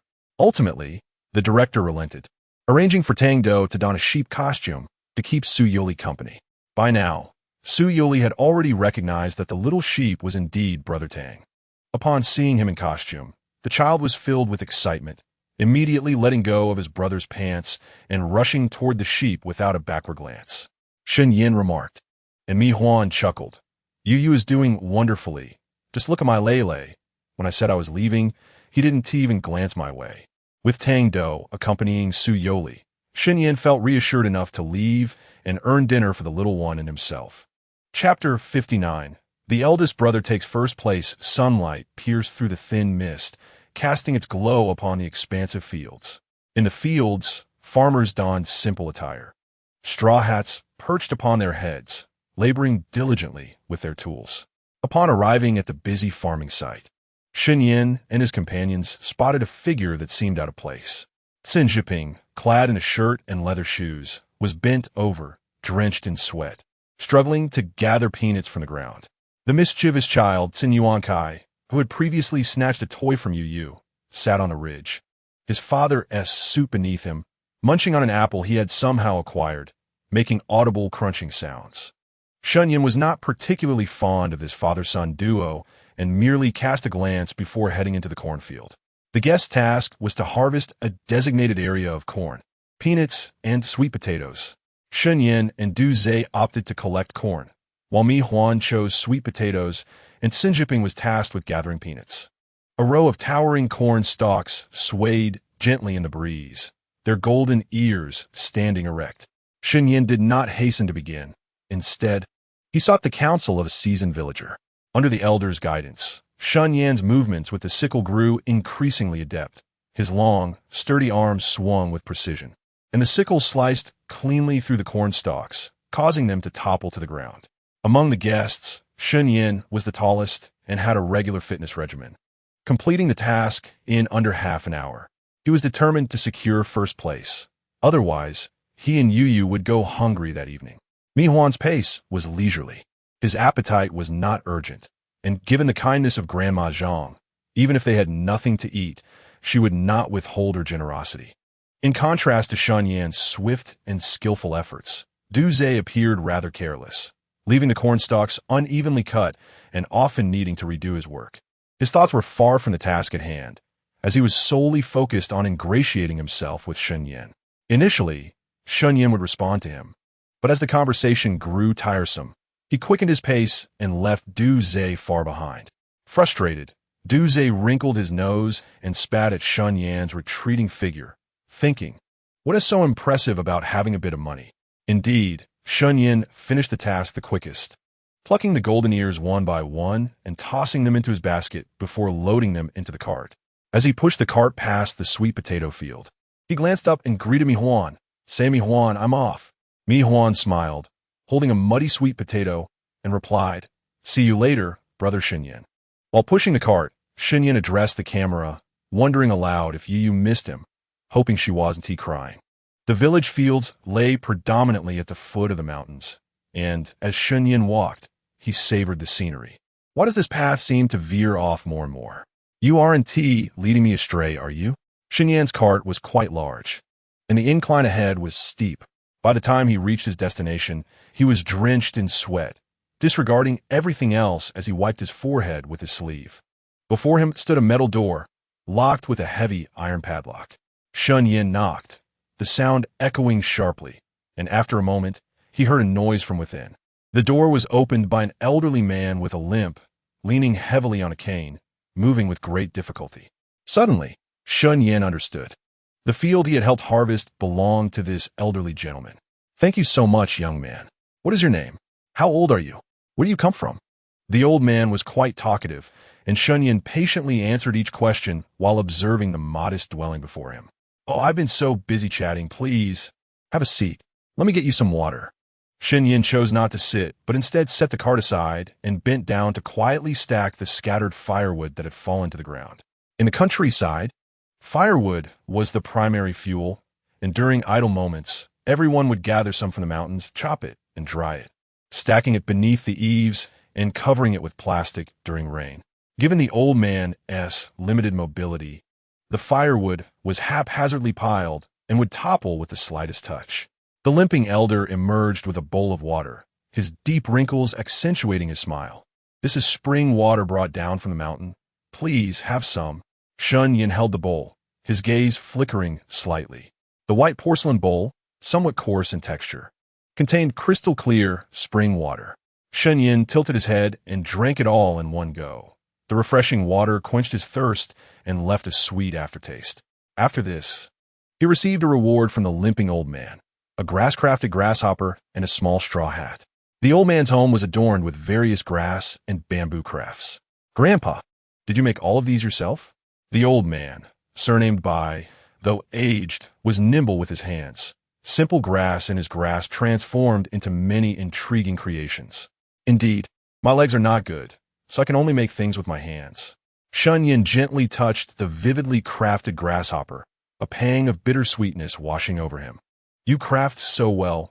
My younger brother would surely love this." Grandpa Bai sat on a stool, still weaving a bamboo basket. "You have a younger brother? Why didn't you bring him along?"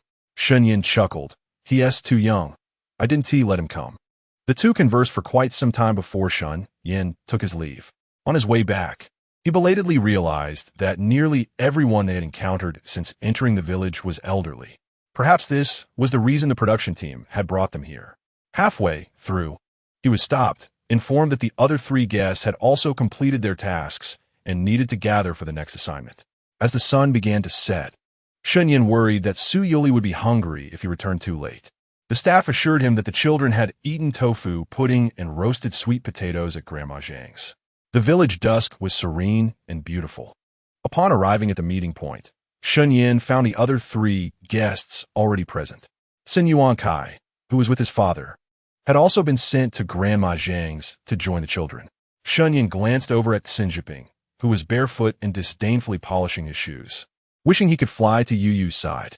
That mischievous boy, Sin Yuan Kai, might even snatch something from Yu Yu. "Now, we will distribute dinner according to our rankings today." Shen Yin stepped forward to retrieve his portion, which was housed in a finely crafted bamboo basket made by Grandpa Bai. Inside were braised pork and scrambled eggs with tomatoes, along with a thermos of rice and soup.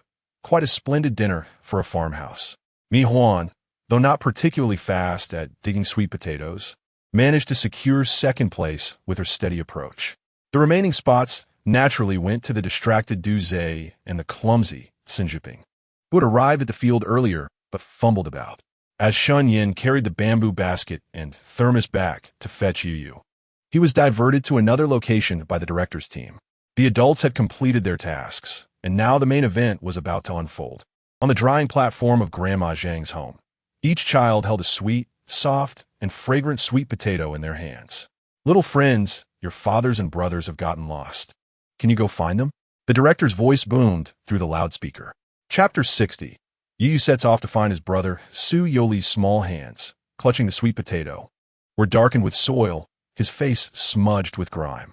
His greedy little mouth promptly closed, his eyes sparkling brightly. "I want to go. I want to go." He was determined to find his brother.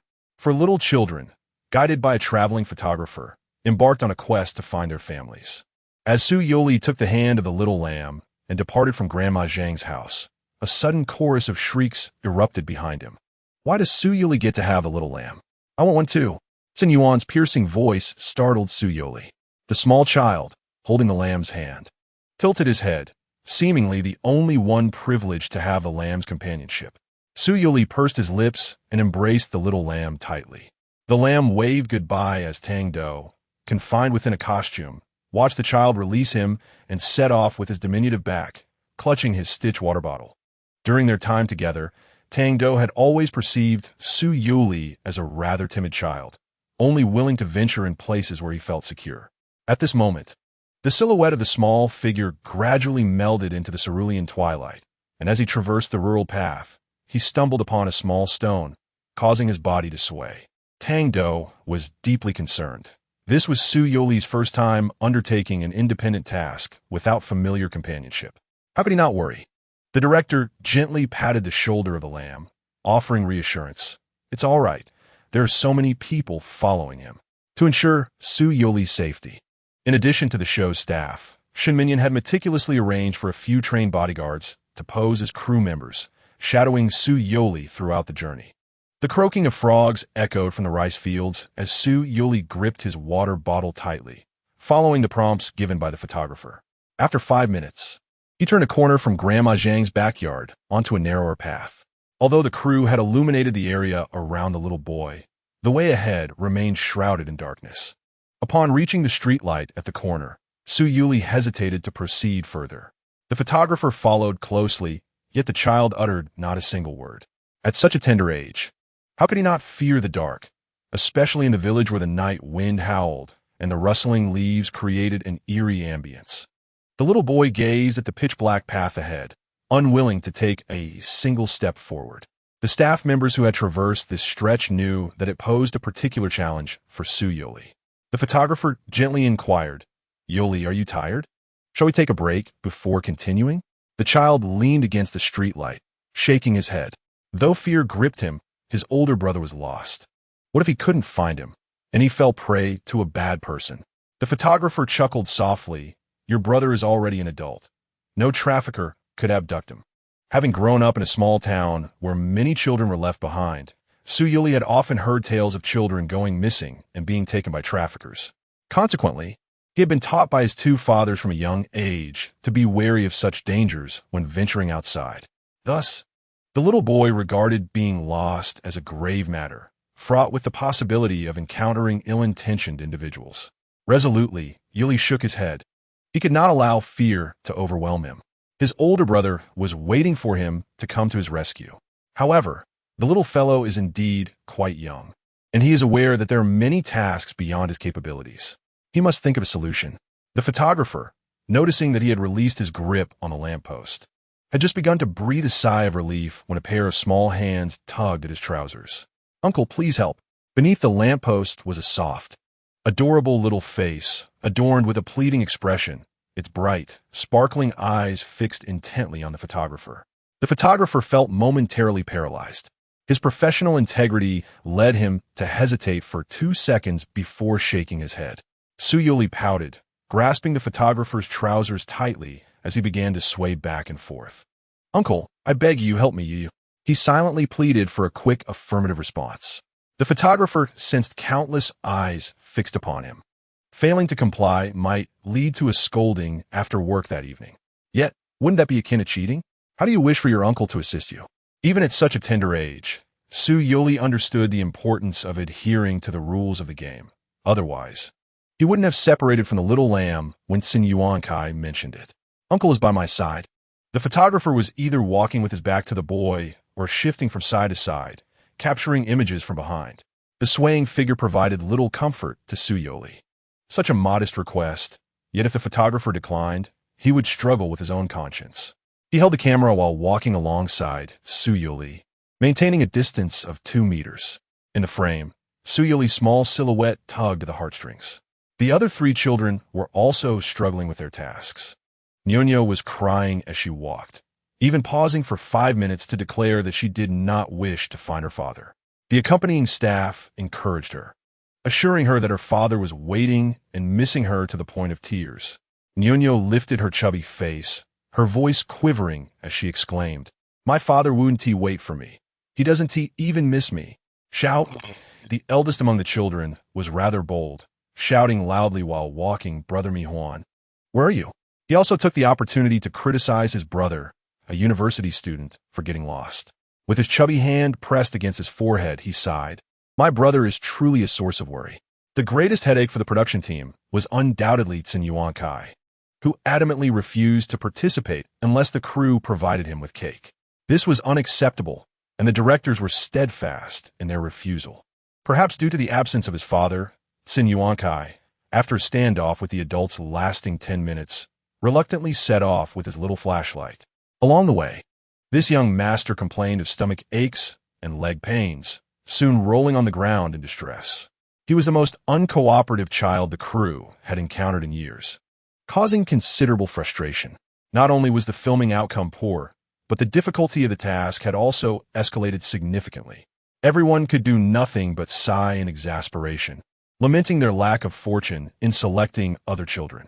The shadows of bamboo danced under the moonlight as Youri, clad in a creamy white jacket, wielded his small flashlight, leaving no nook unexplored. The beam of light flickered, startling a nearby kitten. "Big brother, where are you?" At that moment, Shun Yin crouched inconspicuously in a corner. carefully holding a bamboo basket and thermos to avoid soiling them. Accompanied by a photographer, the new acclaimed actor, with a stern demeanor, peered out with a slightly awkward posture, straining to capture the sounds around him. Is Yu coming? I hear something. The camera focused on a cat that had playfully leapt down from the wall. Chapter 61. Big Brother, please don't wander off next time. Eventually, Shunyin disregarded the production team's instructions to remain hidden and boldly stepped into the middle of the path. Beneath the night sky, the young man, tall and lithe, stood on tiptoe, gazing ahead. At the distant end of the path, a small light flickered, accompanied by the pure, childlike voice calling, Big Brother, where are you? Xinyan's eyes sparkled. Yu, I'm here. A few hundred meters felt interminably long for little Su Youri, whose short legs ached with every step. Yet, he had yet to find his big brother. The photographer, camera in hand, meticulously documented the little one's every movement, feeling the weight of his trousers. Su Youri glanced down to see his small hand had quietly grasped the fabric. Uncle, my feet hurt a bit. The photographer knelt down and asked, Does it hurt a lot? Can you keep going? Su Youri had not faced much hardship in his life. Whenever he got tired during outings, Qin Kuan would carry him. And upon returning to the Shun family, he was doted upon. The village's uneven terrain made walking particularly challenging for him. When the photographer inquired about his endurance, the little one recalled his two fathers. Whenever he considered giving up, his big dad would ask if he could persist, while his little dad encouraged him to hold on for just one more second. Hence, bolstered by their encouragement, Su Youri always managed to persevere, often exceeding that fleeting second. Gripping the photographer's trousers, his brows furrowed in determination, he declared, You can hold on. The photographer ruffled his hair, pointing ahead. Do you see that spot? Your brother is right there. Holding onto the photographer's trousers, Su Youri trudged a short distance, his eyes fixated on the tiny glimmer ahead. At last, he spotted Shun Yin waving his hands in the darkness. Big Brother. The little one broke into a run, seemingly forgetting his earlier discomfort. As a small figure approached under the moonlight, Shun Yan's heart swelled with emotion. He hurried forward, arms outstretched to embrace Su Youri's tiny frame. The little one gasped for breath, his eyes sparkling with excitement. He had finally found his big brother. How amazing is Yu? You're truly the bravest little friend in the world. Shun Yin gently pinched the chubby cheeks of the little one, his tone laced with pride.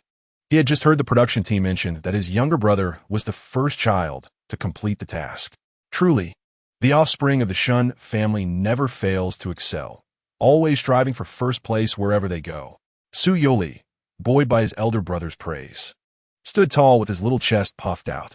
On their way home, Su Youri did not forget to impart a lesson to his older brother. Big brother, you mustn't wander off next time. What if I couldn't find you? His serious expression elicited a chuckle from Shun Yin. He retorted, What if you can't find Big Brother? Su Youri had never considered such a possibility, shaking his head confidently as he insisted he would certainly find him. The two brothers, their strong hands clasped together, ambled slowly along the path to their residence. The evening breeze rustled through the treetops, creating a soothing sound. Shun Yin crouched before Su Youri and hoisted the brave little one onto his back. In the tranquil night, the soft murmur of their conversation was filled with warmth. Leaning against his brother's shoulder, Su Youri, though nearly exhausted, remained animated, recounting the delightful moments he spent playing with Mi Lu and Yonyo. He even mentioned that Grandma Zhang promised to make scallion pancakes for them the next day, at which point the little one couldn't help but swallow, tempted by the thought. Suddenly, Shun Yin paused and said, Yu, I'm going to speed up now, so hold on tight. Su Youri obediently wrapped his arms around his brother's neck, feeling the rush of the wind against his ears. The little one found the gentle bouncing on his brother's back amusing, bursting into giggles. Moments later, Shun Yin had carried Su Youri to the winding path they had traversed earlier that day. Continuing along the path, they approached their lodging. As they drew near, they noticed a stooped figure standing by the wall of the house. In the moonlight, they could see the wisps of smoke escaping from the person's lips. The shadowy figure appeared to sense their presence, leaning against the wall to look over at them.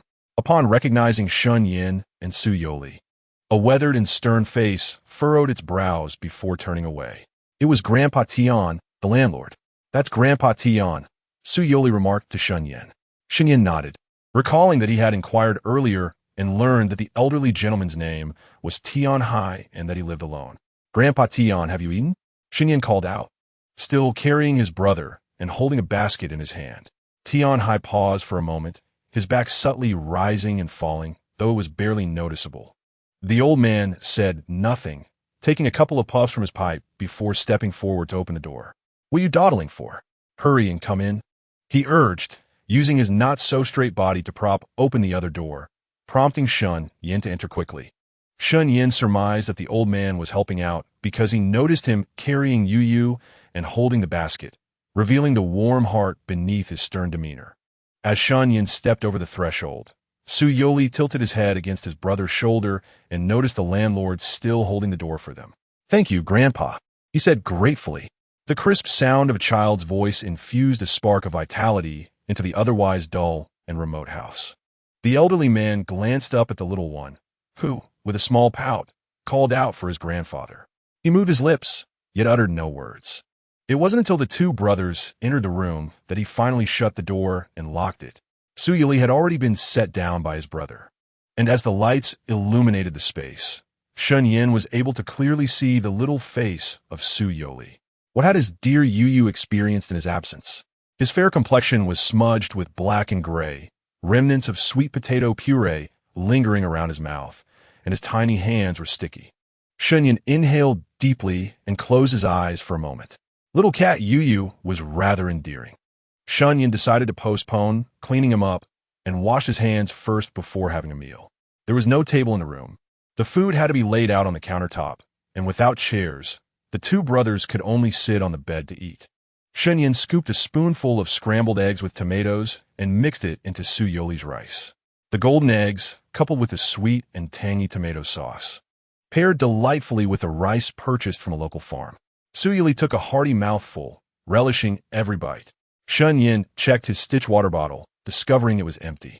The dim light in the room enveloped them in a comforting atmosphere, as the fragrant aroma of the meal wafted through the air, lending a sense of home to this temporary abode. However, nighttime hygiene presented a challenge. In the countryside, the temperature dropped significantly, making it impossible for Youri to wash with cold water. Shun Yin rummaged through their luggage, hoping Tang-Do had packed a collapsible kettle or something similar. Chapter 62. Youri is an endearing little child, of course. Tang-Do had not included such a thing. With no other option, Shun Yin sought out the landlord. Just as he reached the door, the elderly man, with a somber expression, approached carrying a brand new red peony-patterned kettle. It contained hot water, freshly boiled, which could be tempered with cold water for use. The old man, a habitual smoker, spoke in a hoarse voice. Shun Yin hurriedly accepted it, expressing his gratitude. Thank you, Grandpa Tian. He turned to glance at the little one sitting on the bed. The child immediately understood and obediently said, Thank you, Grandpa. Grandpa Tian's expression softened momentarily before promptly returning to his serious demeanor. He had assumed that these city folk might disdain his possessions, bringing hot water solely out of concern for the child's youth, fearing that washing with cold water might lead to a cold. The hot water provided by Grandpa Tian resolved the issue of hygiene for the evening. After the little one was cleaned up, he transformed into a soft, milky bundle. Once clad in his pajamas, Youri snuggled under the covers, eagerly awaiting Shun Yin's return with the water. The bedding was fresh, imbued with a faint scent of laundry detergent, a fragrance familiar to the little boy. He clutched the blanket, his eyes fixed on the door. Upon entering, Shun Yin brought in a chamber pot, his expression somewhat difficult to interpret. This was a first for the young master, who had never encountered such an item before. Fortunately, it was clean, or he would have hesitated to let Youri use it. Youri, do you need to go? Youri shook his head from beneath the covers, reporting his bathroom activities for the day. I drank soy milk at Grandma Zhang's and went twice. The little one on the bed stretched out his hand from under the blanket, displaying 2 fingers. After much contemplation, Shun Yin thought it might be prudent to purchase some diapers for their next outing, in case the production team took them to some remote wilderness again. The house they were residing in was quite antiquated, equipped even with a dry toilet, and lacking a bathing facility. The conditions were rather poor. If they insisted on bathing, Youri would undoubtedly fall ill. Shunyin held the little one tenderly and whispered, "We'll return in 2 days, and then you can bathe, all right? Tomorrow morning. Your elder brother will help you wipe your back with a towel." Youri blinked in response. Okay. It was barely 8:30. Still too early for the little one to sleep. Shunyin decided to take out a handcrafted picture book filled with illustrations of plants from their luggage. A daily staple for the little one. "Elder brother, I want to call Daddy," Youri expressed, his interest in the book waning as he found himself in an unfamiliar environment, longing for Kuin and his little father. The cameras in the room had all been covered. Shunyin tucked him in and said, "I'll fetch your phone." The little one's eyes brightened, and he nodded obediently. Before long, Shunyin returned, holding up the phone triumphantly. The call connected, and the voice on the other end belonged to Kuin, who was enjoying the daylight. "Daddy." The sweet, childish voice traveled through the phone to Kuin's ears. The man, looking somewhat fatigued, relaxed upon hearing his son's voice. "Oh, you. Do you miss Daddy?" Youri nodded vigorously, expressing how much he missed him. As the youngest master of the Shun family, and with the distance between them, Kuin and Siwen rarely called Youri. They kept their phone volume at its highest, fearful of missing any call from the little one. Sometimes he would use Shun Minion's phone, or occasionally the phones belonging to his two elder brothers, Tang-Do and the butler. Along with Uncle Pei's, Kuin and Siwen had made sure to label them all. "You, are you tired today?" Siwen asked, having seen the airport photo of Shunyin and Youri just after waking up. The little one was nestled against his elder brother, his timid face peeking out. Siwen worried he might feel out of place. "Daddy, today elder brother got lost, but you found him," Youri proudly stated. Siwen smiled and inquired how he had managed to find him. The little one leaned against his elder brother, recounting the day's adventure to both fathers. "Daddy, the road was so dark, and you was a bit scared." Siwen praised him, "But even when you were scared, you persevered, which is truly commendable." After conversing with his two fathers for nearly half an hour, the little one reluctantly ended the call. Each time the phone call concluded, Youri felt his longing for his fathers swell immensely, filling his stitched backpack to the brim with affection. Shunyin gently patted his back, feeling a pang of sympathy.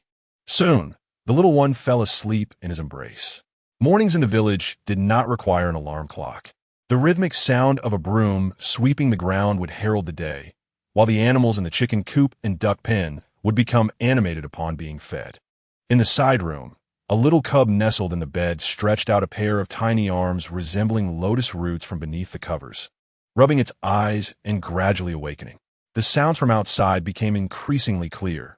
The little one turned over, propped itself up on the pillow, and began its morning call in a soft, babyish voice. "Big brother." Shunyin instinctively reached out to touch the soft, curly hair of the little one, his voice laced with drowsiness. "Big brother, let us sleep a little longer." Youri pouted, but said nothing further. Instead, he picked up the clean clothes placed on the bedside and, using both hands and feet, climbed down from the bed. Shunyin opened one eye and gently said, "You can go to the door to see the chicks and ducklings, but don't go out the main door, understood?" Youri squatted down to put on his shoes, raising his little head to respond. "Got it." Yi 1T run around. Once the little one creaked the door open, Shunyin closed his eyes once more. Since experiencing Grandpa Tion's kindness the day prior, he had eased some of his defenses, especially knowing that his father's bodyguard were stationed around the house, ensuring safety. The little one, accustomed to waking early, toddled into the courtyard and squatted beside the small basin, preparing to pour water for washing his face. The heavy kettle adorned with vibrant red peonies was beyond his strength, and besides, his older brother had warned him yesterday that it contained hot water, which could scald his hands. Clutching his small towel, he pondered the situation. Youri turned in place and soon met the gaze of Grandpa Tion, who was carrying a food bowl. "Grandpa," he greeted, pointing at the kettle by his side. Without a word, Grandpa Tion set down the food bowl and approached to assist him, pouring the hot water into the basin and testing the temperature with his finger. "All right, you can wash up now." Youri knelt down, cradling the water in his small hands as he began his morning routine. After feeding the chickens, the elderly gentleman did not rush away, but took a seat on a chair by the door, his attention fixed on the little one diligently brushing his teeth. At such a tender age, to be capable of washing his own face and brushing his teeth. Even twisting the towel with both hands before placing it back in the basin was a sight the old man found quite amusing. Once Youri finished washing up, he ventured into the room to see his big brother.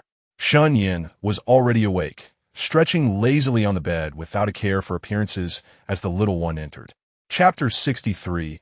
An adventure in the mountains. Youri dashed to the bedside, calling out, "Big brother, Yi wants to feed the chicks." Yin paused, thinking to himself that he had nothing to give the little one for feeding. He glanced sideways and tentatively suggested, "The chicks belong to Grandpa Tion, so if you want to feed them, you'll need his permission." His intention was to foster Youri's social skills, but to his surprise, the little one took off running as soon as he realized his brother was not opposed to him feeding the chicks. By the time Yin got dressed and made his way to the door, he found the little one already standing in front of the chicken coop, reaching into the food bowl with tiny hands and scattering the feed. Several hungry chickens gathered, their heads bobbing as they began to eat. Meanwhile, the seemingly fierce Grandpa Tion stood beside Youri, hands clasped behind his back, watching him feed the chickens. It appeared that a warm smile graced his face, and the aged, murky eyes sparkled with paternal affection. At this moment, Yin profoundly understands just how endearing Yu is. At 7:30 in the morning, Youri had already tended to the chickens, replenished water for the ducklings, and lent a helping hand to Grandpa Tion while he swept the courtyard. As a few photographers entered, they were greeted by the sight of the industrious young Master Su, who had been laboring since dawn. Remarkably, while the other 3 children were still asleep, young Su had accomplished a considerable amount of work. Thanks to Youri's diligence, Yin finally indulged in the meal prepared by Grandpa Tion, a rustic bowl of millet porridge, rich with rice oil, accompanied by a single egg. Youri, unfussy with his food, held the egg in one hand while wielding a spoon in the other. In between mouthfuls, he found the time to express his gratitude with bright, sparkling eyes, mumbling a heartfelt, "Thank you, Grandpa." Each utterance of Grandpa warmed the elderly man's heart, making him wish to present all the delicious treats in his home to the little one. After breakfast, Yin escorted Youri to the gathering point at Grandma Zhang's sunbathing platform. Aside from Mi Huan and Mi Lu, the other 2 families appear to have had a restless night. The adults wore weary expressions, and Yuan Kai, held tightly by his father, refused to be put down, crying all the while. Today's recording was relatively straightforward. The adults were to assist the village elders with harvesting crops, while the children were set to embark on an adventure in the mountains. Youri's eyes sparkled with excitement, nearly causing him to leap with joy. At 8:30, Yin cradled the little one back to their room to pack essentials for their mountain excursion. 10 minutes later, everyone gathered, and the adults and children separated to pursue their respective tasks. Youri, still a bit anxious, looked up at his older brother and cautioned, "Big brother, please don't get lost today. If you do, remember to ask the photographer uncle for help." Yin stifled a laugh, assuring him that he would indeed ask the photographer uncle if he found himself lost next time. The 4 children approached to receive their task cards. Their adventure was to seek out 6 different types of mushrooms in the mountains. Each child was given a camera to hang around their necks and donned the small red hats provided by the production team. Youri was particularly fond of the little camera. His own home had one just like it, a gift from his father when he turned 1 year old. Once they found the mushrooms, they were instructed not to touch them, but to photograph them instead. Did the little ones understand? The director boomed through a megaphone, addressing the children who were busy playing with their cameras. Youri nodded earnestly, his gaze fixed on the director, and obediently replied that he understood. The location for the children's mushroom hunt was a gentle hillside, and at the director's command, everyone set off. Yuan Kai dashed ahead, spurred on by the fact that his father had not completed his task the previous day and had finished last. Thus, he had eaten poorly the night before, just 2 buns and a bowl of rice soup. Yuan Kai had never tasted anything so unpalatable, and he vowed to secure first place today. Mila kept in mind the advice from Mi Huan to take good care of his younger siblings, immediately grasping one child's hand in each of his as they began their journey. "Nyonya, why do you have a bump on your head?" Mila pointed to the swollen spot on Nyonyo's forehead. Youri tilted her head to look and indeed noticed the injury on Nyonyo's forehead, a swollen bump tinged with a hint of purple. Nyonyo, lowering her head, softly murmured, "I bumped into the table last night. You must be more careful next time. Girls shouldn't have scars. Didn't your father apply any ointment for you?" Nyonyo clutched her clothing and shook her head. Youri then crouched down, removed her little backpack, and retrieved a tube of ointment from within. Milu, holding Nyonyo's hand, also crouched down and asked, "What kind of medicine is that, Yu?" Recalling what Brother Tang had said, Youri replied, "It's an ointment that can reduce swelling." At this tender age, children are naturally inclined to jump and play. And although Youri was a quiet child, Tang-do often pondered the what-ifs. Gazing at Nyonyo's prominently swollen forehead, Youri hesitated, clutching the ointment. The little one had a habit of furrowing her small brows when deep in thought, reaching out to grasp the photographer Uncle's pant leg for assistance. The photographer glanced down at the ointment's label, confirming it was specifically designed for children to alleviate swelling. He nodded encouragingly, allowing the little one to proceed with applying it to Nyonyo. With a gentle squeeze, Youri dispensed a bit of the white ointment and carefully applied it to Nyonyo's wound. A faint medicinal scent wafted through the air, and a cool sensation spread across Nyonyo's forehead. She lifted her hand to touch the swollen area and expressed, "Thank you, Yu." The little one shook her head, replying, "You're welcome. Just be careful next time." The three children, hand in hand, strolled along the path leading up the mountain, the air gradually becoming more invigorating. Milu picked 3 leaves, distributing them among Youri and Nyonyo. The trio held up the vibrant green leaves, joyfully traversing the mountain trail. As they journeyed halfway, Milu suddenly began to sing. Youri turned to him, her face lighting up with delight. "Brother Lele, I've seen that cartoon." Milu's eyes widened in surprise. "Really? You've watched The Legend of the Brave Soldiers too?" Youri nodded, revealing that it was her elder brother Yang's favorite cartoon.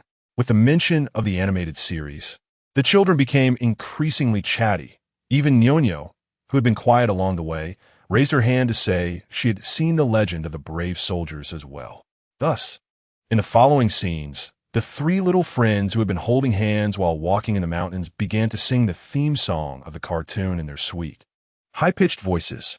"I chase the light of my dreams because I have the courage, unafraid of danger." The loudest among them was Milu, who nearly belted out the tune. Youri could only remember this line and struggled with the lyrics. Yet even so, she hummed along merrily.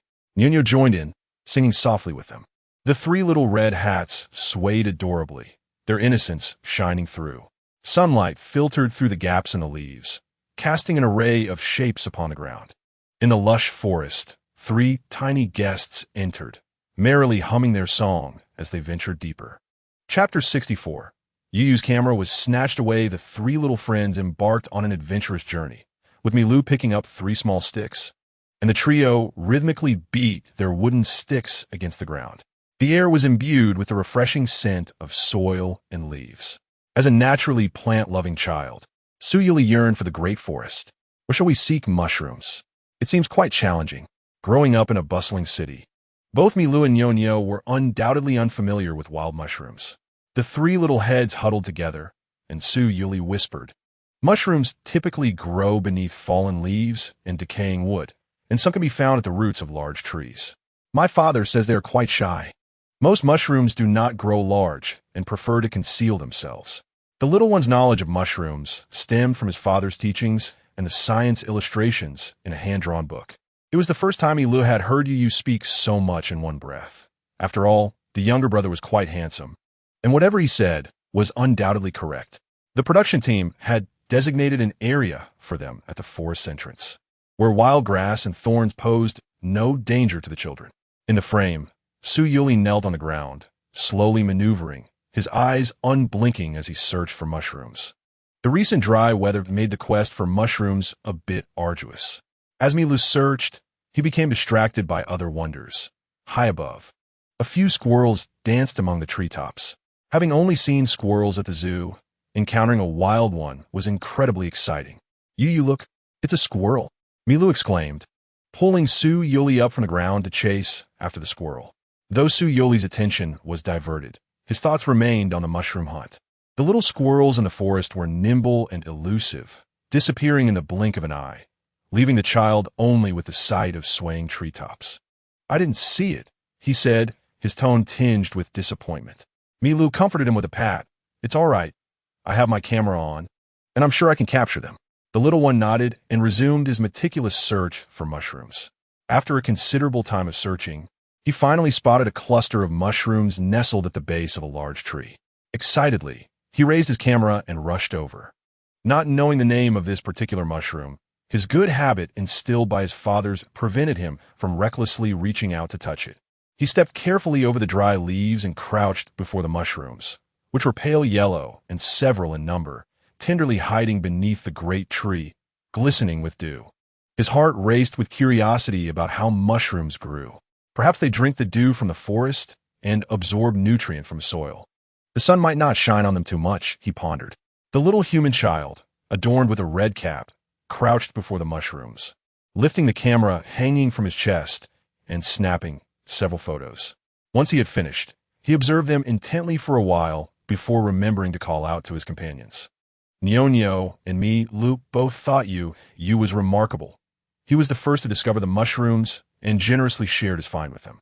Subsequently, the three children found 3 or 4 different types, with victory within their grasp. Immersed in this adventure, Youri reveled in the enchanting allure of nature during his quest for mushrooms. A cluster of nameless little mushrooms thrived upon the grassy expanse, each resembling a tiny sprite peeking shyly from the foliage. A small child, with great caution, reached out a finger to gently touch them. The texture was smooth, and upon contact, the mushrooms swayed delicately. Each variety was distinct. Some bore resemblance to diminutive umbrellas, while others appeared to don tiny cloaks. Youri, brimming with excitement, raised his camera. However, due to his shorter stature, he struggled to capture the mushrooms from behind and spun around several times to photograph them from every conceivable angle. This marked the 5th type of mushroom he had encountered. Just one more would signify his triumph. Elated, he turned to call over Nyonyo and Milu to join him in his photographic endeavor. Suddenly, the cord around his neck was tugged, and he felt a void at his chest. Realizing his little camera had been snatched, he turned to see Yuankai, triumphantly brandishing it, boasting, "Little squirt. This camera is now mine. Use this one instead." He tossed the unremarkable camera he had commandeered towards Youri and slung the stolen one around his own neck. For a moment, Youri was frozen, his small hands suspended in the air, maintaining the posture of holding his camera, and his squat position remained unchanged. In his mind, it was unfathomable that someone would brazenly seize his belongings. "I want it back. Give me my camera," Youri exclaimed, rising and extending his hand. Yuankai, looking down at the smaller boy, scoffed and rolled his eyes, retorting, "I took it, so it's mine. Who told you to show off in front of me?" Youri had done no such thing. Yuankai was merely fabricating a tale. This ill-tempered child, who delighted in pilfering from others, was the most insufferable little brat Youri had ever encountered. "Return my camera," he insisted, his brows furrowing and his voice resolute. Yet Yuankai remained indifferent, finding amusement in Youri's anger, which only fueled his own delight. He stuck out his tongue and made a face, taunting, not giving it back. "If you're brave enough, come and fight me." Youri clenched his tiny fists, his adorable visage contorted in frustration. Despite his anger, he was inherently well-behaved, instinctively seeking the help of an adult nearby. The photographer, unable to witness Youri's distress, interjected, Kai, that SUS camera. We should take what belongs to others." Yuankai narrowed his eyes, irked by the photographer's siding with Youri, which only intensified his frustration. He had already witnessed the authority of the production team that morning. These adults were not as indulgent as his father, and he found them exceedingly bothersome. With a fierce glare directed at Youri, he huffed and fled with the camera. Youri pursued him. The camera contained all of his cherished photographs, and he could not allow it to fall into another's hands. Though soft-hearted, he would not tolerate being bullied. The forest path was uneven, and, after a short distance, Yuankai nearly stumbled, while Youri quickly caught up, reaching out to grasp the camera strap. Yuankai nearly lost his balance upon seeing Youri grasping the camera strap. Gritting his teeth, he forcefully shoved Youri aside. The ground was strewn with neglected dead branches and leaves, the tangled roots of plants interspersed with numerous stones. A blow to the head could be quite perilous. In that critical moment, the little fellow recalled what Coach Lin had taught him and nimbly crouched down, extending his little leg to trip Yuankai. Chapter 65. Yuankai is a mischievous child. Yuankai was even plumper than Milu, his form rather unwieldy, and he was easily toppled, emitting a wail akin to that of a slaughtered pig. Seizing the opportunity as he fell, Youri reached out to snatch the camera back, cradling it in his arms as he fled. After barely 2 steps, he spotted Milu approaching and hurriedly ducked behind him. Lele Gidge. What is wrong, Yuyu? Sweat dripped from Youri's brow, his small hands smeared with mud, giving him a somewhat disheveled appearance. Yuankai stole my camera, he said, motioning to the now upright Yuankai. Having just had his possession snatched away, Yuankai could hardly fathom being outsmarted by a mere 3-year-old, and he felt a deep sense of indignation. Milu, with his hands on his hips, stood protectively behind Yuyu, glancing at the somewhat disheveled yet menacing Yuankai, extending his palm to signal him to keep his distance. Upon seeing Milu, Yuankai hesitated, for Milu was of the same age and even slightly taller. Milu, with his lively and cheerful demeanor, often proclaimed himself the king of kindergarten, with many classmates as his followers. From the very first moment he laid eyes on Yuyu yesterday, he had already deemed him one of his own. When Yuankai fell, he had also hurt his arm, which already ached, and in the face of Milu, his bravado diminished. He pointed at the little fellow entirely shielded by Milu and angrily declared, Youri, what kind of man resorts to underhanded tactics? Youri was no timid child, clutching Milu's clothing. He peeked out from behind. Daddy says that those who steal from others are bad children, and you pushed me just now. You, Yuankai, bullied him first. He only retaliated. Milu was taken aback. He had been taught in kindergarten that children should not push one another. For if someone were to accidentally fall and get hurt, it would be disastrous. Yuyu, did Yuankai push you? Where did you fall? He examined the little fellow thoroughly. Youri, experiencing his first argument, felt a bit anxious, his small frame trembling slightly as he shook his head and replied that he had not been pushed down and was unhurt. Yuankai, infuriated beyond measure, picked up the camera from the ground and hurled it at them with all his might. Milu grasped Yuyu's arm, and the 2 children swiftly dodged the projectile. It is not uncommon for children of this age to have conflicts, and they usually reconcile quickly. However, Yuankai was evidently the odd one out, the unruly child.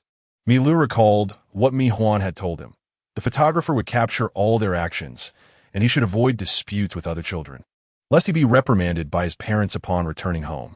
With this in mind, Milu reluctantly took Yuyu's hand and led him away, distancing themselves from Yuankai. As he walked halfway, his frustration grew. He could hardly believe that as a kindergartner, he found himself with no opportunity to showcase his skills.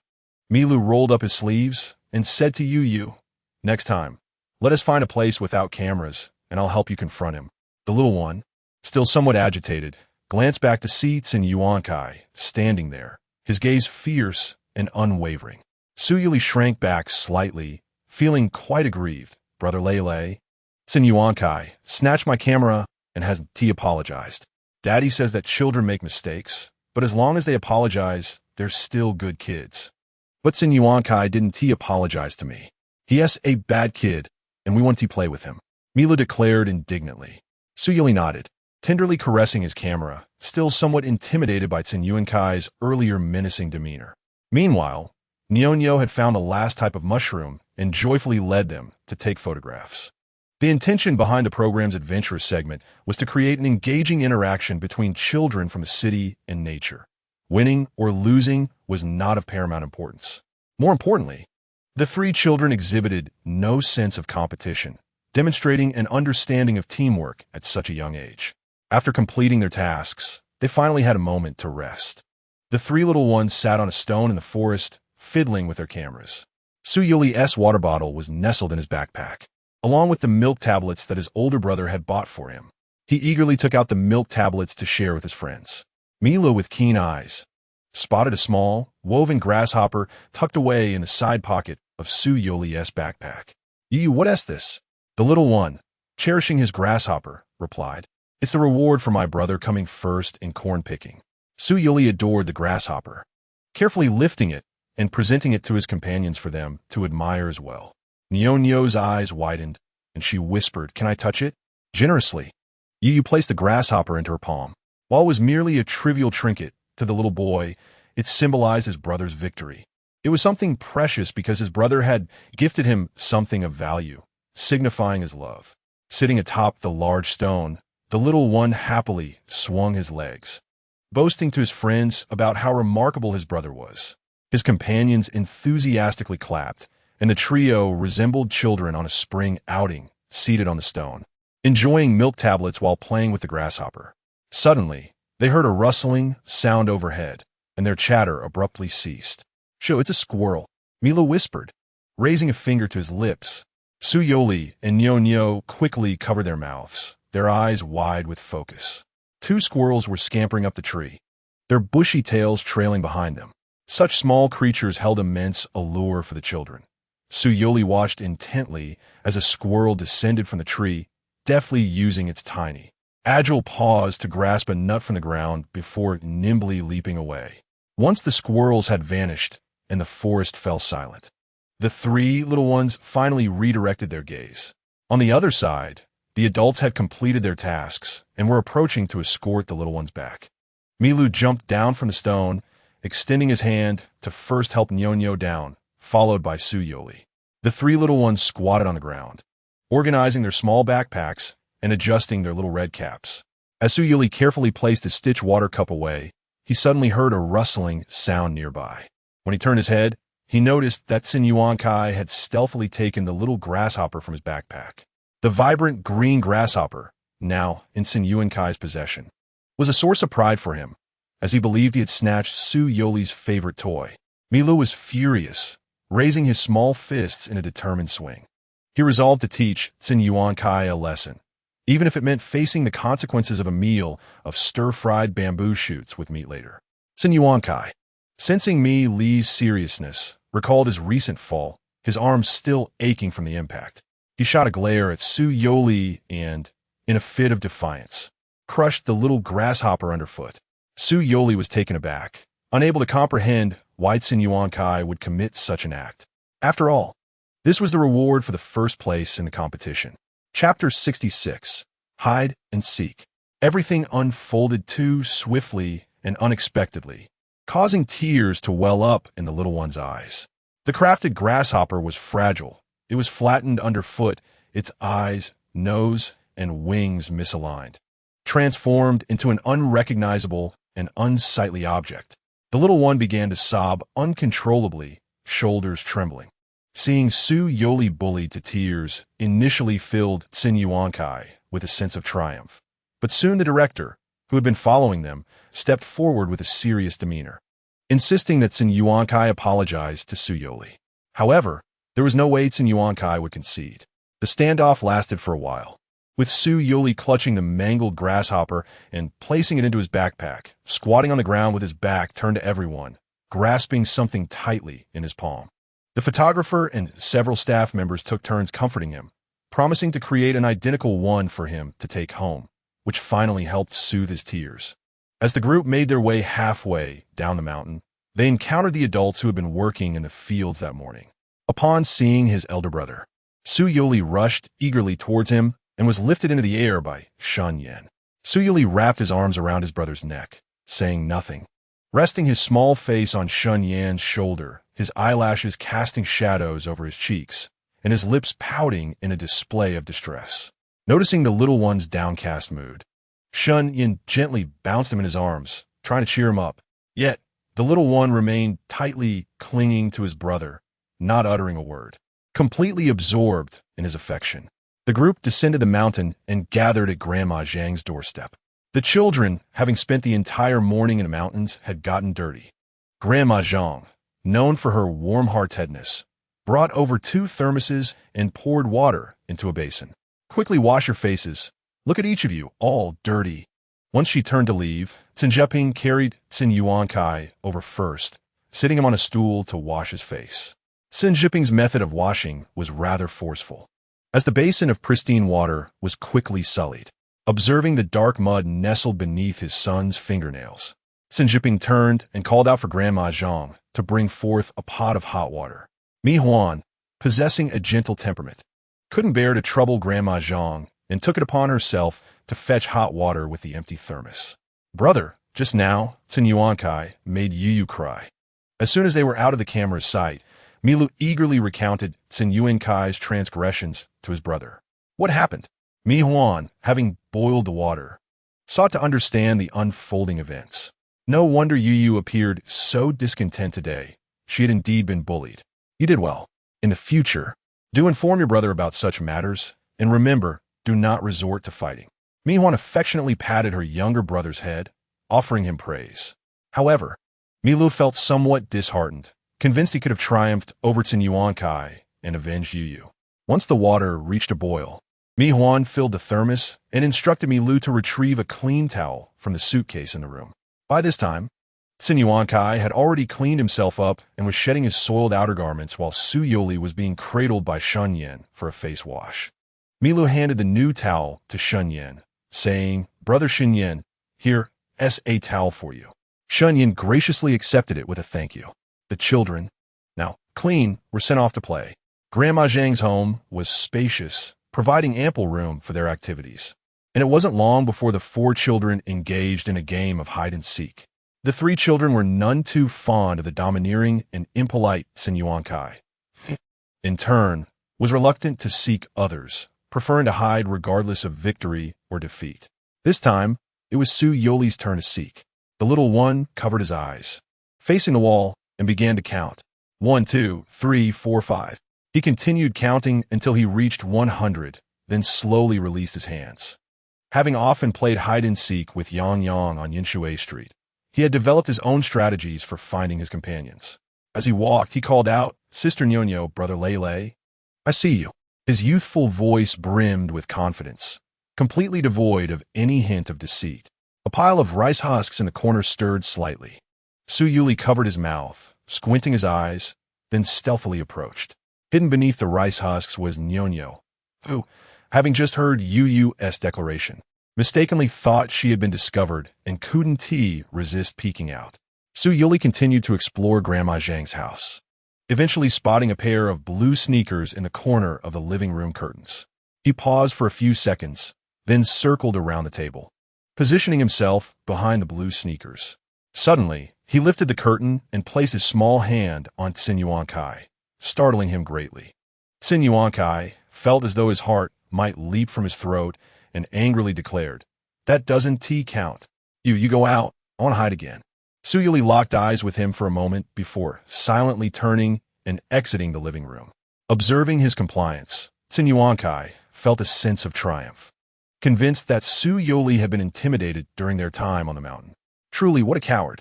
In the following 10 minutes, no matter how Xin Yuankai concealed himself, no one came to seek him out. When he could no longer resist venturing out, he discovered that the 3 had switched to a different game. Mi Huan approached the stove and picked up a charred stick, using it to draw a grid on the ground, where 3 children were joyfully jumping and playing. Shin Yin was well aware of his younger brother's little grasshopper being destroyed and contemplated borrowing an electric bike from Grandma Zhang after lunch to take Su Youli to seek assistance from Grandpa by crafting another one. The 3 children completed their task, and each was rewarded with lunch. Today's meal consisted of chicken wings, a favorite among the children, with each little one receiving 2. Su Youli skillfully picked up 1 wing with his chopsticks and placed it into his elder brother's bowl, tilting his small face upwards to offer Shun Yin a sweet smile. Shin Yin, feeling a rush of affection, patted his head and said, Big brother won't eat. You have it. The parents' lunch was also earned through their labor in the morning, served the same boxed meal as the production team. The last place contestant, Xin Yuankai, caught sight of the fragrant chicken wings in Su Yoli's bowl and began to sulk. Duze, snatching a wing from Yonyo's bowl, took a bite while saying, Kai, boy shouldn't act this way. Losing is part of the game. If you miss out this time, you can always try harder next time. Xin Yuankai, seeing Duze with his greasy mouth, clung to Xin, exclaiming, "Daddy, I want chicken wings too." Sun Jiping reassured him that he would get some tomorrow. But the mischievous child was not so easily appeased. Sun Jiping felt as though he had been skinned alive participating in this variety show. He was unable to eat or sleep well. The responsibility of caring for children typically fell to his wife and the nanny. And only now did he grasp the difficulties of parenting, having acted in numerous television dramas and enjoying a certain degree of fame. Sun Jiping had grown up in a privileged environment, far removed from any agricultural labor. He found himself regretting his decision to take on this show, as he struggled to manage both the children and the situation. Midway through the meal, Sun Yuankai, who had previously been resistant to eating, suddenly burst into tears. "Daddy, my back itches," he cried, his face smeared with snot and tears as he frantically scratched beneath his clothing. This was not the first time he had cried, and everyone assumed he was merely throwing a tantrum over the chicken wings. It wasn't until his cries became more desperate that Sun Jiping grew alarmed and promptly scooped him up. "Kai, what hurts?" Sun Yuankai repeatedly mentioned the discomfort in his back, plagued by both itchiness and pain. In a flurry, Sun Jiping sought out the accompanying physician. "What is wrong with my son?" Sun Jiping shouted in frustration. The doctor lifted Sun Yuankai's shirt and extracted 2 burdock burrs, holding them up for inspection. "There is nothing to worry about. These burrs are non-toxic. He likely picked them up on his clothes while playing outside today." Although the burrs were harmless, their prickly surface could irritate delicate skin, causing discomfort when in contact. Sun Yuankai lay across his father's lap, revealing a small patch of red on his back with visible scratch marks, some even drawing a bit of blood, as the doctor gently applied medicine with a cotton swab. "Are you not going to provide me with an explanation?" Sun Jiping exclaimed, his voice laced with anger as he directed his ire towards the staff. A few employees, feeling unfortunate, recognized that Sun Yuankai had been rather mischievous, and it was impossible for them to supervise him every moment. They acknowledged their oversight, accepting the reprimand without complaint, and suggested that Sun Jiping take Sun Yuankai to the hospital for a checkup afterward, assuring him that they would cover the child's medical expenses. Sun Yuankai, with a huff, relished the staff's humble demeanor, graciously waving his hand in dismissal. Grandma Zhang emerged from the house with a bowl of rice, taking a bite while murmuring that the children from the city were rather pampered, as even 2 tiny cocklebur could elicit an uproar. Now, Sun Yuankai had yet another excuse to cause a ruckus, and he finally got to enjoy chicken wings as he wished. Su Youri observed the scene, gripping his chopsticks, and approached with his own small bowl. Having finished his chicken wings, he still had a meatball left, which Grandma Zhang had added to their meal. The female staff member responsible for watching Sun Yuankai bore the brunt of the reprimand, her head bowed in silence. She sat there, tightly pursing her lips, when suddenly she felt a gentle tap on her shoulder. Looking up, she was greeted by a soft, cherubic face smiling at her, as the little one, holding his bowl, transferred the meatball into her bowl. Confused, she murmured, "You?" Su Youri replied softly, "Annie, this is for you." Afterward, the little one scampered back, climbing onto a stool and nestling into his brother's embrace. Shunyan glanced at the staff member and then at the small head peeking out. He seemed to grasp the situation more clearly. Grasping the delicate hand of the little one in his arms, he noticed the soft palm slightly flushed. Shunyan suddenly chuckled, playfully tapping Su Youri's forehead. Who would have thought that his little Yu could be such a mischievous little imp? After finishing their meal, Shunyan borrowed Grandma Zhang's electric bike to take Su Youri to Grandpa Bai's house. Throughout the journey, Su Youri clung tightly to his brother's waist, his head resting against him. The path to Grandpa Bai's home was rather steep, so Shunyan parked the bike by the roadside and carried Su Youri step by step uphill. Prior to their departure, Shunyan had intentionally left the photographer behind, allowing Su Youri to whisper secrets to him along the way.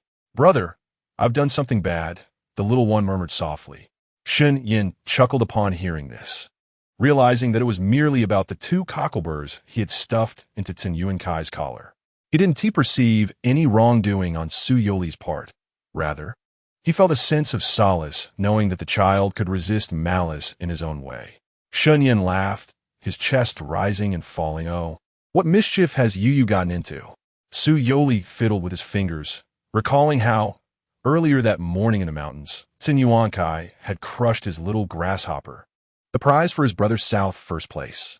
Infuriated, Youri had squatted down to gather 2 cockleburs. Familiar with many plants in the forest, he knew that many were poisonous. Thus, he dared only to pick the 2 non-toxic cockleburs. Clutching them tightly in his palm, he had reddened his hand in the process. Kai snatched my camera and trampled my little grasshopper. In retaliation, I stealthily placed a burdock seed in his clothing while we were playing hide and seek. The little one sat in his brother's embrace, earnestly confessing his misdeeds word by word. Shunyan inquired, "Does Youri believe this is a wrongdoing?" Youri pondered, recalling the scene of the ant being scolded by the director. Indeed, it was a mistake. Youri had erred. Just as Shunyan was about to argue that he had done no wrong, the little one sweetly added, "You shouldn't have secretly put the burdock seed in his clothes," causing the ant to be reprimanded. He should have done it openly. The little one merely felt guilty for causing the ant to be scolded, thus believing he had erred. Shunyan burst into laughter, finding Youri utterly adorable. He gently tapped the tip of his nose, reassuring him not to feel remorse. "When I return, I'll have Father compensate the ant for her emotional distress. This sum shall serve as recompense." Shunyan did not wish for Youri to feel guilty, fearing it might hinder him from standing up for himself in the future. His younger brother had been wronged. If he wanted to place burdock seeds in someone's clothing, he should do so without hesitation. You did splendidly. When others bully you, you must retaliate, understood? Youri nodded earnestly, stating, "Elder brother, I'm sorry. I did not protect the little grasshopper well." Shunyan embraced him, resting his forehead against his. "It's all right. Elder brother will reward you more in the future." Youri pouted slightly, yet no reward could replace that little grasshopper. Shunyan recalled the little one's reddened palms from catching the burdock seeds and cautioned, "In the future, refrain from touching things outside. What if they're poisonous?" "Burdock seeds are not poisonous," he retorted. The little one looked up, his eyes wide. "Burdock seeds are medicinal." Shunyan pinched his cheek, calling him a clever little rascal. This mischievous act became a cherished secret between him and his elder brother. Soon, they arrived at Grandpa Bai's doorstep. Shunyan appeared quite familiar with the place, knocking and calling for Grandpa Bai to open the door. Upon seeing the adorable little one in his arms, Grandpa Bai's heart brimmed with joy. "Youri, greet Grandpa Bai," Shunyan urged as he set Youri down. The little one chirped a bright hello, "Grandpa Bai." Grandpa Bai was overjoyed, his eyes crinkling in his slits. With little of value in his home, he leaned on a cane, limping back to fetch a large bamboo basket. Inside lay a dazzling array of handmade crafts, intended for sale at the market. The grass-woven butterflies and dragonflies were vividly lifelike, along with various small trinkets. Youri pressed his hands on the rim of the bamboo basket, eyes wide with wonder. Wow. Chapter 68. The Great Rescue of the Rice Fields. Upon learning their purpose, Grandpa Bai promptly sat down and began weaving a grasshopper. The little one was seated on a small stool, his tiny hands propping up his head, eyes fixed intently on Grandpa Bai as he crafted the grasshopper. The vibrant green grass, of varying lengths, became exceptionally obedient in Grandpa Bai's skilled hands. The aged hands moved tirelessly, and in a short while, a vividly lifelike little grasshopper appeared before the young child. Youri extended his hands to cradle it, locking eyes with the creature. Noticing his delight, Grandpa Bai crafted a small windmill for him to play with.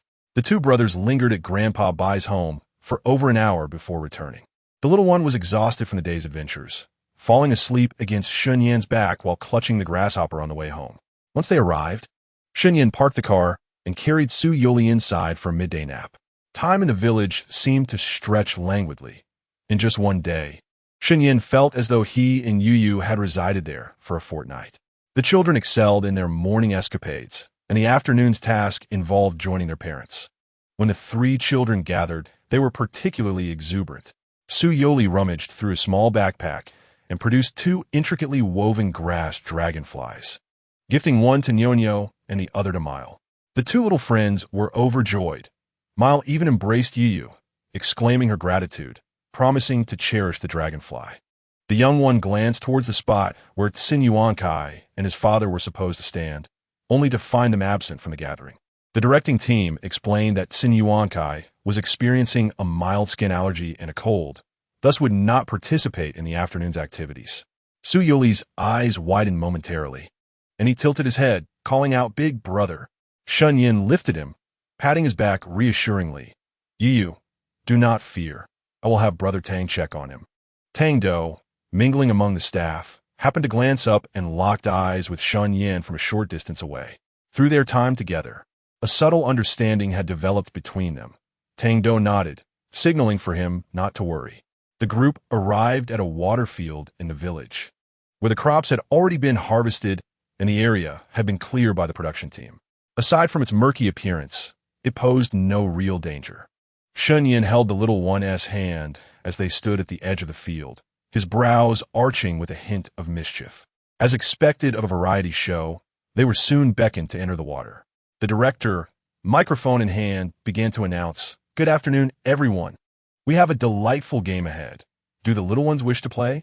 Without a moment's hesitation, the three little ones eagerly shouted, "Yes." This game is called Waterfield Rescue. Your fathers and brothers have been captured by villains in black and are tied to chairs on the opposite side. You must cross the water field to save them. As the words were spoken, Shun Yin released the little one's hand, and the adults were dramatically seized by masked villains clad in dark cloaks. Su Yuli, quick-witted, grasped Shun Yin's finger, exclaiming, "Brother!" Shun Yin knelt to comfort him.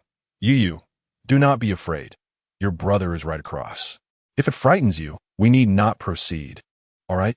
Yet, the little one resolutely shook his head, declaring, "Yu is not scared." His eyes were slightly reddened upon witnessing his brother's abduction, fists clenched tightly. The three adults across the way were pretentiously tied to their chairs, each seated upon a stool.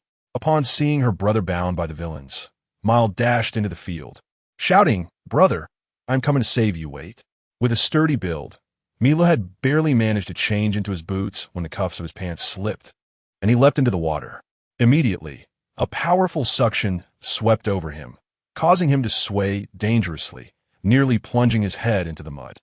"Oh dear." Mi Huan shut his eyes for a moment, unable to articulate whether he felt moved or speechless. "Lulu, walk slowly. The more anxious you are, the easier it is to get stuck." Mi Huan shouted with all his might. Propping himself on his knees, Mi Li's eyes ignited with fierce determination, ablaze with spirit. The mud had soiled him entirely, and his once pristine little hands were now caked in filth. Children may revel in playing with mud, yet traversing a rice paddy was an entirely different ordeal, requiring them to conquer both psychological and physiological fears. The paddy reeked of a heavy, earthy scent, the mud slick and treacherous, making it difficult to maintain footing, and each step elicited a series of squelching sounds. A staff member hoisted Mi Lu under his arms, removing his waterlogged shoes and socks, and replacing them with a pair of easy-to-walk-in boots. The paddy was not vast. At intervals, there were support points to aid the children in progressing. Standing on the bank, the little fellow donned his new boots, still a bit bewildered. "Yu Yao, your brother is over there. You must go and rescue him," the staff member patiently explained to the 3-year-old. Su Yuli tilted his head, his mouth forming a little pout.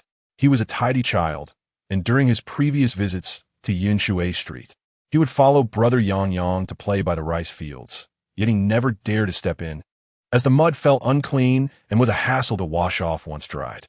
He raised a small hand, pointing towards the bank, his doll-like long eyelashes fluttering. "Yu Yao will go there to find brother." The paddy was all mud, and Brother Lulu had just gotten himself quite dirty. Grandpa Tion's house lacked a bathroom for washing up, and if he got filthy, he would have to wait until he returned home to clean. The childish understanding was still quite simplistic. His older brother had mentioned they would only bathe upon returning home, thus he could not afford to get dirty. Circumventing the paddy bank would allow him to rescue his brother without soiling himself. The little one felt his plan was particularly clever and lifted his leg to set off. The staff members were momentarily taken aback. Yu Yao was not following the expected script. The highlight of this activity was to observe how children reacted when faced with the muddy mess. If he didn't step into the paddy, what would be the point? Several adults took turns explaining to him that this was a game and that he must respect the rules. Su Yuli was somewhat reluctant. Being a little tyke who had never attended preschool, He often played games with brother Yang Yang, who never bothered with rules. At that moment, Milo, now clad in his new boots, came running over, tugging at his pants, and seized Su Youri, who stood frozen in place, with his muddy little hands.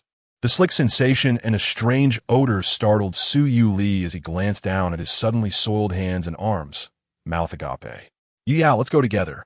If we hold hands, we one T fall. Milu exclaimed with a bright smile. Su Youri pouted, his slightly curled hair quivering in response. He was not yet mentally prepared. A group of staff members, unable to contain their amusement at Su Youri's expression, stifled their laughter, offering encouragement. The three children descended into the rice paddy, moving forward slowly. Chapter 69. The little mud doll Yuyu for Su Youri. The rice paddy was an entirely foreign realm. His small feet seemed detached from him, ensnared in the soft, squishy mud, making each step a formidable challenge. Nyonyo and Milu, being slightly older, quickly discovered the secret to advancing after struggling for a while. Each step had to be taken with great care, maintaining balance, much like walking on a balance beam at school. Nyonyo, the swiftest among the trio, soon created a gap between herself and Milu and Yuyu. After taking a dozen steps, the little one began to tire. The mud rose nearly to his knees, requiring considerable effort to lift his legs. Shinyan watched anxiously, calling out for him to take his time, assuring him that it was okay to lose, but he must not fall. Hearing his brother's voice, the little one's head lifted. His cheeks flushed from the sun, and a thin sheen of sweat glistened on his forehead. Shinyan's hands were bound, and a stern figure loomed nearby. Tears welled in the little one's eyes as he noticed that his siblings had pulled ahead, causing him to feel a pang of urgency. To him, this was no longer a game. He did not desire victory or to claim first place. He only wished to rescue his elder brother. Milu and Nyonyo, noticing that Yuyu was lagging behind, paused to wait for him, cheering him on. Yuyu, you can do it. Nyonyo, with a bump on her head from their earlier adventure, had grown less timid than before. Encouraging himself, Yuyu wiped the sweat from his brow, only to smear mud across his fair cheeks. The peculiar texture of the mud on his face felt strange. He stood still for a moment, contemplating scratching the itch, yet hesitated for fear of making himself dirtier. It was evident to all that Su Youri was not fond of mud. Seeing his face soiled, they feared he might cry, their hearts aching for him. Tang-do, observing the small figure navigating the rice paddy, felt his heart melt. Unable to intervene directly, he busied himself with preparations, readying everything for Yuyu's bath once the ordeal concluded. Yabai village, nestled by the mountains and water, boasted beautiful scenery. All attention focused on the three little friends struggling in the rice paddy. Milu, close to Su Youri, noticed his difficulties and quickly splashed through the mud to assist him. Yuyu, don't be afraid. I'm here to help. With Milu by his side, the little one felt less fearful and began to walk steadily, step by step. With more than 10 meters to the ridge, he was covered in mud, his face resembling that of a muddy little kitten, yet when he smiled, a row of white teeth gleamed. Big brother. The little mud doll waved his hands at his brother. Just wait a moment. I'm almost there. Nyonyo was the first to arrive, and as soon as she set foot on land, she eagerly rushed to untie Duze. Dad, Duze, now free, did not immediately commend her for being the first to arrive. Instead, his gaze fell upon her soiled face, which posed a slight dilemma. Nyonyo had long hair, and at that moment, it was matted with mud, hardened by the sun's rays. With her bright, sparkling eyes, she seemed to be waiting for something. She stood tall before Duze, her muddy little face practically begging for praise. Nyonyo, you are far too dirty. When we return, make sure to clean yourself up. Understood? Duze rose and flexed his wrists. Nyonyo's shoulders slumped. Her head bowed as she softly replied, understood. Next to arrive was Milo. He dashed towards Mi-Huan with a grunt, his grimy little hands pointing at the masked figure, declaring in a strong voice, let go of my brother. Mi-Huan scratched his toes and flashed a smile. Lilu, quickly help me untie the ropes. Milu circled to the back to assist his brother, grinning as he sought approval. My amazing brother? Mi-Huan gently wiped the mud from his face with his sleeve. Truly impressive. You saved your brother. In that moment, Milu felt like a superhero, proudly lifting his chin and elongating his neck. A splash echoed from the paddy field. Milu turned to see, rushing to the edge. He crouched down and shouted, "Yu." Lulu and Nyo had already made it ashore, but the little one, in his haste, stumbled and fell. He landed headfirst, and the photographer, who had been following closely, panicked and swiftly grabbed the little one's collar as Youri's face plunged into the mud. The action was quick, yet the little one's face was still smeared with muck. Mi-hwan gasped, disregarding all game rules, leaped in, and used a towel to wipe the mud from the little one's mouth and nose. Seeing this, Shunyin finally relaxed his anxious heart. Youri obediently stood there, being cleaned up, appearing somewhat dazed. Mi-hwan found his expression amusing, gently wiping his eyes while asking, "Yu, did you hurt yourself in the fall?" The little one's upper eyelid was also smeared with mud, making it a struggle to blink, his movements slow and sluggish. "Brother Huan, the mud kissed me," he said in a soft voice. The little one could not quite articulate the sensation, only knowing that mud had covered his face entirely. He had transformed into a little mud person. The crowd on the shore was utterly charmed by him, eager to capture a multitude of pictures. Unbeknownst to Youri, when Mi-hwan suggested picking him up, the little one firmly declined. "Brother GG, save GG." The child could hardly express himself, standing straight, patting his knees, and making his way towards the shore. Mi-hwan thought Youri was exceptionally well behaved. It was remarkable that a family as affluent as the Shun family had raised such a sweet-natured little child, beautiful and well-mannered, at such a tender age. He already possessed such admirable qualities. Youri had reached the edge of the rice field, her small hands gripping the embankment, her face smeared with mud, barely revealing her features. "Big brother, I'm here to rescue you." Shunyin, biting his lip, could not help but let a smile emerge at the corners of his mouth. The two children on the bank immediately rushed over and together pulled Youri up. When the little one was hoisted out, her tiny boots remained in the field, her socks sullied by the mud. At that moment, she paid no mind to her dirtiness and hurried to untie her brother. Shunyin gazed at the little mud doll before him. His soft and delicate younger sibling had transformed into a clay figurine, perhaps a testament to the brotherly filter through which he viewed her. Shunyin thought that even covered in muck, Yu was the most beautiful child in the world. "Brother." The little one, her face caked in mud, revealed her pristine, even baby teeth when she spoke. Shunyin had witnessed the determined little figure sprinting towards him in the field, and he felt an overwhelming sense of emotion. "Incredible. Are you?" Shunyin squatted down and embraced this adorable little mud creature tightly. Chapter 70. Nyo's real name is Youri. Youri was utterly unrecognizable in her filth. The director quickly delivered closing remarks and urged them to take the children back for a wash. As the little one held her brother's hand, each step left muddy footprints behind. From Shunyin's perspective, Yu's round head appeared as a plump little mud ball. Ever since returning to the Shun household, she had maintained a quiet and endearing demeanor. Shunyin could never have imagined witnessing such a dirty Yu one day. He secretly pulled out his phone and snapped countless pictures of the back of her head. "When we get back, you must clean yourself up. If you aren't spotless, you're not allowed to sleep in bed."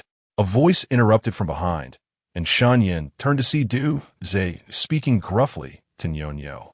The little one suddenly halted, her hand to her brother's, wondering if her brother would scold her too for being so dirty. Shunyin simply lifted her up, smiling. "Once our little mud doll Yu is clean, she'll transform back into a tidy baby." Youri recalled Nyo's father's words and looked down at her filthy fingers. "But it's hard for Yu to get clean." Shunyin, unbothered by the mess, patted her head and pinched her cheek. "Brother will help you wash. There's nothing to fear." While their older brother avoided stepping in the mud, Yu dared to tread through it and even saved him. "Our Yu is the best." After comforting the little one, Shunyin glanced sideways, his expression turning slightly cold. It was apparent to any discerning person that Ze treated Nyo poorly. Had she not called him daddy, he might have questioned if she was truly his biological child. The production team had now departed, and Mi-hwan, holding her brother's hand, approached Shunyin, speaking in a tone only adults could hear. "Shunyin, don't you know?" Shunyin, puzzled, responded, "Know what?" Nyo's real name is Youri. Mi-hwan raised her eyebrows slightly. "Among adults, Unspoken words often conveyed more than explicit statements. In an instant, Shun Yin understood. Du was Nyo's stepfather. No wonder he lacked patience with her and spoke so harshly. As they reached the doorstep of Grandma Zhang's house, Mi Huan instructed Mi Lu to go inside and greet her. Grandma Zhang consented. Mi Lu quickly returned, breathless, with mud on his face that had dried to a crumbly texture. After receiving the homeowner's approval, Mi Huan suggested that since Grandma Zhang had a water heater, it would be suitable for Yu to bathe there as well. Shun Yin considered it. But the little one's change of clothes and children's shower gel were at Grandpa Tian's house. Indeed, Grandpa Tian's residence was less convenient than Grandma Zhang's. And with a water heater available, Yu would likely avoid catching a cold while bathing. Just as he was about to hand Yu's belongings to Mi Huan for safekeeping while he returned to fetch the items, he spotted Tang-Do arriving on his electric scooter to pick someone up. Grandpa Tian has a bathtub, and I've already heated the water. Come on up, Tang-Do called, patting the back seat of the scooter. The little one dashed over, almost in tears of excitement. Brother Tang, I miss you so much, he exclaimed, having not played with him for nearly 2 days. If it weren't for the soft, adorable tone of his voice, Tang-Do might not have recognized the muddy little creature before him as Yu. Today he had originally donned a clean denim outfit, looking every bit the little model. Charmingly stylish, but now his face was obscured by mud. Only his pair of bright, glistening eyes and the smile revealing his teeth allowed one to discern that he was indeed a cherubic child. Tang-Do bit his lip, stifling a laugh, urging him, quick, hop on, we're heading back for a bath. The little one, with a determined grunt, struggled to lift his heavy, mud-caked clothes, placing one small foot awkwardly on the footrest. Brother Tang was impeccably clean, and the scooter was spotless, which made Yu hesitant to move for fear of getting it dirty. Shun Yin, unbothered by the mess, scooped up his muddy little brother into his arms and couldn't resist planting a kiss on his cheek, instantly tasting the dirt. The electric scooter twisted and turned, and moments later, they arrived at Grandpa Tian's doorstep.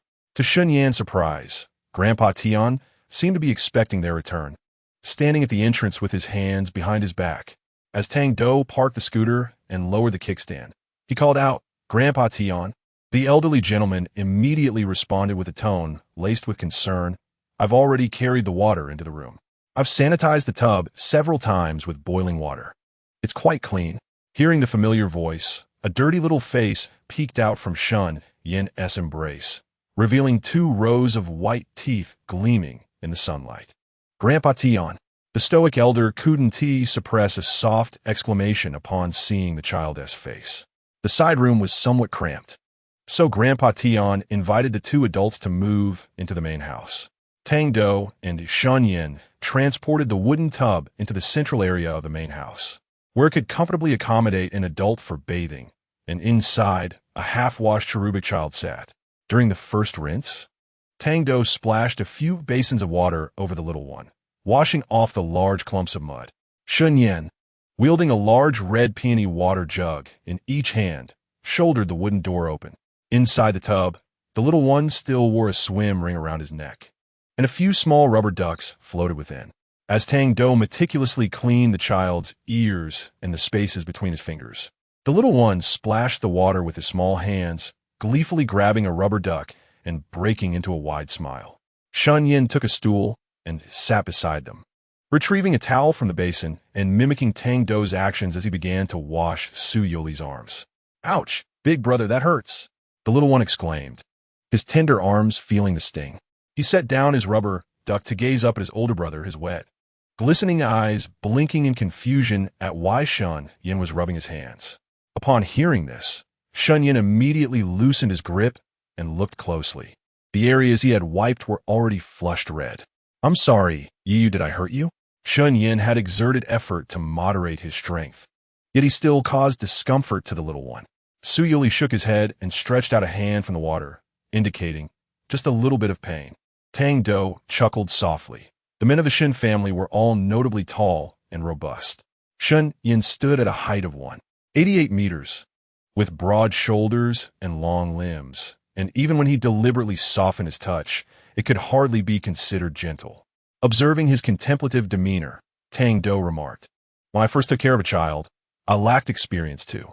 While washing their hair, water splashed into the child's eyes, and I was dismissed by the employer that very day. Shenyan's eyes widened in surprise. The seemingly omnipotent Tang-Do in childcare had such a backstory. The water in the tub splashed rhythmically as the little one, under Tang-Do's care, comfortably closed his eyes. No one is born knowing how to care for children. It simply depends on your dedication. Tang-Do smiled at him. Shenyan felt an inexplicable sense of reassurance and sincerely expressed his gratitude. Thank you, Brother Tang. If it weren't for your help bathing Yu, we might still be dirty. Tang-Do had come ahead of time to communicate with Grandpa Tian, preparing the wooden tub and the necessary items for Yu's bath. What is there to thank? This is what I ought to do, he replied. Under Tang-Do's guidance, Shenyan attempted a few more times and finally found the appropriate pressure, allowing his tense nerves to relax. Chapter 71. The long table banquet. The bath lasted over an hour, requiring 6 buckets of water. Wrapped in a towel, Youri sat in Shenyan's clean embrace. A little panda-shaped towel perched atop his head. The little one's hair was fluffy and soft, and when wet, his natural curls became even more pronounced.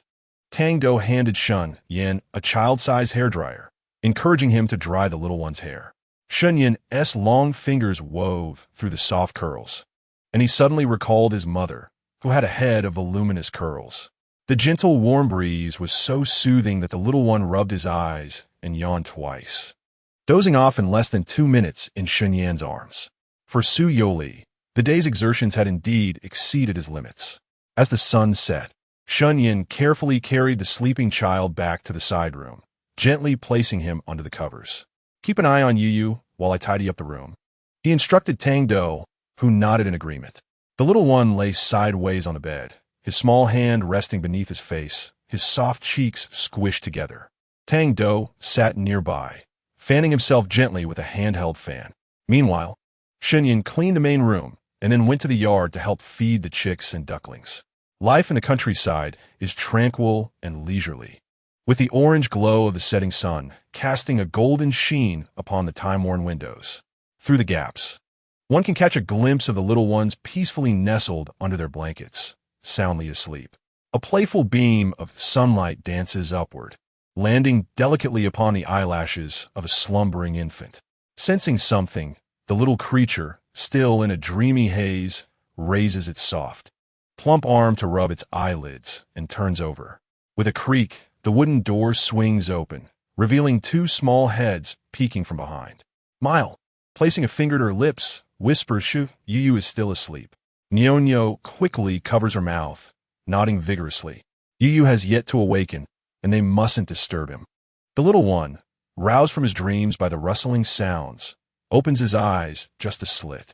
He does not seem grumpy from his slumber. It merely takes him a moment to fully awaken. Resting on his pillow, he blinks his large eyes several times before softly calling out, "Daddy."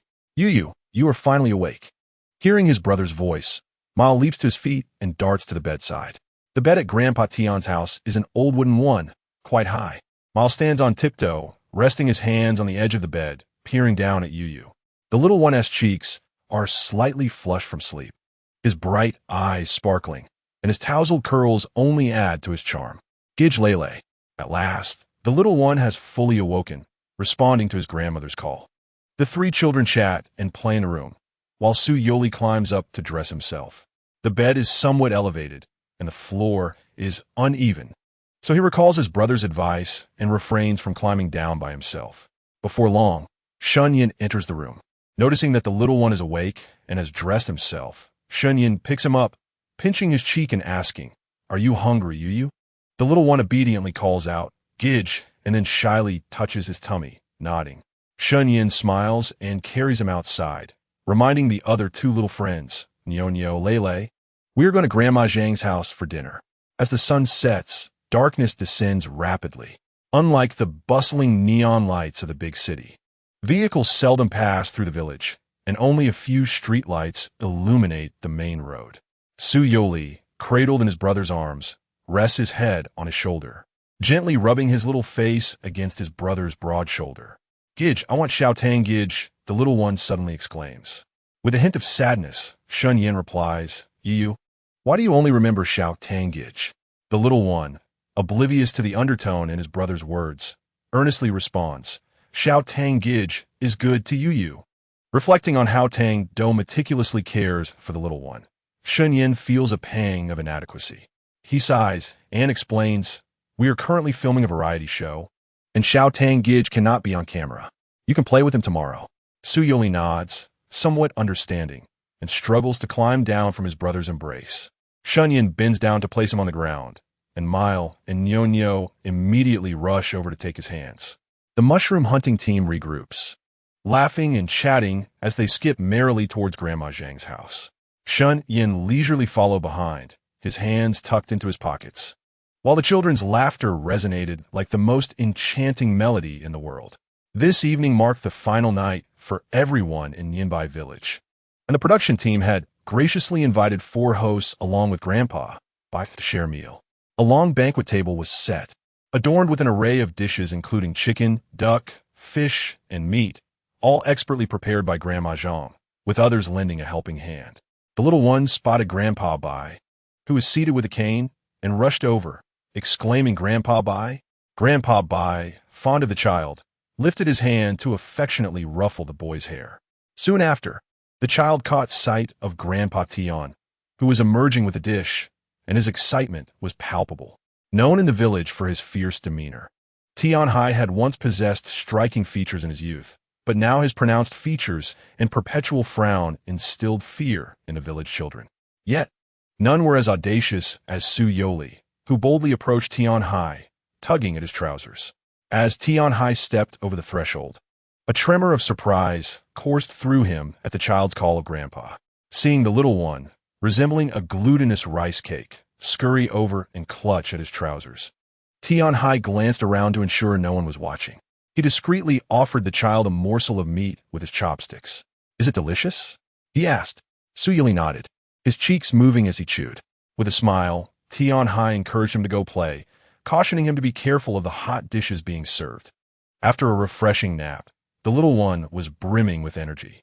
With the absence of the director's guidance, he felt free to roam wherever he pleased.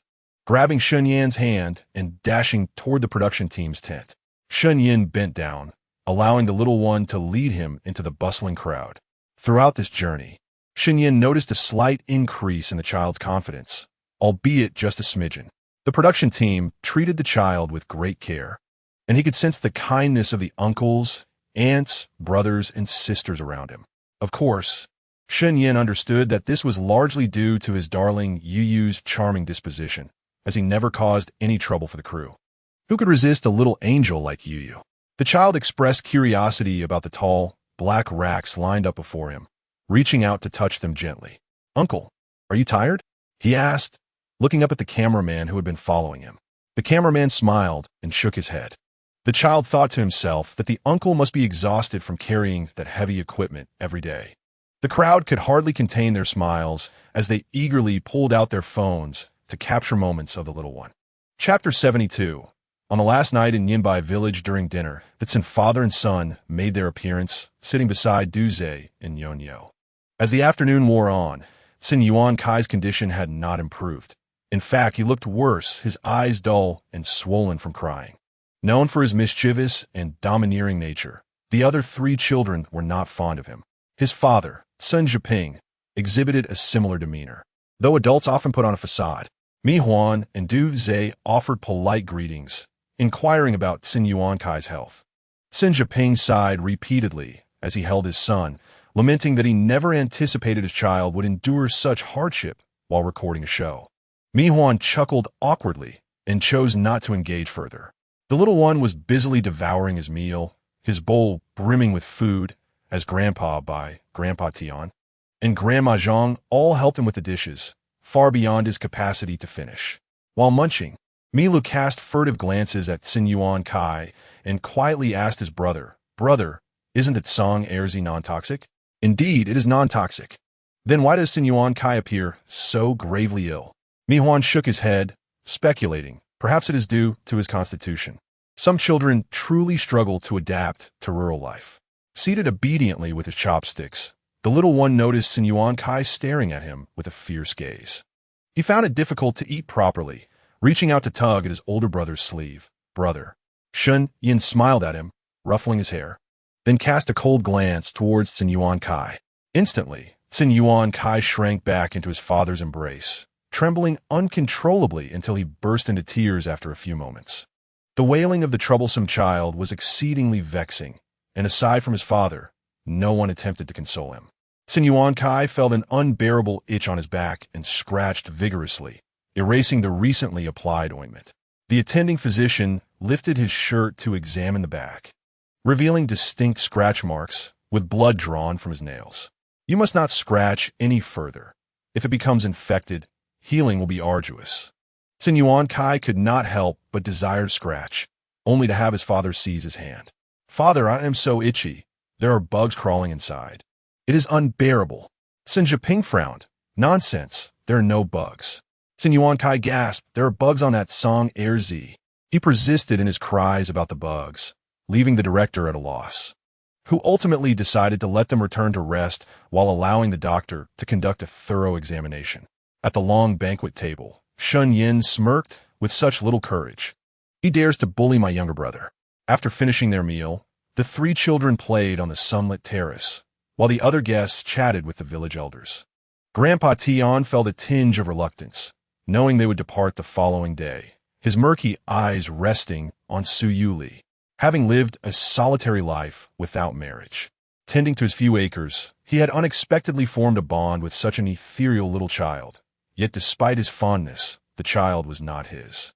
Nyonyo, why do you have mud in your hair? Mila pinched a clump of dried mud from Nyonyo's ponytail. Nyonyo, cradling her head with both hands, frowned in embarrassment. I didn't see it before. It is not unusual for a 5-year-old to bathe independently.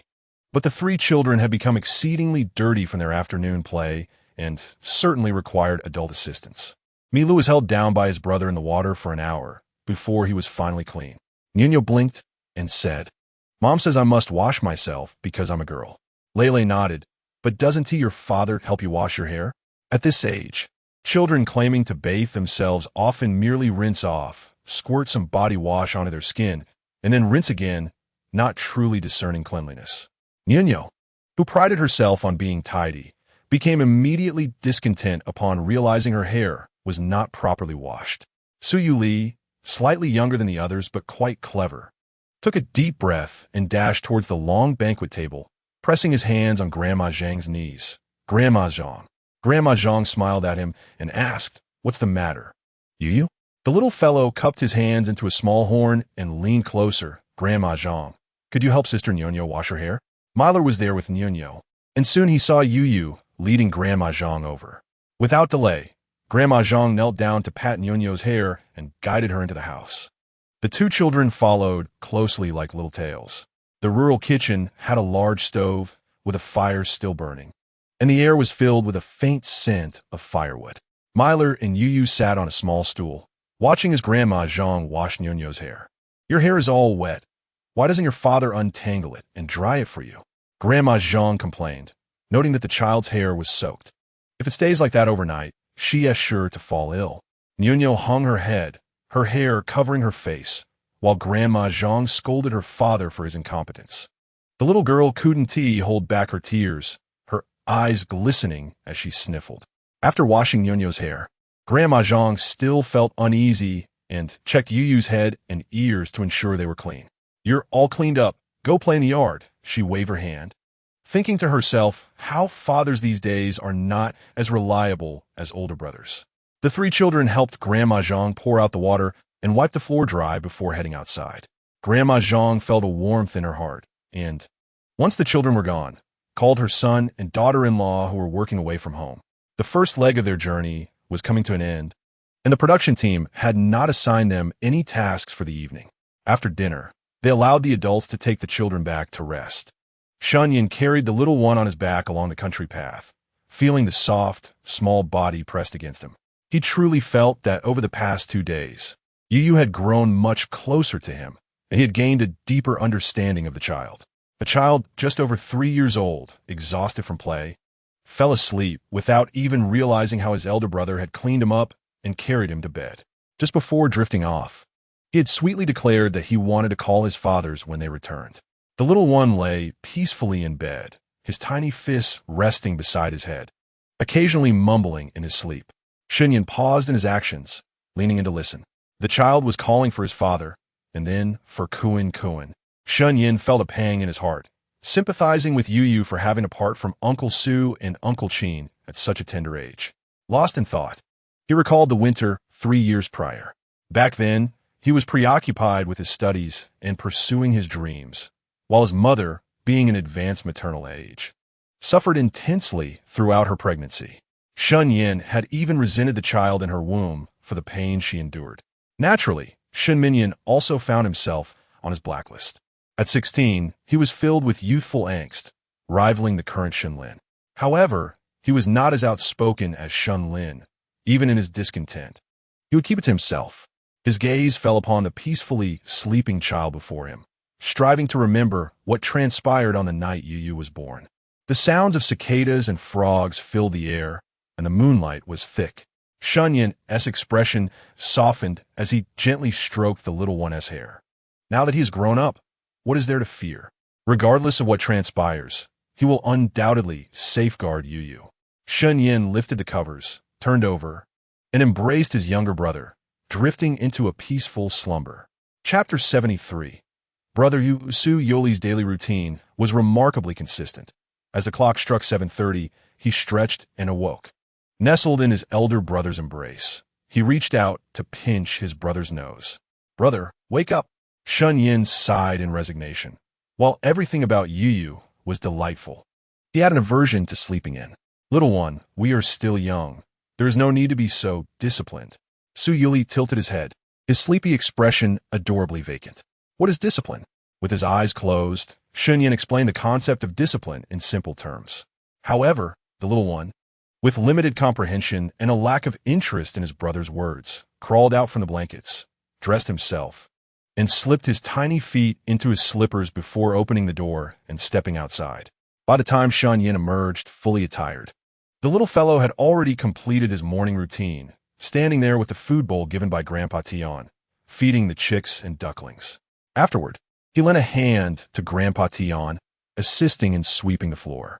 When the photographers entered, they exchanged glances at the charming scene before them, feeling an odd sense of déjà vu. Just after finishing breakfast, the production team delivered the task card. "Brother, what does it say?" The little one leaned in curiously.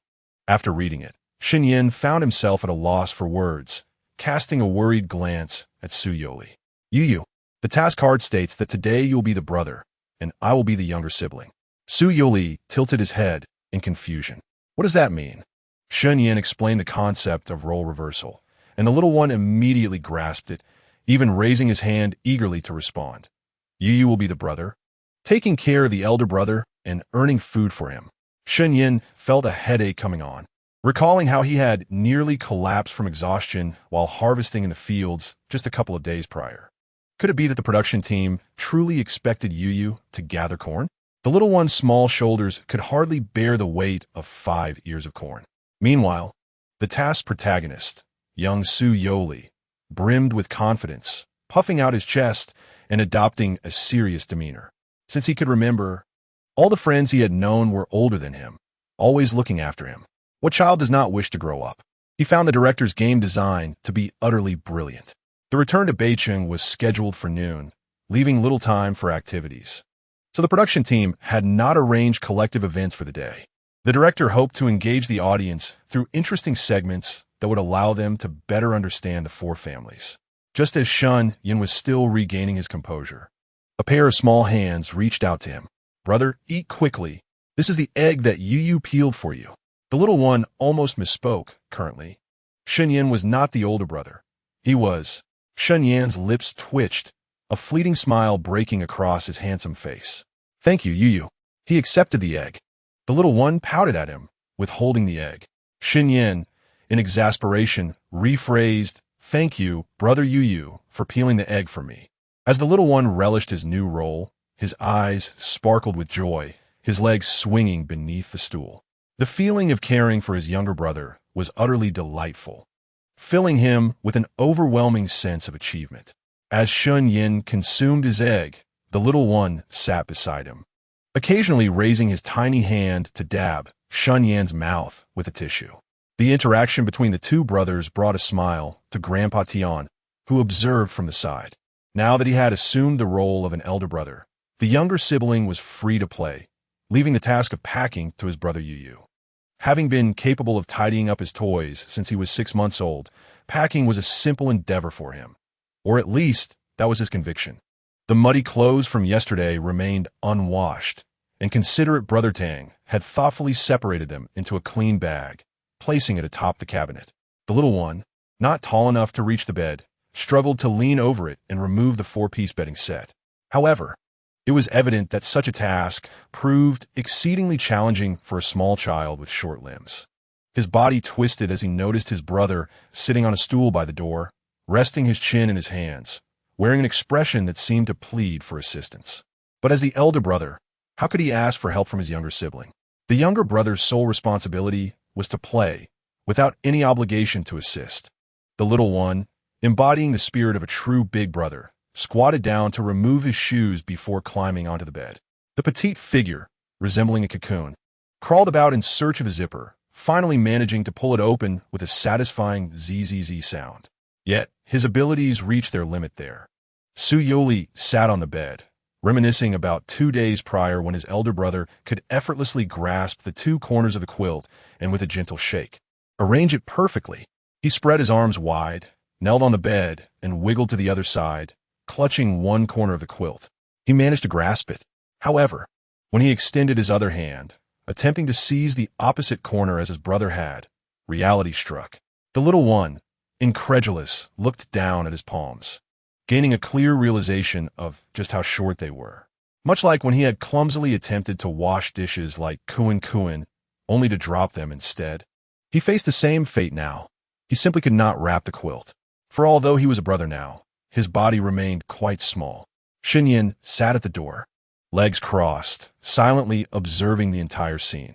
Youri was utterly adorable, his expression animated and charming as he recognized the limitations of his short hands. The little one pondered for a moment, then brushed his hand over his head, revealing his pristine forehead. Xinyan, could you lend a hand to your brother? Xinyan nearly gasped, raising his eyebrows in surprise. Of course I can. Youri felt a surge of joy at this response. After all, it was the younger brother's duty to assist his elder sibling. The little one's deliberate attempt to appear mature while sitting on the bed elicited quiet laughter from several photographers, who couldn't help but smile. Once Shan Yin had removed the 4-piece set, the little one eagerly took over, completely enveloped by the bedding. He bounced and crawled across the bed, taking a full 10 minutes just to fold the set. During this time, Shun Yin felt an overwhelming itch in his hands. Watching the little one's focused backside rise as he diligently folded the quilt, he couldn't help but think, at this rate, they would surely miss their afternoon flight. Though he thought so, Shun Yin did not disturb the little one. The manual for young cubs clearly states that regardless of the child's performance, one should refrain from interrupting them while they are focused. The 4-piece set was haphazardly folded, and Youri proudly glanced at his younger brother. Shun Yin was quietly assisting in packing the suitcase, and upon sensing the little one's gaze, he immediately offered his enthusiastic praise. You are truly remarkable. Chapter 74. The sweetness of orange candy with Shun Yan's discreet assistance. The little one's progress accelerated significantly. At the tender age of 3, he remained unaware that organizing requires a certain finesse, such as placing heavier items at the bottom and more delicate ones on top. Shun Yin observed as Youri tossed items into the suitcase, feeling fortunate that he had brought a sufficiently large one this time. After over an hour of diligent effort, the little one finally managed to organize the large suitcase. He stood up, imitating someone he must have seen, and sighed deeply while vigorously brushing off the dust from his hands. It's finally done. Brother, I've packed your suitcase. Youri's voice retained a cherubic quality. Standing before a suitcase much taller than himself, he strained to lift it with all his might, but to no avail. Shun Yin struggled to suppress his laughter, biting his lip as he crossed his arms, his voice laced with mirth. Do you need my help? Yes, thank you, brother, for helping me. Despite receiving assistance, the little one still felt the need to assert his role as the elder brother. Shunyan bent down effortlessly, lifting the suitcase and pushing it to the door, returning to see the little one gazing at him with admiration. "Brother, you are so impressive." The little one had momentarily forgotten that he was, in fact, the elder.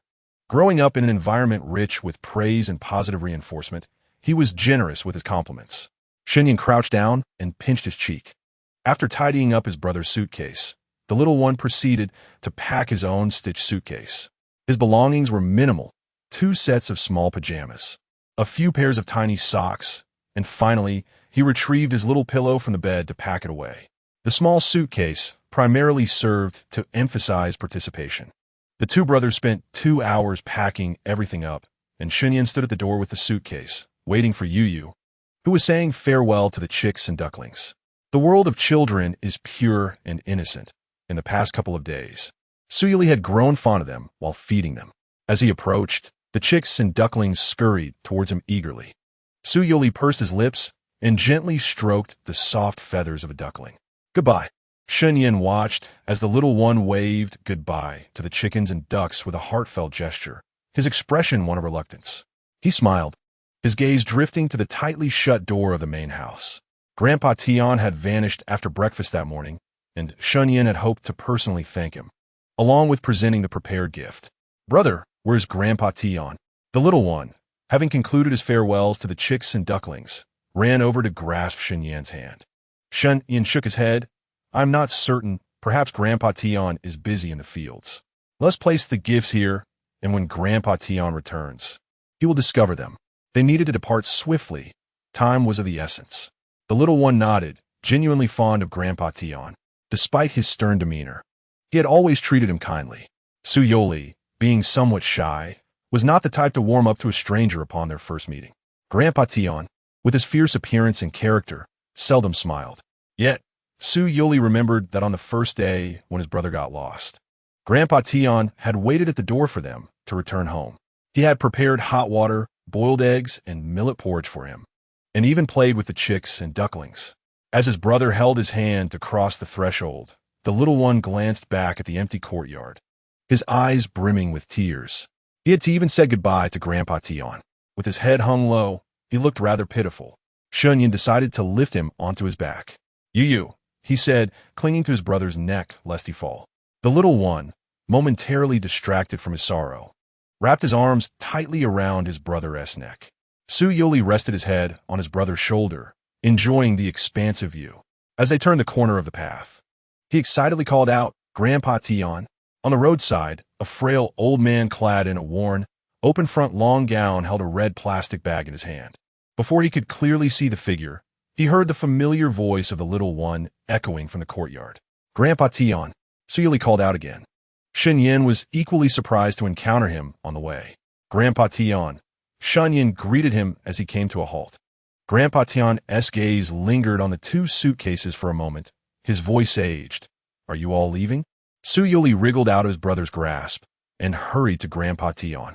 The little one, short in stature, looked up slightly to meet the old man's gaze, which was fixed on the red plastic bag. Grandpa Tion crouched down, using both hands to open the bag for him to see. Inside was a bag of orange candies, resembling golden oranges, wrapped in a layer of crystalline white sugar.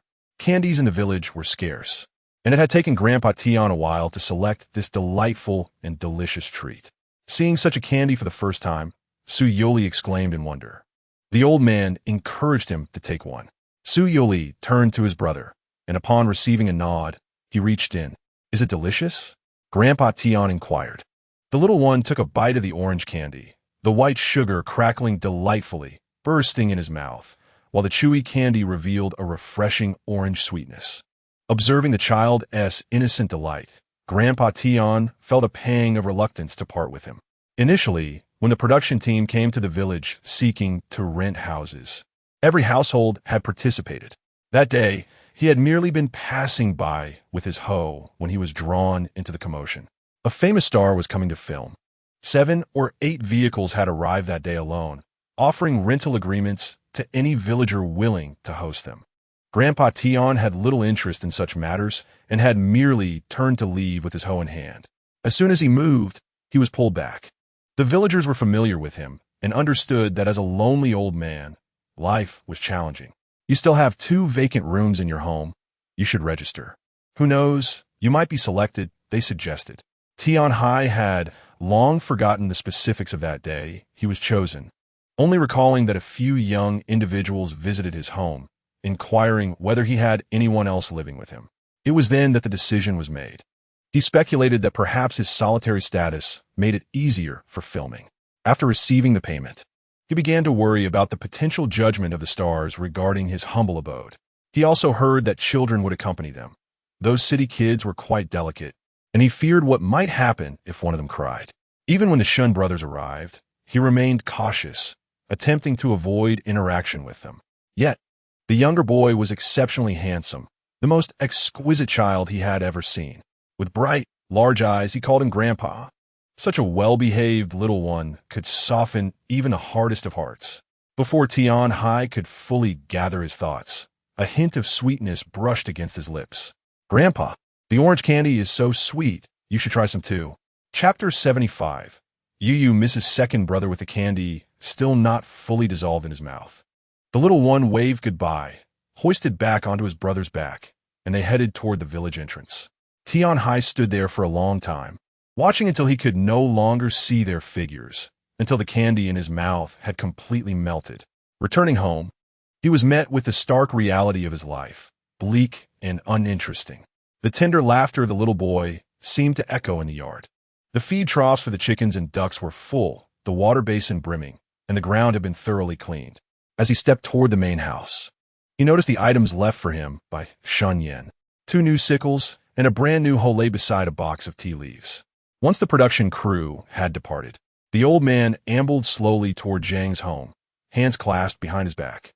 Mi Huan told me I could watch it on my phone and said we would be on television, he shared. Grandma Zhang held up a red silk scarf gifted by Mi Huan, beaming like a girl receiving a present. She found it rather peculiar that the old man would inquire about where to watch the program. Tian Hai's phone could only make and receive calls. It was incapable of watching television. Grandma Zhang playfully tapped him, securing the scarf. Mi Huan said he would call me when the program airs and teach me how to watch it. You and Olbai should come over too. Tian Hai hesitated. He was not one to enjoy mingling with crowds. Grandma Zhang was already accustomed to his solitary demeanor as she prepared beans for tofu the next day. What is the point of staying home all day? Don't you want to see how you appear on television? Tian Hai was uninterested. He felt he was half buried in the earth already, with little to see of worth. Grandma Zhang continued, who would even watch us? I mainly wished to see those little children. The 2 elders conversed at the doorway for a while, and, in the end, Tian Hai agreed to join Grandma Zhang to watch the program together when it aired. Grandma Zhang had just finished soaking the yellow beans when she spotted the solitary Tian Hai, ambling home with his hands clasped behind his back. With a chuckle, she murmured, "This reclusive old man has finally ventured out to socialize. Truly, it feels as though the sun has risen from the west." The quaint village of Nianbai, predominantly inhabited by the elderly who had reached the twilight of their lives, resembled a stagnant pool. However, the arrival of a few children seemed to herald a shift in the atmosphere. Meanwhile, a little one was being carried away from Nianbai village by his elder brother and onto a vehicle. The village life was a novel experience for the child, who reminisced with Shan Yin about the events of the past couple of days. The 4 families traveled separately, with Mi Huan and Mi Lu intentionally waiting to accompany them to the airport. They boarded the same flight, with their seats conveniently close to one another. Once on the plane, the accompanying photographers withdrew, and the little one, feeling a pang of reluctance, bid them farewell. This was particularly true for the photographer uncle who had been by his side for the past 3 days. At their parting, the child finally learned the photographer's name, and exchanging names fostered a sense of familiarity. Su Yuli tugged at the photographer's trousers, looking up and saying, "Goodbye, Uncle Mo." Mo ruffled his hair and reciprocated the farewell. Perhaps due to the early morning packing that had taken quite some time, the child was unusually sleepy today. Shan Yin carried him throughout, and just after boarding, Tang Do appeared, noticing the little one's drowsy state. He promptly requested hot water from a flight attendant to prepare a bottle of milk. It had been quite some time since the child had last consumed formula. With his eyes closed, he suckled eagerly. After a while, he truly fell asleep, unresponsive even to gentle prodding on his cheek. Tang-Do, feeling the slight bulge of his little belly, finally relaxed. This sequence of actions left Mi Huan astonished. Aware that children tend to fall asleep quickly when tired and concerned that Su Youri had not had lunch, she immediately rummaged through her bag for a bottle of formula, expressing her admiration with a thumbs up. With the child entrusted to Tang-Do, Shen Yin felt an overwhelming sense of ease, comfortably leaning back in his seat while scrolling through his phone. These past few days in the village felt akin to being cut off from the world, leaving him little time to connect with family. As soon as he retrieved his phone, a call from Shen Lin came through. The young boy, having passed his voice-changing phase, spoke with a deeper tone. "Brother, where's Yu? Let me see him." After hanging up, Shen Yin initiated a video call, directing the camera towards the peacefully sleeping child. Shen Lin observed for a moment before beginning to lament. "Yu looks thinner. How have you been taking care of him, brother?" "Thinner?" Shen Yin turned to scrutinize Su Youri closely, uncertain. "He doesn't look thinner. Perhaps you're mistaken from not seeing him for a while." The two brothers exchanged a few more words before a flight attendant approached to remind Shen Yin to turn off his phone. "Dad and I will come to pick you up at the airport this afternoon," Shen Lin concluded before ending the call. Su Youri's nap extended longer than expected, and by the time he awoke, the plane was nearly landing. Upon disembarking, Shen Yin did not allow him to walk on his own, continuing to carry the little one on his back. Before disembarking from the plane, Shen Yin had already disguised himself, and Mi Huan, who walked behind him, donned a mask and a hat as well. However, none anticipated that the throngs of fans at the airport were not there for them, but rather for the two little ones. Milu adapted splendidly, even generously greeting the crowd with cheerful hello to brothers, sisters, aunts, and uncles. Su Youri, just waking from slumber, sleepily heard many voices calling his name. The little fellow immediately perked up, peeking out from his older brother's shoulder with his fluffy head, met by a flurry of smartphones aimed at him. Startled, Su Youri quickly withdrew and nestled close to Shen Yin. The bodyguards of the Shen family formed two lines to escort them to the VIP elevator, effectively blocking the fans outside. Mi Huan and Mi Lu, taken aback, hurriedly expressed their gratitude to Shen Yin. Without the bodyguards, he and Lu would likely have been overwhelmed today. As the elevator descended slowly, Shen Yin grew somewhat concerned that the overwhelming crowd might have frightened the little one, gently patting his back and soothing him in a hushed tone. Mila held Mi Huan's hand, tilting his head to make silly faces in an attempt to amuse Yu. Su Youri, entertained, reached out to pull him into play. "We'll play together once the elevator stops," Tang-Do chuckled. Naturally, Su Youri complied, waiting patiently until they reached the underground parking lot before stepping out to walk alongside Lu. In the distance, a young boy stood by the car, his eyes sparkling upon spotting his younger brother, and he dashed over. Shen Minyan followed closely behind with long strides.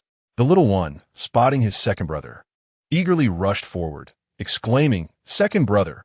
Shen Lin, having longed for his younger brother, embraced him tightly, almost as if wanting to absorb him entirely. The little one giggled as Shen Lin playfully nudged his head, exclaiming, "Second brother, that tickles." "Do you miss second brother?" Shen Lin asked, lifted high in his brother's arms. The little one exclaimed, "Yes, I miss second brother." Chapter 76.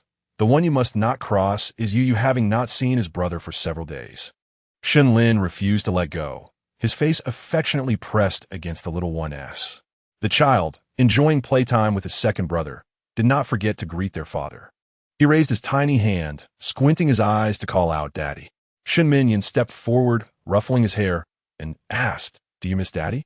The little master of water delivery, Su Youri, answered with a resounding yes. Mi Huan observed the family reunion while holding his brother's hand. Shen Minyan's name resonated throughout Beijing and even the entire nation, almost indistinguishable from the image he had seen in the news. Clad in a perfectly tailored suit, he exuded a profound demeanor, his sharp, deep-set features radiating the aura of a person of authority. However, in the presence of his youngest son, his expression softened slightly. Contrary to the rumors, the Shen family did not appear to be in disarray. The two young masters were not embroiled in a bitter struggle for family assets.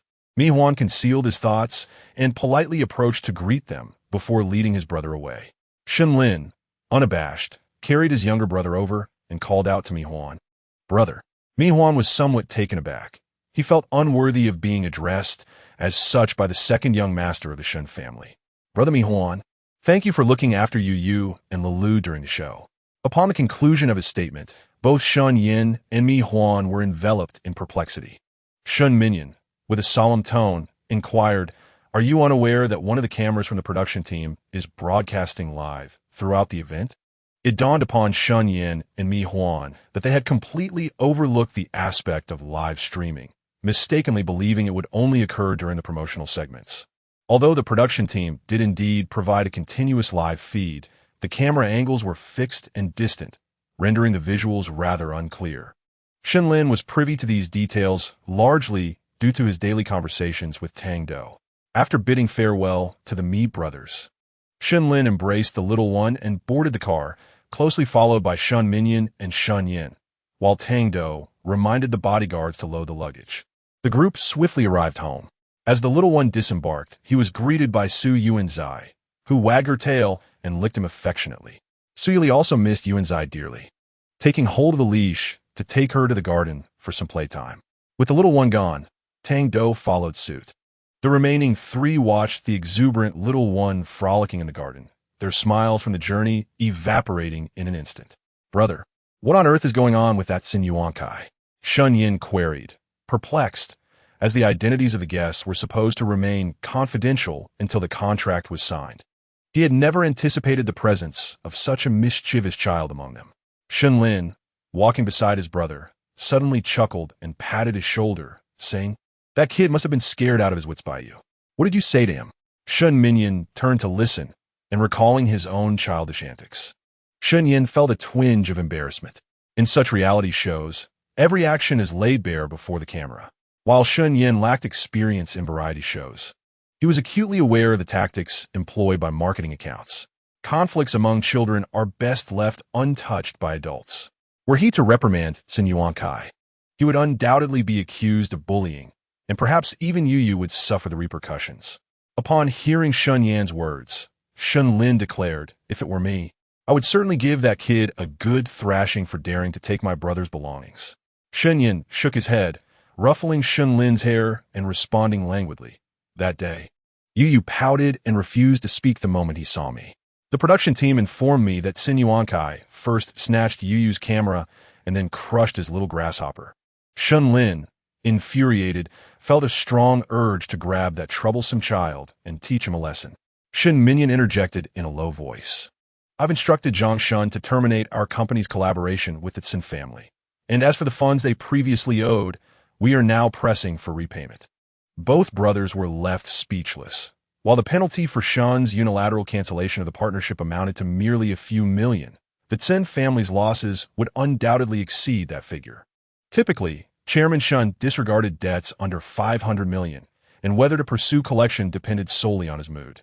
The Tsin family, on this occasion, might find themselves in dire straits. Amid the admiration and astonishment of his two sons, Chairman Shun raised his brow and ascended the steps with long strides. Anyone daring to offend Shun Minyan's beloved sons must be prepared for financial ruin. Brother, Shun Lin observed, glancing at him, father is truly formidable. He exudes an aura reminiscent of a ruthless tycoon in a cold, unforgiving world. Shun Yin touched his nose and remarked, compared to father, my attempt to convince Sin Yuan-kai that there are bugs on the cockleburr seems rather juvenile. Shun Lin gazed at his brother in disbelief. His brother, who had always excelled in both academics and character, was known for his honesty and good nature. Yet here he was, employing such a childish tactic to frighten a child. With cameras rolling, Shun Yin refrained from losing his temper on screen, but that did not mean he could swallow his indignation. Seizing the moment, while Tsin Juping was busy consulting the doctor, he discreetly whispered to Tsin Yuan-kai that the insects on the plant would punish all disobedient children by devouring their flesh, leaving nothing but bones. Children have an innate fear of bugs, and Tsin Yuan-kai felt an immediate itch on his back, as if it had been treated with some ointment. The thought of insects already burrowing into his body, sucking his blood and feasting on his flesh, sent him into a panic, compelling him to grasp at himself tightly. The psychological torment was far more captivating than any physical affliction. Shun Yin wore a slightly wicked smile, his already enchanting peach blossom eyes curving in a way that sent a shiver down Shun Lin's spine. One should never provoke his brother. Oh, and certainly not their father. But most importantly, one should never incite Yu. After the premiere of Little Feat's Great Adventure, it came as no surprise that Sin Yuankai was roundly criticized across the internet. During the release of the preview, Su Youri had already become the beloved son of many netizens, and when his beloved child was bullied, everyone was stirred into action. In the first episode, when the little lad took his brother's hand to board the car, Sin Yuankai suddenly appeared, attempting to snatch Yu's gray long-eared rabbit. The barrage of comments spiraled out of control. Ah, I'm really going to lose it. What on earth was the production team thinking? Inviting such a brat onto the show? My goodness, is this really Xin Jinping's son? Where is his upbringing? Did he just come in and start grabbing things? Am I seeing things? What does he mean by his rabbit? Does Sin Yuankai think everything he lays eyes on belongs to him? The outcry online was relentless, and the good reputation Xin Jinping had built over the years was utterly shattered. The management company had no choice but to urgently hire internet commentators in an attempt to salvage the situation. However, Little Feat's Great Adventure is a major network variety show, and the production team is not a small one. Even Xin Yan's team and fans could easily overwhelm the hired commenters. Xin family. Xin Jinping sat in the living room, a tablet resting on his knees, his social media comments filled with vitriol directed at him. Chapter 77. Butter Cookies. Xin Jinping's forehead throbbed with veins standing out. Before the show aired, he had thought the children's conflicts were merely trivial disputes. Shun Yin appeared to bear no ill will, and he had not even considered asking Sin Yuankai to apologize to Su Youri. His manager and team had spent the afternoon bombarding him with calls, urging him to find a way to mitigate the situation. After all, his new drama was set to air at the end of the month, and both the investors and the network were keeping a close watch. Xin Jinping, consumed with rage, shouted into the phone, "I pay you to get things done. If you can't handle something as simple as this, you might as well get lost." It was just a matter of retracting the trending topic. He certainly had the means. The team, venting their own frustrations, bore the brunt of his outburst in silence. Xin Jinping's on-screen persona has always been positive, and he has crafted an image of an approachable idol online. However, everything he has meticulously constructed over the years has been shattered by this variety show. With a resounding crash, his phone lay in pieces. Sin Yuankai, who had been watching cartoons, was startled into trembling, retreating to a corner of the sofa and softly calling for his father. The woman standing in the living room hurried over, extending her hands in an attempt to comfort Sin Yuankai, only to receive a kick in return. "Go away," he shouted at her, without even putting on his shoes. Sin Yuankai rose to search for his father. Xin Jinping, already fuming, felt an overwhelming headache at the sight of his troublesome son, his anger escalating. "You return to your room at once. You are not permitted to come out without my consent." Xin Yuankai wailed, I don't want to. His heart-wrenching cries were ultimately muffled by the door. Xin Jinping's mind was consumed with thoughts of how to remove the trending topic, leaving him no time to tend to his son's distress. Suddenly, the sofa beside him sank, and a gentle voice floated through the air. "Jinping, it's getting late. You should return to your room and rest." After speaking, the woman pressed her hand against his temple. His wife's tenderness offered a brief respite, and he felt a twinge of guilt recalling how Xin Yuankai had kicked her. "Xiaoqin, I'm sorry for the trouble you've endured." Fang Qin paused momentarily, then shook her head, her eyes glistening with unshed tears as she gazed at Xin Jinping. At under 30, she was strikingly beautiful, which was one of the reasons Xin Jinping had insisted on divorcing his first wife. The two lingered on the sofa for a while, Fang Qin looking at him with affectionate eyes, humming softly. Unable to resist, Xin Jinping cursed under his breath and embraced her, intending to pull her onto the sofa. Just as they were about to take their relationship to the next level, a loud commotion erupted from the second floor. Xin Jinping, who cherished Xin Yuankai, felt a pang of regret for having scolded his son. He halted his actions and stood up, only to be pulled back by Fang Qin. "Jinping," she said, her disheveled appearance half reclining on the sofa, exuding a sense of grievance. Xiaoqin, please return to your room. Sinjeping's brow twitched, yet he stood up, adjusted his clothing, and strode purposefully upstairs. Soon, the sound of a man soothing a child resonated from the second floor. The woman on the sofa straightened herself, adjusting her attire. Her demeanor transformed from gentle to fierce as she glared towards the upper level. It's just a son. Once she has a child with Sinjeping, the Tsin family will ultimately belong to her. That little rascal, Tsin Yuankai, will sooner or later be under her heel. At the Shun residence, Su Youri had only consumed half a bottle of milk on the plane. After playing with Su Yuanzi for a while, the little one sat on the grass, patting his belly and telling Brother Tang that he was hungry. Tang Do took the child back for a meal, and just as they reached the entrance, they spotted a cold-looking boy. Chi-Chi Gij, the little one exclaimed excitedly, his face lighting up with joy. Pei Su merely frowned, standing at the door without uttering a word. Pei squatted down, pinching his cheek, and said, "Didn't you say you wanted to see Yuyu? Now that he is back, go play with him." Pei Chi-Chi pouted in frustration, exclaiming, "But Yu hasn't called me. He must have forgotten about me." Yuyu, while on the show, was unable to use his phone or make calls. "You are good friends. How could Yuyu possibly forget you?" However, when he inquired with his kindergarten teacher, she informed him that his mother had forgotten him, implying that she no longer wanted him. This lack of communication led Pei Su to believe that when someone departs and fails to reach out, it signifies a lack of affection or remembrance. Pei gently nudged him from behind, encouraging, "Go on. Didn't you bring delicious treats for Yuyu?" Pei Chi-Chi's small hand instinctively touched her pocket, yet her legs remained rooted to the spot, resembling a wooden figure with a rather stoic expression. The little one tilted his head and lamented, "Why isn't Brother Chi-Chi coming over?" After blinking a few times, he released Tang Do's hand and scampered off to grasp Pei Su's hand instead. The distance to the Shun family's villa was considerable, and the little fellow, already quite hungry, found himself unable to continue midway through his sprint. "Brother Chi-Chi?" he gasped, casting a puzzled look at Pei Su, bewildered as to why Brother Chi-Chi had not approached. Upon seeing him run closer, Pei Su's heart raced with excitement. "Hurry, go play with Yuyu," Pei urged his somewhat awkward nephew. Pei Chi-Chi, suppressing his own heartbeat, took a tentative step forward. As he drew near, he noticed the little fellow's face scrunched up in displeasure. In an instant, Pei Chi-Chi quickened his pace and dashed to Su Youri's side. The little one immediately tugged him along toward home, cheerfully remarking, "Brother Chi-Chi, you're so slow. I'm about to starve." Pei Chi-Chi opened his mouth but hesitated to speak, instead reaching out to pat his small tummy, which indeed felt empty.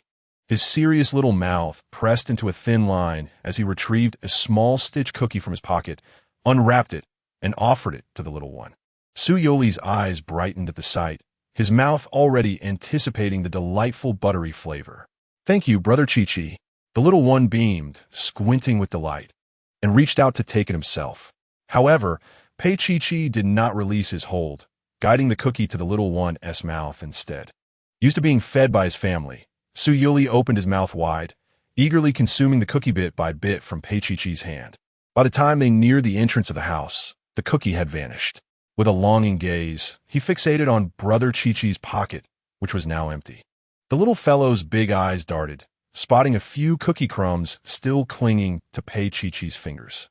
With a gulp, Su Youri opened his mouth wide and playfully inserted Pei Chi-Chi's finger inside. The cookie had been made with adult assistance, leaving a delightful aroma of butter and cream on Pei Chi-Chi's fingers. The soft sensation startled him as he felt the little one's warm, moist tongue brush against his finger. Chapter 78. Chi-Chi's Aunt Tang Do, both amused and exasperated, hurriedly stepped in to rescue Pei Su's hand. "Yuyo, why are you nibbling on Chi-Chi Gij's hand?" "Chi-Chi, did your little brother bite you?" Pei Chi-Chi's cheeks flushed, and her ears seemed to radiate warmth. "Brother Tang, it doesn't hurt. Yuyo didn't bite me with his teeth." Tang Do inspected her hand and confirmed there were no bite marks.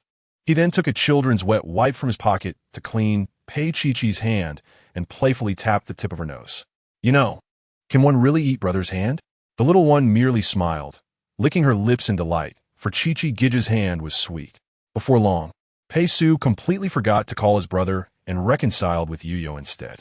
After their meal, the little one followed Chi-Chi Gidge to the toy room to play. Pei-Yi observed them for a while, noting how close the two children were. Pei-Su held Su Yuli's hand tightly, reluctant to let go, fearing that if he did, the boy would vanish. Tang Do patted him on the shoulder and said, "Next time Yuyo goes to record a program, I'll mention it to the young master. If possible, let Yuyo call Chi-Chi every day." Pei-Yi felt immensely grateful to him and to the entire Shun family. Meanwhile, the two little ones in the toy room were whispering to each other, the aroma of butter cookies lingering sweetly in the air. Su Yuli felt a craving arise and leaned closer to Pei-Su's ear, asking, "Chi-Chi Gidge, I want to eat cookies." Pei-Chi inquired, "Do you mean stitch cookies?" Su Yuli nodded, asking if there were any left. Pei-Chi thought for a moment and replied, "I didn't make them look good, but I saved the prettiest one for you." The little one was profoundly touched. Chi-Chi Gidge had reserved the best cookie for him. After playing for a while, the parents of both children came to take them home. Chi-Chi was reluctant to part ways, promising to bring cookies for him next time. Su Yuli, being held by Shun Minion, nodded in agreement. Okay. The next day, just as Pei-Chi had promised, cookies were delivered. However, it was not Pei-Su who brought them, but a beautiful ant the little one had never seen before. Shun Yin happened to be at home and nearly lost control of his expression upon opening the door to greet the visitor. Strange women had never come to their home before, and Shun Yan's mind raced with a myriad of thoughts, conjuring up an elaborate story of his father's potential second spring. "Who are you, and what brings you here?" he asked coldly. The woman, in her 30s, bore a simple yet elegant appearance, dressed in a plain white sweatshirt and jeans, with a tall stature and graceful demeanor. Shun Yin clenched his fists, only to hear the woman laugh heartily. "Is little Su Yuli here?" The little one, engrossed in a cartoon, perked up at the sound of her voice, crawling from the carpet to the sofa with his hands resting on the armrest. "Oh, I haven't seen this ant before." Sensing Shun Yan's hostility, the woman raised the paper bag in her hand, explaining, "I am Chi-Chi's aunt. I just returned to the country a couple of days ago. Chi-Chi mentioned yesterday that Yuyo really enjoys the cookies I make." Cookies. The little one, in his slippers, dashed toward the door. Just as he reached it, Shun Yin scooped him up. Faced with the unfamiliar ant, the little one transformed into a shy bundle of nerves, clinging to his brother's neck and peeking at her with one small eye. "Are you Yuyu?" "Hello there." Upon hearing the voice, the little one bravely responded, "Hello, and I am Yuyu." Hua Zhao was instantly overwhelmed with maternal affection, wishing to pinch his cherubic cheeks. "These are the cookies made by Chi-Chi. He went out with his uncle today and asked me to deliver them." Indeed, the paper bag contained a box of cookies, identical to the piece the little one had savored yesterday. The child, unable to contain his excitement, swallowed hard, peering down with his little head while his hands fidgeted restlessly in the air. Shun Yin merely smiled politely, thanked the woman, and took the paper bag, cradling the little one as he made his way home. Upon opening the box, the rich aroma of buttery sweetness wafted through the air. Shun Yin swiftly captured the eager little cub and called Pei-Yi. "Uncle Pei, are you aware that Chi-Chi made cookies for Yuyu?" He actually wished to inquire about the woman's true identity, but respecting her privacy, he chose a more circuitous route. Pei-Yi's voice was as clear and bright as ever. Yes, my aunt and I spent the entire morning to prepare a small box." Shun Yin feigned confusion. "Uncle Pei, are you married?" Being neighbors, he had never met Chi-Chi's aunt. Pei-Yi and Hua Zhao were once university classmates, and their paths had crossed again abroad when Hua Zhao had already become a modestly renowned model. Their professional interactions gradually blossomed into a natural attraction. Pei-Yi had intended to discuss his plans to marry Hua Zhao upon his return, but fate had intervened with the untimely loss of his brother. To care for Chi-Chi, Pei-Yi relinquished his overseas career and chose to return home. Hua Zhao, upon learning of Chi-Chi's plight, felt a deep sympathy, wishing to accompany Pei-Yi back immediately, though she was bound by unfinished commitments. Just days earlier, on the very day Shun Yin took Yuyu out to film a program, she had finally completed her work and returned home. With Pei-Yi's explanation, Shun Yin felt reassured and placed the cookies in front of the little one. The child grasped the cookies with both hands, shaking his head in delight, his little feet resting on Su Yuan's back. He was truly relishing the treat. Meanwhile, public opinion on the internet had become increasingly frenzied.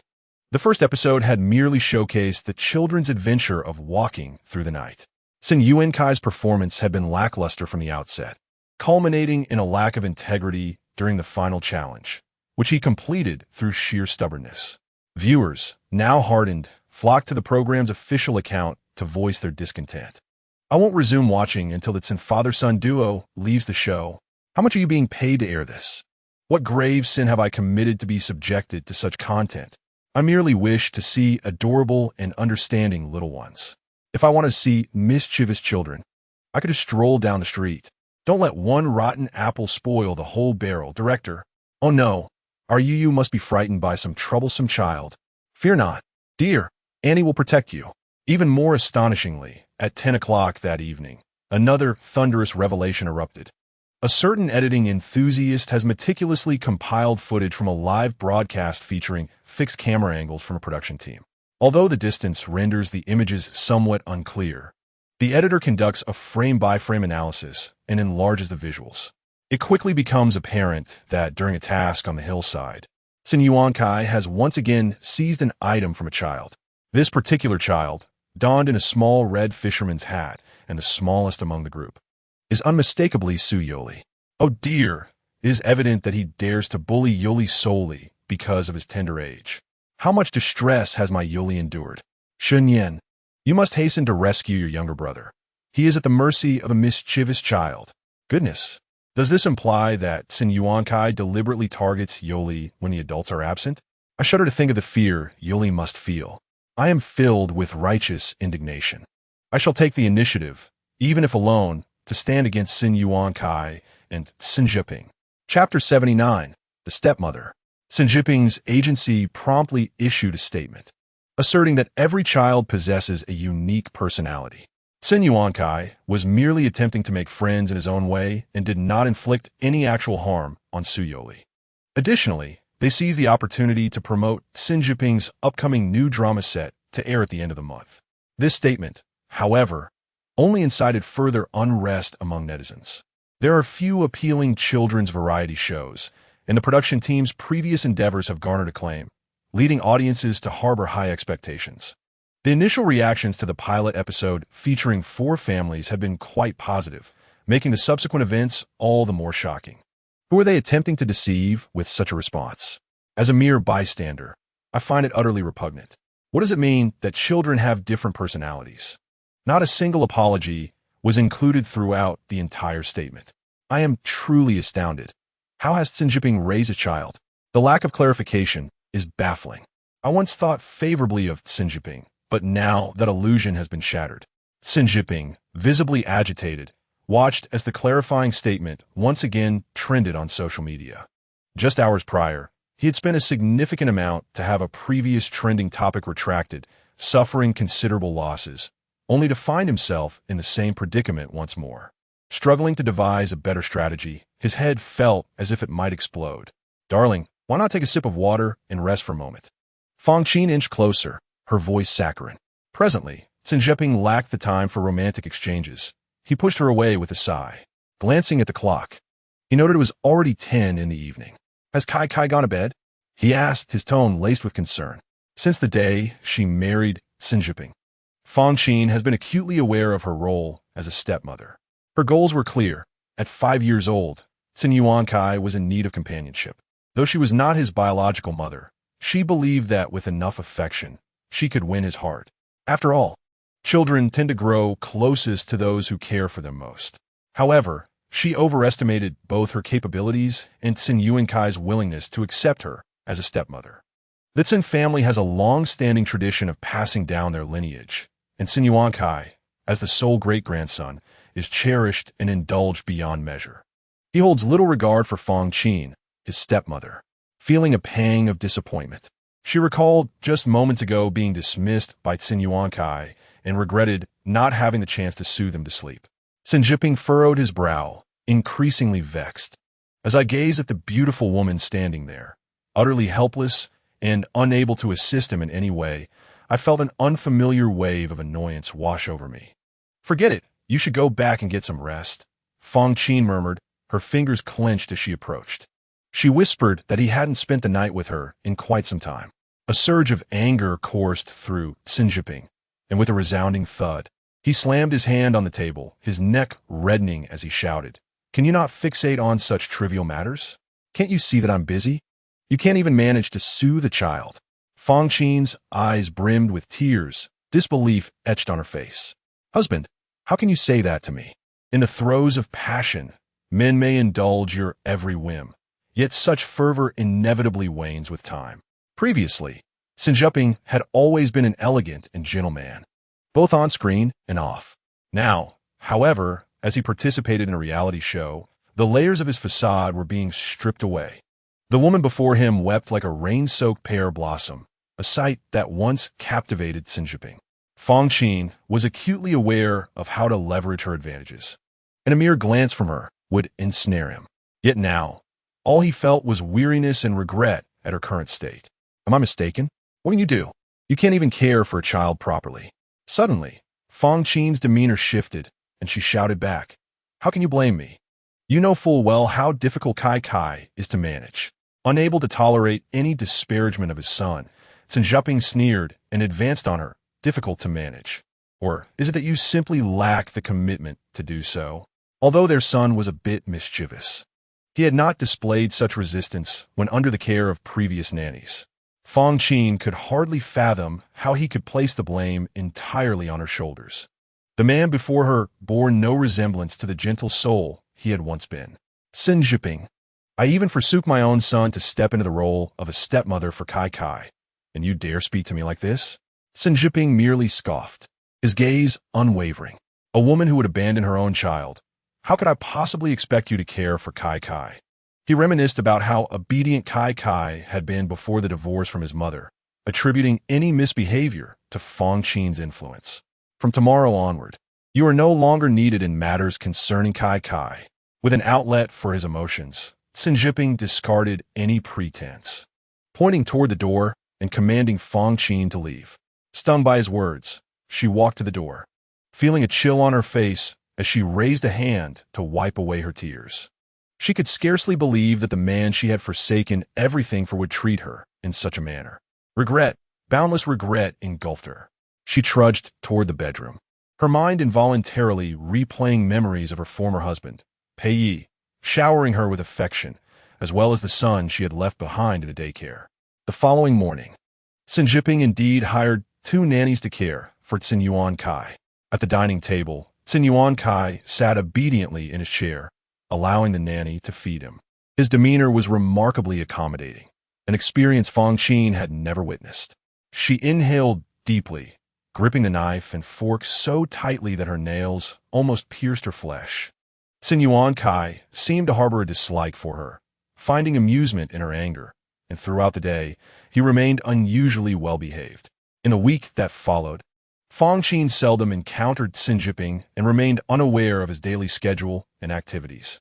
Though she is Xinjiping's wife, she possesses no voice within the Xin household. All the servants obey only Xinjiping and Xinyuan Kai, holding her in disdain for being a woman who abandoned her own son to eagerly step into the role of a stepmother. 5 days after the premiere of Little Feet's Great Adventure, the official announcement unexpectedly declared that Xinjiping and his son would not participate in the subsequent recordings.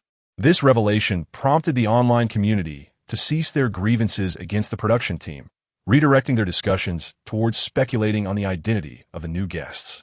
Since appearing on the variety show, Shun Yin has noticeably felt a closer bond with the little one. When he is away filming, the child uses little Tang Gij's phone to call him, sweetly asking when he will finish work. At this moment, Shun Yin is already wrapped up for the day and is seated in the makeup room, removing his makeup. His phone is positioned in front of him, displaying a video call with the little one, whose large eyes and chubby cheeks are pressed against the screen.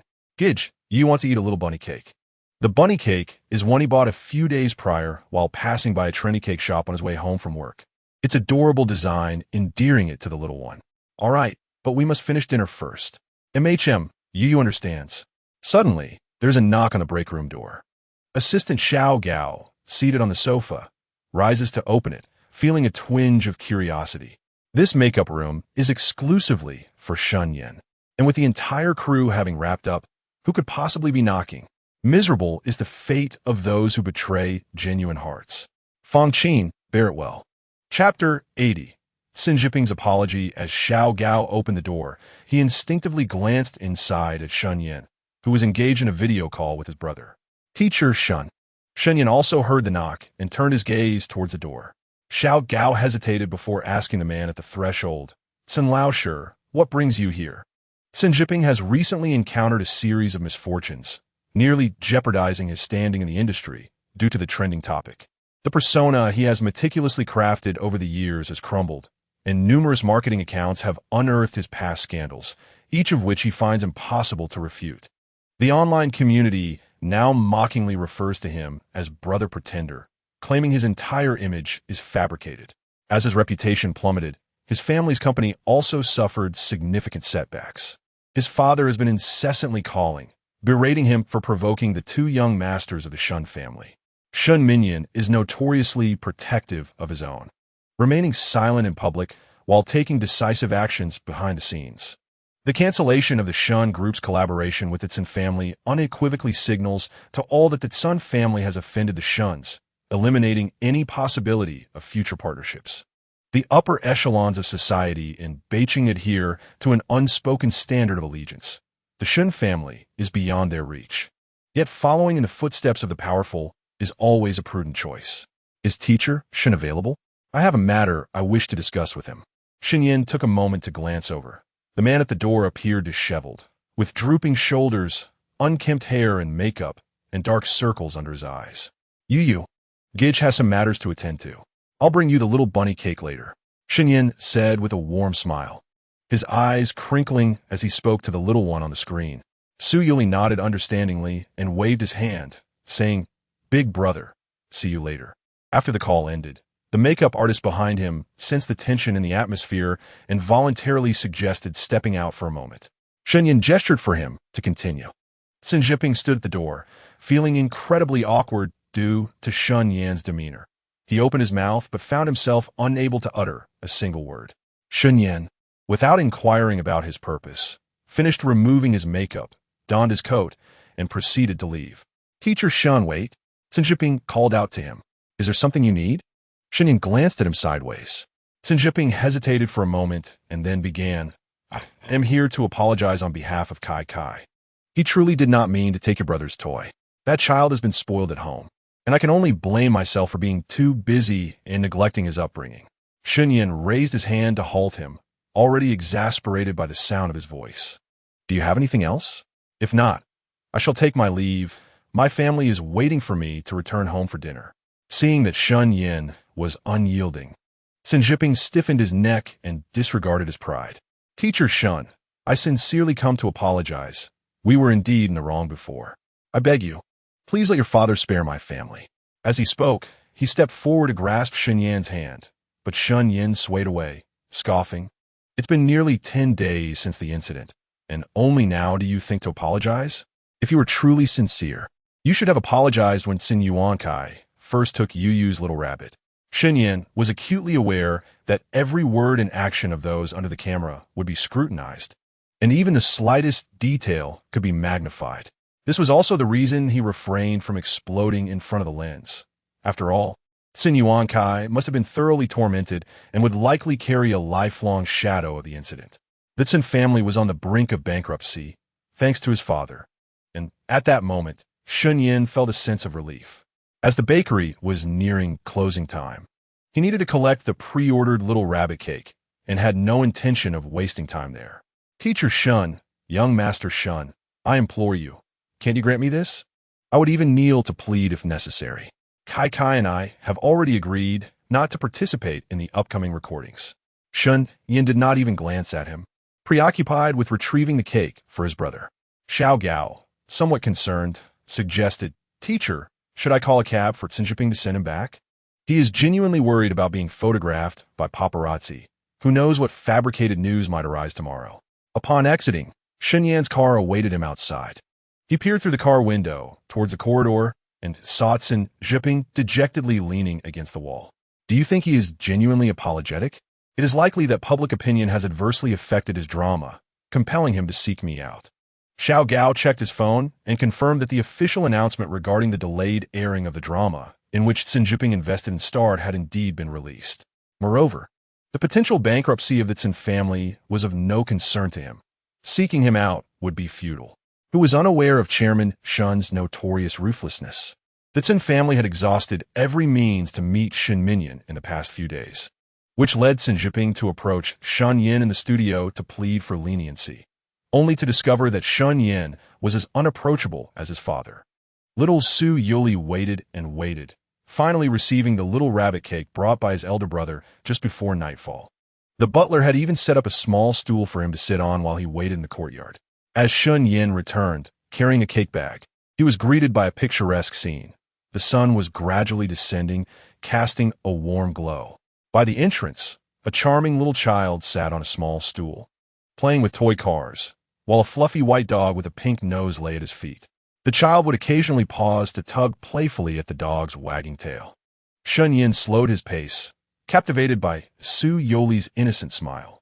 The anxieties stirred by public opinion began to dissipate.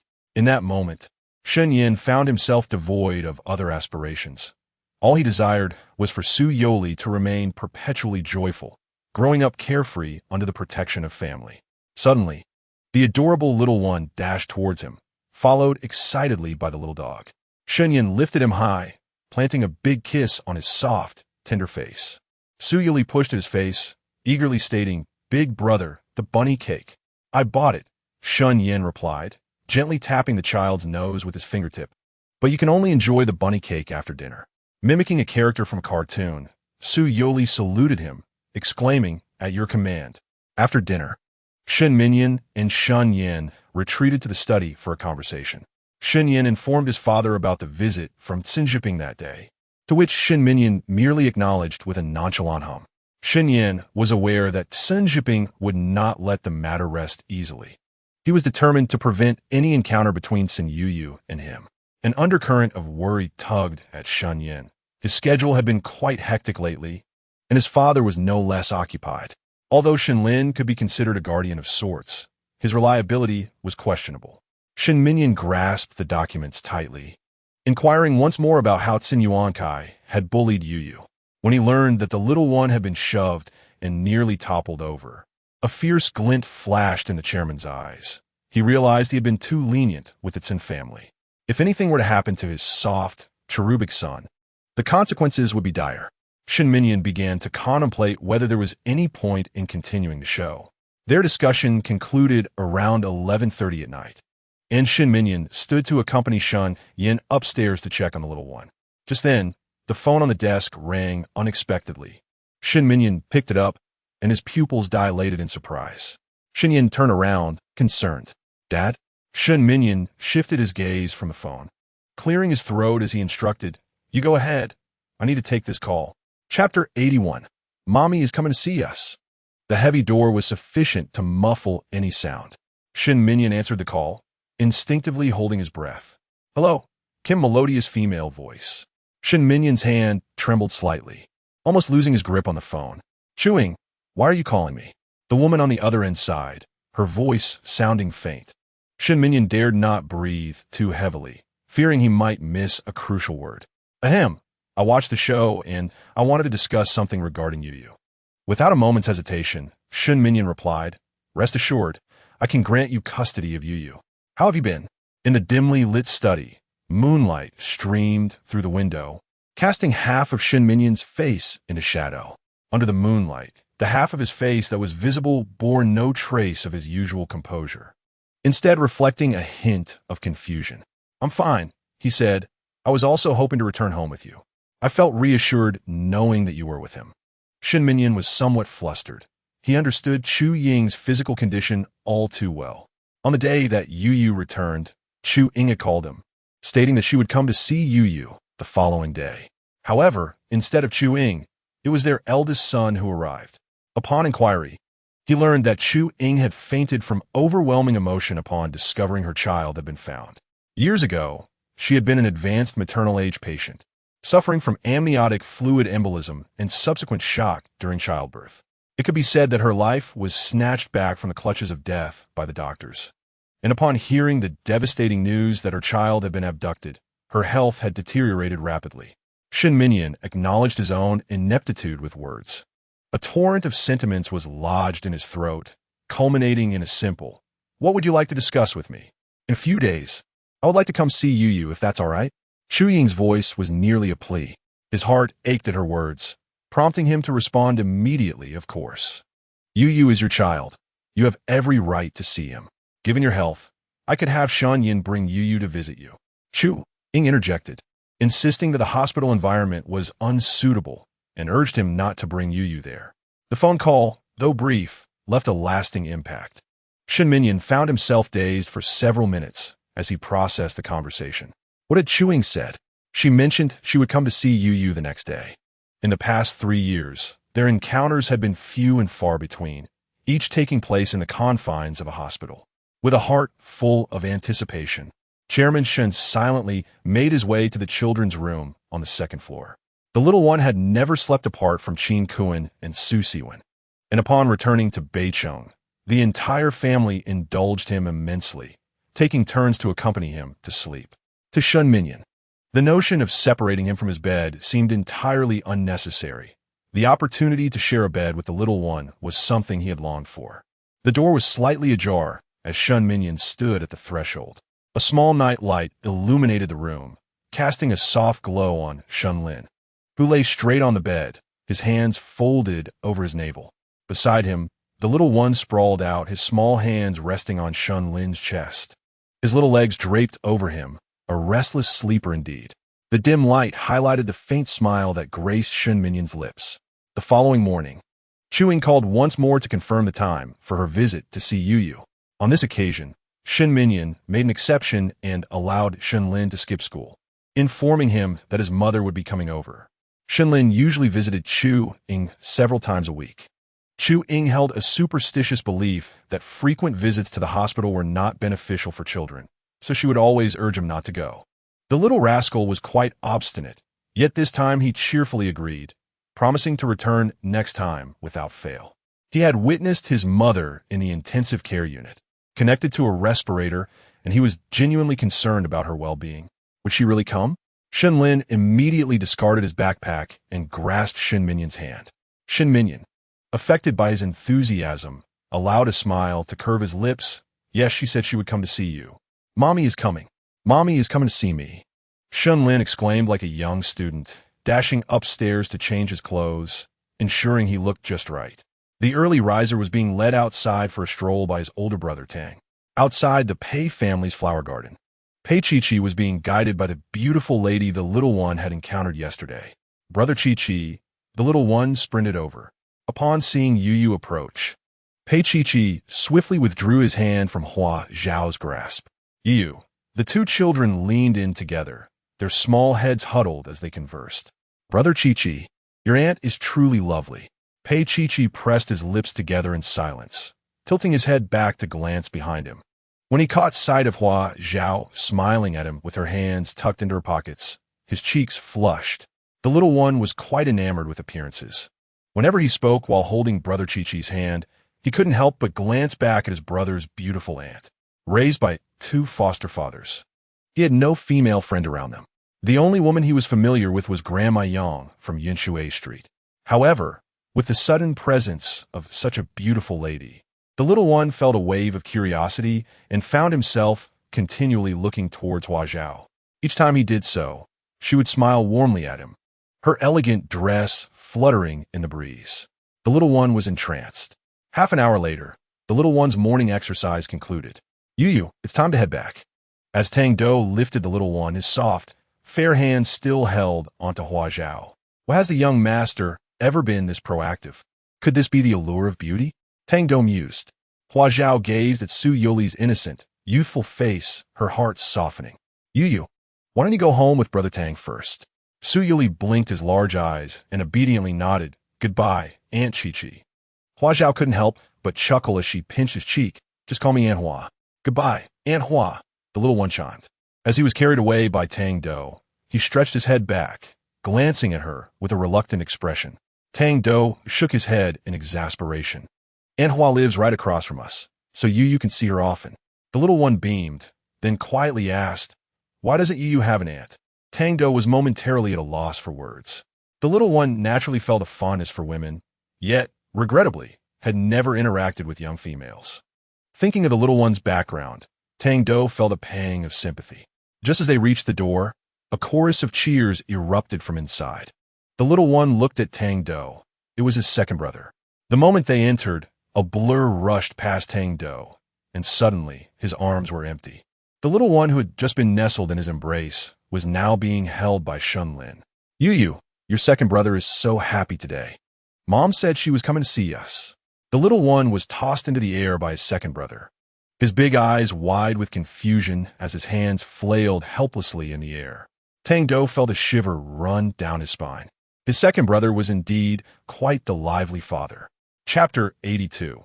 Mother is the most beautiful girl in the world. The little one was lifted high by his second brother, arms and legs outstretched like a bird about to take flight. Shunlin possessed long limbs and a fondness for various sports, his body adorned with a delicate layer of muscle. Yet, he remained but a youth, lacking the robust physique of his elder brother and father. As Tang Dogwang observed Shunlin twirling the little one in the air, an involuntary shiver coursed through his scalp. After a while, Shunlin, fatigued from play, gently set the little one down on the sofa. "Yu, mother will be here shortly. Are you happy?" When his second brother smiled, a row of neat teeth gleamed, and two charming dimples formed at his cheeks. The little one adored poking at those dimples with his tiny fingers, bursting into a jubilant laughter. "Happy. Yu is happy." Cradling his soft, fragrant younger brother, Shunlin inquired, "What makes you so happy when you haven't even met mother?" In that moment, his eyes grew slightly misty. Yu had indeed seen their mother. The little one spoke with clarity, his expression earnest. Youri, the little one, was not lying. He had truly seen their mother, for many photographs of her adorned their home. He raised a finger, declaring, "There are pictures of mother in big brother's and second brother's rooms." Shunlin, taken aback, continued with curiosity, "Yu has seen mother-s picture in father-s room? What kind of picture is it?" Each time it was Shun Minion's turn to accompany him to sleep, the little one was carried back to the third-floor room by their father, rather than staying in his children's room. Like all children, upon entering a safe new environment, the little one naturally embarked on adventures, and Youri was no exception. Whenever their father went to wash up, the little one would wander about the room. It was not mischief. Rather, he was enamored by the orchid carefully protected beneath glass in his father's room. He even learned the name of this orchid, Chunlon. Remembering his beloved plant, he immediately digressed. "The Chunlon in Daddy's room really resembles a little green windmill, like this." To ensure his second brother understood what Chunlon looked like, he animatedly mimicked the gentle swaying of the flower. Shunlin chuckled softly and redirected the conversation. "Is that so? Where did you see mother-s picture?" The little one climbed onto his second brother's lap and pointed towards the stairs, on top of Daddy's bookshelf and in many other places, plus pictures of you and Big Brother. Shunlin felt a chill run down his spine. Why would their father display his photographs in the room? It was rather unsettling. When mother returns, will Yu be able to recognize her? Shunlin felt a twinge of worry. Youri was quite shy, and he feared that the little one's reaction might sadden their mother. The little one, puzzled by his second brother's question, could not comprehend why he would not recognize their mother. He believed he could remember her appearance with just one glance. Mother has long hair and wears a princess dress. She is the most beautiful girl in the world. As he recalled the image of his mother from the photograph, he felt a wave of excitement. He thought his mother was truly beautiful. Shunlin found himself momentarily speechless, his throat tightening as he met Yu's clear, innocent gaze. After giving birth, mother scarcely had a moment to glance at Yu, as the young boy tightly embraced his little brother, cradling the warm, soft bundle in his arms like a radiant little sun. Indeed, Yu was right. Mother was the most beautiful girl in the world. At the entrance of the Shun family's villa district, inside a discreet luxury vehicle, Chu Ying sat in the passenger seat, her slender arm resting on the window, gazing at the familiar scenery outside. The luxury car glided down a tree-lined avenue, where a gentle breeze swept a leaf into the air, caught by her distinctly bony fingers. As her fingertips grazed the leaf's veins, a faint smile graced Chu Ying's lips, her hair gently lifted by the wind. "Are you not aware of your own body?" A sharp female voice interrupted her reverie. Chu Ying turned to glance at the speaker, a smirk forming at the corner of her mouth as she obediently rolled up the window. "Sister, thank you for accompanying me back," she said. The driver was her elder sister, Chu Ying, still clad in the gray suit she had worn at a recent meeting. Unmoved by her sister's gratitude, Chu Ying pressed the accelerator and drove into the estate. To her surprise, the Shen family's gate opened immediately upon detecting their vehicle. Even the security guard emerged to nod at them, greeting with a smile, "Madam." Internally, Chu Ying scoffed, wondering how her sister could still be addressed as Madam after her divorce from Shen Minyan. Along the way, she observed the villa district, meticulously designed to cater to Chu Ying's preferences, feeling increasingly exasperated. "You don't seriously think Shen Minyan wants to reconcile, do you?" she asked, and upon turning her head, she saw Chu Ying's face alight with emotion, her beautiful eyes glistening.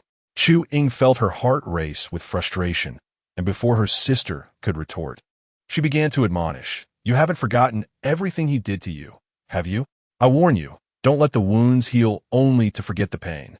Chu Ying remained silent, not wishing to defend Shen Minyan, but she understood that, in certain respects, he too was a victim. Chu Ying was undeterred, unleashing her usual scolding tone. "You were already unwell when you gave birth to Linlin. If he truly cared for you, he should have considered a vasectomy. If not, surely contraception would suffice." As she recounted the harrowing circumstances of her sister's near-death experience during childbirth, her ire flared, extending to the child who had caused her sister such distress. To her, no one mattered more than her sister. Chu Ying felt her face flush with embarrassment as she retorted, "Sister, Yu Yu's arrival was unexpected. Besides, I wanted to keep this child."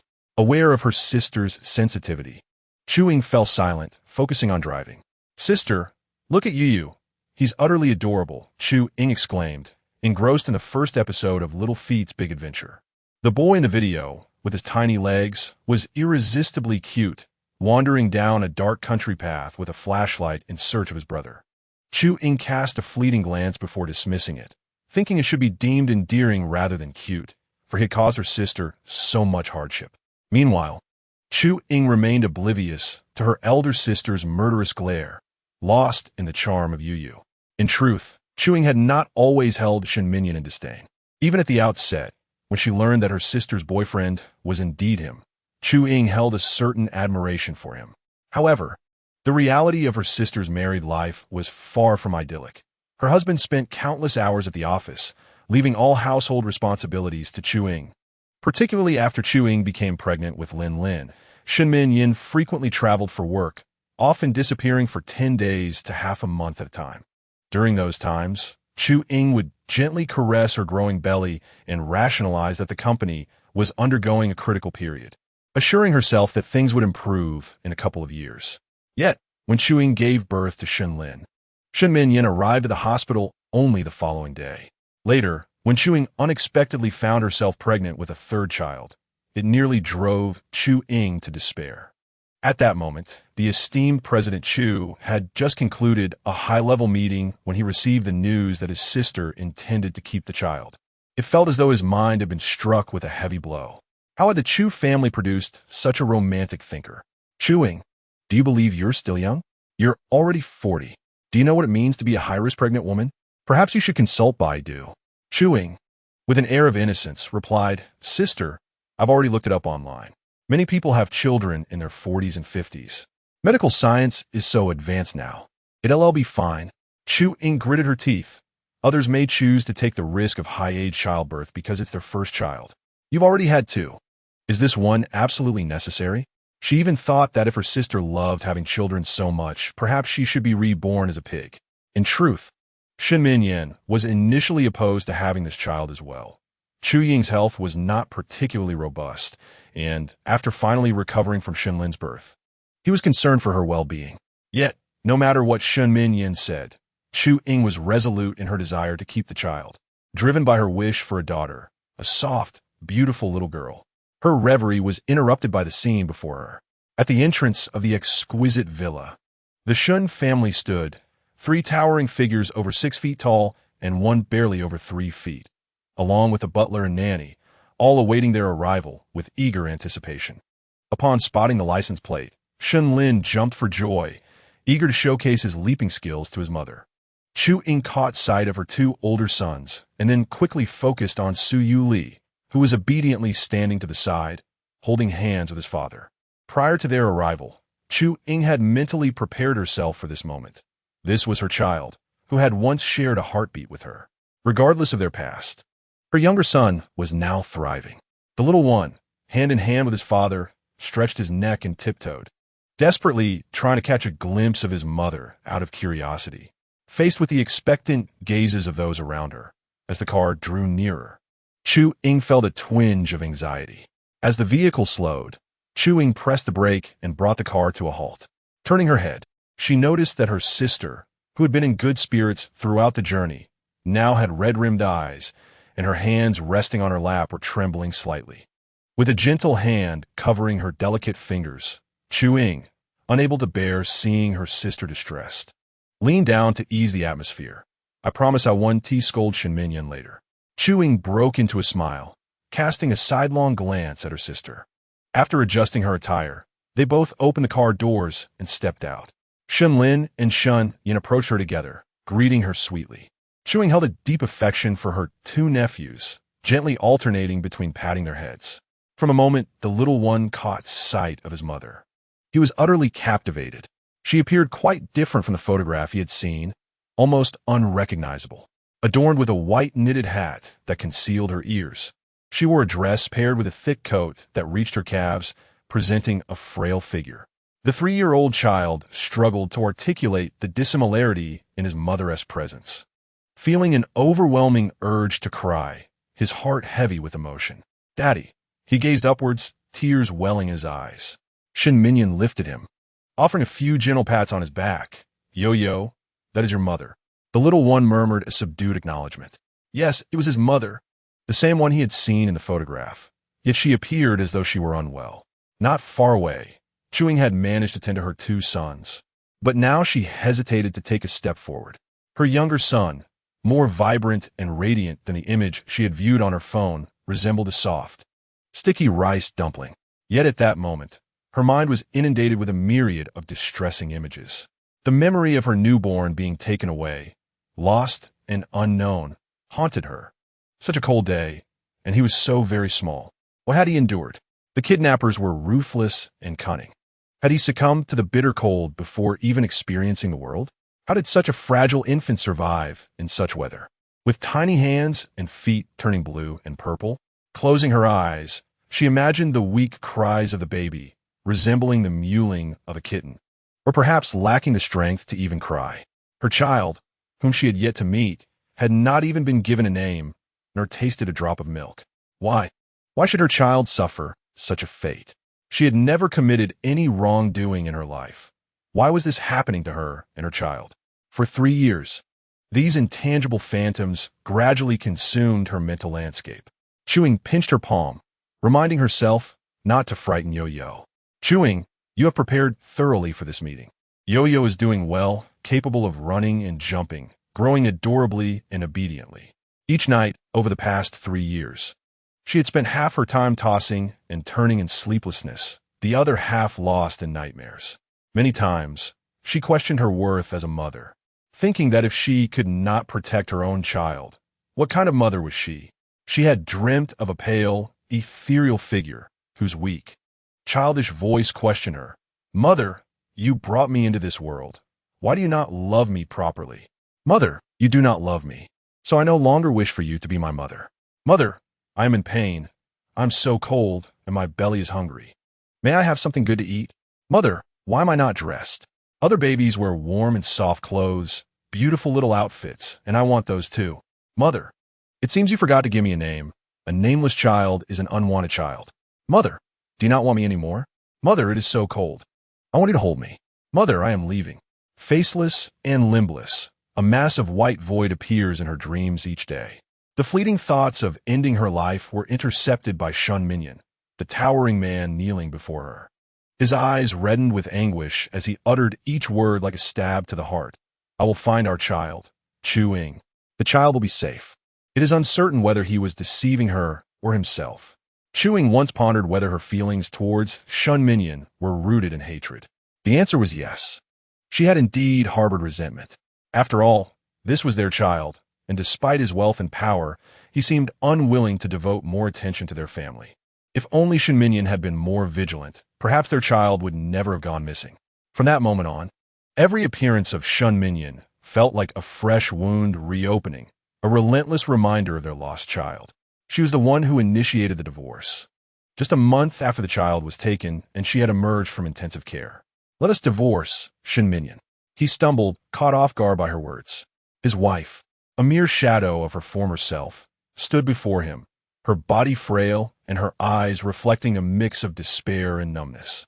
After a long silence, a tear slipped from the corner of Shun Minyan's eye as he slowly nodded. All right. There would be no reconciliation. Neither parent was a flawless figure. For perfection is a rare quality. Abandoning the narrative need not be announced. I hope you find a story that resonates with you. Crafting tales is no easy task, and I kindly ask for your mercy in not assigning low ratings. Chapter 84. Mom, please do not feel guilty. Yet, what Chu-ing despised most was herself. For as a mother, she lacked the ability to protect her child. Shun Yin was the first to notice his mother's distress, immediately wrapping his arms around her shoulders. The warmth of her son's embrace jolted Chu-ing back to reality, but as she sought to focus on the child before her, her vision blurred with tears. As the tears flowed uncontrollably, a singular thought consumed her. She felt utterly worthless. Despite her extensive mental preparations and the recent positive outcomes of her therapy, she still found herself in tears. She was certain that her appearance was unappealing and would frighten Yu. Although Yu was still young and might not harbor any dislike for her, their first meeting had been irrevocably tarnished. Chu-ing trembled, her shoulders shaking as she stood helplessly in place. Even in that moment of despair, she hastily covered her face with her hands. What should have been a joyful reunion had been marred by her own sorrow. Mommy, a soft, innocent voice chimed, more melodious than the tinkling of a spring or the ringing of a bell. Chu-ying's lips turned pale, her brows furrowing as she abruptly lowered her hands. The tender, curious tone bore no trace of resentment. The white void from her dreams gradually dissipated, revealing a clear image of a 3-year-old child's face. With large eyes, long curled lashes, and a worried expression, the child approached with a hint of trepidation.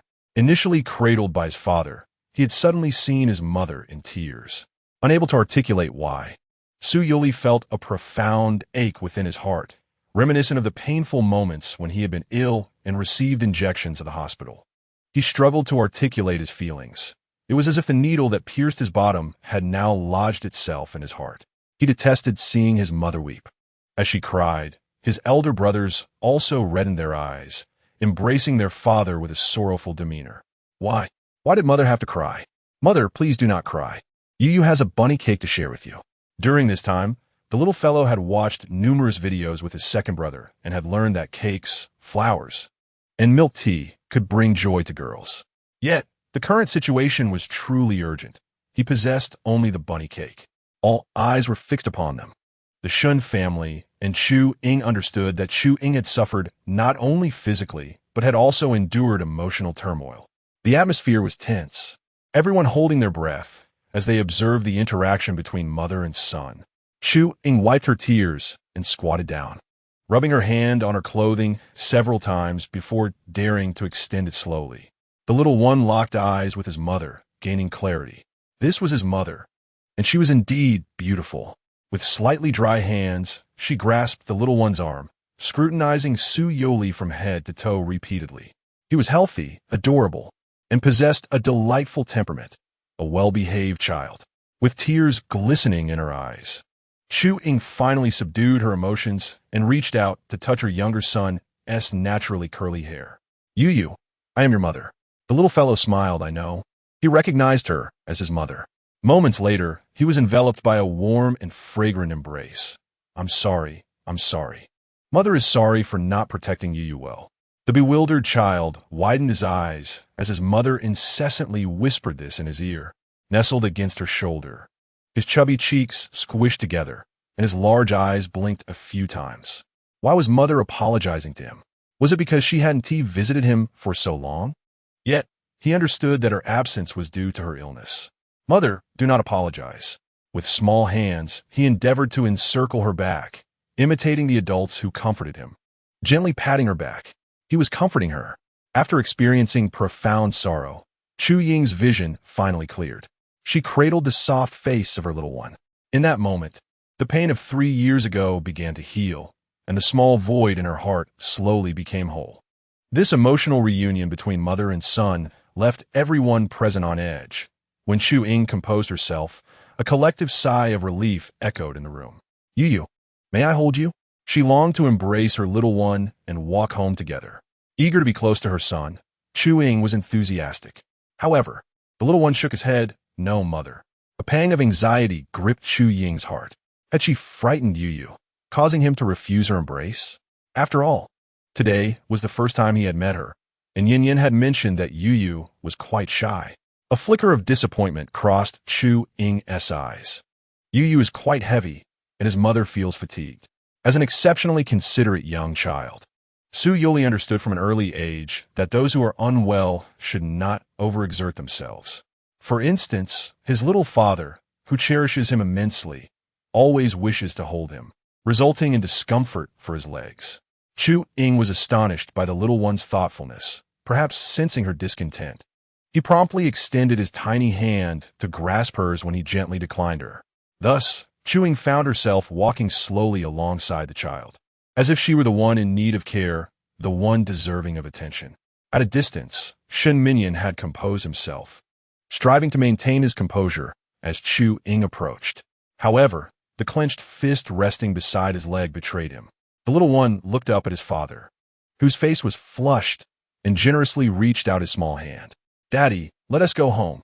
He was eager to retrieve the little bunny cake to cheer up his mother. Consequently, the child held his mother's hand with his right and his father's with his left, making a valiant effort to tiptoe along the way due to his short stature. Calmly, Shun Minyan accompanied the little one, enveloping his soft hand within his own.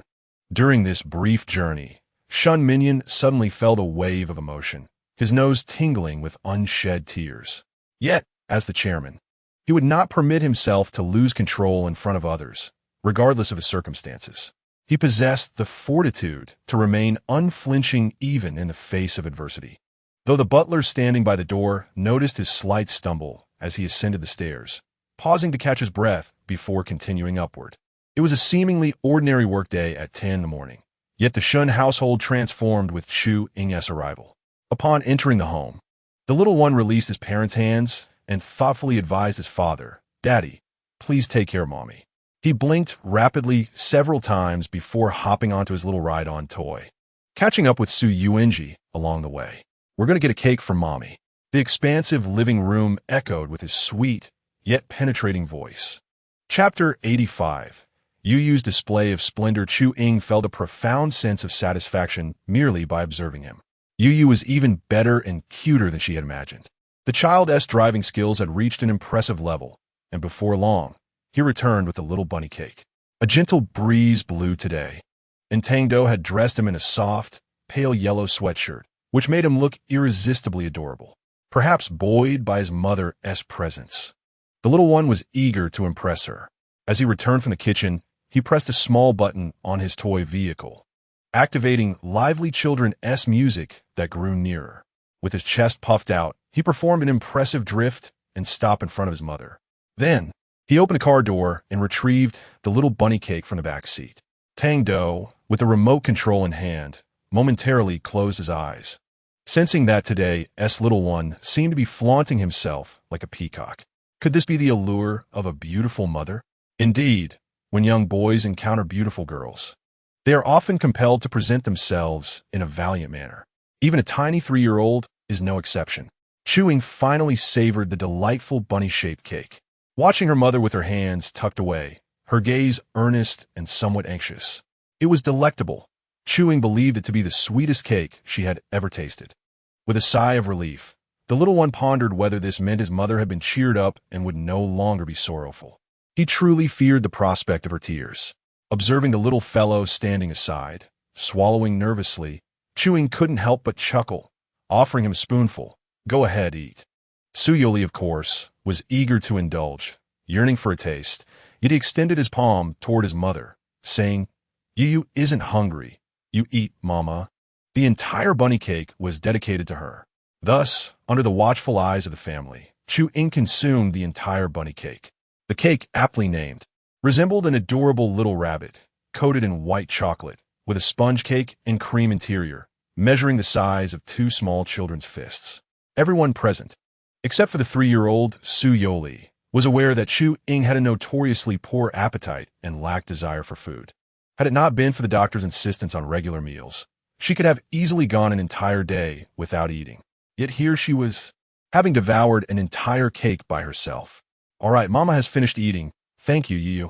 Brother Tang swiftly tidied the table, wiping the corners of the little one's drooling mouth. Once he had comforted his mother, the little one began to play independently. He was nestled between his father and Chewing, clutching a stitched toy. The family quietly watched as he played, occasionally offering encouraging words. Enveloped in the joy of parenting, Chewing suddenly realized she had seemingly forgotten something. Turning abruptly, she was met with her sister's arms crossed, eyes scrutinizing her. "Yu," Chewing felt compelled to interrupt the playful little one, gently ruffling his soft hair. "This is your auntie. Say hello." The little one obediently greeted her with a sweet auntie. His cherubic appearance, akin to that of a small angel, was accentuated by his large, glistening eyes and a head full of fluffy curls. Chewing had to concede that this little one bore the closest resemblance to her sister. The 3 children of the Shen family were all remarkably attractive. Shen Yin, without a doubt, stood out even among the multitude of handsome faces in the entertainment industry, firmly placing him in the upper echelon of male celebrity looks. Shen Lin, still youthful in appearance, possessed striking features, particularly his eyes, reminiscent of Shen Minyan, earning him the moniker of Little Demon King, a title that aptly described both his character and appearance. Though still young, the little one distinctly resembled Chewing, with his round, dark eyes and rosy cheeks. When he noticed her unresponsiveness, he scratched his face and looked at her with a slightly embarrassed expression. Chewing did not wish to be labeled as an impolite adult by a small child. With a huff through her nose, she retrieved 3 red envelopes from her rare handbag. The largest and heaviest red envelope was given to Youri. "And I really don't need it. I have a job now." Chewing expressed her affection for her 2 nephews through monetary gifts, ensuring that the younger one received as much as the older ones. "Take it, it's yours." Shen Lin accepted the envelope, affectionately leaning in to embrace Chu Ying's arm, nuzzling his head against her shoulder. "Aunt, you're so wonderful. I love you so much." Chewing remained her usual aloof self, extending a finger to poke his forehead, urging him to keep his distance.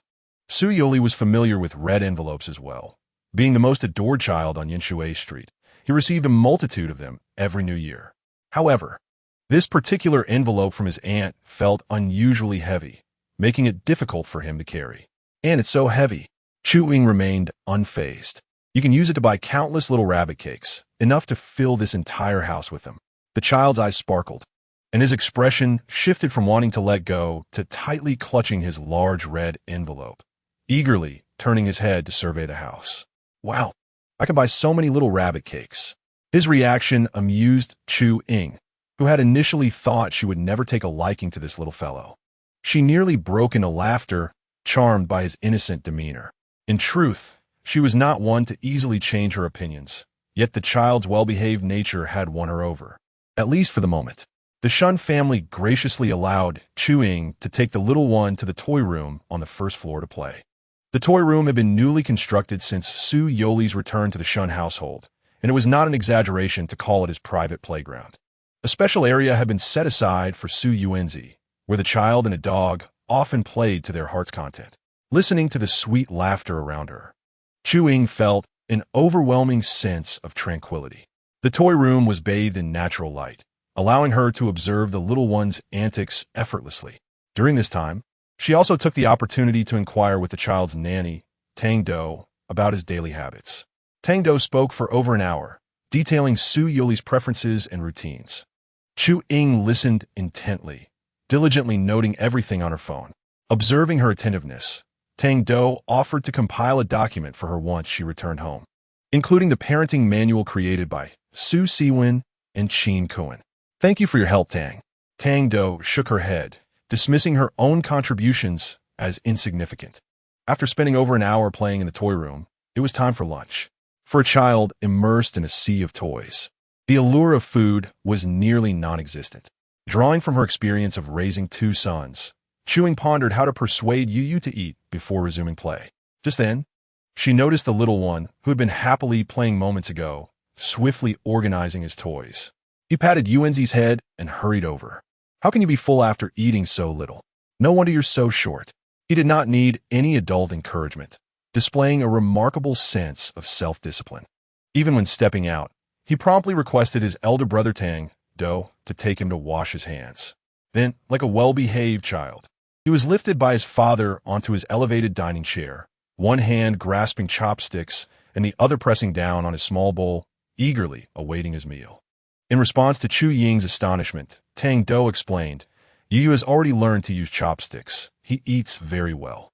It is evident that nurturing such a well-mannered little boy requires considerable effort, a realization that Chu-Ying, who personally raised two sons, could easily appreciate. As the dishes were served, the chef had prepared an array of Chu-Ying's favorite foods, especially since she had come. The morning had been overwhelming for the little one, and Su Yuli lacked the usual vigor to pick up his chopsticks and serve himself. He simply accepted whatever his brothers offered him. Clad in a stitch bib, Su Yuli focused intently on his meal, cautiously picking up food and then opening his mouth wide to devour it, chewing quietly without making a sound. His cherubic profile, round and soft, was accentuated by the food, embodying the quintessential model of a well-mannered child in this modern age. In a kindergarten setting, he would undoubtedly be a teacher's favorite. Even Chu-Ying, who had never raised a child and initially harbored reservations about this little creature, found her heart softening. How could such a well-behaved child exist? How could he return so gracefully after being away for 3 years?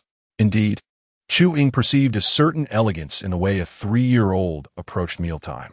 His charming and delicate manner of eating likely surpassed that of many young ladies and gentlemen raised with dining etiquette in mind.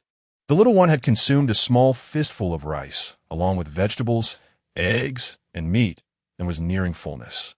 As he quietly reached for a napkin to wipe his mouth, Chu-Ying suddenly felt an urge to watch him longer. How could he be satisfied with so little? No wonder he was so short. Since entering the room, Chu-Ying had noticed that this child, at 3.5 years old, appeared quite petite. She recalled that when Shun Yin and Shun Lin were 3, they were nearly a meter tall, already showing signs of growing into tall individuals.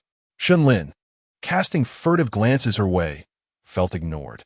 An offhand comment from Annie caused the little one to pause mid-wipe, his small mouth pouting in an instant as he reached out for a hug from Tang-Do.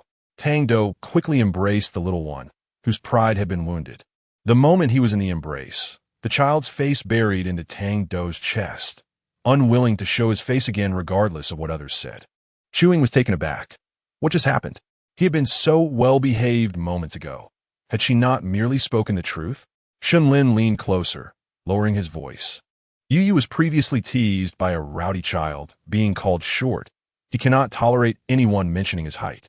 Chu-Ying responded, "So, has that troublesome child been properly reprimanded?" It was indeed her fault.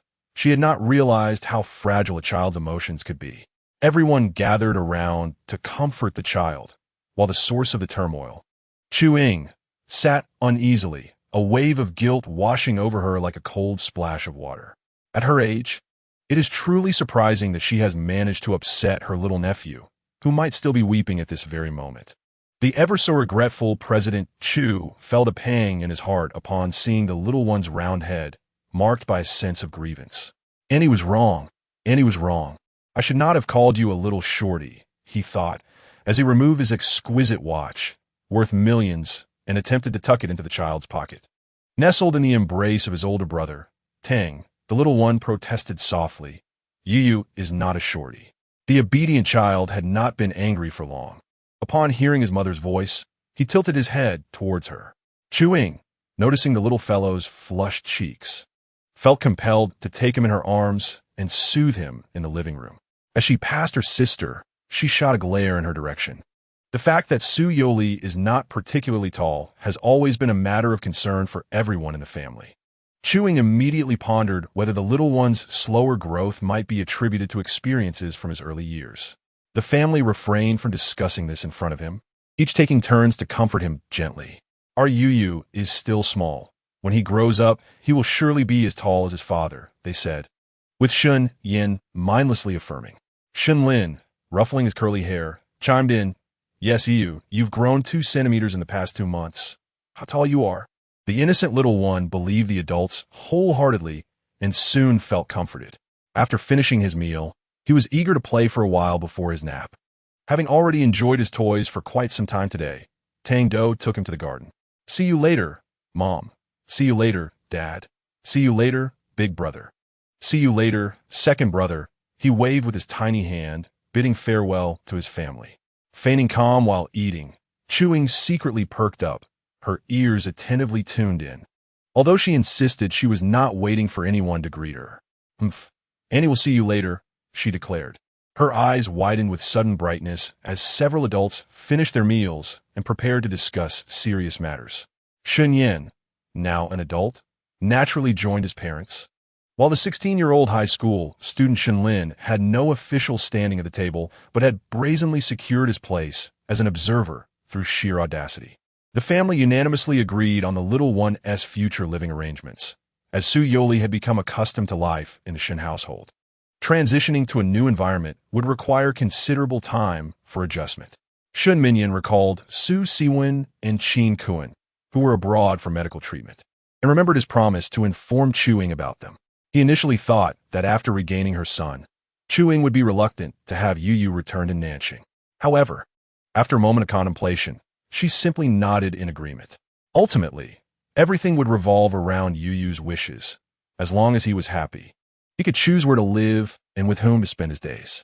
Although she had never met the child's 2 foster fathers, no one could be more grateful than Chewing. They had given her son a second chance at life and raised him so well. It is said that their economic situation is rather dire, and Su Siwen suffers from a leg ailment. Were it not for this, they might never have encountered Yu throughout their lives. Upon learning that Shin Minyan had taken decisive measures to lend them 1 million for medical treatment, Chu-ing could scarcely contain her thoughts. What could 1 million accomplish? Do they truly lack this sum? Shin Minyan remained silent in the face of the criticism, while Shin Lin remarkably stepped forward to clarify on his father's behalf. Uncle Qin and Uncle Su were unwilling to accept the money. They merely wished to find relatives for Yu. Chapter 87. The Tadpole Seeks Its Mother. Shin Lin embellished the previous trip to Nanxing, extolling the boundless love and selfless dedication of the 2 uncles, praising their noble character without expectation of reward. Chu-ing, empathizing with their plight, reflected that if she were to face the heart-wrenching necessity of parting with a child she had raised, she too would refuse such monetary assistance. The love that these 2 foster fathers bestowed upon an unrelated child, she mused, was no less than her own. Having some connections abroad, she pondered ways to assist them in waiving treatment and surgical expenses, perhaps covertly covering unavoidable costs. With her arms crossed, Chu-ing surveyed the room, inevitably catching the adoring gazes of her 2 nephews.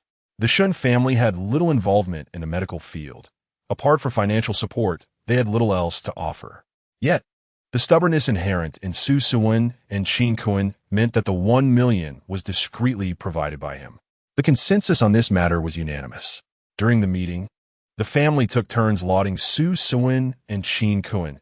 Even the typically aloof Chu-ing had to concede that these 2 young men were indeed commendable individuals. At the conclusion of the meeting, amidst the hopeful gazes of her 2 sons, Chu-ing reiterated her decision not to return to live with them, though she promised to visit weekly. The 3 men of the Shun family, seated on their chairs, appeared rather pitiful.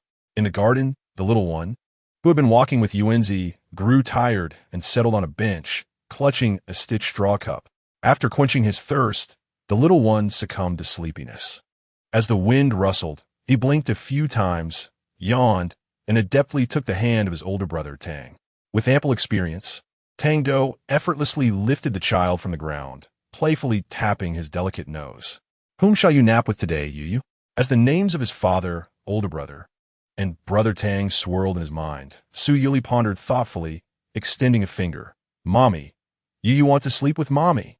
Chu-ing was more than willing to accompany him to sleep, and the little one beamed with joy as he led his mother toward the stairs. However, as his bright eyes twinkled, he turned in another direction. "Mommy, let us take the elevator." Chu-ing's heart melted. She felt unworthy of having such a sweet child. The little one's thoughtfulness, of course, was attributed to his little father.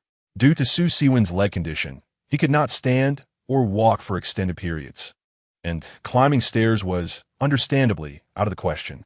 In a quaint little building, Qin Kuan had installed a chair lift, enabling him to ascend and descend with ease. Upon returning to Beicheng, the little one diligently remembered the words of his father, Kuan Kuan, and engaged in daily stair-climbing exercises, never once stepping into the home's elevator. Exiting the lift, he swiftly arrived at the children's room on the second floor. The layout of the house was familiar to Chu-ing.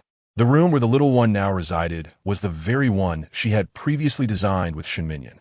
Chu-ing had always believed she was expecting a daughter. Attempting to paint the walls and ceiling in shades of pink, adorning the nursery with furnishings fit for a little princess. However, after much contemplation, Shinminyan gently suggested that if it were indeed a little boy, he might feel disheartened to find his parents had decorated his space in such a manner, perhaps thinking they did not cherish him. Thus, they reached a compromise, opting for a hue reminiscent of egg yolk, suitable for either gender.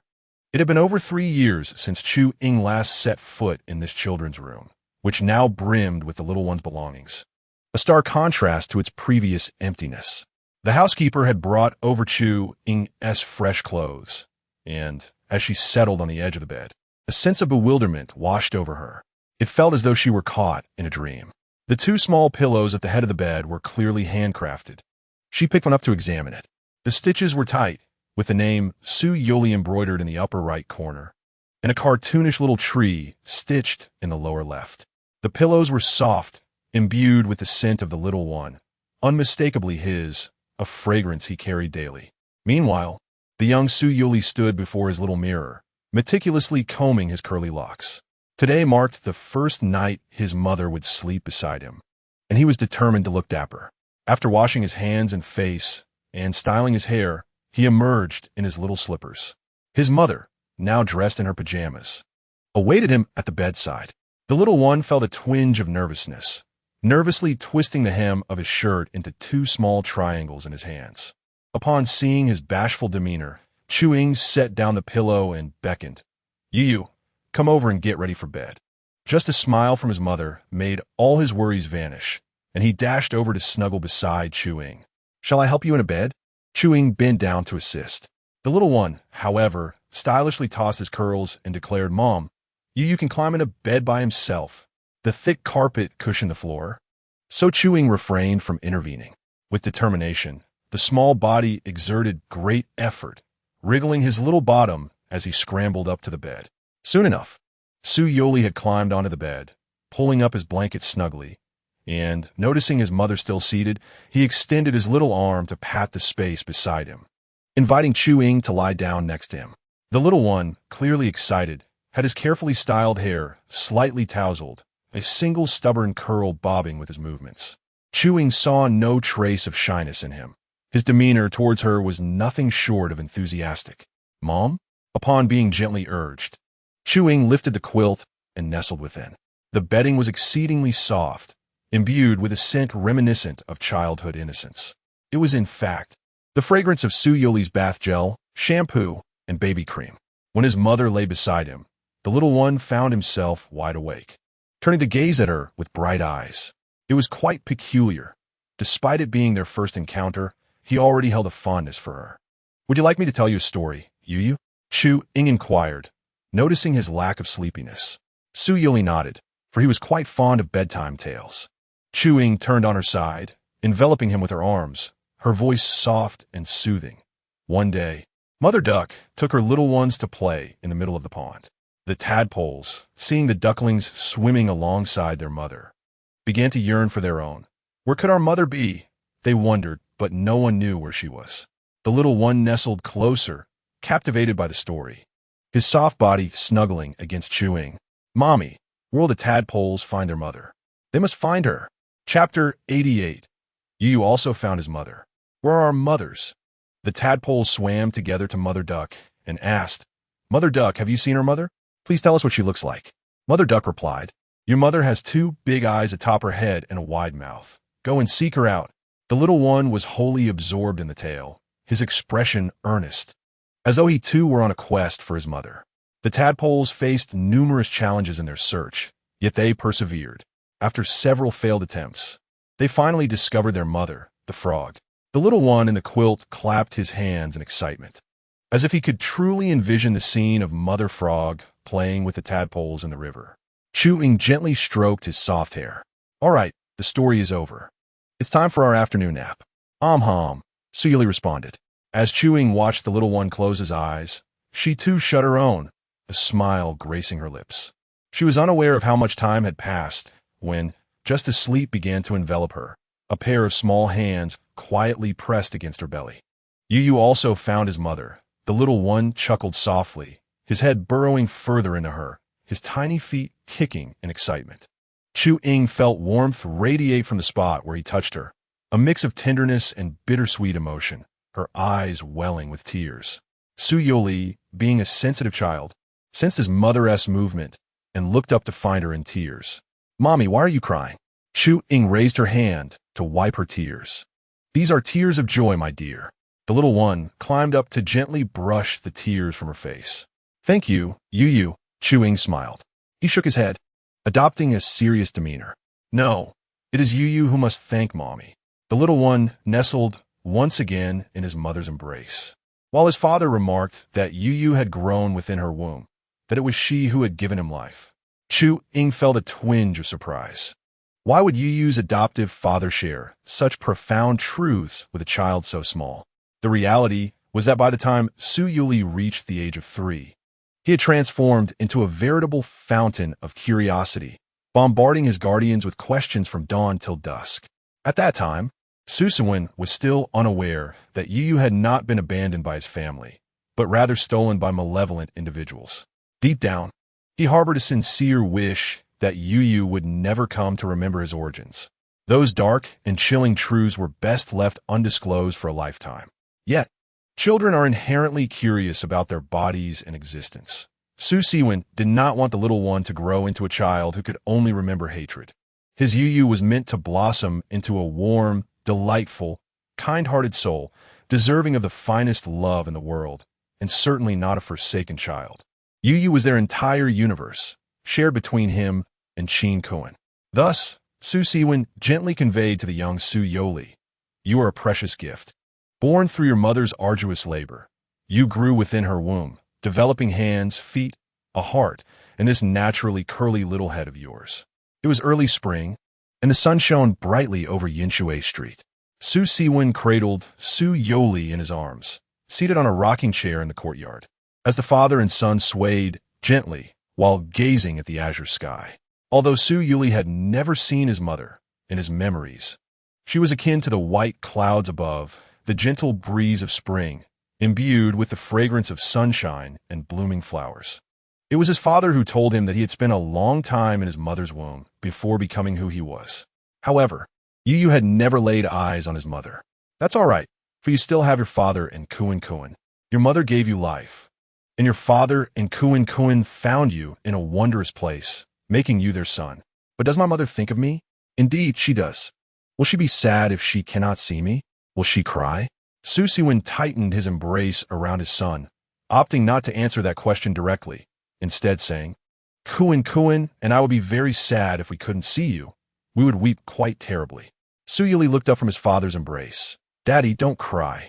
Chewing held the little one close, her voice quivering as she affirmed, your little father speaks the truth. Your mother misses you dearly, thinking of you every single day. Youri was not simply blessed with good fortune. He was a clever, polite, and endearingly innocent child.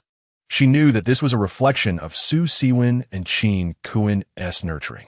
Chu Ying recalled the silver hairpin that Shun Lin had brought back from Yinshui Street, a local specialty intricately carved into the shape of a butterfly. She suddenly felt a longing to visit Yinshui City, to see that cozy little courtyard, to hold Yu under the eaves, listening to the sound of raindrops falling upon the bluestone tiles. She wished to meet those two kind-hearted men and express her heartfelt gratitude personally. After Su Youri had touched his mother's belly and wiped away her tears, his chubby little hands rubbed his eyes, and in the blink of an eye, he succumbed to slumber. Chu Ying held him close and also drifted into a sweet afternoon nap. At 1:30 in the afternoon, the little one awoke right on schedule. "Mother, it's time to get up."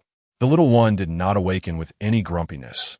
Upon opening his eyes, he rubbed them and promptly emerged from the warm cocoon of blankets. This feat would undoubtedly defeat at least 90% of 3-year-olds worldwide. After Chu Ying awakened, she remained still for a moment, cradling the little one in her arms, showering him with affectionate kisses before reluctantly letting him go. "Mommy, it tickles." "Ha ha ha." The little one squirmed and burrowed back into the covers. After playing with him for a while, Chu Ying finally got up to retrieve the neatly folded clothes from the bedside to help him get dressed. In a few nimble leaps, the little one had bounced off the bed and dashed to the edge to grab his clothes, adorably dressing himself. Fortunately, Tang-Do had prepared a collared shirt for him, which he struggled with, prompting Chu Ying to lend a hand. Dressed impeccably, with his fluffy little curls bouncing, he stood upright, his small belly curving out slightly, revealing a row of tidy baby teeth as he gazed at his mother. The anticipation was palpable, and Chu Ying stifled a smile, exaggeratingly showering compliments on her son. "Oh my, whose little darling is this? So small, and yet dressed so splendidly. Just wait until you grow up." It must be said that her gentle praise made Su Youri feel as though he might float away with joy. Indeed, he was a remarkable little boy. Having shared a nap, the slight distance between Chu Ying and the little one vanished, and their bond grew ever closer from the moment they rose. Even when Tang-Do reached out to hold him, the little one declined, insisting on holding his mother's hand instead. Upon waking from their afternoon slumber, the spirited little one eagerly anticipated his time for watching cartoons. Today was special, for he had his mother by his side to enjoy the show with him. At 4:30, Chu Ying's friend arrived to pick her up as promised earlier that morning. The little one was so engrossed in the animated world that he failed to notice the absence of those around him. When he finally snapped back to reality after finishing an episode, he spotted Chu Ying with a bag slung over her arm, standing by the door alongside his aunt. He tilted his head in puzzlement, glancing at his mother. Chapter 89. Pei Su's medical checkup with her appearance resembling that of someone about to depart. The little one immediately cast aside his toy and rushed to Chu Ying. "Mommy, why are you carrying a bag?" His innocent voice left Chu Ying somewhat flustered. She found it difficult to explain to Youri that she would be leaving and would return in a couple of days. "Mommy?" The little one raised his hand to grasp her finger, his small face etched with confusion. "There are many empty rooms at home. Why don't you go to Shun Yin's?" His eyes were full of reluctance. It seemed the little one began to grasp something, tilting his head to inquire, "Mommy, aren't you going to sleep with Youri tonight? He had performed so well today, even styling his hair handsomely. Why wouldn't she sleep with him?" Under the watchful eyes of her 3 sons, Chu Ying started to waver, her gaze drifting toward Shen Minyan, who stood off to the side. "Chu Ying, please stay." The man's voice was low and somber, his dark eyes reflecting the same emotions as those of the 3 boys. They were already divorced, and the terms of their separation were clearly defined. Chu Ying and Shen Minyan each nurture a child. Shen Minyan allocated 80% of his assets to her, leaving 10% for Shenlin, while any moderately profitable ventures also included Chu Ying's share. After locating the little one, he granted his own 10% to Yu. Thus, Shen Minyan has become merely a paternal figure serving as a financial provider for his sons. Chu Ying felt a twinge of embarrassment during the initial signing of the agreement. Shen Minyan displayed no dissent against Chu Ying's blatant maneuvering, as if the wealth he relinquished was not his own, surrendering it to her with ease. It was precisely because his divorce settlement was substantial that the Chu family allowed him a degree of leniency regarding his visits to Chu Ying in the hospital and maintaining contact with Xinyan. Despite being the one who sought the divorce, her current residence with him raises questions.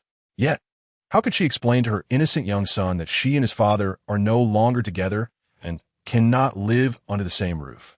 A gentle poke from a soft little finger interrupted her thoughts. "Mommy, where are you going? Are you off to work? Youri will wait for you to come home." The little one had grown accustomed to the notion of parents leaving for work. In his mind, his mother had been absent due to illness. And now that she was well, she would return home. Now, as she prepared to leave again, he assumed it was for work. He would simply wait for her return. For Youri was always a patient child. After a moment's contemplation, Chu placed her bag atop the cabinet and lifted her little one into her arms. "Mommy, one tea leave. I'll stay with Youri, all right?" The child beamed with joy. "All right. Mommy will be with Youri every day." Following dinner, Shen Minyan had arrangements made to tidy Chu Ying's room, which was situated on the second floor, adjacent to his 3 sons. It appeared that Chu Ying and Shen Minyan had reached a silent accord, mutually refraining from intruding upon each other's lives. And any conversations beyond the children were off-limits within their shared abode. The wounds of 3 years past had healed, yet the scars etched deep within remained unsoftened by time. Observing the scene of his sons playing cheerfully in the living room, Shen Minyan couldn't help but smile faintly. He did not wish for Chu Ying's forgiveness, just as he could not forgive himself. Witnessing their harmonious existence together brought him a sense of contentment, in contrast to the warm atmosphere enveloping the Shen household this week. The Pei family next door was cloaked in a shadow of discontent. Pei Yi and Hua Zhao were confronted with pressing issues. Foremost was Pei Su's reluctance to attend kindergarten. The second concern arose from Pei Yi's visit to a psychologist with Pei Xiu, who reported that the child exhibited signs of post-traumatic stress and tendencies towards self-isolation. In simpler terms, Pei Chi was grappling with 2 psychological disorders. Pei Chi was bewildered, having merely answered a few questions posed by the doctor. How could he suddenly be deemed ill? He regarded the doctor with skepticism, furrowing his dark brows in disbelief. "You're the one who is sick. I'm perfectly fine." The doctor offered an awkward smile and exchanged a knowing glance with Pei Yi and Hua Zhao. Hua Zhao, crouching down with a cheerful demeanor, coaxed the child. Chi, shall we go to the children's playground? There are many little friends there." Pei Chi showed no gratitude whatsoever. The doctor's desperate attempts to convey subtle messages to his uncle and aunt did not escape his keen perception. He noticed everything. Surely, this doctor would speak ill of him behind his back. How mischievous this doctor was. The cold and aloof Pei Chi saw through the doctor's intentions completely. Sitting on the bench with a tilted head, refusing to meet the doctor's gaze, casting him a frosty glance. Yet, when his aunt gently stroked his head and took his hand with her warm, dry touch, the previously expressionless little cool boy hesitated momentarily. In the end, Pei Chi scrunched up his face, gathered his resolve, and awkwardly hopped off the bench, grasping his aunt's hand. He had not heeded the doctor's words. He simply did not want his aunt to wait for him indefinitely. It was his father who taught him to be polite to girls. As he was leaving, clad in a gray tracksuit, Pei Chi shot a warning glance at the doctor. If the doctor dared to speak ill of him to his uncle, then he would never answer another of the doctor's questions again. Next time he came, he would be a disobedient and uncooperative child. Hua Zhao led him to the adjacent children's play area. As she had mentioned, it was filled with many children playing with toys. Pei Su stood at the entrance, peering inside. The play area was adorned warmly, featuring slides, rocking horses, and various other play equipment. Beautiful cloud-shaped lights hung from the ceiling, and colorful decorations surrounded the space, creating an inviting atmosphere that all children adored. Pei Su merely stood at the doorway, showing no inclination to enter. He had a profound aversion to places teeming with children. Older kids would bully the younger ones, snatching their toys away. Children with parents often took advantage of their guardians' support to trouble others. The children inside sensed the arrival of an unfamiliar child, clutching their toys tightly while curiously observing the boy at the door. Hua Zhao did not force Pei Su to go inside. Instead, she bent down and said, "If you don't want to go in, that is perfectly fine. Annie can bring out some toys for you to play with." With that, she released Pei Chi-Chi's hand and stepped inside. Pei Chi-Chi watched as his aunt let go of his hand, feeling a sense of emptiness. Hua Zhao soon emerged, dragging out a small rocking horse. Blue in color with golden-hued horns. Annie remembers you have a blue rocking horse too, right? Pei Chi-Chi lowered his gaze to the rocking horse and managed to emit a reluctant "ah." With an affirmative response, Hua Zhao smiled, lifting him and placing him atop the rocking horse. Pei Chi-Chi was perplexed. Why did I have to spread my legs to be put on the horse? Chapter 90. I'm sick. Stay away from me. The rocking horse was his least favorite toy. Such a dull plaything was adored only by Youri. It seemed that thinking of Youri finally prompted the cold little boy to reach out and grasp the horse's two horns. Hua Zhao patted his head and gently rocked the horse. Youri also liked the rocking horse, Pei Su suddenly remarked. Hua Zhao mused, indeed. It was quite the feat for her to select that wooden horse from among countless toys to present to him. Within the children's play area, approximately a dozen children were present, all of whom noticed the little boy at the entrance, standing aloof with a stern expression, unwilling to join in on the fun. This boy was quite peculiar. Even when engaging with toys, he did not smile, and whenever someone looked at him, he would return their gaze with an intimidating stare. Consequently, the other children hesitated to approach him, though a few curious ones gathered around, waving their ocean balls in front of him, attempting to invite him to play. Pei Chi-Chi turned his face away, offering no response whatsoever. In his world, only Youri was incapable of causing him harm, and he had no desire to play with others, fearing they would snatch his toys and scold him. Pei Yi, feeling anxious, rubbed his hands together and took a deep breath, gravely asking the doctor about Chi-Chi's condition. With fingers interlaced and arms resting on the table, the doctor replied that Chi-Chi's situation wasn't overly dire, as he was at least willing to communicate. However, he adamantly refused to attend kindergarten. Pei Yi felt a pang of frustration. As a responsible uncle, he feared that Chi-Chi would fall behind his peers academically. Yet, the child's mental well-being was equally crucial, and this dilemma had caused Pei Yi considerable distress, leading to noticeable hair loss. The compassionate psychologist was already well acquainted with the reasons behind Chi-Chi's current state. It was understandable. Even an adult might struggle to maintain a healthy mental state after experiencing such trauma. According to Chi-Chi's uncle, the reason Chi-Chi had escaped unharmed was that his father had shielded him with his own body during the accident. Chi-Chi instinctively rejected kindergarten, and the psychologist advised that parents should refrain from enrolling him for the time being. It would be best for the parents to accompany him throughout the day, enhancing his sense of security and gradually introducing him to peers. Chi-Chi mentioned having a good friend, didn't he? Pei Yi recalled a cute little curly-haired child and nodded. Yes, he's a neighbor's child named Youri. The psychologist smiled. During their earlier conversation, whenever Chi-Chi spoke of this friend, a gentle expression would grace his face, and his tightly pressed lips would relax into a faint smile. This child must be quite sweet, providing Chi-Chi with a sense of security. It was indeed a positive sign that he was willing to make friends, indicating he was slowly improving. Pei Yi exhaled in relief, yet soon felt a wave of concern. Chi-Chi could not remain at home playing with Youri indefinitely, as Youri also needed to attend kindergarten.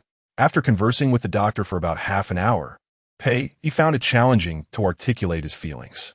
Healing from psychological trauma was a gradual process, not to be rushed. He approached the doorway, standing in the corridor, his gaze falling upon the children's playroom at the end. Clad in a gray tracksuit, Chi-Chi straddled a blue wooden horse, his small body leaning forward as he grasped the horse with both hands, swaying in rhythm with its rocking motion. This was indeed the first time Pei Yi had witnessed Chi-Chi riding a wooden horse. Beside him, Hua Zhao smiled warmly, playfully assisting in the rocking of the horse with a rhythmic motion. As he approached, Pei Yi was taken aback to see his usually stoic nephew adorned with a faint smile. With his hands tucked into his pockets, Pei Yi stood at their side, firmly believing that Chi-Chi would be all right. Upon returning home after a session with the psychologist, Pei Su noticed Youri playing with a toy car at the entrance. Chi-Chi's eyes brightened at the sight of Youri. The little one, seated in the small car, swiftly turned the steering wheel and maneuvered it towards him. Brother Chi-Chi, did you go to the hospital again? In response to the child's concern, Chi-Chi nodded and murmured affirmatively. Then, he noticed two individuals following behind the toy car. One was Brother Tang, and the other was an unfamiliar, slender, and beautiful lady. Instinctively, Chi took a step back, declining the little one's invitation to join him in the car. Chu wore a warm smile, assuring him, "It's all right, you can play with Yu. Pei Su was momentarily taken aback by her words. Despite having heard of his ailment, she was still willing to let him play with Yu. Did she not fear the possibility of Yu catching his illness? At merely 4 years of age, Pei Chi did not grasp that even if a child fell ill, it did not necessarily mean they could transmit the sickness, particularly when it came to mental health issues. He recalled a time in kindergarten when he had fallen ill due to wearing damp clothing. The teacher had isolated him in a separate dormitory, claiming he was contagious and could infect the other children. This had happened several times, and each occasion, he was confined to the dormitory for days without the chance to go outside. Lost in these memories, his mood soured considerably until he heard Yu calling out to him, "Brother Chi, hurry over." The little one exited the car to open the door for him, inviting him to join in play. Pei Chi, with a clenched fist, shook his head. He was unwell and feared transmitting his illness to Yu.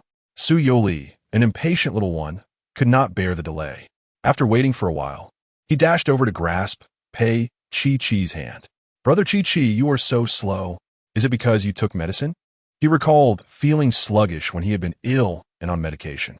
Pei Su shook his head, clarifying, "I'm not taking medicine, nor am I receiving injections." If you're not taking medicine or getting injections, then you aren't sick." Su Youri earnestly examined Brother Chi's health, raising his small hand to feel Pei Chi's forehead, then urging him to stick out his tongue. He was unsure where he had learned this behavior. Pei Chi felt a bit anxious, but ultimately decided to confide in his best friend. "The doctor said I'm sick here." He pointed to his heart. The little one's eyes widened in surprise as he reached out to touch Pei Su's chest. Pei Chi found it difficult to articulate his feelings. As Yu leaned closer, he instinctively leaned back, worried about transmitting his affliction. His evident avoidance caused Yu to furrow his brows. "Brother Chi." Pei Su pressed his lips together, stating solemnly, "I'm unwell. You should stay away from me." The little one looked visibly hurt, his lips immediately forming a pout. Why must one maintain a distance when unwell? The little one, perplexed, gazed at Pei Su with an expression of innocence. Su Youri possessed a pair of bright, sparkling eyes, twinkling with stars, which made it difficult for anyone to withstand his gaze.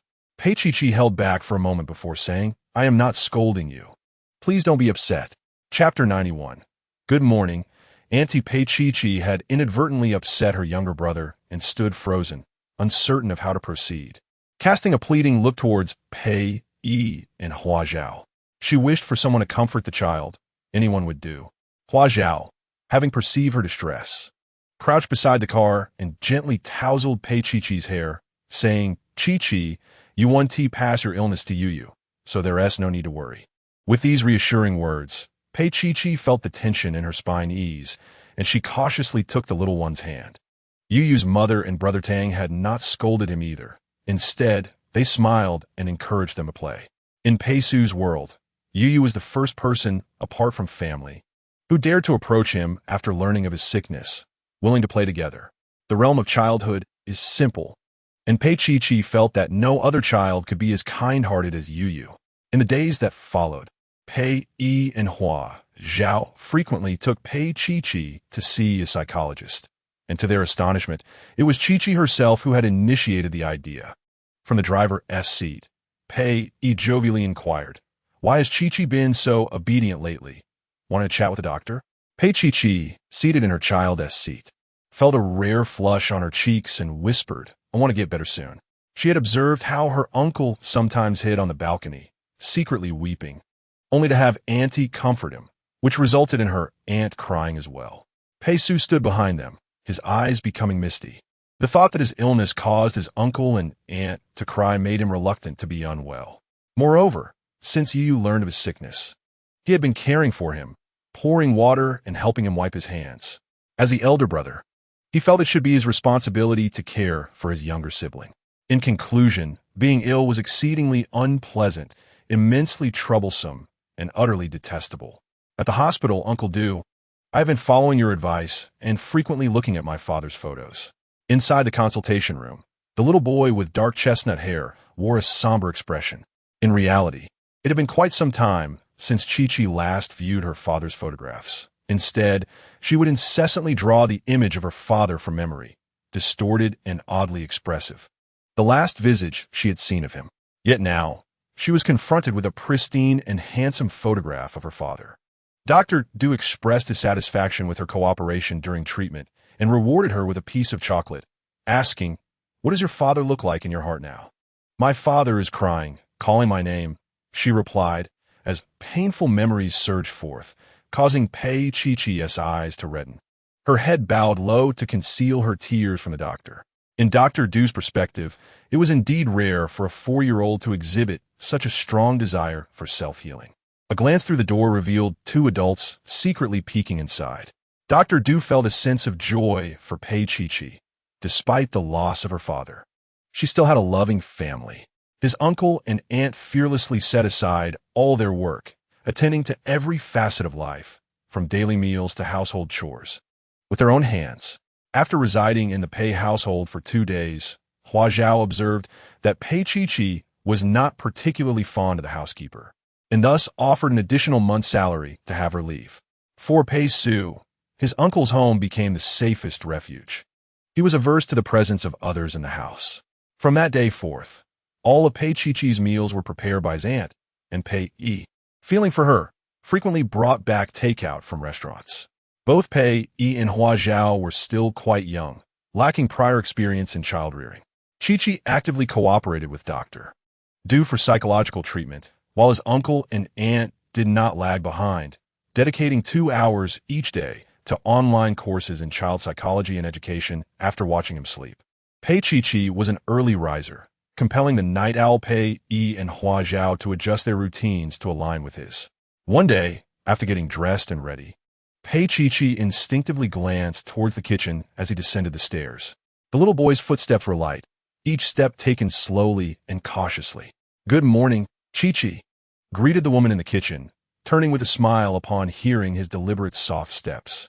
Pei Chi-Chi blinked, shifting the tips of his shoes, replying in a voice neither too loud nor too soft, "Good morning, Aunt. Breakfast will be ready shortly. Can you help me wake your uncle?" Hua Zhao looked at him with eager anticipation, hoping Chi-Chi would agree to the parental interaction she had intentionally crafted. Pei Chi-Chi hesitated, but ultimately nodded with a serious expression. He had been living with his uncle for some time, yet he had never entered his uncle's room or called him to rise. Seeing him carefully ascend the stairs, Hua Zhao pondered for a moment before catching up. "Chi-Chi," she called. Pei Chi-Chi paused on the step, turning to look at her, his expression one of confusion. Hua Zhao smiled. "Are your shoes uncomfortable? Shall we find you another pair?" Pei Chi-Chi cast his gaze down at his toes. The slippers were a gift from Hua Zhao during her travels abroad, soft, comfortable, and in his favorite color, black. "They're not uncomfortable," he replied, quite fond of the shoes. Hua Zhao gently patted his head. "Then can you tell me why you walk like that? Is there something bothering you?" Her tone was not interrogative, but rather filled with genuine concern. Pei Chi-Chi's dark eyes flickered, his hands entwined nervously. After a lengthy pause, he finally spoke. "Because the aunt said my footsteps are too loud, very noisy." Due to Pei Chi-Chi's early schedule, Pei Yi had set stringent conditions for the housekeeper, requiring her to arrive by 6 in the morning to prepare, with breakfast ready before 7:30. Pei Chi-Chi recalled a day like any other when he had risen and descended to the kitchen, quietly seated at his dining chair, waiting for breakfast. Yet the housekeeper did not come to serve him. Uncle once told him that Annie was a kind-hearted person, hired to assist in caring for Chi-Chi. After waiting for what seemed like an eternity without receiving his breakfast, Chi-Chi hopped down from his chair and made his way to the kitchen door. At the moment he pulled the door open, he locked eyes with Annie, who was busy inside. Normally gentle and kind, Auntie suddenly transformed, her tone laced with impatience as she exclaimed, "Chi-Chi, what are you doing in the kitchen? If you bump into something, your uncle will blame me for not taking care of you properly." It seemed that from that day forward, Auntie had developed an aversion to him. Pei Su, sensitive to the likes and dislikes of adults, ceased to engage with her once he sensed her disdain. When Uncle was away, Pei Chi preferred to remain in his room rather than venture out, for Auntie would then expect him to play. This was part of her duties, yet he understood that she did not enjoy their playtime together. On several occasions, Auntie had shot him an angry glare and even carelessly knocked down the blocks he had just assembled. Chapter 92. You also liked ducks before this. Pei Su had already learned to disregard others' attitudes towards him. Fortunately, his older brother, Xiao Tang, would often bring Yu over to play, which meant that his time alone with Annie was relatively brief. While the two little ones played with toy cars in their room, Annie stood guard at the door, as instructed by Uncle, to keep a watchful eye on Pei Su. One day, Pei Chi inadvertently overheard Annie speaking on the phone with someone. "Oh, you have no idea how difficult it is to manage these wealthy children. They lack any sense of decorum. They thundered down the stairs at dawn, making such a racket. If it weren't for the high salary, I would have quit long ago." Pei Chi grasped the doorknob, stunned. He had never thundered down the stairs, nor lacked manners. It was Auntie who had been discourteous first. It was she who had begun to dislike him. Uncle had assured him that he was a well-behaved child, not a troublesome one. Pei Chi pressed his lips tightly together, furrowing his brow in distress. He harbored a deep resentment towards these adults, perceiving them as cruel and unkind. After that day, Pei Chi's rejection of Annie became increasingly apparent. He refused to eat the food she prepared and would only speak when Uncle returned home. No matter what Annie said, he would remain silent, fixing her with a steady gaze as if trying to comprehend why she had suddenly morphed into someone else. She was sweet and gentle in front of Uncle, but transformed in his absence. Hua Zhao, upon hearing this, felt a surge of realization, understanding that her decision to dismiss the nanny had been entirely justified. She immediately scooped Pei Chi into her arms and settled him onto the sofa. Having seen similar reports of nannies mistreating children, Hua Zhao meticulously checked Pei Chi's clothing for any signs of harm. Pei Chi remained remarkably calm, stating, "Auntie, I am not hurt." The nanny would not dare to lay a finger on him. Otherwise, he would have informed Uncle long ago. For a 4-year-old, Pei Chi would have sought help from a teacher when he first encountered bullying. The teachers at the all-day kindergarten possess a rather mercenary disposition. Children neglected by their parents often receive scant attention. When Pei Chi was bullied by a group of classmates, the teachers refrained from defending him, instead questioning, "Why do they target you and not others? It must be your fault." Over time, he lost faith in the teachers and gradually learned to safeguard himself in his own manner. Those who despised him would soon lose interest if he maintained a distance. They would not dare to bully him again. If only one or two harassed him, he would retaliate fiercely, ensuring they would never trouble him again. Pei Chi was tightly embraced by his aunt. Hua Zhao, no longer concerned with the gradual approach advocated by the psychologist, felt a profound ache for this unfortunate child. "Chi, I am truly glad you have found a way to protect yourself," she said, her eyes brimming with tears as she cupped Pei Chi's delicate face in her hands. Her voice quivering, "From now on, try to trust me and your uncle. We will always love and protect you, ensuring you never come to harm." Although she dared not act overtly within the surveillance-laden house, her occasional bursts of emotion and words still wounded Chi. Hua Zhao was strikingly beautiful, and Pei Chi's memories of his mother had grown dim. Yet in his heart, he envisioned her as someone like his aunt, whose tears were also beautiful. He had forgotten the last time he had seen his mother. Pei Chi nodded earnestly, harboring no doubt about his aunt's words. While he remained composed, Hua Zhao cried almost uncontrollably, her tears flowing like an unbridled torrent. She still wore an apron, carrying a hint of scallion aroma. In her embrace, Pei Su inhaled the delightful scent of fried scallions, knowing that his aunt had made scallion pancakes for him, his favorite dish. When Pei descended, he was taken aback by Hua Zhao's swollen eyes, which had just emerged from a state of sorrow. She rested her chin on her hand, gazing lovingly at the child across the table, eating breakfast. Pei, startled by her red-rimmed eyes, sat down, grabbing a pancake and shoving it into his mouth, asking, "Why are your eyes so red?" Pei Chi perceived his uncle's tone as rather brusque, lacking concern for his aunt. He put down the scallion pancake and said earnestly, Annie got up very early to make breakfast for us. Uncle, she has worked very hard. Hua Zhao's heart melted, and she added another pancake to his plate. Pei chuckled. Darling, you've worked hard. Today, I will cook. Your task is to take Chi-Chi out to play. Pei Chi-Chi finished 3 scallion pancakes in one go, wiped his mouth and hands with a napkin, then obediently jumped off the stool to greet his uncle and aunt before heading to the living room to look at photos.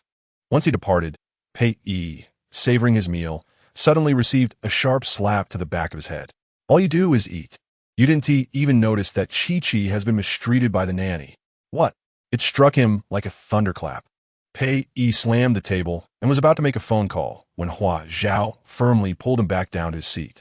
Faced with his wife's reproachful gaze, Pei lamented, I have indeed hired a top-notch nanny, one with an impeccable record.